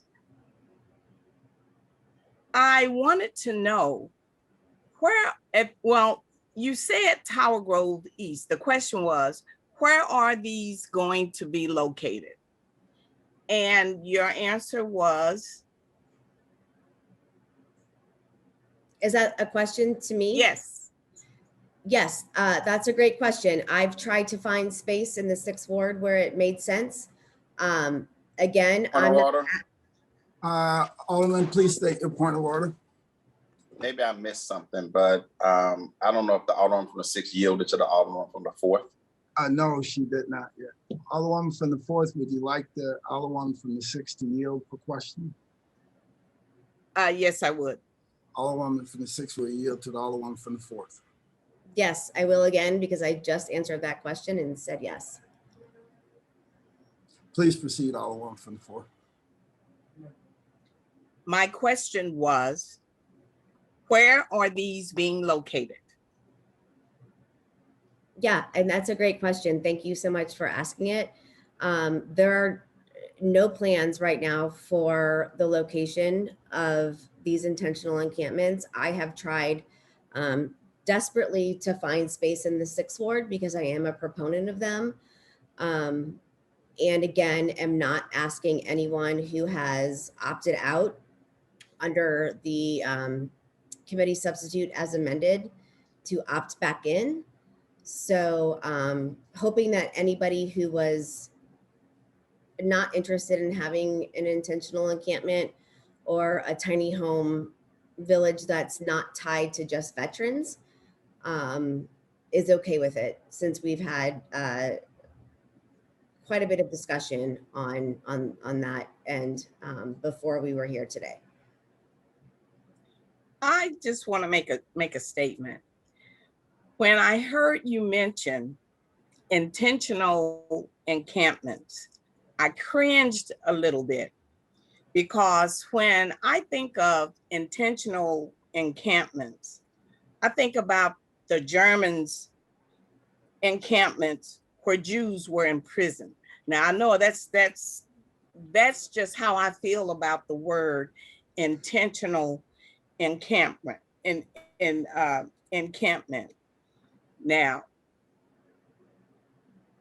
I have a project, as well as Alderman Todd and Alderwoman Davis. We have a project that consists of veterans' tiny homes, where it has, as Alderman Boyd had said, it's like a tiny, it's a house. It's like a tiny house. We call them veterans' homes. And it has the facility of everything in a house. Bathroom, kitchen, desk, sleeping quarters, all in a tiny house, a tiny home. And there's a sample of it that's on Grand and Aldine. So if you get a chance to drive by, you can see a replica of what the tiny veterans home is. Now, that's what I thought you were asking funding for, other than the tiny homes that now I understand is totally different from the Veteran Homes Project that we have, that's going to be presented in the 4th, 18th, and 19th Ward. I don't think that's accurate. I think that you and I are mostly on the same page in terms of what we're thinking about. Okay, but you're saying tiny house, but do those homes consist of a total living quarters, kitchen, bedroom, bath, all of that within that structure? So that's one of the reasons that we are increasing funding, is that the mayor's office was first using, I think, I think they just didn't understand what an intentional encampment was. Again, I mentioned before that Denver is the only city that I've ever found in my research over the past couple of years that used actual tents. They were ice fishing tents. And so there are a variety of ways in which tiny homes work. The tiny home village at Jefferson and MLK that a number of aldermen have been supportive of really just have like sleeping structures and the ability to charge your cell phone type of a thing. And everything that I've looked into does everything that tiny home project does and possibly more in terms of having restroom facilities and a tiny kitchen in that place. But absent the ability for that to be in one enclosure, the most successful tiny home villages have community kitchens, they have restrooms on site, they have showers on site. So those things are addressed, absolutely. And I appreciate you asking about it. Okay, well, I would hope that all of that would be embodied within that one structure, which is what the tiny veterans village consists of. Therefore, I think it's just a better living inhabitant for the people. Yeah. Yep. I think it's more ideal if you don't visualize this as something that's transitional. Tiny home villages are supposed to be transitional until we can get folks into a better situation, such as permanent supportive housing, which we do have allocation of funding for under the CARES Act, which we already passed at the board, and through this allocation of funding as well. Okay, I just wish that there was another heading that you could use instead of intentional encampments, because that just seems so harsh to me. And I'm sorry. I Sure. need to change my mindset, but that's just how I feel. No, I get it. And that's why I, in the amendment, you'll see that I changed intentional encampments to tiny homes, tiny home villages. Okay, at this time, I will yield my time. I'll yield to the floor. Thanks so much for your questions. Alderman from the 23rd. So these, the Alderwoman from the 6th Ward. Alderwoman from the 6th will yield to the question and to the Alderman from the 23rd. Nothing would make me happier. Oh, that's good. Alderman from 23rd, please. So does this eliminate any tents? Yes, it does. And I would like a list of all the wards that these will not be going in. Can you provide me with the list of all the wards that have opted out?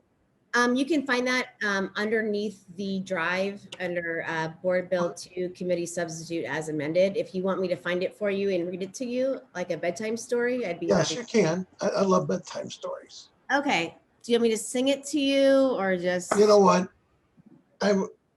First off, you're being very rude, which is normal.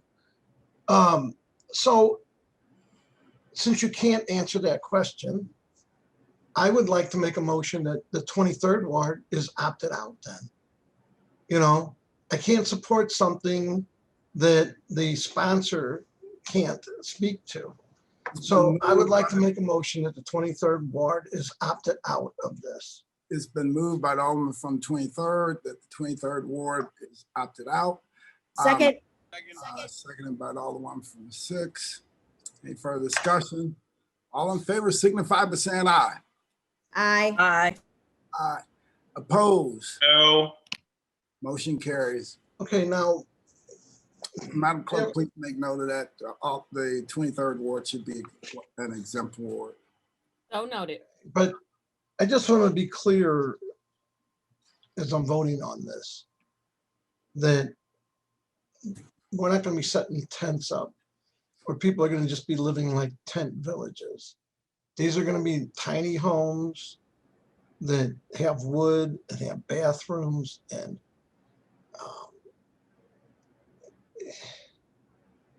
you know, that they're not tents.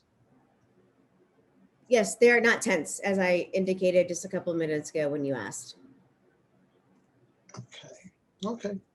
Well, that's really all my questions. I am sorry that you were so rude as to say, gee, do you want me to sing it to you? Do you want me to tell you a bedtime story?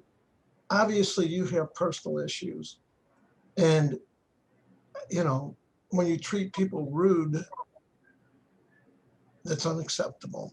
But for you, I'll put you in my prayers. You got a lot of issues. All right. Point of order. Alderman from the 11th. Alderman from the 11th. Alderman from the 11th. This is just one. This is one personal attack after another. You're breaking up, Alderwoman. This is one personal attack after another. If someone feels wrong, they don't have to keep it going. No, I agree.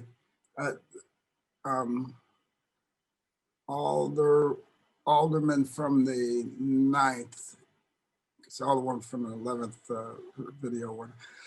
Alderman from the 9th. It's been a long day, but we're getting there. Alderman from the 9th. Thank you, Mr. President. I appreciate you calling on me. However, I've been watching the hands, and the Alderwoman from the 15th, the Alderwoman from the 19th, and the Alderwoman from the 11th were up before I will, so I will yield. Thank you. Good person. Thank you. The Alderwoman from the 15th. Thank you, Mr. President, members of the board. I also wanted to thank the Alderwoman from the 6th for bringing this forward and just make it clear, since the 15th ward has been mentioned several times today, as has Tower Grove, that, I have no intention of opting the 15th ward or Tower Grove out of this. I do think that historically a lot of wrongs have been committed in our city by concentrating our unhoused population in certain areas of our city, and I do think that that is very unfair. About 15 years ago, I used to work at an organization called Shalom House. That shelter has since closed, but we handled some of the most difficult cases in St. Louis of chronically homeless women who were had dual diagnosis. This is an issue that is near and dear to my heart, and I think a lot of residents in the 15th ward are willing to open our arms to figuring out how we as a community can work to have our fair share of working to address this issue. And I am committed to working on that. I'm committed to figuring out how we bring in more services and carry our fair share in the 15th ward and not opt us out. I think it's very important that Southside wards that do have that are gentrifying, that do have increasing housing values, are carrying our fair share of this, of affordable housing, of permanent supportive housing, of homeless shelters, of CC houses, which is something that the Alderwoman of the 8th and I did work together to bring into the 15th ward and open up. And there was some, initial resident hesitancy around it, but we brought together the community and we addressed those concerns and got folks to recognize that we really do have a responsibility to each other. And so, I'm just thankful for the Alderwoman from the 6th for her leadership on this, and do intend to do my part as a South Side representative in an area that has not historically carried our fair share of the burden in addressing citywide issues and addressing regional issues, in figuring out how we address this going forward. And one last thing I will say, we do have an unintentional encampment in the 15th ward. I have struggled with it for 6 years. We have during that time been able to get the folks in this encampment to be housed for all of 2 days. And it is difficult, and sometimes we have to be able to provide a diversity of options to meet people where they are when they are not ready for housing or not ready for the support systems that we are wanting them to be ready for. And that's sometimes really difficult. It sometimes means very challenging conversations with our own residents who maybe don't understand why folks are living the way that they are. And I take my role as an elected official as needing to do some of that education, so that we can actually get folks the services that they need, meet them where they are, provide the diversity of options. And the final thing that I will say is the entirety of this stimulus bill provides a transformative level of funds into addressing homeless services for the entire continuum of care, to provide a variety of housing options for folks that the tiny house or pallet shelter path is where they're ready, is the place that they are right now, and that's the services that they need today, all the way up to permanent supportive housing and those wraparound services that we've all talked about, and a safe haven and an emergency shelter. And so we are providing a tremendous amount of resources to build out and support our unhoused community in a way that we have not been doing in this city. And so I think we have a tremendous opportunity here. And I just want to be clear that that I think that those of us on the South Side have not carried our fair share of this. And we do need to engage as active partners, all of us, in bringing, you know, resources into our communities and making sure that we are also working to locate sites, working to find places so that our unhoused neighbors are not concentrated just in one area or another of the city, that we really are working in partnership, because folks who are unhoused really do exist all across our city. They do, you know, where there's a business district, where there are houses, there are people who are unhoused too. And so we really need to work together to make sure that we're all doing our part. All right, thanks, Alderwoman. Alderwoman from the 19th. Thank you, Mr. President, members of the board. I'll be brief. It is so unfortunate that we continue to try to move forward without having conversations with those with experience. I don't think that currently those who have all this passion even know 50% of what is currently available and can be expanded upon. You walk past, drive past places that you don't realize mentally challenged people live there.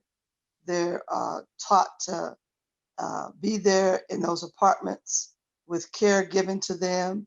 They have jobs that they're capable of doing. You don't talk to organizations like Challenges Unlimited, who has a special way of dealing with a lot of the people that we need to care for.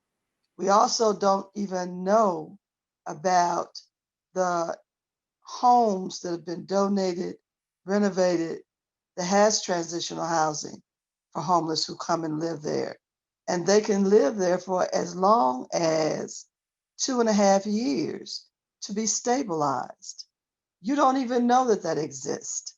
You don't know that on Pershing, between Union and DeBoliver, and those big mansions, that there are mental health homes there.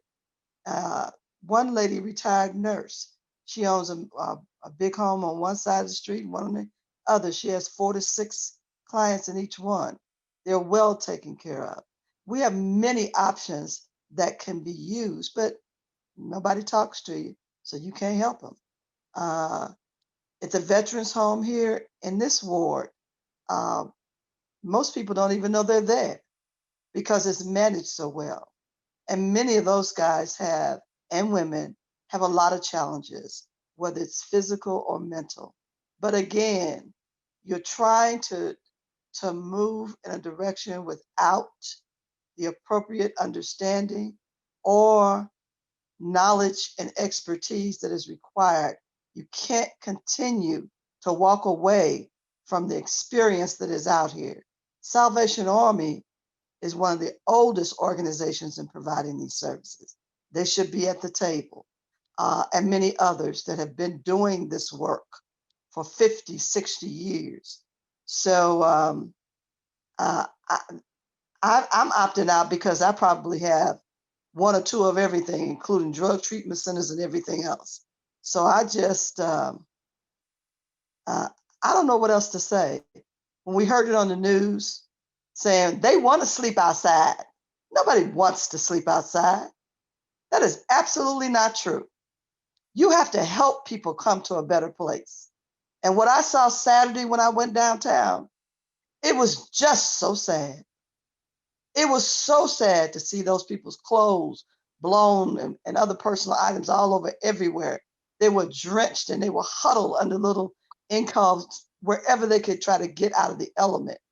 Tents collapsed and blown away. And why? I have just had it. I have had it. I have tried to reach out and help, but you know what? Keep on bumping your head. Thank you very much. All right. Alderman from the 18th. Thank you, Mr. President. Thank you, Board of Alder people. As a previous unhoused person, of course I support housing for everybody. In fact, I think housing is a human right.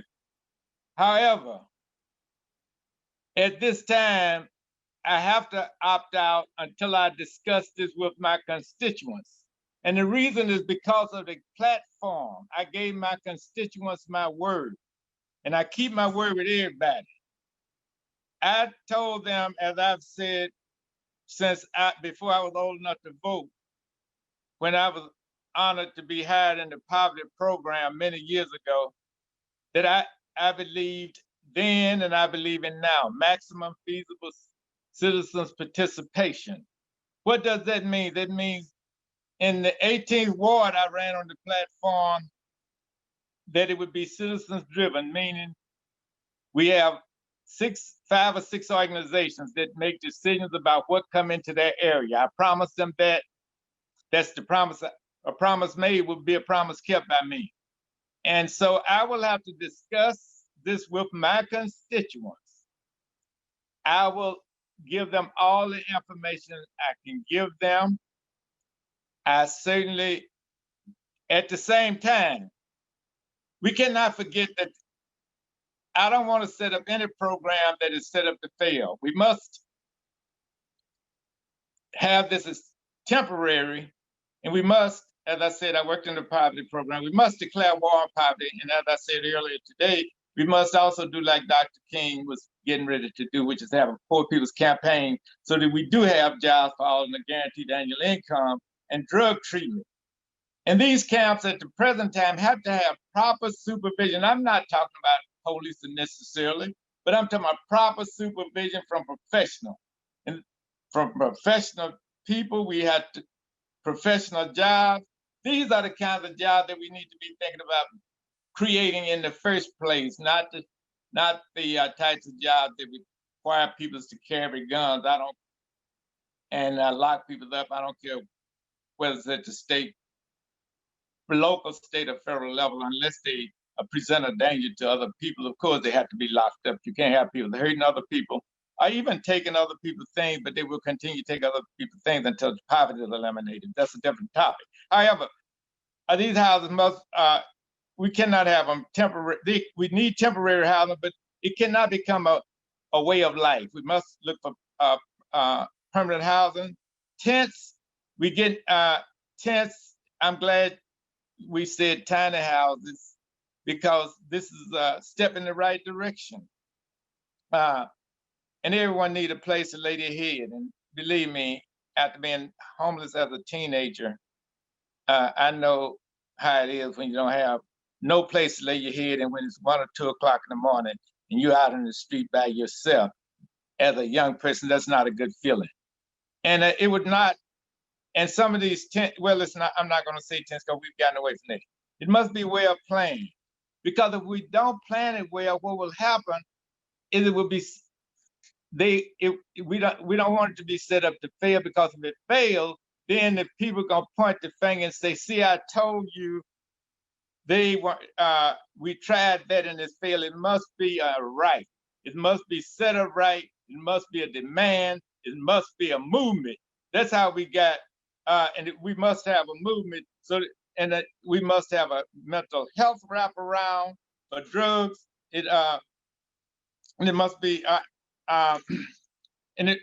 also it must be, as I said, to finish up, we must declare war on poverty.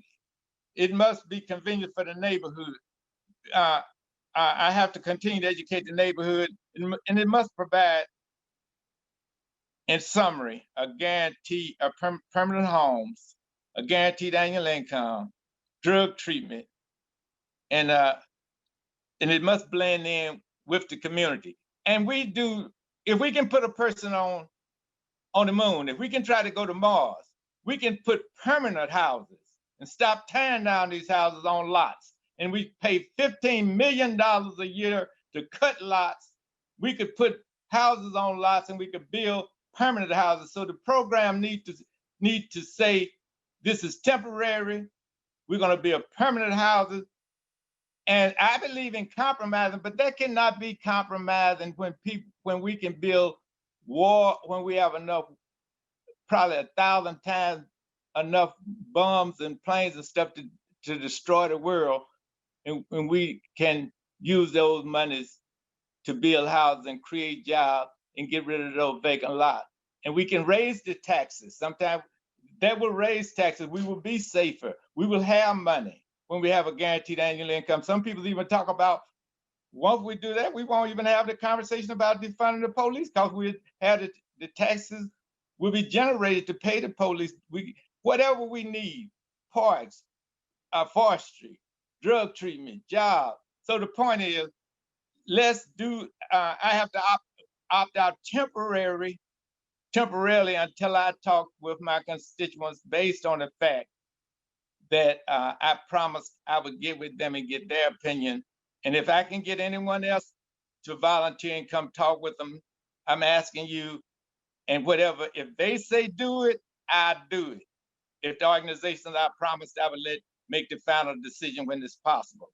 But until I talk with them and until they say so, I have to temporarily, I cannot support anything without consulting the organizations that already have plans in each area. And we don't have very much land left in our ward.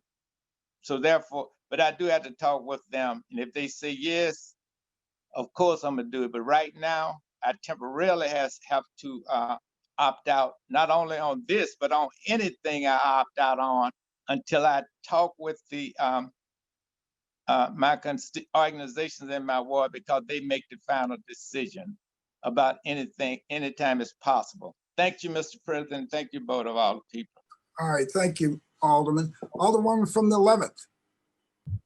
Thank you, Mr. President. I'd like to speak on the bill, please. Oh, please proceed, Alderwoman. Thank you. I very much appreciate what the Alderman from the 18th said, his input. I also really appreciate the 5th and the 22nd. I understand where they're coming from. I know that the downtown wards are very stressed with encampments. And I know that I have a few in my ward, but they're pretty small and come and go. I talked about this in the HUD meeting. This is very difficult because at the end of the day, whether we construct these tiny homes or temporary, whatever we want to call them, temporary shelters, we're going to have an unhoused population in this city. When folks on the state level talk about, schools and student population, one major challenge in our city is that we have an enormous amount of unhoused children. These are children that don't have a regular home. We have folks who want to go into some of the housing discussed by some of the organizations that offer it. I know I have a lot of transitional housing in my ward, and that's one type of housing option for those transitioning out of the justice system. There are all types of unhoused folks, and that includes people who, that includes those who just, like Alderman Six said, it just includes people who are not ready for permanent housing. And the people who run these programs have come to the table, and this is one of their suggestions. So this is not just out of the blue. This is something that the experts and those who have been working for years with unhoused populations and mental health experts have brought to the table. That said, I also feel what the alderman from the 5th and the alderman from the 18th are saying too. And I base that on the reality is I don't know how my constituents would really feel about this. I tend to think it probably would not necessarily be that popular. But I also know that I have some areas that are not densely residential and could be open to it. So I don't know if this is something that we should table and discuss later. I also know that we are facing a potential eviction crisis. So I'm not being incredibly decisive here, but I just, I do want to make sure that we are operating in reality, and that whether or not we go through with this amendment, we will still have unhoused people in the city, and it is a burden, or this is an issue that all major cities face. we are not unique. I think what's changing is that cities are getting funds to attempt to help the unhoused, and also this is just becoming a more popular topic that we have a major divide in class in this country. And I know that my family members who live in wealthy areas of major cities in the coast, they have a problem there. So I just want to speak to this and make sure that we are dealing with the facts. So thank you very much. Okay, Alderman from the 9th.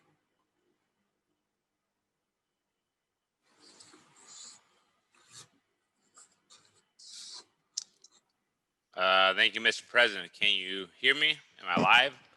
Yes, you're live. You're all the way live. I'm live. All right. As we're approaching 8 p.m., 10 hours for us. I'm going to try to keep this short, but I won't. So this is one of the amendments that I have been passionate about, as well as the direct cash assistance. The reason I'm passionate about this is because I, like a lot of my Southside cohorts, do have a severe issue here. And I agree with what the Alderwoman from the 6th said early on about maybe calling it intentional encampments got people in the wrong mindset. So because of that, she has changed it to being, let's focus on the pallet houses, tiny houses, with the idea that a communal approach to the unhoused is better than the approach we have now. And I will say that I truly appreciate the Alderwoman from the 6th having worn this issue on her shoulder emotionally more than most of us. And I'm with her on this. And when I speak to our unhoused population and I ask them what they want fresh running water.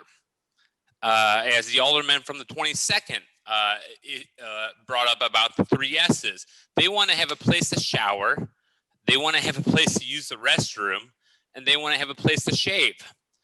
And they also want laundry service. And they also want to be connected to all these other programs that we're setting them up with right now, whether it be vaccinations or whether it be free bus passes. They want these services in one location. And so the idea of intentional communities was having a location where people were able to feel comfortable and secure and respected. And so I fully support this amendment. I would hope that any of our older people that have any questions about this would fully support it. Besides bringing up the Alderman from the 22nd, the Alderman from the 5th brought up the problem he has. And I understand, I'm downtown a lot. I would implore every one of the 29 of us to look at the map of the wards and see that the 2nd ward, Alderwoman Middlebrook, has a huge issue with riverfront property. And then we go to a small slice of the 5th, but we all know that the Alderman Page has a majority of these issues, and we want to support them. You then go to the Alderman from the 7th, who has downtown all the way to Sydney Street. And you will notice that the Alderwoman from the 2nd, Alderman from the 5th, Alderman from the 7th, all opted out of intentional encampments before we were able to clarify what we really are looking for here, which is creating a community where people can receive services they need. You go south of Sydney Street, and it's the 9th Ward and the 11th Ward. So for myself and the Alderman from the 11th to not be able to speak on this issue and not be able to say, I have a major problem, and I want to make this as safe and comfortable, and the best way to get people that put a tent up every night in a different location because police run them out of parks. As a guy that loves sleeping in tents, I will say maybe that's not a problem, but we'll take it a step up and say put them in a tiny home.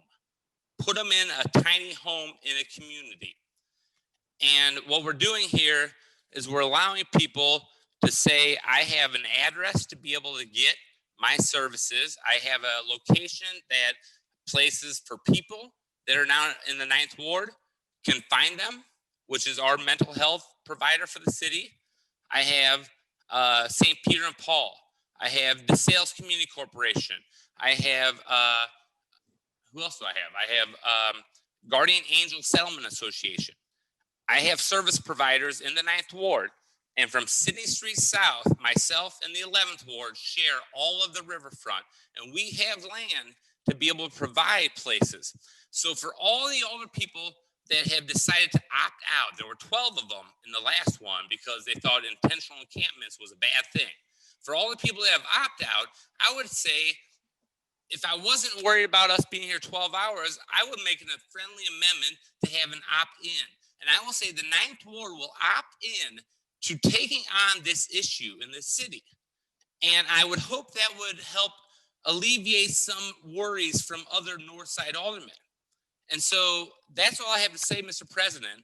And I always encourage you to vote to support our most vulnerable communities.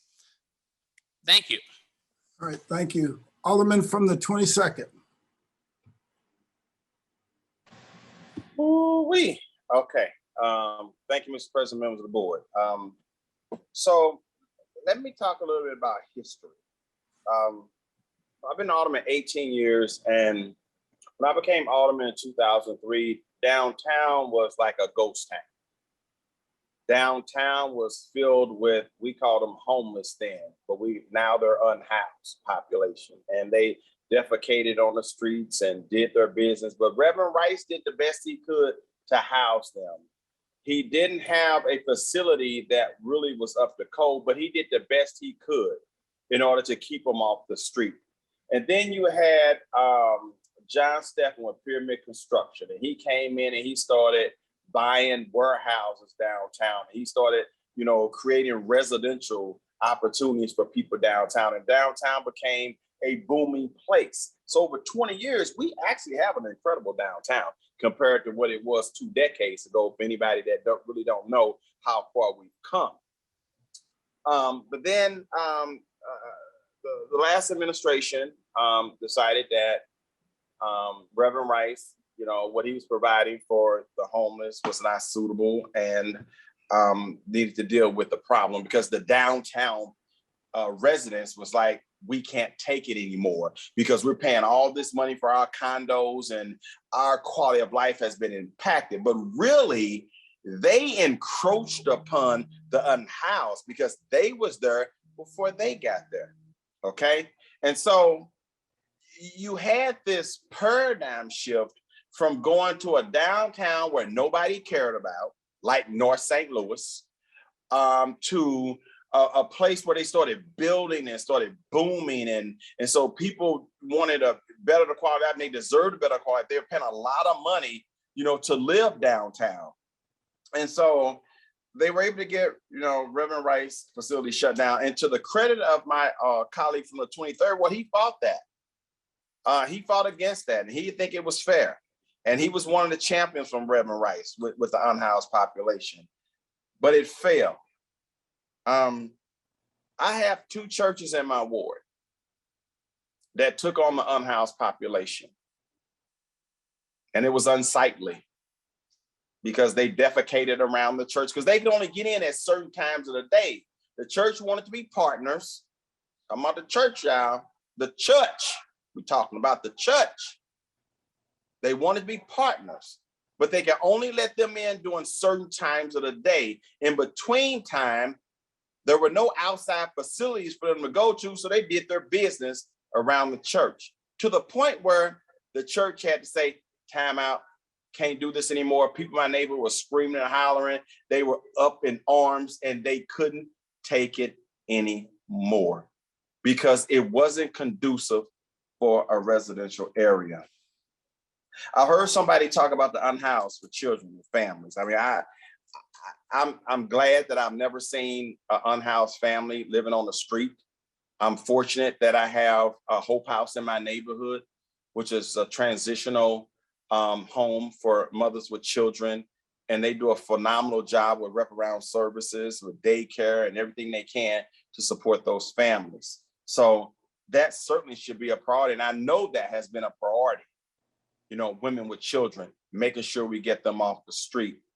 Because when I see, you know, the unhoused on the street, I don't see families, I see individuals. I just want to ask my colleagues, and I don't want to put anybody on the spot, but I want to do a roll call. I want you to raise your hand and shout out your ward number. Alderman Gunther from the 9th Ward already did it. He said, hey, bring them to the 9th Ward. I want them.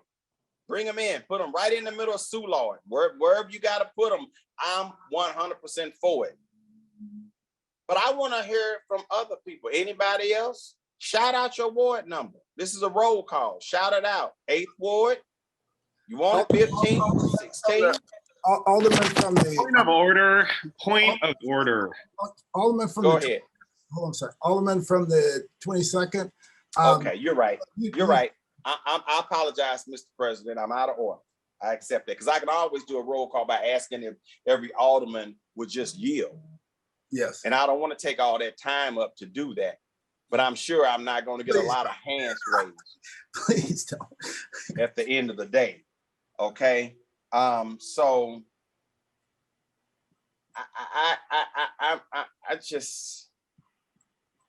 I don't get it. There's $750,000 that's currently in the board bill for the unhoused population. There's no real data to support expanding it. I mean, generally, I just wouldn't have a problem. I don't want to deal with it right now. I'm not saying I don't want it necessarily in my, I don't want to deal with it right now because I have too many critical issues to deal with than to deal with that. But there's already $750,000. And I think if the sponsor of this amendment wants it in her ward, then she should have that in her ward, but it should be defined. The other problem is, I heard it come up because there's this confusion about whether it's a tiny home, a veteran home, or an encampment, but it's not defined anywhere. So I'm okay with the administration determining what it looks like, but $750 is a good start, and we could come back in September and make it $20 million. That's fine with me. If a whole lot of aldermen says bring it in my ward, bring it on. Okay, but I'm going to ask the alderman from the 5th Ward if he would yield for a question. Alderman from the 5th will yield the question to the alderman from the 22nd. Gladly, I'll be happy to. Okay, Alderman, I know you gave some testimony as to how you felt about the amendment and what's going on in the 5th Ward, but I remember your predecessor when they wanted to do Biddle House. She was diametrically opposed, vehemently opposed. And all of my colleagues that are here right now that were serving with former Alderwoman Tamika Hubbard, no, she fought that tooth and nail. Let me ask you, Alderman, how is Biddle House working out in your neighborhood? It is working out in general well, and for a number of reasons. Okay. It's in an industrial area. The closest heavily populated area to it is the McDonald's drive-through. Okay. So I have very few complaints. I've not received any complaints about it from my constituents, but I have to put a but in there. But Biddle House is limited to 120 people, 120 beds nightly. Yeah. What has begun happening recently is that there's a spillover. They have more demands than they have beds. And I've gotten information from constituents that call me some late at night, concerned that people are doing a pop-up or unintentional encampment in a city-owned or MSD-owned rain garden area adjacent to one of my gated townhouse communities. So Biddle House itself, I have never received any issues. Okay. I have actually donated prepared foods there for the residents to consume. But the issue is the spillover.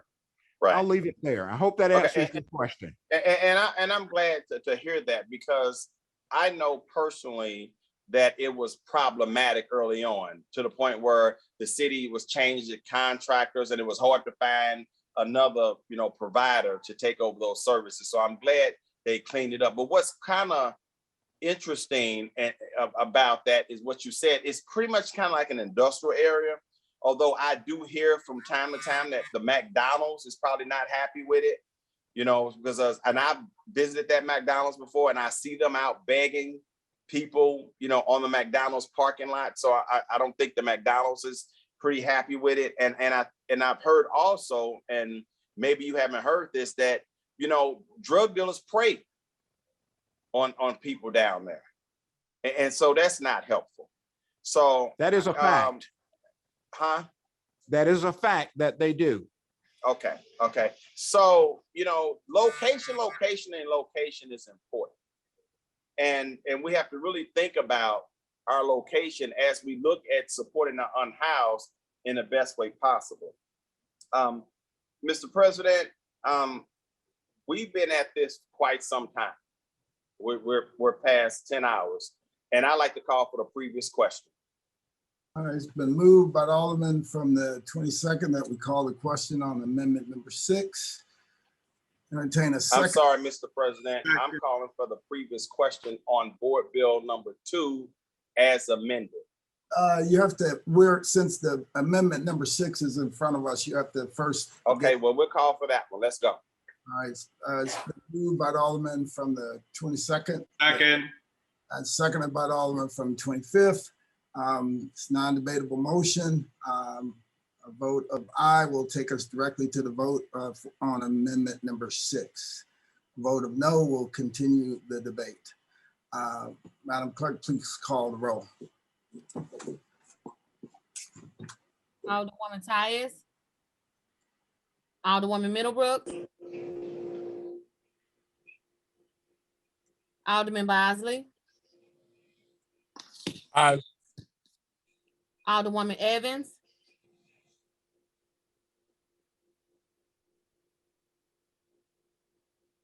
Alderman Page. Pass. Alderwoman Negracia. No. Alderman Coder. Aye. Alderwoman Rice. No. Alderman Gunther. No. Alderman Vollmer. Aye. Alderwoman Martin. No. Alderman Stevens.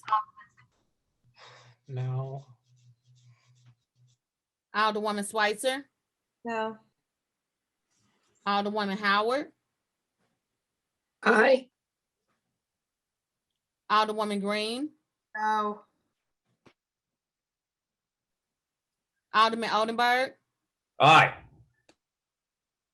Alderwoman Peel. No. Alderman Todd. Pass. Alderwoman Davis. Alderwoman Spencer. Alderman Muhammad. Alderman Boyd. Aye. Alderman Vaccaro. Aye. Alderman Ryan. No. Alderman Cone. Alderwoman Clark Hubbard. Aye. Alderwoman Boyd. Aye. Alderwoman Navarro.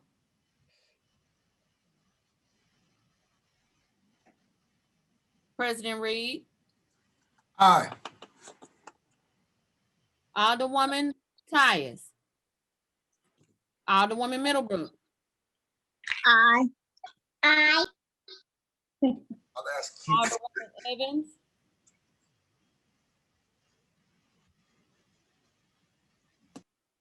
Alderman Page. Aye.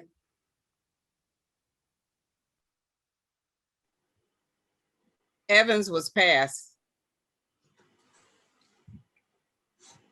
Okay, so you want to pass again, Alderwoman? I'm sorry. Point of order, you can't pass twice. You can, she can pass multiple times, but you are required to.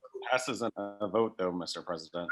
I understand that, but she can pass multiple times if the roll call goes around multiple times.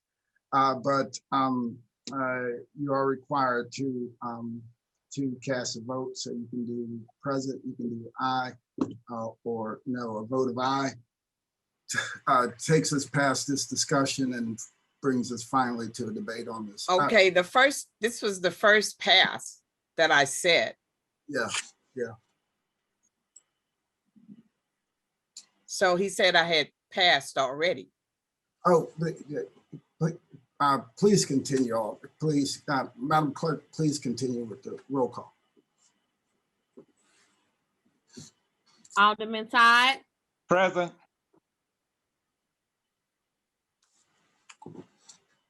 Alderwoman Davis.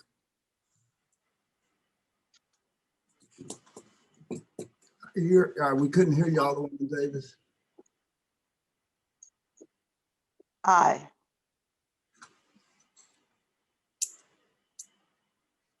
Alderwoman Spencer. Alderman Muhammad. Aye.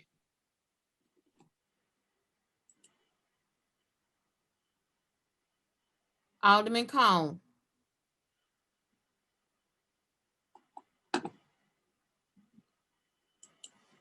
Alderman Cone.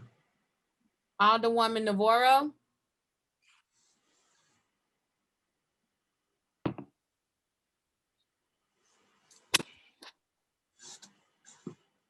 Alderwoman Tyus. Alderwoman Evans. Aye.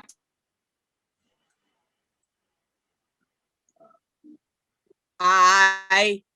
Okay, thank you. Alderwoman Spencer. Aye.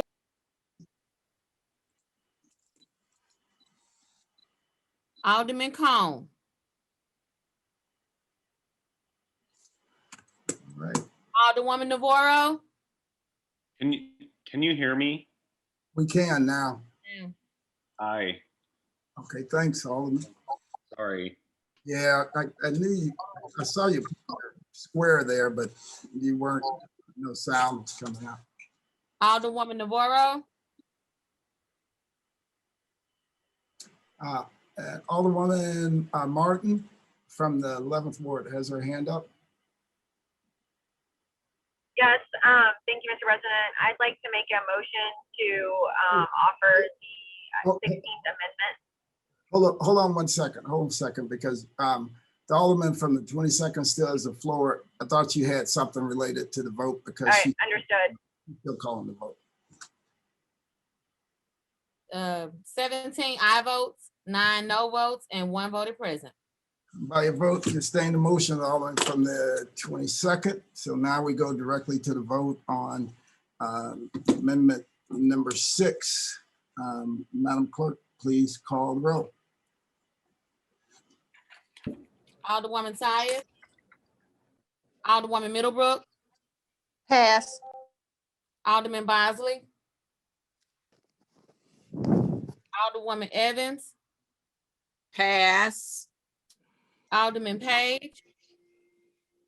Pass. Alderwoman Ingracia.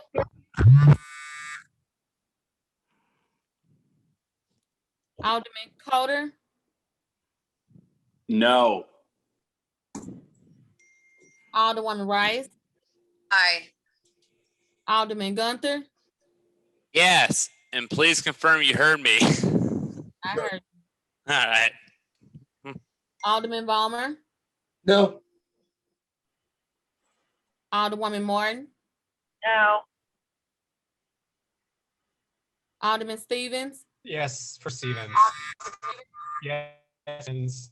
Alderwoman Schweitzer, Aye. Alderwoman Howard, No. Alderwoman Green, Aye. Alderman Oldenburg, No. Alderwoman Peel, Aye. Alderman Todd,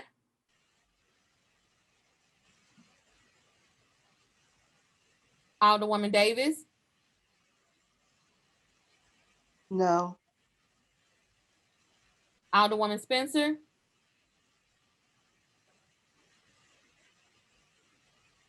Alderman Collins Muhammad, No. Alderman Boyd, No. Alderman Vaccaro, No. Alderman Narayan, Aye. Alderman Cone,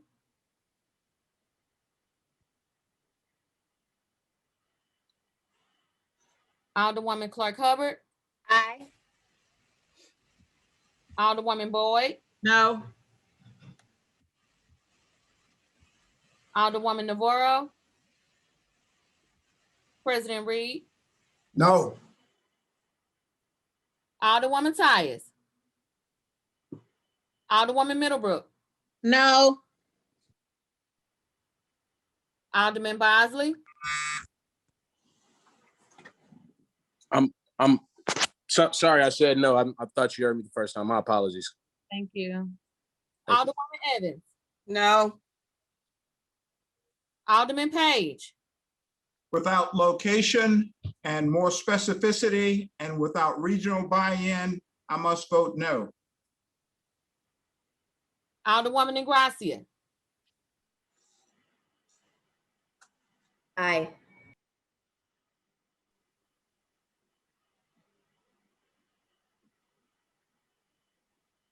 Alderman Todd,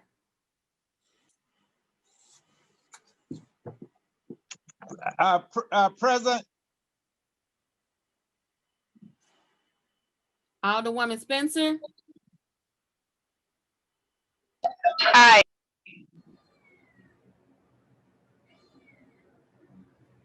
Alderman Cone, Aye. Can you confirm that you heard me, please? I heard you, thank you. Thank you. Alderwoman Navarro,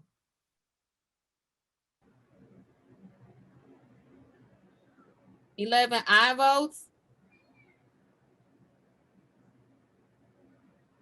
15 no votes, and 1 voted present.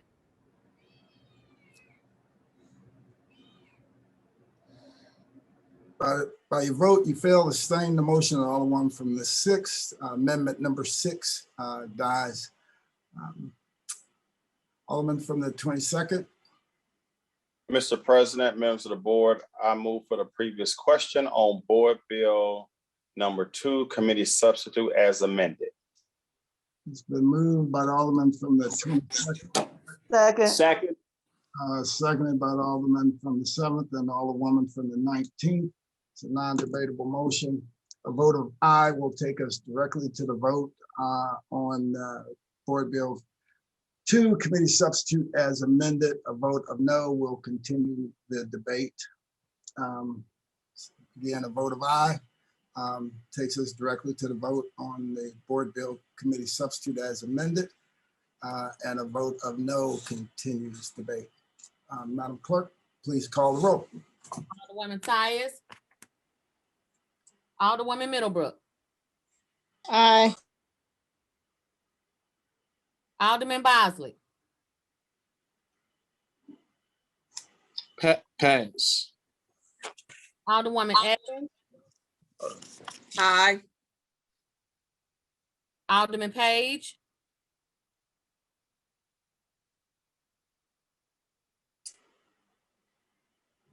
Alderwoman Ingracia, No. Alderman Coder, Aye. Alderwoman Rice, No. Alderman Gunther, No. Alderman Valmer, Aye. Alderwoman Morton, No. Alderman Stevens, No, Stevens.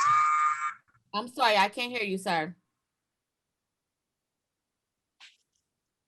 That is a no for Stevens. Apologies. Alderwoman Schweitzer, No. Alderwoman Howard, Aye. Alderwoman Green, No.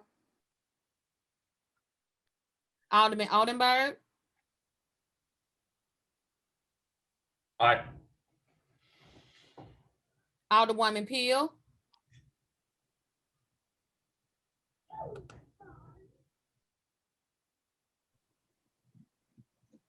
Alderman Todd,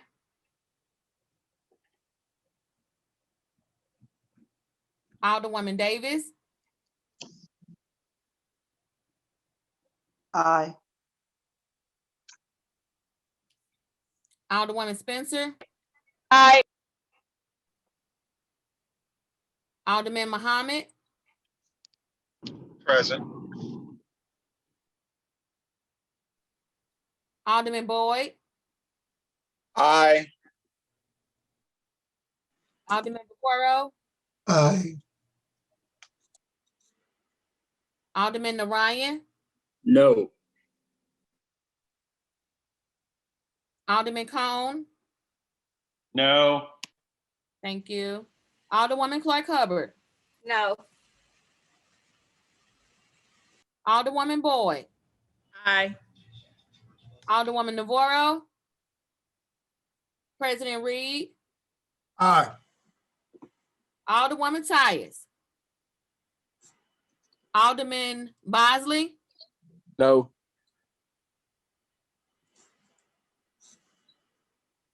Alderman Page,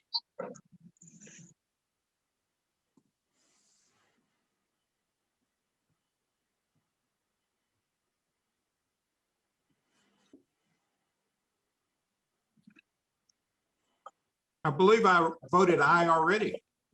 I'm sorry, I didn't hear you. I didn't either. Madam Clerk, this says Muhammad from the 21st. I would like to record my vote from present to aye.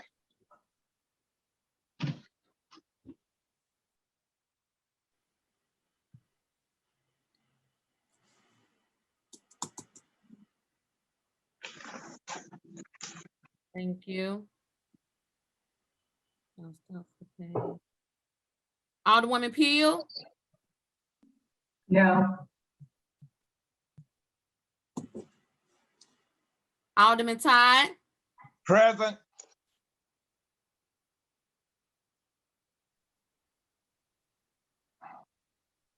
Alderwoman Navarro,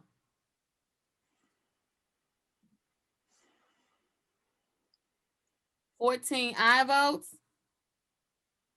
12 no votes, and 1 voted present. Vote, sustained motion, Alderman from the 22nd.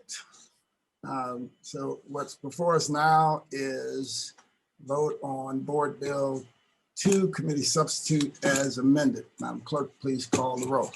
Alderwoman Tyus, Alderwoman Middlebrook, Pass. Alderman Bosley, Can I ask for a clarification on the motion? So the Alderman from the 22nd called a question. So when you call this question, that was sustained.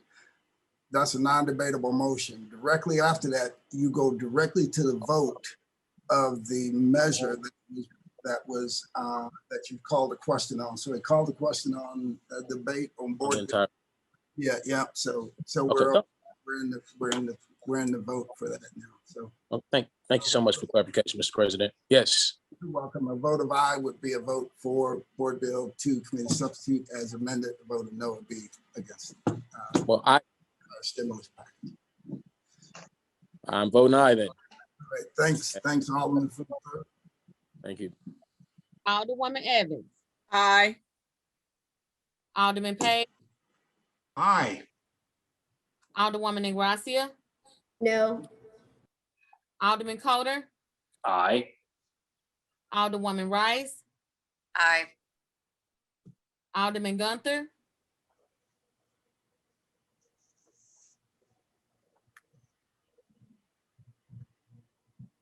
Alderman Balmer, Aye. Alderwoman Martin, Aye. Alderman Stevens, Aye. Alderwoman Schweitzer, Aye. Alderwoman Howard, Aye. Alderwoman Green, Aye. Alderman Oldenburg, Aye. Alderwoman Peel, Aye. Alderman Todd,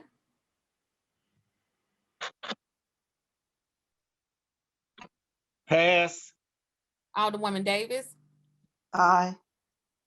Alderwoman Spencer, Aye. Alderman, Sorry, there was an aye for Spencer. thank you. Alderman Muhammad, Aye. Alderman Boyd, Aye.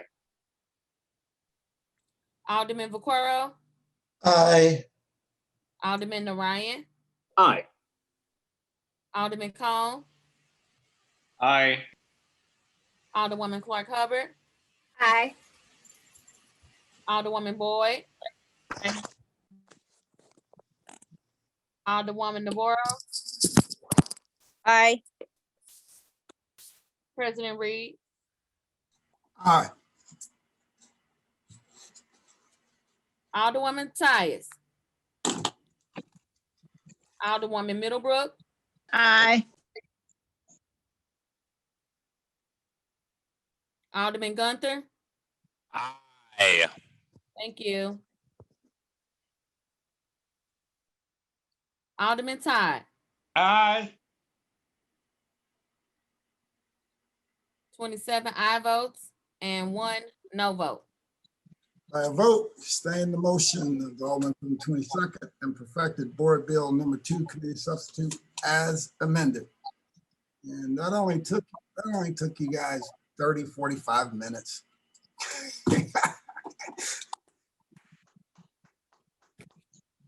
Congratulations, you guys got it done. That's a good thing. Madam Clerk. Board Bill 61 sponsored by Alderman Oldenburg, an ordinance to make it unlawful for an individual to lift the door handles or otherwise try the door and lock of successive vehicles to gain entry to the vehicles unless the individual is the owner of the vehicles or has the owner's permission to enter the vehicle. Alderman from the 16th, you recognize on the perfection of Board Bill number 61. Thank you, Mr. President, members of the board. I move to perfect Board Bill 61. Moved by the Alderman from the 16th, entertain a Second. Second. Second. Second. Everybody want to get out of here. You guys are messing with me. Who else? That was the 22nd, 14th, and a few others. But all right, Alderman from the 16th, please proceed. Thank you, Mr. President. I move to introduce a floor substitute, please. All right. Is it in everybody's drive, obviously? Yes. Moved by the Alderman from the 16th that we introduce floor substitutes. Second. Second. Seconded by the Alderman from the 7th and the Alderman from the 3rd. Got you guys that time. Thank you. Alderman from the 16th, please proceed. Do you want to talk about the floor substitute or you want to? Certainly, I will mention the floor substitute quickly. This was in consultation with two members, the Alderwoman from the 26th as well as the Alderman from the 3rd. from the Public Safety Committee when this was heard had a few tweaks they wanted to make around the language. As you'll see, this is a pretty direct and short board bill. The changes that wanted to be made were let's define for the purposes of this ordinance successive, as well as limiting what would be, the jail time from 90 to 30 days. Again, overall, those were changes that seemed fine to me. Again, this ordinance, this board bill is certainly covered by state law under attempted larceny, but no municipality in the country that I could find expressly or specifically touches on the attempted burglary around the door flipping handling. We know we have crews that run through all of our neighborhoods at night, constantly and successfully flipping door handles. The point of this legislation really is to memorialize it, because the police department is not taking reports on it. Been a handful of instances where cameras have caught individuals flipping successive door handles. Report was made to the police, and the response back from the police department was lock your doors and this isn't a crime, flipping door handles. So there's two things wrong with that. The answer or response back to just lock your doors is not something that's well received by residents. You should be able to have the liberty and freedom to live absent-minded in a city and forgetting to lock your doors and not have your personal belongings and personal effects rummaged through and or stolen.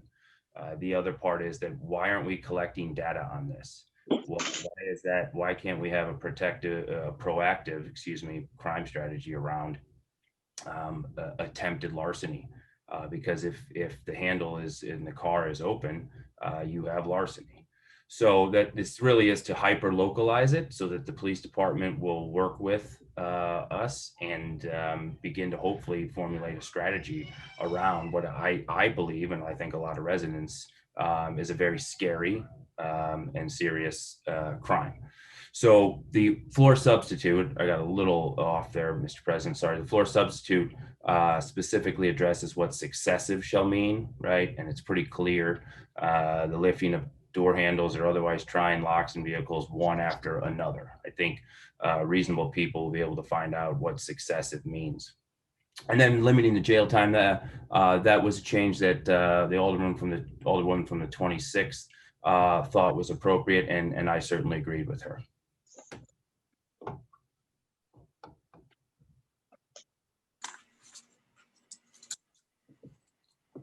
Nothing further. All right, thank you, Alderman. Alderman from the 24th. Alderman from the 24th. Screen, looks like the screen is locked up. Alderman from the 24th. Alderman from the 18th. Thank you, Mr. President, and thank you both, all the people. My concern, I have two concerns about this bill. Let me be crystal clear.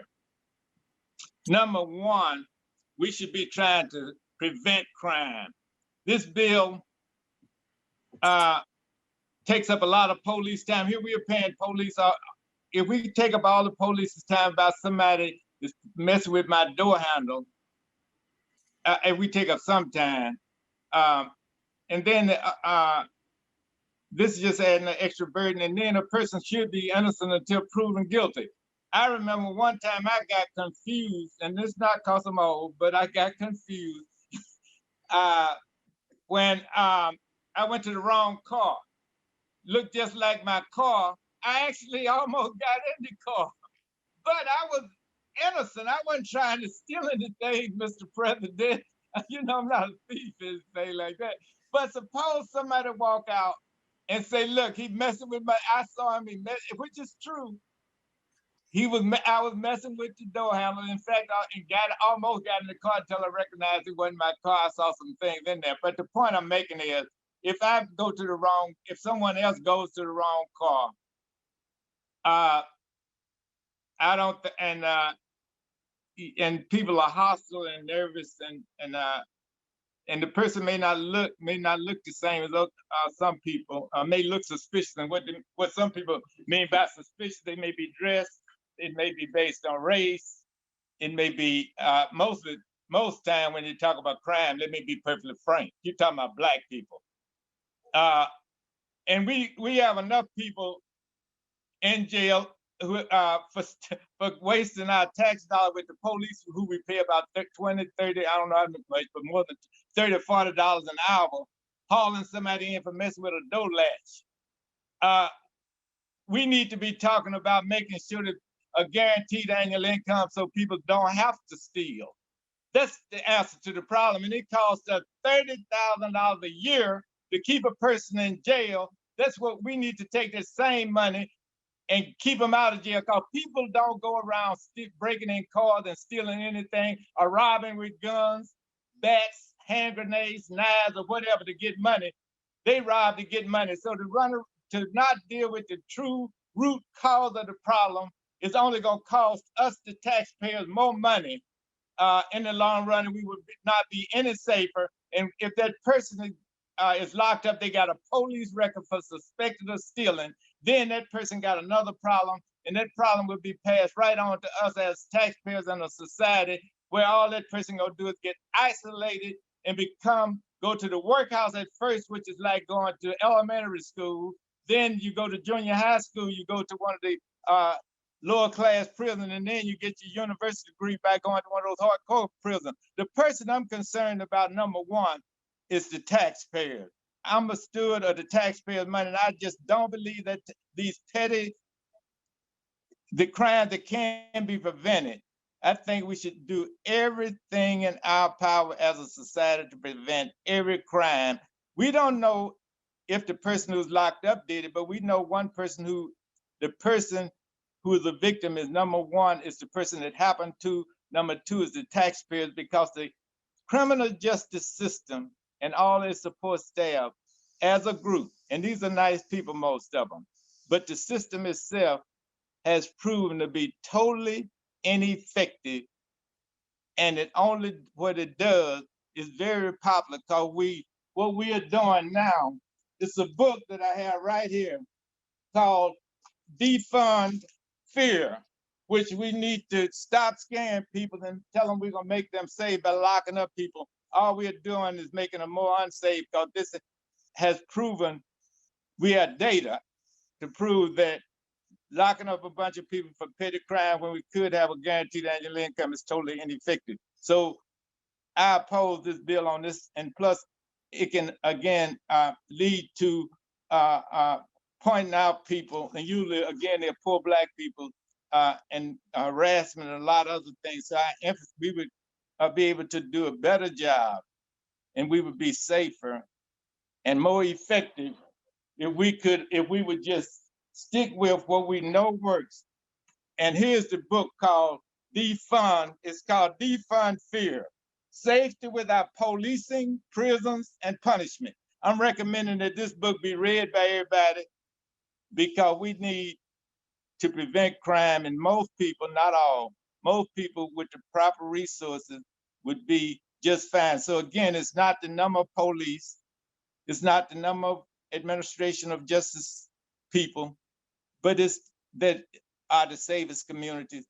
It is the communities that have the most resources. And the ones who are constantly telling us who live outside our communities about all of these other things, they have the resources. That's why they don't have the killing. That's why they don't have the stealing. That's why they don't have a high crime rate. And I oppose this bill on the ground that it could lead to also profiling poor Black and poor white people.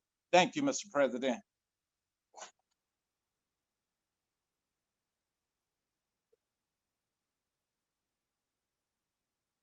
About that, I was muted. Alderman from the 24th. Thank you, Mr. President, members of the board. I know when the Alderman from the 16th and I spoke about this in committee, I was supportive of this. It's a big problem in my ward. I know it's a big problem throughout the rest of the city as well. There were some concerns raised in the committee hearing, and I know that in that hearing, we got it out of the committee with a do pass recommendation on the idea that the alderman from the 16th was going to work with the public safety director on a floor substitute. I'm just curious if this is that floor substitute, if you had that chance to meet. I know this meeting came up. Would you want to inquire of the alderman from the 16th? Yeah, I would like to inquire from the alderman from the 16th. Alderman from the 16th, will you yield question to the alderman from the 24th? Well, yes.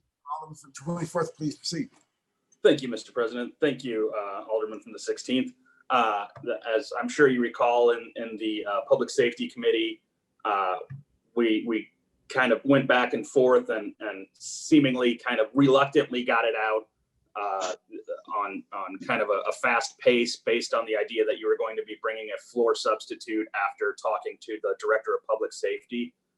Is this that floor substitute? So I don't know, it passed unanimously out of committee. I don't know if that's reluctantly, but I will say you're correct in me saying that I was meeting with the public safety director after a month of inquiring of both he and the chief to have feedback on this. During that committee, I finally got, as I was presenting the bill, I received a text from the public safety director's aide or employee that he would like to meet on this. So I mentioned that was going to take place. That was supposed to take place today at noon. Obviously, I've been in this Zoom room with you all, and quite frankly, I did take the time later that over the weekend to meet with two members of the committee that also raised some concerns. I don't think that this is going to be detrimental to the public safety director or his police department. Quite frankly, they aren't enforcing this anyway. I hope and aim that they will capture data as a result of this being a local ordinance, because it's already illegal to attempt to motorize a vehicle. So not having had the chance to meet with them, they can perhaps implement something through policy if they have great concerns. But I'd like to move forward and perfect today. Understood. So nothing I say is going to convince you to wait and get that feedback from. Well, what I would say is I took feedback from committee members that had some concerns, and that's the thrust behind this floor substitute. I guess I'm not trying to be petty here, but I mean, you have something for a month and you get ghosted. If it's one thing I've learned, it's, policymakers don't like to be ignored when, constantly, when I was looking at surveillance legislation, it was, you don't have enough feedback. You don't have enough feedback for buy-in from the public safety directors and the chief. I made a point here in a public safety bill to get just that feedback, and for it to just rest in silence for 4 weeks. And then during the committee presentation say, we might want to talk about this. And I tried to set up a meeting. I did. But, I think in terms of prioritizing here, Alderman, I decided to put the ARPA funds and the debate around that and the amendments around that as a priority.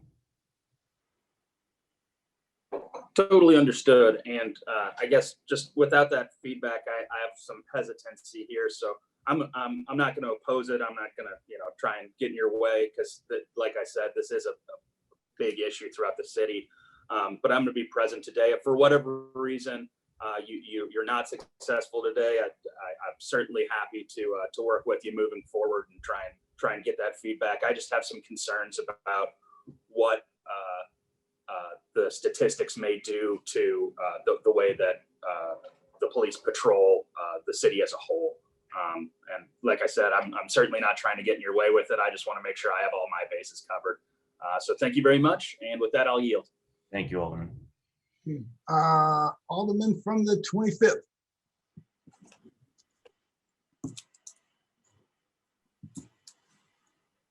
Thank you, Mr. President. It's been a long meeting. I actually just tweeted it probably about an hour ago. It's officially the longest meeting I've had in my 12 plus years of service down here at the Board of Aldermen. So congratulations to all the folks that are less than seniority from me for making it through this very arduous meeting today. You know, I'm listening to the discussion about this particular board bill, and there's a number of things that come to mind. One, the alderman from the 18th ward reminded me of a very funny story of a time when I was actually in I think it was a Target shopping parking lot and got into the wrong car. And in fact, actually confused it so much with my own car that I tried starting it with the key to my car, and it wouldn't start. And I was completely perplexed as to why this car would not start. And then it took me a minute to realize that I was in the complete wrong car, and was very embarrassed by that. Obviously, that was an accident, and I wouldn't want an accident to become criminalized. That being said, on the lighter side of things, this does happen everywhere across the city. It happens in my neighborhood, on my block. I've had my car rummaged through probably 3 times this year already. I lost a really nice pair of sunglasses probably about 3 months ago that I probably couldn't afford to replace any longer. I was hoping to keep them the rest of my life, but that unfortunately happens. And you know, I know many, if not most, of my neighbors can share similar stories. And I really have a challenge though with this particular board bill, because I struggle with getting police responses on auto accidents or, you know, other, you know, more heinous issues. And it really, I think, to, you know, my colleague from the 18th ward's point, you know, criminalizing more activity isn't going to make the police more present. It isn't going to solve any issues from that perspective, and it only makes life worse for some other people. And so I just, I guess if the alderman from the 16th would yield. Alderman from the 16th will yield the question to the alderman from the 25th. Will, yes. Alderman from 25th, please proceed. Thank you, Alderman. I'll do my best to keep this brief, but I'm just curious, have you had conversations with the police about responsiveness? I mean, because that is a concern of mine. You know, it is very difficult. I get complaints from people who have had their cars broken into that aren't able to file police reports. They're just told to do it, you know, via phone. You know, there's never a police officer that comes out. I've had, you know, friends and family from the county that have been in town for, you know, baseball games or, you know, other events in the city, and haven't had the police respond to them for various issues. You know, similarly, as I mentioned, I've had neighbors that have had issues, and, you know, I mean, I had my window blown out by a bullet. I think it was earlier this year, or it took an hour and a half, and I actually had to escalate it to get police attention to respond to it. So I guess, have you had those conversations with the police about if they have the capacity to do it, you know, what they think they need in terms of resources, and if they're actually going to be able to do anything about it? You know, Alderman, first, you know, I certainly understand mistakes get made. I think that's why it's excessive. And clearly you know intent and probable cause when you see it. So someone accidentally trying to get into a wrong car, I think that's going to be a very obvious thing to notice. If in the event it's caught either on camera or by a police officer. So I don't think that this ordinance is over punitive in that regard. In fact, we went to great lengths with a couple members of the committee to talk about what successive means. You know what this is and what it isn't. It's pretty clear on the attempt. What I would tell you is that we already trust the police to prioritize. I understand this may not be the highest priority for the police, but gosh darn, I mean, when my wife and 4 kids are home alone, and the Ring doorbell camera sees at 11:30 or midnight, you know, 3 or 4 gentlemen rolling through the street flipping door handles. What if you know, God forbid, someone's putting a car seat in the back of a car. In fact, we had an incident like that where this was encountered. I want it reported, and I want the police to take this serious, that it's a crime, and for them to tell residents in any neighborhood that that's not a crime, we're not going to take a report on it. that's absurd.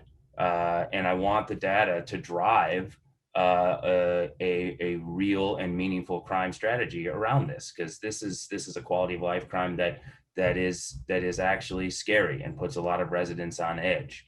Particularly if I, look at my Ring doorbell and I am, not at home, and I see, gentlemen cruising down the street with my family, 10, 20 feet away in the house. That's the inspiration for this, is that of course we know that I don't know what the police are going to be able to put more manpower on and address it. But I think if we at least start to collect it from a data view, and the police will agree to do that, then we can still prioritize crime in this city, but we can maybe put together more proactive strategies around the lower prioritized crime that I know drives our residents crazy, quite frankly. No, I agree with you on that. Heaven knows I get enough complaints about all sorts of different activity throughout my neighborhood and ward. I guess the other question that I would have for you, Alderman, and forgive me, I don't have the board bill up in front of me at the moment, but is this just a city offense? So what are we kind of labeling this as in terms of the egregiousness of the situation and fines and penalties and things of that nature?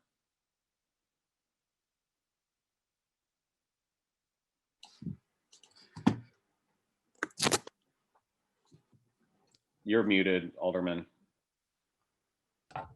Thank you, Alderman. Yes, I'm just going to read the last sentence to you because I think it addresses you. Any individual found to be in violation of this provision, an ordinance shall be subject to a fine of no more than $500 and a term of imprisonment of not more than was 90 days, now it's 30 days, or both a fine or imprisonment.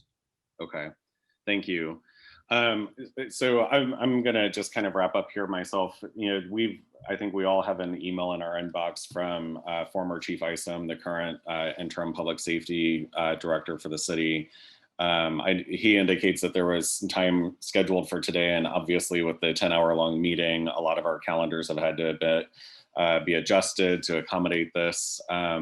But I would like to have the buy-in of the public safety office before voting on this. And so, with that, I'm going to just say that I'll be voting present until those conversations are able to take place. Thank you.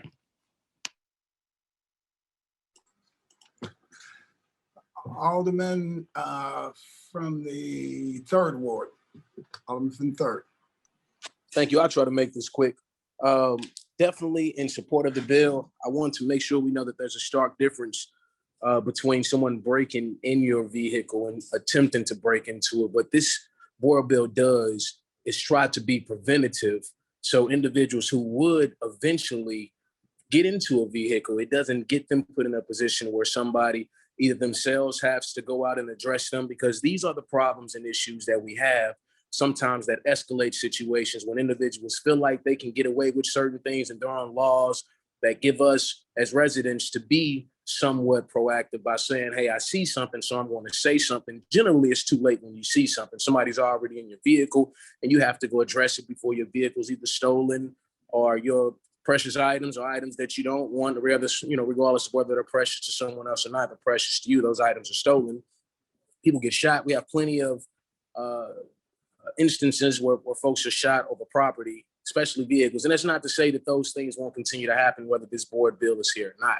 What it's saying is generally when you go out and address those people who have broken into your car, that's when the situation escalates either for them, if we catch them on video, because you have to be proven guilty if we catch them and they are prosecuted in court, whatever those charges will be, would and should be much more than it will be for somebody that is attempting to break in the vehicle. So this board bill most certainly doesn't address break-ins. What it does do is try to be proactive in individuals who are thinking about breaking in, and them knowing that, hey, I can't not try consecutive door handles. I cannot continue to just walk up and try door handles. That's against the law now. Somebody can say something to me about it. Maybe I'll get lucky and I try one and I get in the car. But I can't continually just go and try door handles in any neighborhood within the city. That is, of course, we all know a big problem. And it can be an issue if this is utilized the wrong way by police officers and residents alone. But within this, once again, it states what the cause is for an officer to be able to lock you up, which is you have to, I believe it doesn't say it as far as on within the board bill, but just in general, once again, you're innocent until proven guilty. So that resident, if you called the police, you'd have to prove that this person was walking from car to car, like Alderman Oldenburg said, trying door handles with no luck, or with luck. But either way, this is something that we visibly saw. This is something that we can prove. So in the event that you do have to call 911 and make a report, if that person isn't he isn't successful, I'm sorry, in breaking in the vehicle, and he just continues to walk down, at least you have something to report to say, I saw a description of somebody who's going throughout the neighborhood. This is what they look like. They weren't able to get into our vehicles, but this is what this person looks like. When you see them on the next block, it gives us people who utilize Facebook, folks that are on Nextdoor, Twitter, to put out pictures of people who we see doing these particular things. And at least we know as a neighborhood, if we see them again, we already have evidence it takes to persecute or prosecute those people. So I believe we can look at this as a tool, if anything, opposed to it being something that is hard on people or puts people in a compromising position. It is preventative if we start getting people to think a little bit differently about the actions they take before things escalate between residents or between police in any criminal situation. So I completely understand some of all the people's concerns about this can be predatory, and the different people that we most certainly need to speak to and make sure we get blessings from as far as the different departments go. But sometimes some things, just like we spent a very, very long day talking about this, some things just, we just roll with. That's not to say the police are going to have time to respond. They're not going to respond to us saying somebody's out here, trying to break in cars. If there's already a bunch of other shootings going on, they may not have the time to do that. But at bare minimum, we ourselves as residents know we got this community policing thing going on. We got our Ring cameras, we got our cell phones. Let's go record this. Let's be anonymous by doing it while not getting hurt, and protect ourselves. And then we got something to lock them up when the police finally gets time for. We can tell them that, hey, we seen this person do this. It is something that is persecutable. We don't know how to go in the circuit attorney's office, but if enough of these start to happen and residents are being proactive, I believe the circuit attorney's office and other institutions will work with us, because it's something that gets those people who are low-level offenders, because this is a low-level thing. We can help get them the resources that's maybe needed, like Alderman Todd said, before they become high-level offenders. So with that, I'll yield. I appreciate the effort. Alderman Oldenburg definitely took the time to have some conversation and to move some things around within the bill, so it isn't as or not meant to be. The intent was never to be predatory, but it isn't unpolished, if you will, and hasn't had second thoughts by other people who has had different ideas on what could or would happen. I myself have gotten in the car accidentally, but I didn't get in 3 accidentally. No way I'm getting in 3 different cars back to back to back that aren't mine. So thank you. All right, thank you, Alderman. Alderman Narayan, your hand has still been up. I don't know if you forgot to take it down. It should not be up. I will lower it. I apologize. That's what I figured. So we have the Alderman from the 8th. Thank you, Mr. President, and thank you, members of the board. If the Alderman from the 16th would yield for questions. Alderman from the 16th, we yield to the Alderman from the 8th. I will. Alderman from the 8th, please proceed. Thank you, Alderman. I'm sure you're shocked to be hearing from me right now on this bill. I am. So I guess I'm still concerned. I listened to the testimony at the Public Safety Committee hearing, and I do like that you've made some amendments to this bill. My concern is still that there's an opportunity to trap some folks here that we're not intending to get to. And so what we're as a society, we're trying to work towards, decriminalization of lower level offenses so that we're not trapping young folks and people who are at risk in a criminal justice system, in a cycle of criminal justice involvement that we can't then extricate them from. So I'm wondering, you said that your goal here is to, knowing that our police department is strapped for time and resources, that one of your goals here is to gather data. So I'm wondering if if the goal is to gather data, then why not drop the penalties and not make it a crime, but make it something that we can just be monitoring for? I don't know, Alderwoman. I think it's the mark of a society to make a goal statement about what's right and what's Hold on wrong. a second. Alderman, would you like the alderman from the 16th? I did. We did this already. Oh, all right. Oh, there you go. I'm sorry, my video keeps freezing and you just froze for a second. Proceed. Go ahead. Proceed. Thank you, Mr. President. Alderwoman, I mean, I certainly understand the position from which you're coming. I think it's important, though, for laws to have teeth, and I think it's the mark of a society that says, yeah, there is going to be some form of punishment involved in a situation where you are breaking the law. I guess I'm sensitive to the topic of decriminalizing, but at this point, I don't think I would entertain dropping any of the provisions and the violations at this point. Okay. So is there, looking at the definition of successive, and I do also like that you're working to try to make that more specific, but I think the legislative intent when you're defining it can be different from the commonly understood intent from neighbors that are seeing someone that they don't recognize, in the middle of the street, whether they're checking their own car, they get lost at somebody else's car. Like me, they don't have a key fob, so they actually physically have to touch cars and or they've got the handles that you have to pull and that's what unlocks it. Was there any thought to actually numbering what successive would mean? So, 3 or more doors, because it's bumping into a car that looks like yours. If you're not paying attention, if you're on your phone or whatever, trying the handles of something, that is pretty common. But, 3 or more in a row, you're probably not going to have 3 cars that look like yours in a row. Is there a way to even more so narrow this so that the people that we're, neighbors that we're dealing with, we're not increasing the number of calls for situations that wouldn't otherwise warrant it? I mean, I would consider that. I think that takes, I think it gets tricky. The point of successive is you kind of know what attempted car larceny is, or you don't. If that's important to you and I could get you to sign on as a co-sponsor to this, I'd probably support a number of cars and limit it to a number.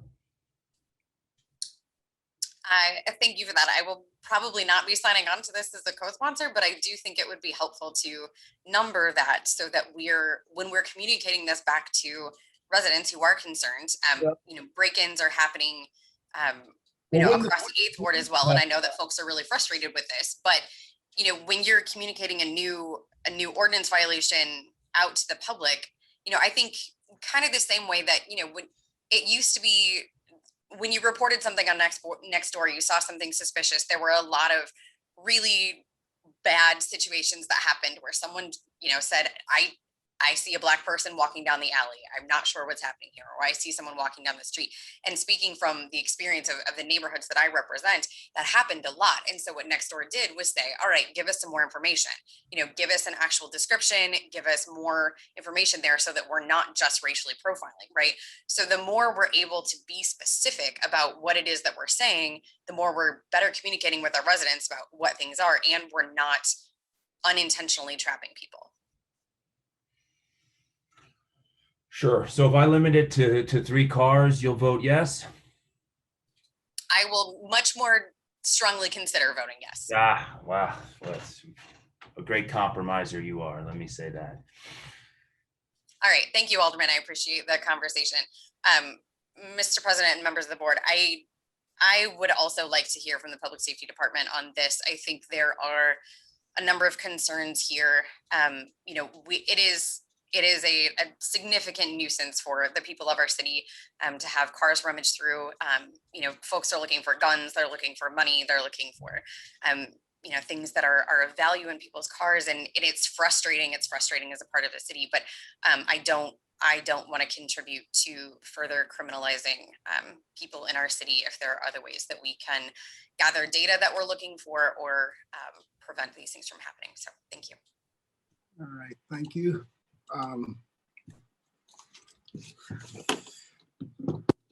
We have the Alderman from the 14th. Yes, Alderman. Will Alderman from the 16th yield for questions, Mr. President?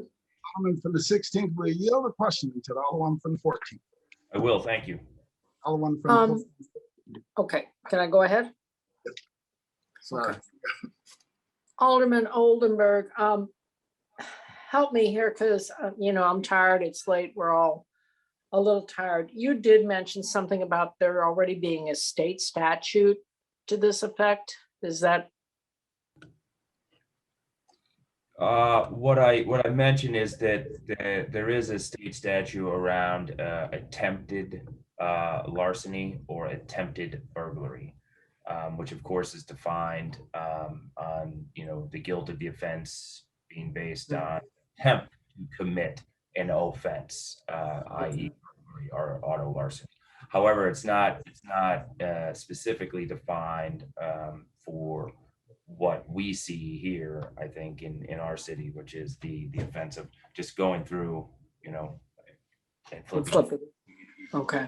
My point here was to really hone in and get more specific on attempted larceny or attempted auto larceny. And I appreciate that. I think it is problematic. And I think that along with that, we're asking for a little more vigilance on the behalf of the St. Louis Police Department in responding to these type of calls. Is that true? That is correct. That is correct. Or some response back instead of in the middle of the hearing 4 weeks after the inquiry to the public safety director and the chief. So that's disheartening. So I you know, but I understand some people's positions may lie on, well, I want to hear from them first. That's fair. I just wanted clarity on that. And I just think that sometimes we need to demand a little more to get a little more. Otherwise we get what we get when we get it. So I appreciate this and I rise in support of this. Thank you very much. That's all I have, Mr. President. All right, thank you, Alderwoman. Alderman from the 16th, could you, if it's okay, could you please add me as a co-sponsor to this bill? Sure. All right, thank you. Alderman from the 7th. Thank you, Mr. President, members of the board. Rise in support of the Alderman from the 16th bill. I appreciate the thoughtful debate we've had. I think it's interesting, you know, some of my colleagues seem very worried about further criminalization. I mean, this is an issue that plagues our city. While it's not the most serious of crimes in the long grand scheme of things, a car break-in doesn't sound like it, but what's the reason people break into cars nowadays? And even the Alderwoman from the 8th alluded to this. She wouldn't commit to actually supporting the bill with some further amendments, but breaking into cars in nowadays is done for two reasons: to steal the car or for weapons. And I'm pretty sure we know that basically you can break into 10 vehicles in the city of St. Louis, and in doing so, you're going to get somewhere between 1 and 2 guns out of those 10 vehicles. And those have a street value, and those are used in furtherance of other crimes. You know, I think last I checked, I'm the only member of this board with any sort of experience as a prosecutor or charging anyone with crimes under the laws of the state of Missouri. And I can say that it's extremely difficult to do so in the scenario that the Alderman from the 16th is hoping to legislate. Attempted stealing, attempted tampering with motor vehicle in the second degree are very difficult to prove. Any attempt crime is hard to prove. But in modern times, this is not something that would be used. I can't imagine any law enforcement agency would be saying, if you accidentally hit one car door and it's the wrong car, which is, I guess, the experience of the Alderman from the 18th Ward that he had in his comments earlier. That's not what we're looking at here. This is for folks who are going down a block of cars, looking for open car doors, looking for guns, looking for money, or looking to steal a vehicle. We don't have really an adequate state law to handle this. And this is a kind of a unique problem with the city of St. Louis. And I speak to this as the Alderman from the 7th Ward, who I'll leave last year out of the equation, COVID in 2020, but in 2019, I believe I had close to 800 car break-ins in the downtown neighborhood alone, 800. And that was down 20% from the year before, because we caught a major ring of folks committing car break-ins. So as someone who represents a district that averages close, over 800 car break-ins a year pre-COVID, and these are crimes that mainly impact, tourists and visitors to downtown. This is something that I think would be helpful. Is it going to cure all that ails us? No, definitely not. But I think it's something that would be a useful tool. And I'll end with, I guess we got an email from the public safety director, who I have the utmost respect for, but to get an email at, I don't even know what time it is, 10 p.m., it was 8 p.m. or 7 p.m. when that happened, when we've been going at this all day, and this has been on the calendar and up for debate for weeks and weeks, I'm not even going to call it the 11th hour, I'll call it the 27th hour to get an email saying, oh, we got to talk about this further. I just think is crazy. And I think it's a symptom of what we're dealing with right now. And the reason we're having this long meeting is the lack of communication from this administration on issues, whether it's Board Bill 2, committee substitute as amended, or other legislation. They seem to show a sort of an indifference for the legislative process until they realize, oh, this is actually happening and it's going to impact us and our agenda. It's tired. I'm tired. It's late. We're all ready to call this quits. I'd like to be added as a co-sponsor, and I fully support your bill, Alderman. Thank you, Alderman from the 7th. Alderwoman from the 19th. Your hand was up and it went down. Yes, sir. I would like to be added as a co-sponsor of the bill, and just briefly say that it's important for people to be able to get a report number for insurance purposes. It doesn't mean that the police are going to use any extra time to come to the scene or anything like that, but they do need a police report.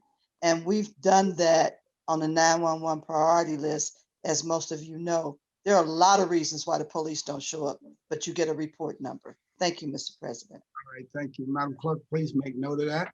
Alderman from the 22nd. Thank you, Mr. President, members of the board. Sometimes I wonder if we as a body is teetering on lunacy. I'm not going to apologize for the fact that I am pro-victim. I am not pro-criminal. And it seems like we're always looking for ways to save the criminals from themselves. We have colleagues that don't believe in cameras, but imagine if you had surveillance camera on a street, Washington Avenue downtown, for example, and you see people moving down the street, checking people car doors. And eventually they may even break into somebody's car, where you can dispatch a police officer and then you can make an arrest. They're not checking car doors because they just want to make sure that the car is unlocked and they can lock it on behalf of the owner. That's not what they're doing. They're checking car doors because they want to steal something. Like the Alderman from the 7th Ward said, they look at guns, they look at whatever they can. And in my neighborhood, innocent people have been victims for leaving their car unlocked and they come out and it's been ransacked and they take stuff from it. Can you imagine, that you live in a really, really nice neighborhood and people are going around checking your front doors and your back doors? What do you do? Oh, they didn't mean anything by it. They just checking to see if the homeowner locked their door so they can lock it for them. That's not what they're doing. It's a nefarious act that they're committing, and they need to pay a penalty for it. I don't know how did we get into this cotton candy hand-holding pro-criminal space? I don't get it. People need to pay consequences for their nefarious behavior. And I don't want to keep hearing, oh, they're poor. So we're going to use that as an excuse, because we can't keep using that excuse over and over again. I am totally in support of this bill. I want to be down as a co-sponsor. And I really wish that we create some type of paradigm shift within our body as a whole, that we start caring more about victims than we do criminals. Right. Thank you, Mr. President. Thank you all. I'm tired too. Thank you all. We have Alderman from the 23rd and Alderman from 13th. So Alderman from 13th, I believe you may have been first, and then Alderman from 23rd right after you. Thank you so much, Mr. President, members of the board. I'm sure a lot of you are probably expecting me to be a no vote on this. And I got to be honest with you all, I'm just boomeranging back and forth in my head. I hear a lot from constituents about these sorts of activities happening. Of course, it's illegal. You know, people are trying to break into other people's cars. I mean, that's attempted theft. It's illegal.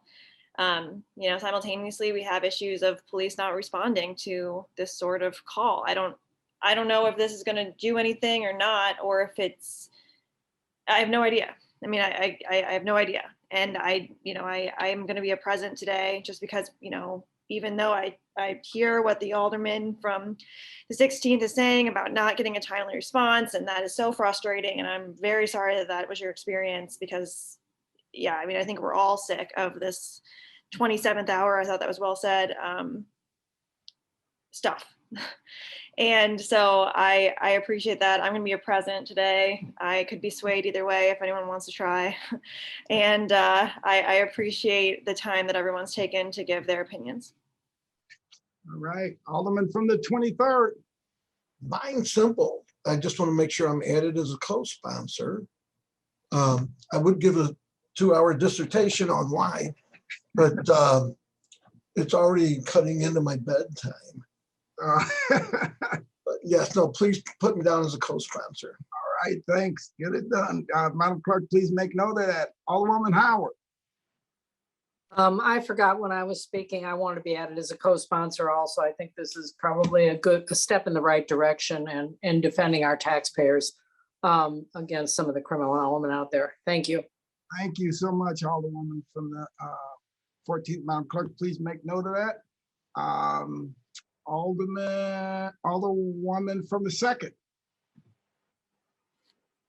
Thank you, Mr. President. I'm going to keep this short only because Cree has told me 50 times it's time for bed. I would like to be added as a co-sponsor. Thank you. Thank you, Alderwoman. I appreciate that. Madam Clerk, please make note of that. Add Alderwoman as the second, as Alderwoman from the 2nd as co-sponsor.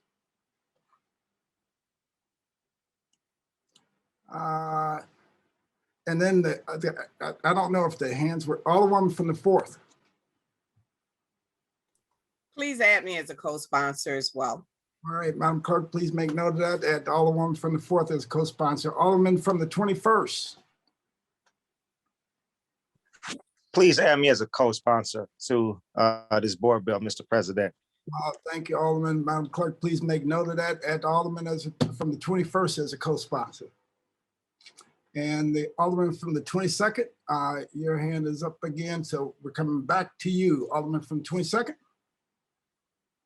Mr. President, I'm sorry I didn't lower my hand. Okay, and Alderwoman Schweitzer. Any further discussion? Alderman from the 16th. Any further discussion? Any further discussion? Alderman from the 16th, you recognize to close.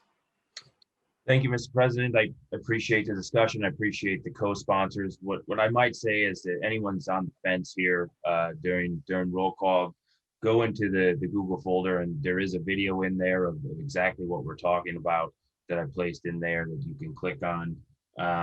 And I think this is a good response to set a statement about that we're not going to tolerate this as a city, and this brings fear into our residents. And I'm not fear mongering here, but this is a prudent, proportional response that hopefully rattles the cage a little bit of the public safety director's office and his police department, that this is a concern of residents and they don't want to be told to just lock their door.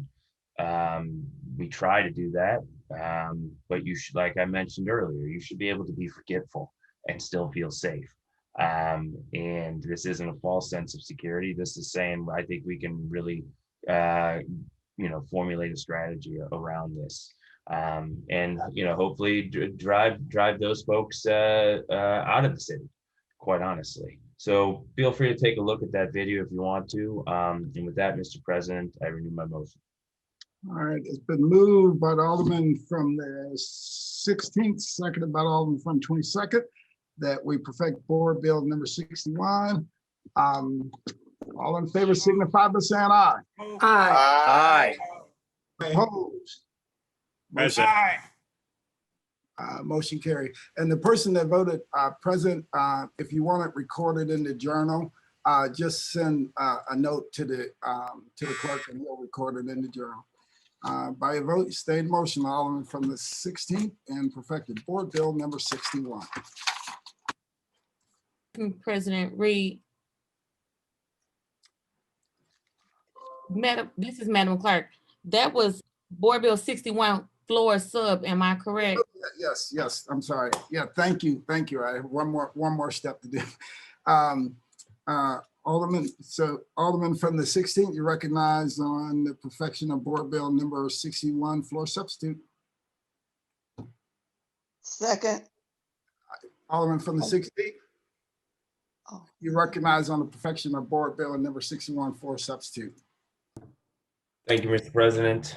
The move for perfection, and then we'll move to perfect Board Bill 61 floor substitute. move by Alderman 16th, second by Alderman from the 19th and the 14th. Alderman from the 18th. Roll call.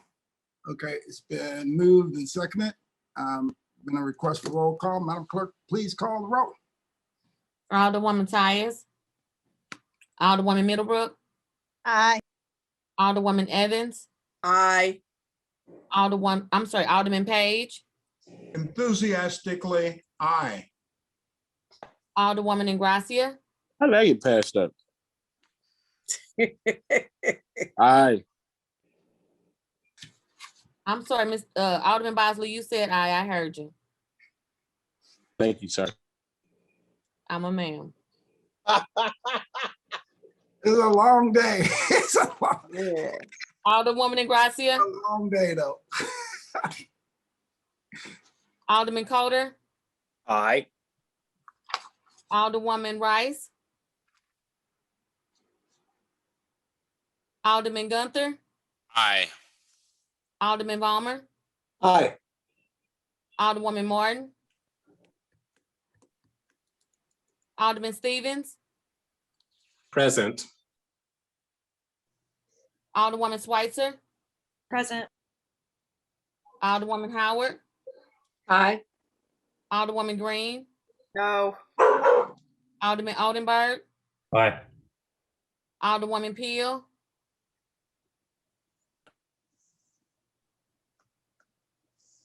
Alderman Todd.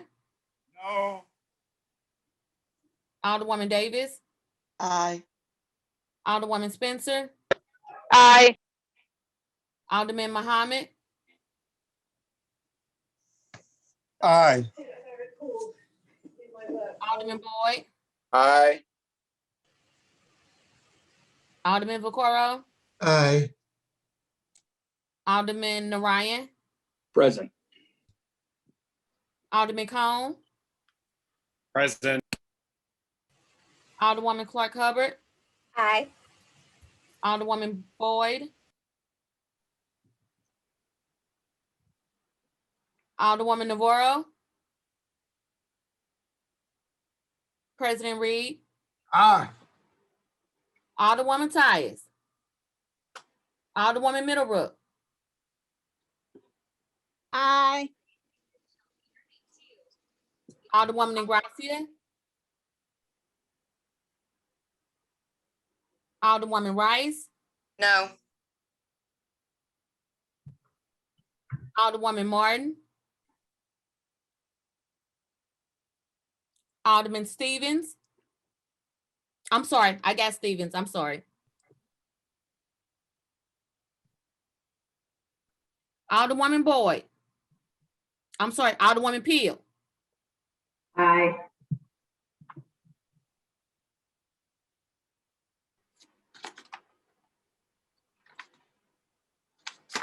Alderwoman Boyd. Alderwoman Navarro. 17 aye votes, 2 no votes, and 4 voted present. By your vote, you sustain the motion. Alderman from the 16th and perfected Board Bill number 61. Alderman from the 23rd, your hand is still up? Or it's down? Okay. I took it down, but I was going to just say that I knew Sharita was a man, but she also, if anybody deserves the Iron Person Award. Oh my God. I mean, every meeting, all day, all night, we should all pitch in and send her somewhere. I wouldn't send her on a cruise. They're dangerous right now, but you know, yeah, thank you for bringing that up, Alderman. Yeah, you deserve. Oh yeah. Hero, you're a hero. Okay, stay here. I mean, she's been, at least I haven't been stuck in all these meetings for like a zillion hours, and this one's got me wore out. Yeah. She should get the Iron Woman Award or whatever they give out nowadays. We got to keep it moving because the Alderman from the 25th is trying to adjourn us if we tarry much longer. Madam Clerk, we're in your hands. Board Bill 71, sponsored by Alderwoman Peel, and ordinance recommended by the Tax Increment Financing Commission of the City of St. Louis, approving the City Foundry St. Louis Tax Increment Financing Second Amendment RPA 2 redevelopment plan and the revision to the redevelopment project for the redevelopment project area to describe therein, making findings with respect thereto, and containing a severability clause.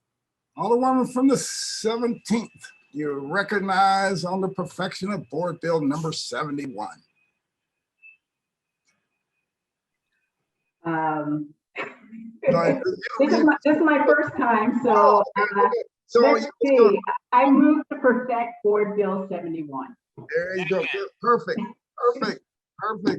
Been moved by the Alderman from the 17th, seconded by the Alderman for the 9th. Any discussion? Any further discussion? Alderman from the 22nd. Absolutely, Mr. President, members of the board, as chairman of HUD's, and this is Alderwoman Peel's first board bill to be discussed on the floor. I would just be so honored if she would just tell us more about her board bill. So if the Alderwoman would yield for questions. Alderman from Mr. President. Yield for questions to the Alderman from the 22nd. Yes. Alderman from 22nd, please proceed. Yes, Alderwoman, can you tell us what's great and exciting about your board bill? Regarding this,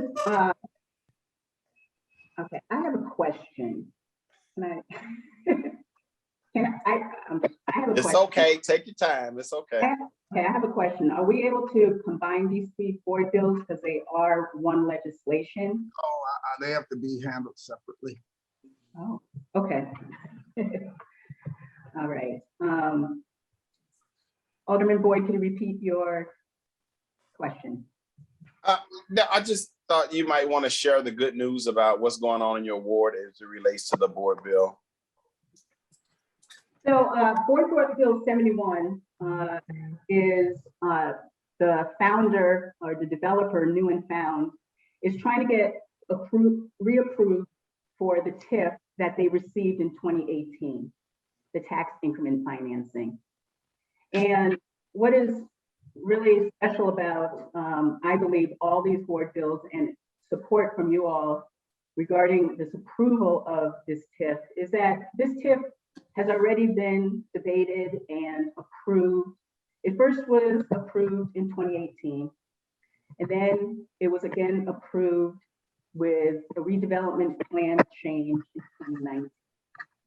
And now it has come up a third time at this point in time because the developer has changed its redevelopment plan due to COVID.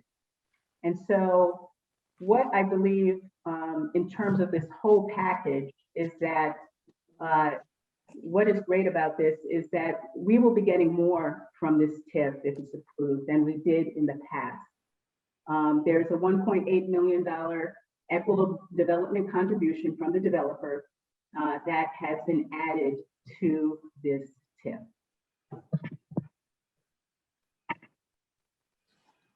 All right, thank Alderman from the 22nd. It's 9:21. Yeah, Alderman Peel, is this the bill that really talks about the amount of the TIF and the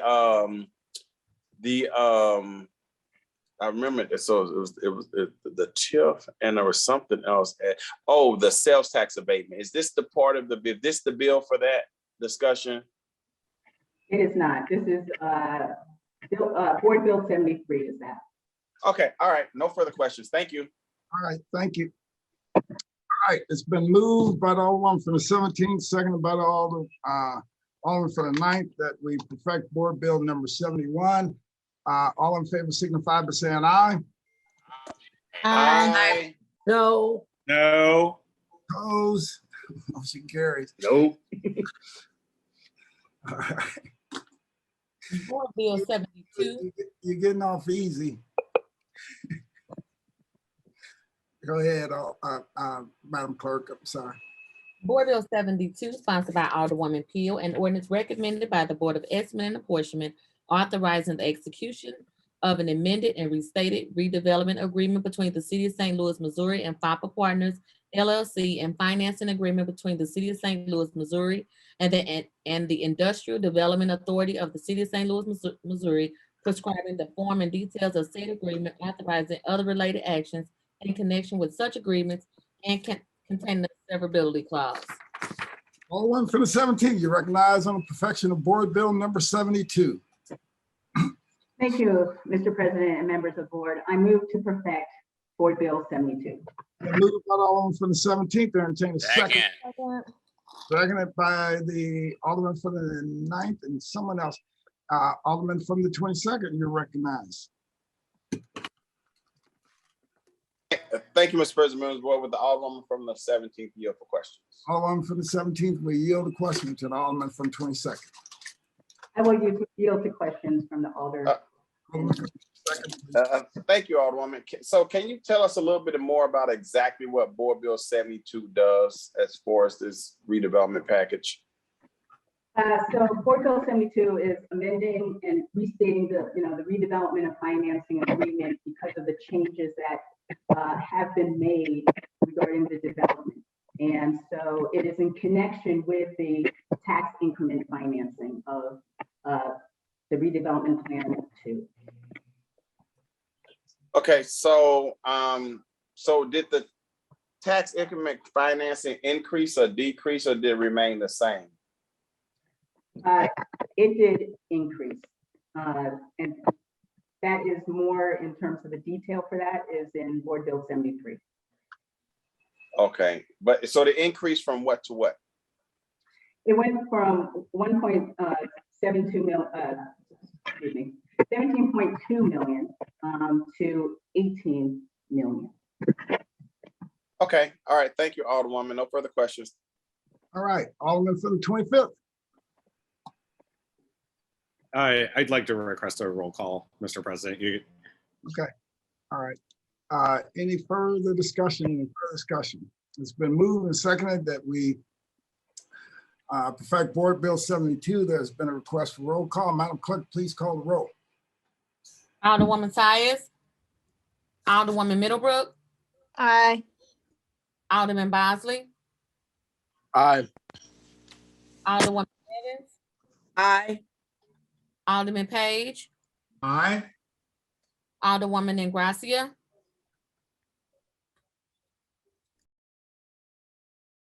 Abstain. Alderwoman Rice, Aye.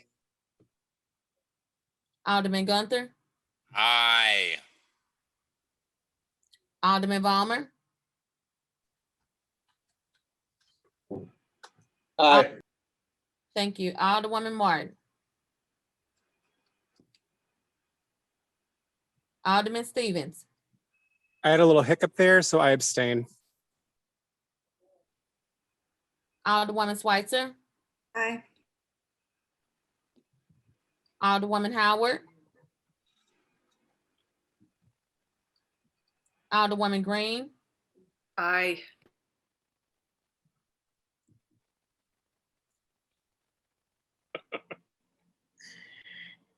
Alderman Oldenburg, Aye. Alderwoman Peel, Aye. Alderman Todd, Aye. Alderwoman Davis, Aye. Alderman Spencer, Aye. Alderman Muhammad, Alderman Boyd, Absolutely aye. Alderman Vaccaro,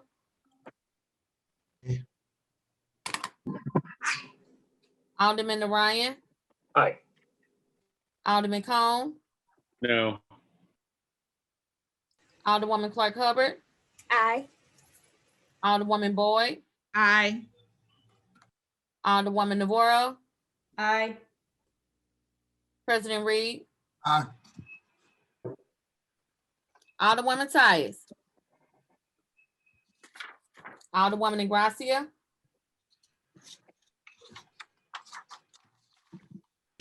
Alderwoman Martin, Alderwoman Howard, Aye.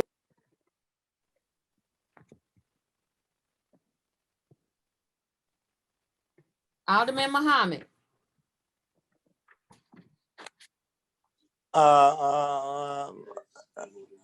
Pass. Alderwoman Tyus, Alderwoman Ingracia, Alderwoman Martin, Alderman Muhammad. My Wi-Fi cut out, so tell me what we're voting on, please. You can always vote present if you, it's on a TIF bill. It's a board bill number 72 for the Alderwoman from the 17th in Central Stand. If you haven't heard the debate, you can always vote present. I have not. Can I ask, what did you vote, Mr. President? I voted aye. I will vote aye. I trust your judgment. Oh, thanks. I appreciate that. Appreciate that so much, Alderman. Madam Clerk, would I be able to change my vote to present as well? This is Alderman Stevens. Yes, yes, you can. Madam Clerk, did you get Alderman Stevens present? Yes. All right, thank you. 23 aye votes. 1 voted no, 1 abstained, and 1 voted present. I vote stay in the motion. Alderman from 17th and perfected board bill number 72. Almost there. Board Bill 73, sponsored by Alderwoman Peel. An ordinance recommended by the Board of Estimate and Apportionment authorizing St. Louis, Missouri to issue its taxable industrial development revenue bond series 2021 in the principal amount of not to exceed $125 million, authorizing and directing the taking of other actions and approval and execution of other documents or as necessary or desirable to carry out, comply with the intent hereof. Alderman from the 17th, you're recognized on the perfection of board bill 73. I move to perfect board bill 73. Thank you. Seconded by Alderman from the 9th. Any discussion? Alderman from the 22nd. Sure, Mr. President, members of the board, with the Alderman from the 17th yield. Alderman from the 17th, will you yield? Yes, I do. Sure, Alderman, can you explain to us, the merits of this bill and why it was so important to you to pass this bill? Yes, thank you. So in terms of this TIF bill, it was something that was already passed 2 times. And I felt that, it was already passed twice. And so I thought that we needed to do something better in terms of giving more to the city for it to pass again.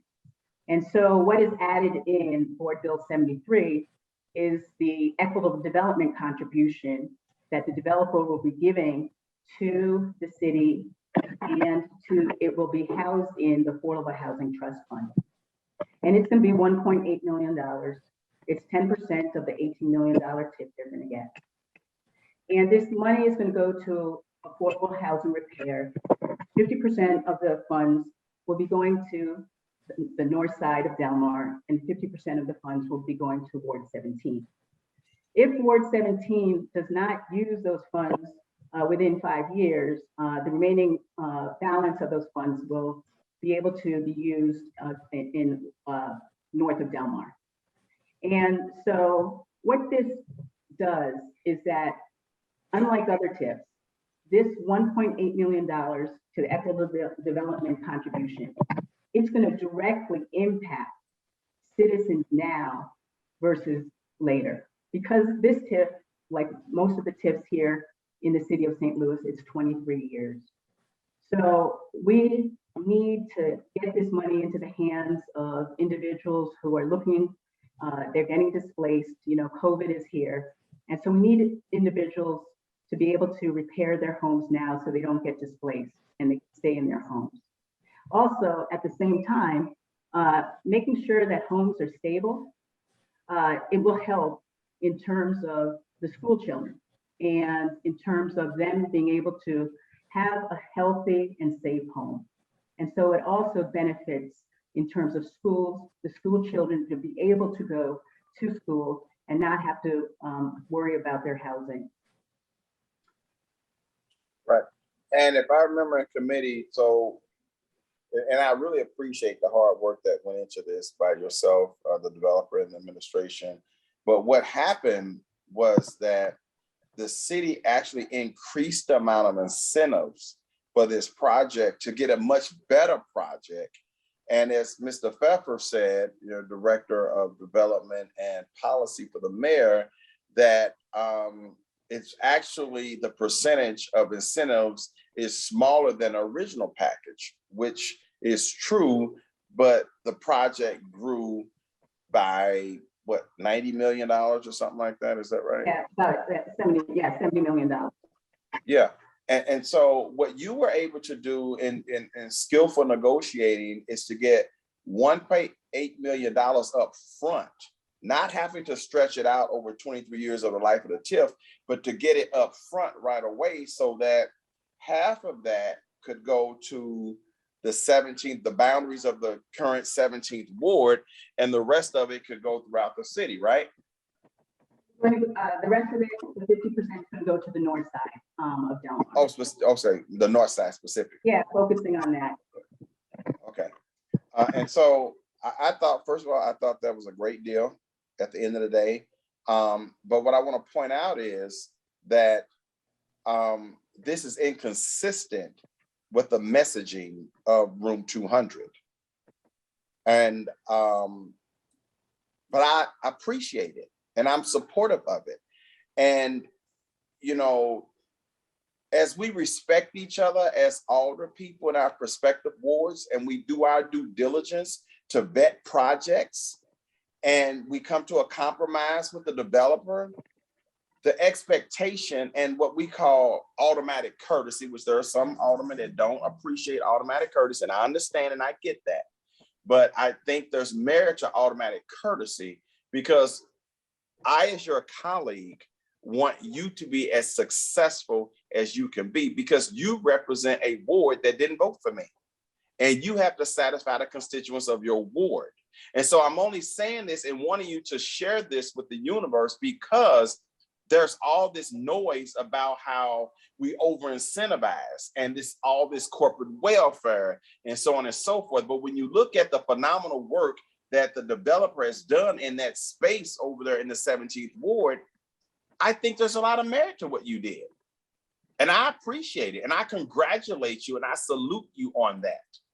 And I also say all that to ask you and other colleagues that support that narrative about corporate welfare to be more sensitive to colleagues like me and other colleagues downtown or wherever it may be, so that when we vet people and your other colleagues vet people and we feel like we did our due diligence, that you would give us the same fair consideration.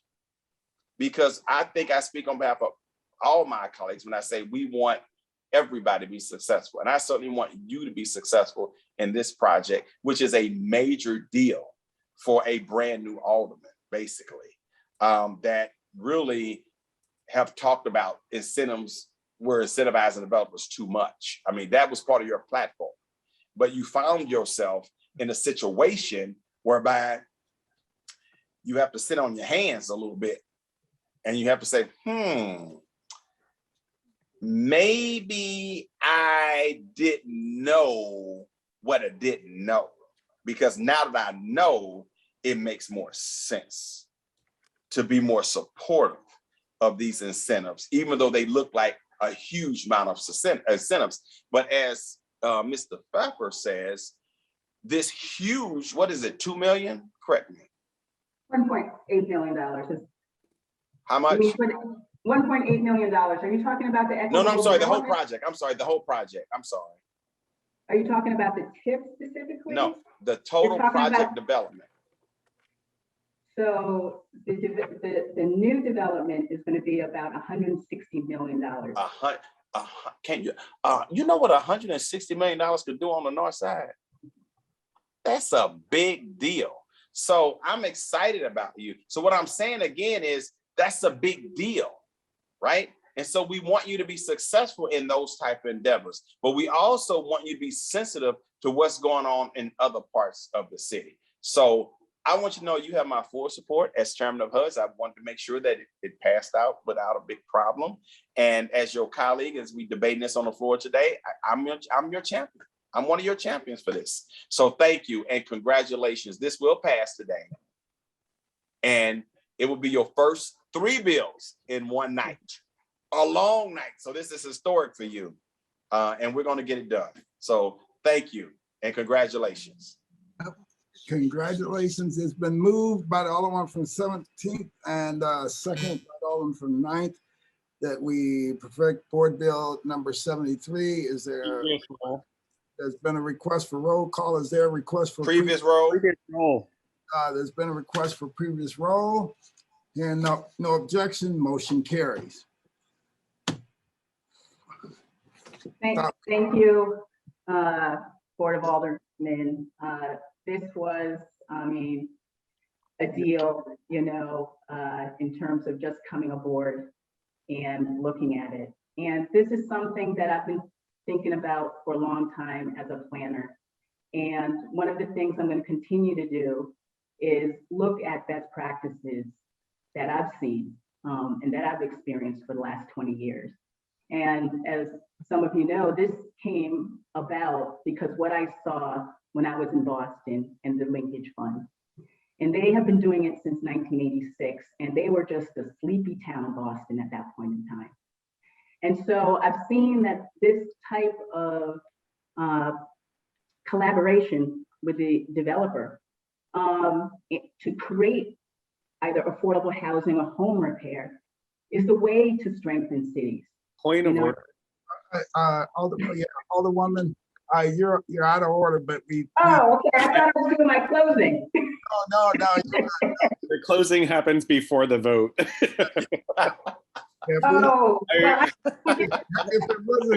it weren't my bedtime, I would be a lot more. I'm sure they would have given you a little more time, but that was a lot of time. They gave you a lot of time before. I thought the point of order was going to come way early.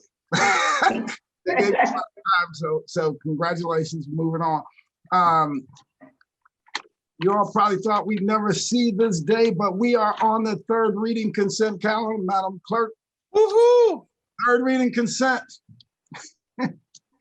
Board Bill 28, 43, 52, 60, 56, 32, 74, 75, 76 committee sub, and 80. Alderman from the 10th, you recognize on the motion for the third reading and consent calendar. I move for floor debate on the third reading. Oh, I make a motion to adopt the perfection consent calendar. Second. Previous roll.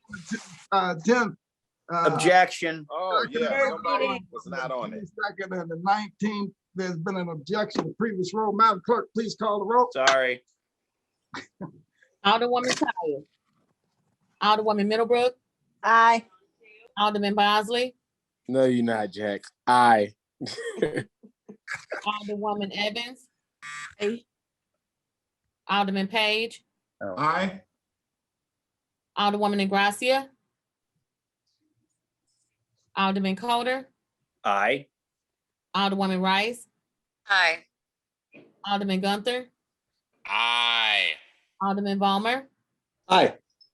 Alderwoman Martin. Aye. Alderman Stevens. Aye. Alderwoman Schweitzer. Aye. Alderwoman Howard. Aye. Alderwoman Green. Aye. Alderman Oldenburg. Aye. Alderwoman Peel. Aye. Alderman Todd. Aye.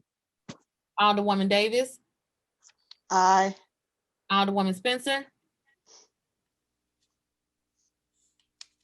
Alderman Muhammad. Aye. Alderman Boyd. Aye. Alderman Vaccaro. Aye. Alderman Narayan. Aye. Alderman Cone. Aye. Alderwoman Clark Hubbard. Aye. Alderwoman Boyd. Aye. Alderwoman Navarro. Aye. President Reed. Aye. Alderwoman Tyus. Alderwoman Ingracia. Alderwoman Spencer. 26 aye votes. By vote, you sustain the motion of Alderman from the 10th and third read and finally passed the aforementioned bills. Third reading, report of engrossments, and final passage. Board Bill 28, 43, 52, 60, 56, 32, 74, 75, 76 committee sub, and 80. All other business being suspended, the president shall in open session affix his signature hereto to the end that these may become law.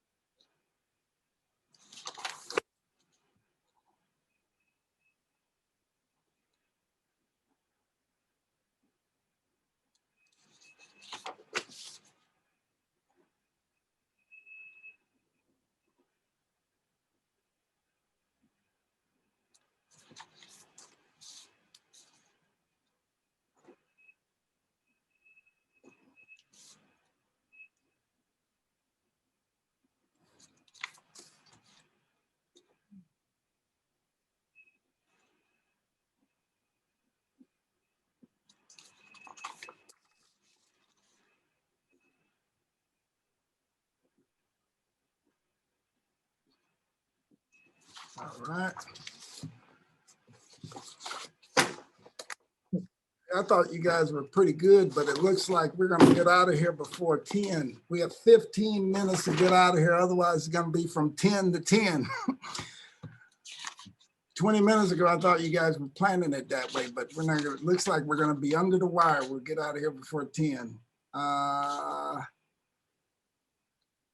We've dispensed with line item 19. First reading resolutions. Resolution 61, sponsored by Alderwoman Rice, South Grand Community Improvement District Board of Directors. I'm sorry, District Board of Appointments. There you go. Alderman from 8th, you recognize on the first reading of resolution 61. Thank you, Mr. President. I could read the whole thing if we really wanted to make 12 hours, but I would like to move for unanimous consent of resolution 61. Hearing no objection, please proceed, Alderwoman. Thank you, Mr. President, members of the board. Resolution 61 is appointments to the South Grand Community Improvement District Board. And some of these are reappointments, some of these are new. This is a very collaborative process within our area over here, and it shouldn't be too controversial. So I would request your favorable consideration to adopt. Oh, I'm sorry. Do I need to move to adopt resolution 61? Yep. I'd like to move to adopt resolution 61. Moved by Alderwoman from the 8th. Entertain a second on that motion. Second. Second, roll call. Previous roll. Roll call. Objective. Let's work with me. We're 13 minutes away and we'll be here Debate. for 12 hours. All right, it's been moved and seconded. There's been a request for previous. No, hey, Mr. President, Nobody wants to have any fun. point of order. Please take. It's been a request for previous roll. No, debate. Hearing no Debate. objection, motion. Debate. No. There was a point of order that hadn't had a decision made on it. Which point of order? Right here. Was freezing. Mr. President, I wanted to have conversation about the motion. So thank you, Alderman from the 25th. So I guess I've never really paid attention that we, by resolution, reappoint people to special to community improvement districts. No, it seemed like we normally just kind of do it up early on in the meeting, and we normally approve budgets by resolution. So did I miss something? Why is this different? Some of them, there are a few of them that we do by resolution. The majority of them, they do by mayoral appointments, right? But you can also do them by resolution. There's only a handful that we do like that, though. Okay, okay, thank you. That's it. All right, thank you. We dispense with line item 21, miscellaneous. Did we vote? Wait a minute. Wait a minute, Mr. President. I know we tied and everything, but I don't know if we voted on this because I called a point of order. No, because I wasn't sure where we were, what we were doing. No, I said no. No, I took the vote. We'll take it again if you all would like. I took a voice vote. Oh, it's okay. It's okay. You remember once I put the vote, I can't come off of putting the vote. Well, I know I'm in the corner and you can't see me, and then I'm in the back of the room, but I was trying to get it in early on, trust me. But it's okay. Let's do it one more time because no, it's okay. Because the chairman is going to make sure we make it till 10. All in favor signify by saying aye. Aye. Aye. Aye. Aye. We double down on it. So we dispense with line item 21, miscellaneous unfinished business. We have none. Announcements. July 15th. Someone have a 20-minute announcement? I hope not. Okay, July 14th is at 9 a.m. via webinar. Thursday, July 15th, Public Safety have a meeting at 9 a.m. via webinar. HUD is at 1 p.m. via webinar. Friday, July 16th. Full board meeting, 10 a.m. via webinar. All right. Any further announcements? I do. I have an announcement. Alderman from 27. President Lewis is gonna buy everybody chicken wings and drinks at Joe Pop Bomber's Lounge. Yeah. Second it. Be there by 10, right? Aye. The kitchen closes at 10. Right. The kitchen's closed. We're 10 minutes away. He's shutting the kitchen down. He doesn't want Alderman from the 25th. Alderman from the 25th. Thank you, He's Mr. in bed with his jammies on. I know he was trying to, he's threatened to adjourn us about an hour and a half ago. I kept talking about it. So I just want to acknowledge a lot of the work and effort that my neighbors have put into beautification along the Virginia Avenue corridor. The Dutchtown SID and other partners this week started painting the light posts. As many of you guys are familiar, we've got those Cobra head lights all over the city. They're just as bad down in Dutchtown as they are anywhere else, but the SID and other neighborhood organizations have been working to get them all painted along the Virginia corridor, and also replacing signage and updating them and really trying to bring that corridor back to life. So really want to, I drive that corridor almost every day or walk by it or bike around it, and it's nice to see more activity and more beautification efforts taking place. And I just want to acknowledge that and thank all of my neighbors for their effort. And actually, Mr. President, Michael Powers, formerly of your office, has been involved with that effort as well. So kudos to him and his time and energy in that endeavor as well. Well, thank you. let's give them all a big round of applause. Congratulations. Thanks. And thanks for recognizing them today. All of those folks, Alderman from the 25th, Alderman from the 24th. Thank you, Mr. President, members of the board. I just want to thank the assistant clerk, STL TV, and the captionist for doing a 12-hour meeting today. You guys are saints. Whatever they're paying you, pay you more. Alderman from the 9th. Thank you, Mr. President. With 8 minutes to go here, I just want to remind everyone that we have another concert this Sunday, 5 to 8 in Benton Park. Beth Mambara, a local South City wonderful singer-songwriter. We would enjoy everyone to come out to Benton Park, Jefferson and Arsenal. Thank you. All right, welcome. Before people drop off here at the end of the meeting, I want to just make sure to tell all of you, I always tell you all, when we go through these really intense meetings and we come out with a product, I'm always so proud of y'all, because people look at this board and we get kicked all over town. I mean, we're the favorite toy people like to beat up on and throw around, but this board is very effective. You guys get good work done. We got a lot of good work done today, a lot of, debate, but that's how you come out with a good product. So I'm just so appreciative of all the time and commitment. Y'all came, you stayed the whole day, you weighed in on issues that were important to you, and you came together at the end for a product. So thank you for that. You all we have an awesome board of aldermen. Got a lot of challenges in the city, but you all, I can't point to one of y'all that aren't doing good work. So thank you all for what you guys have done here today. Alderman from the 9th.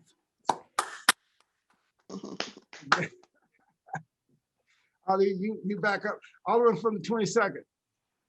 Yeah, thank you, Mr. President. Remember what my announcement is. I think this is a historic moment for me, you, and the alderman from the 10th Ward. We've been here longer than anybody as of today, and we've never had a 12-hour or close to a 12-hour meeting.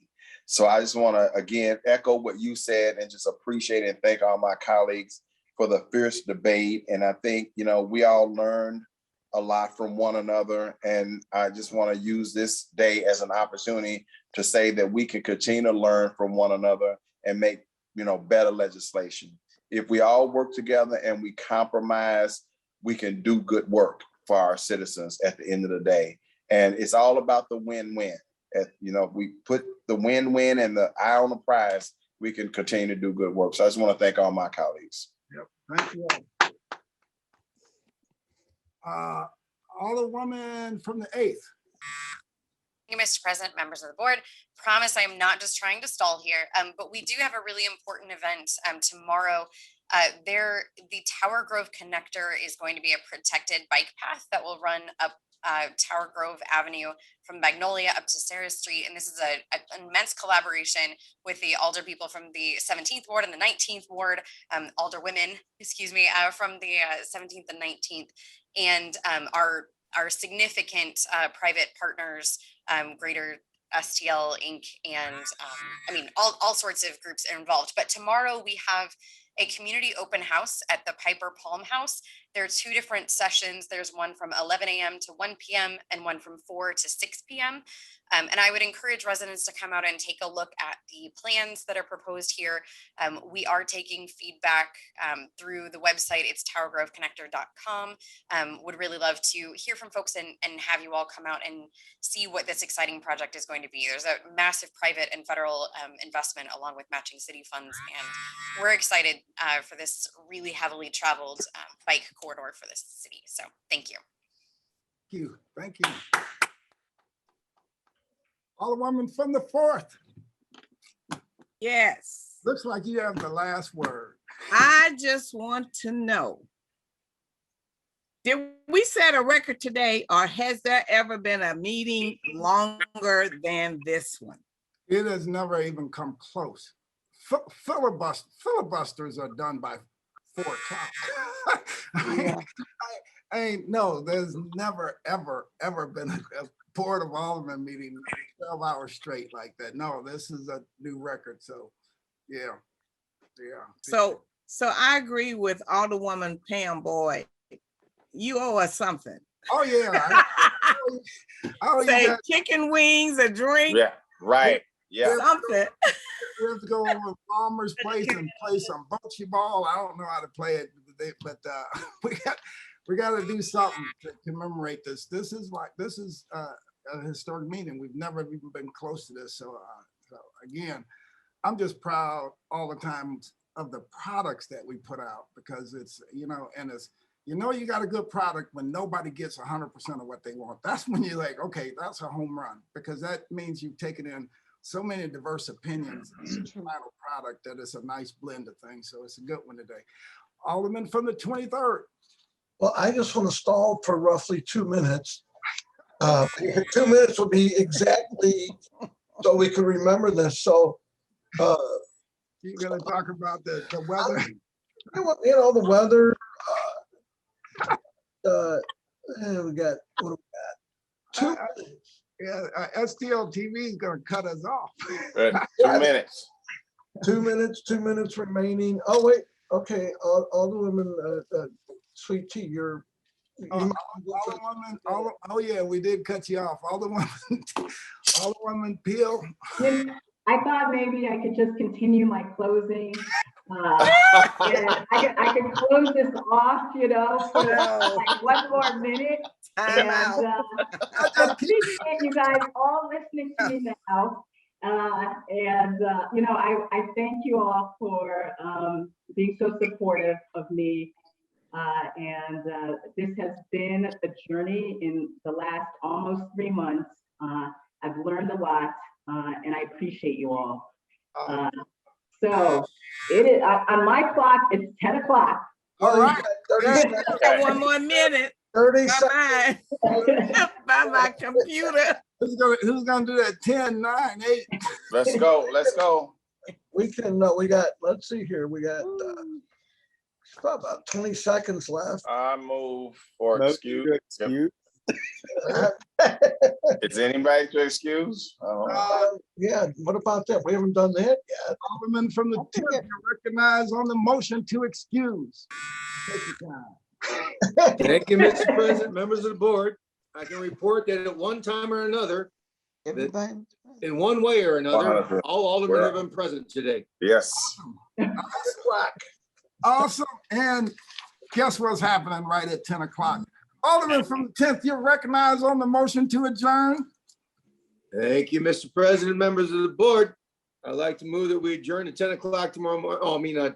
10 o'clock a.m., July 16th, 2021, this Friday. Second. Oh, bye. No. Yeah, no, guy. 12 hours. You all have a great day. Bye, Night, everyone.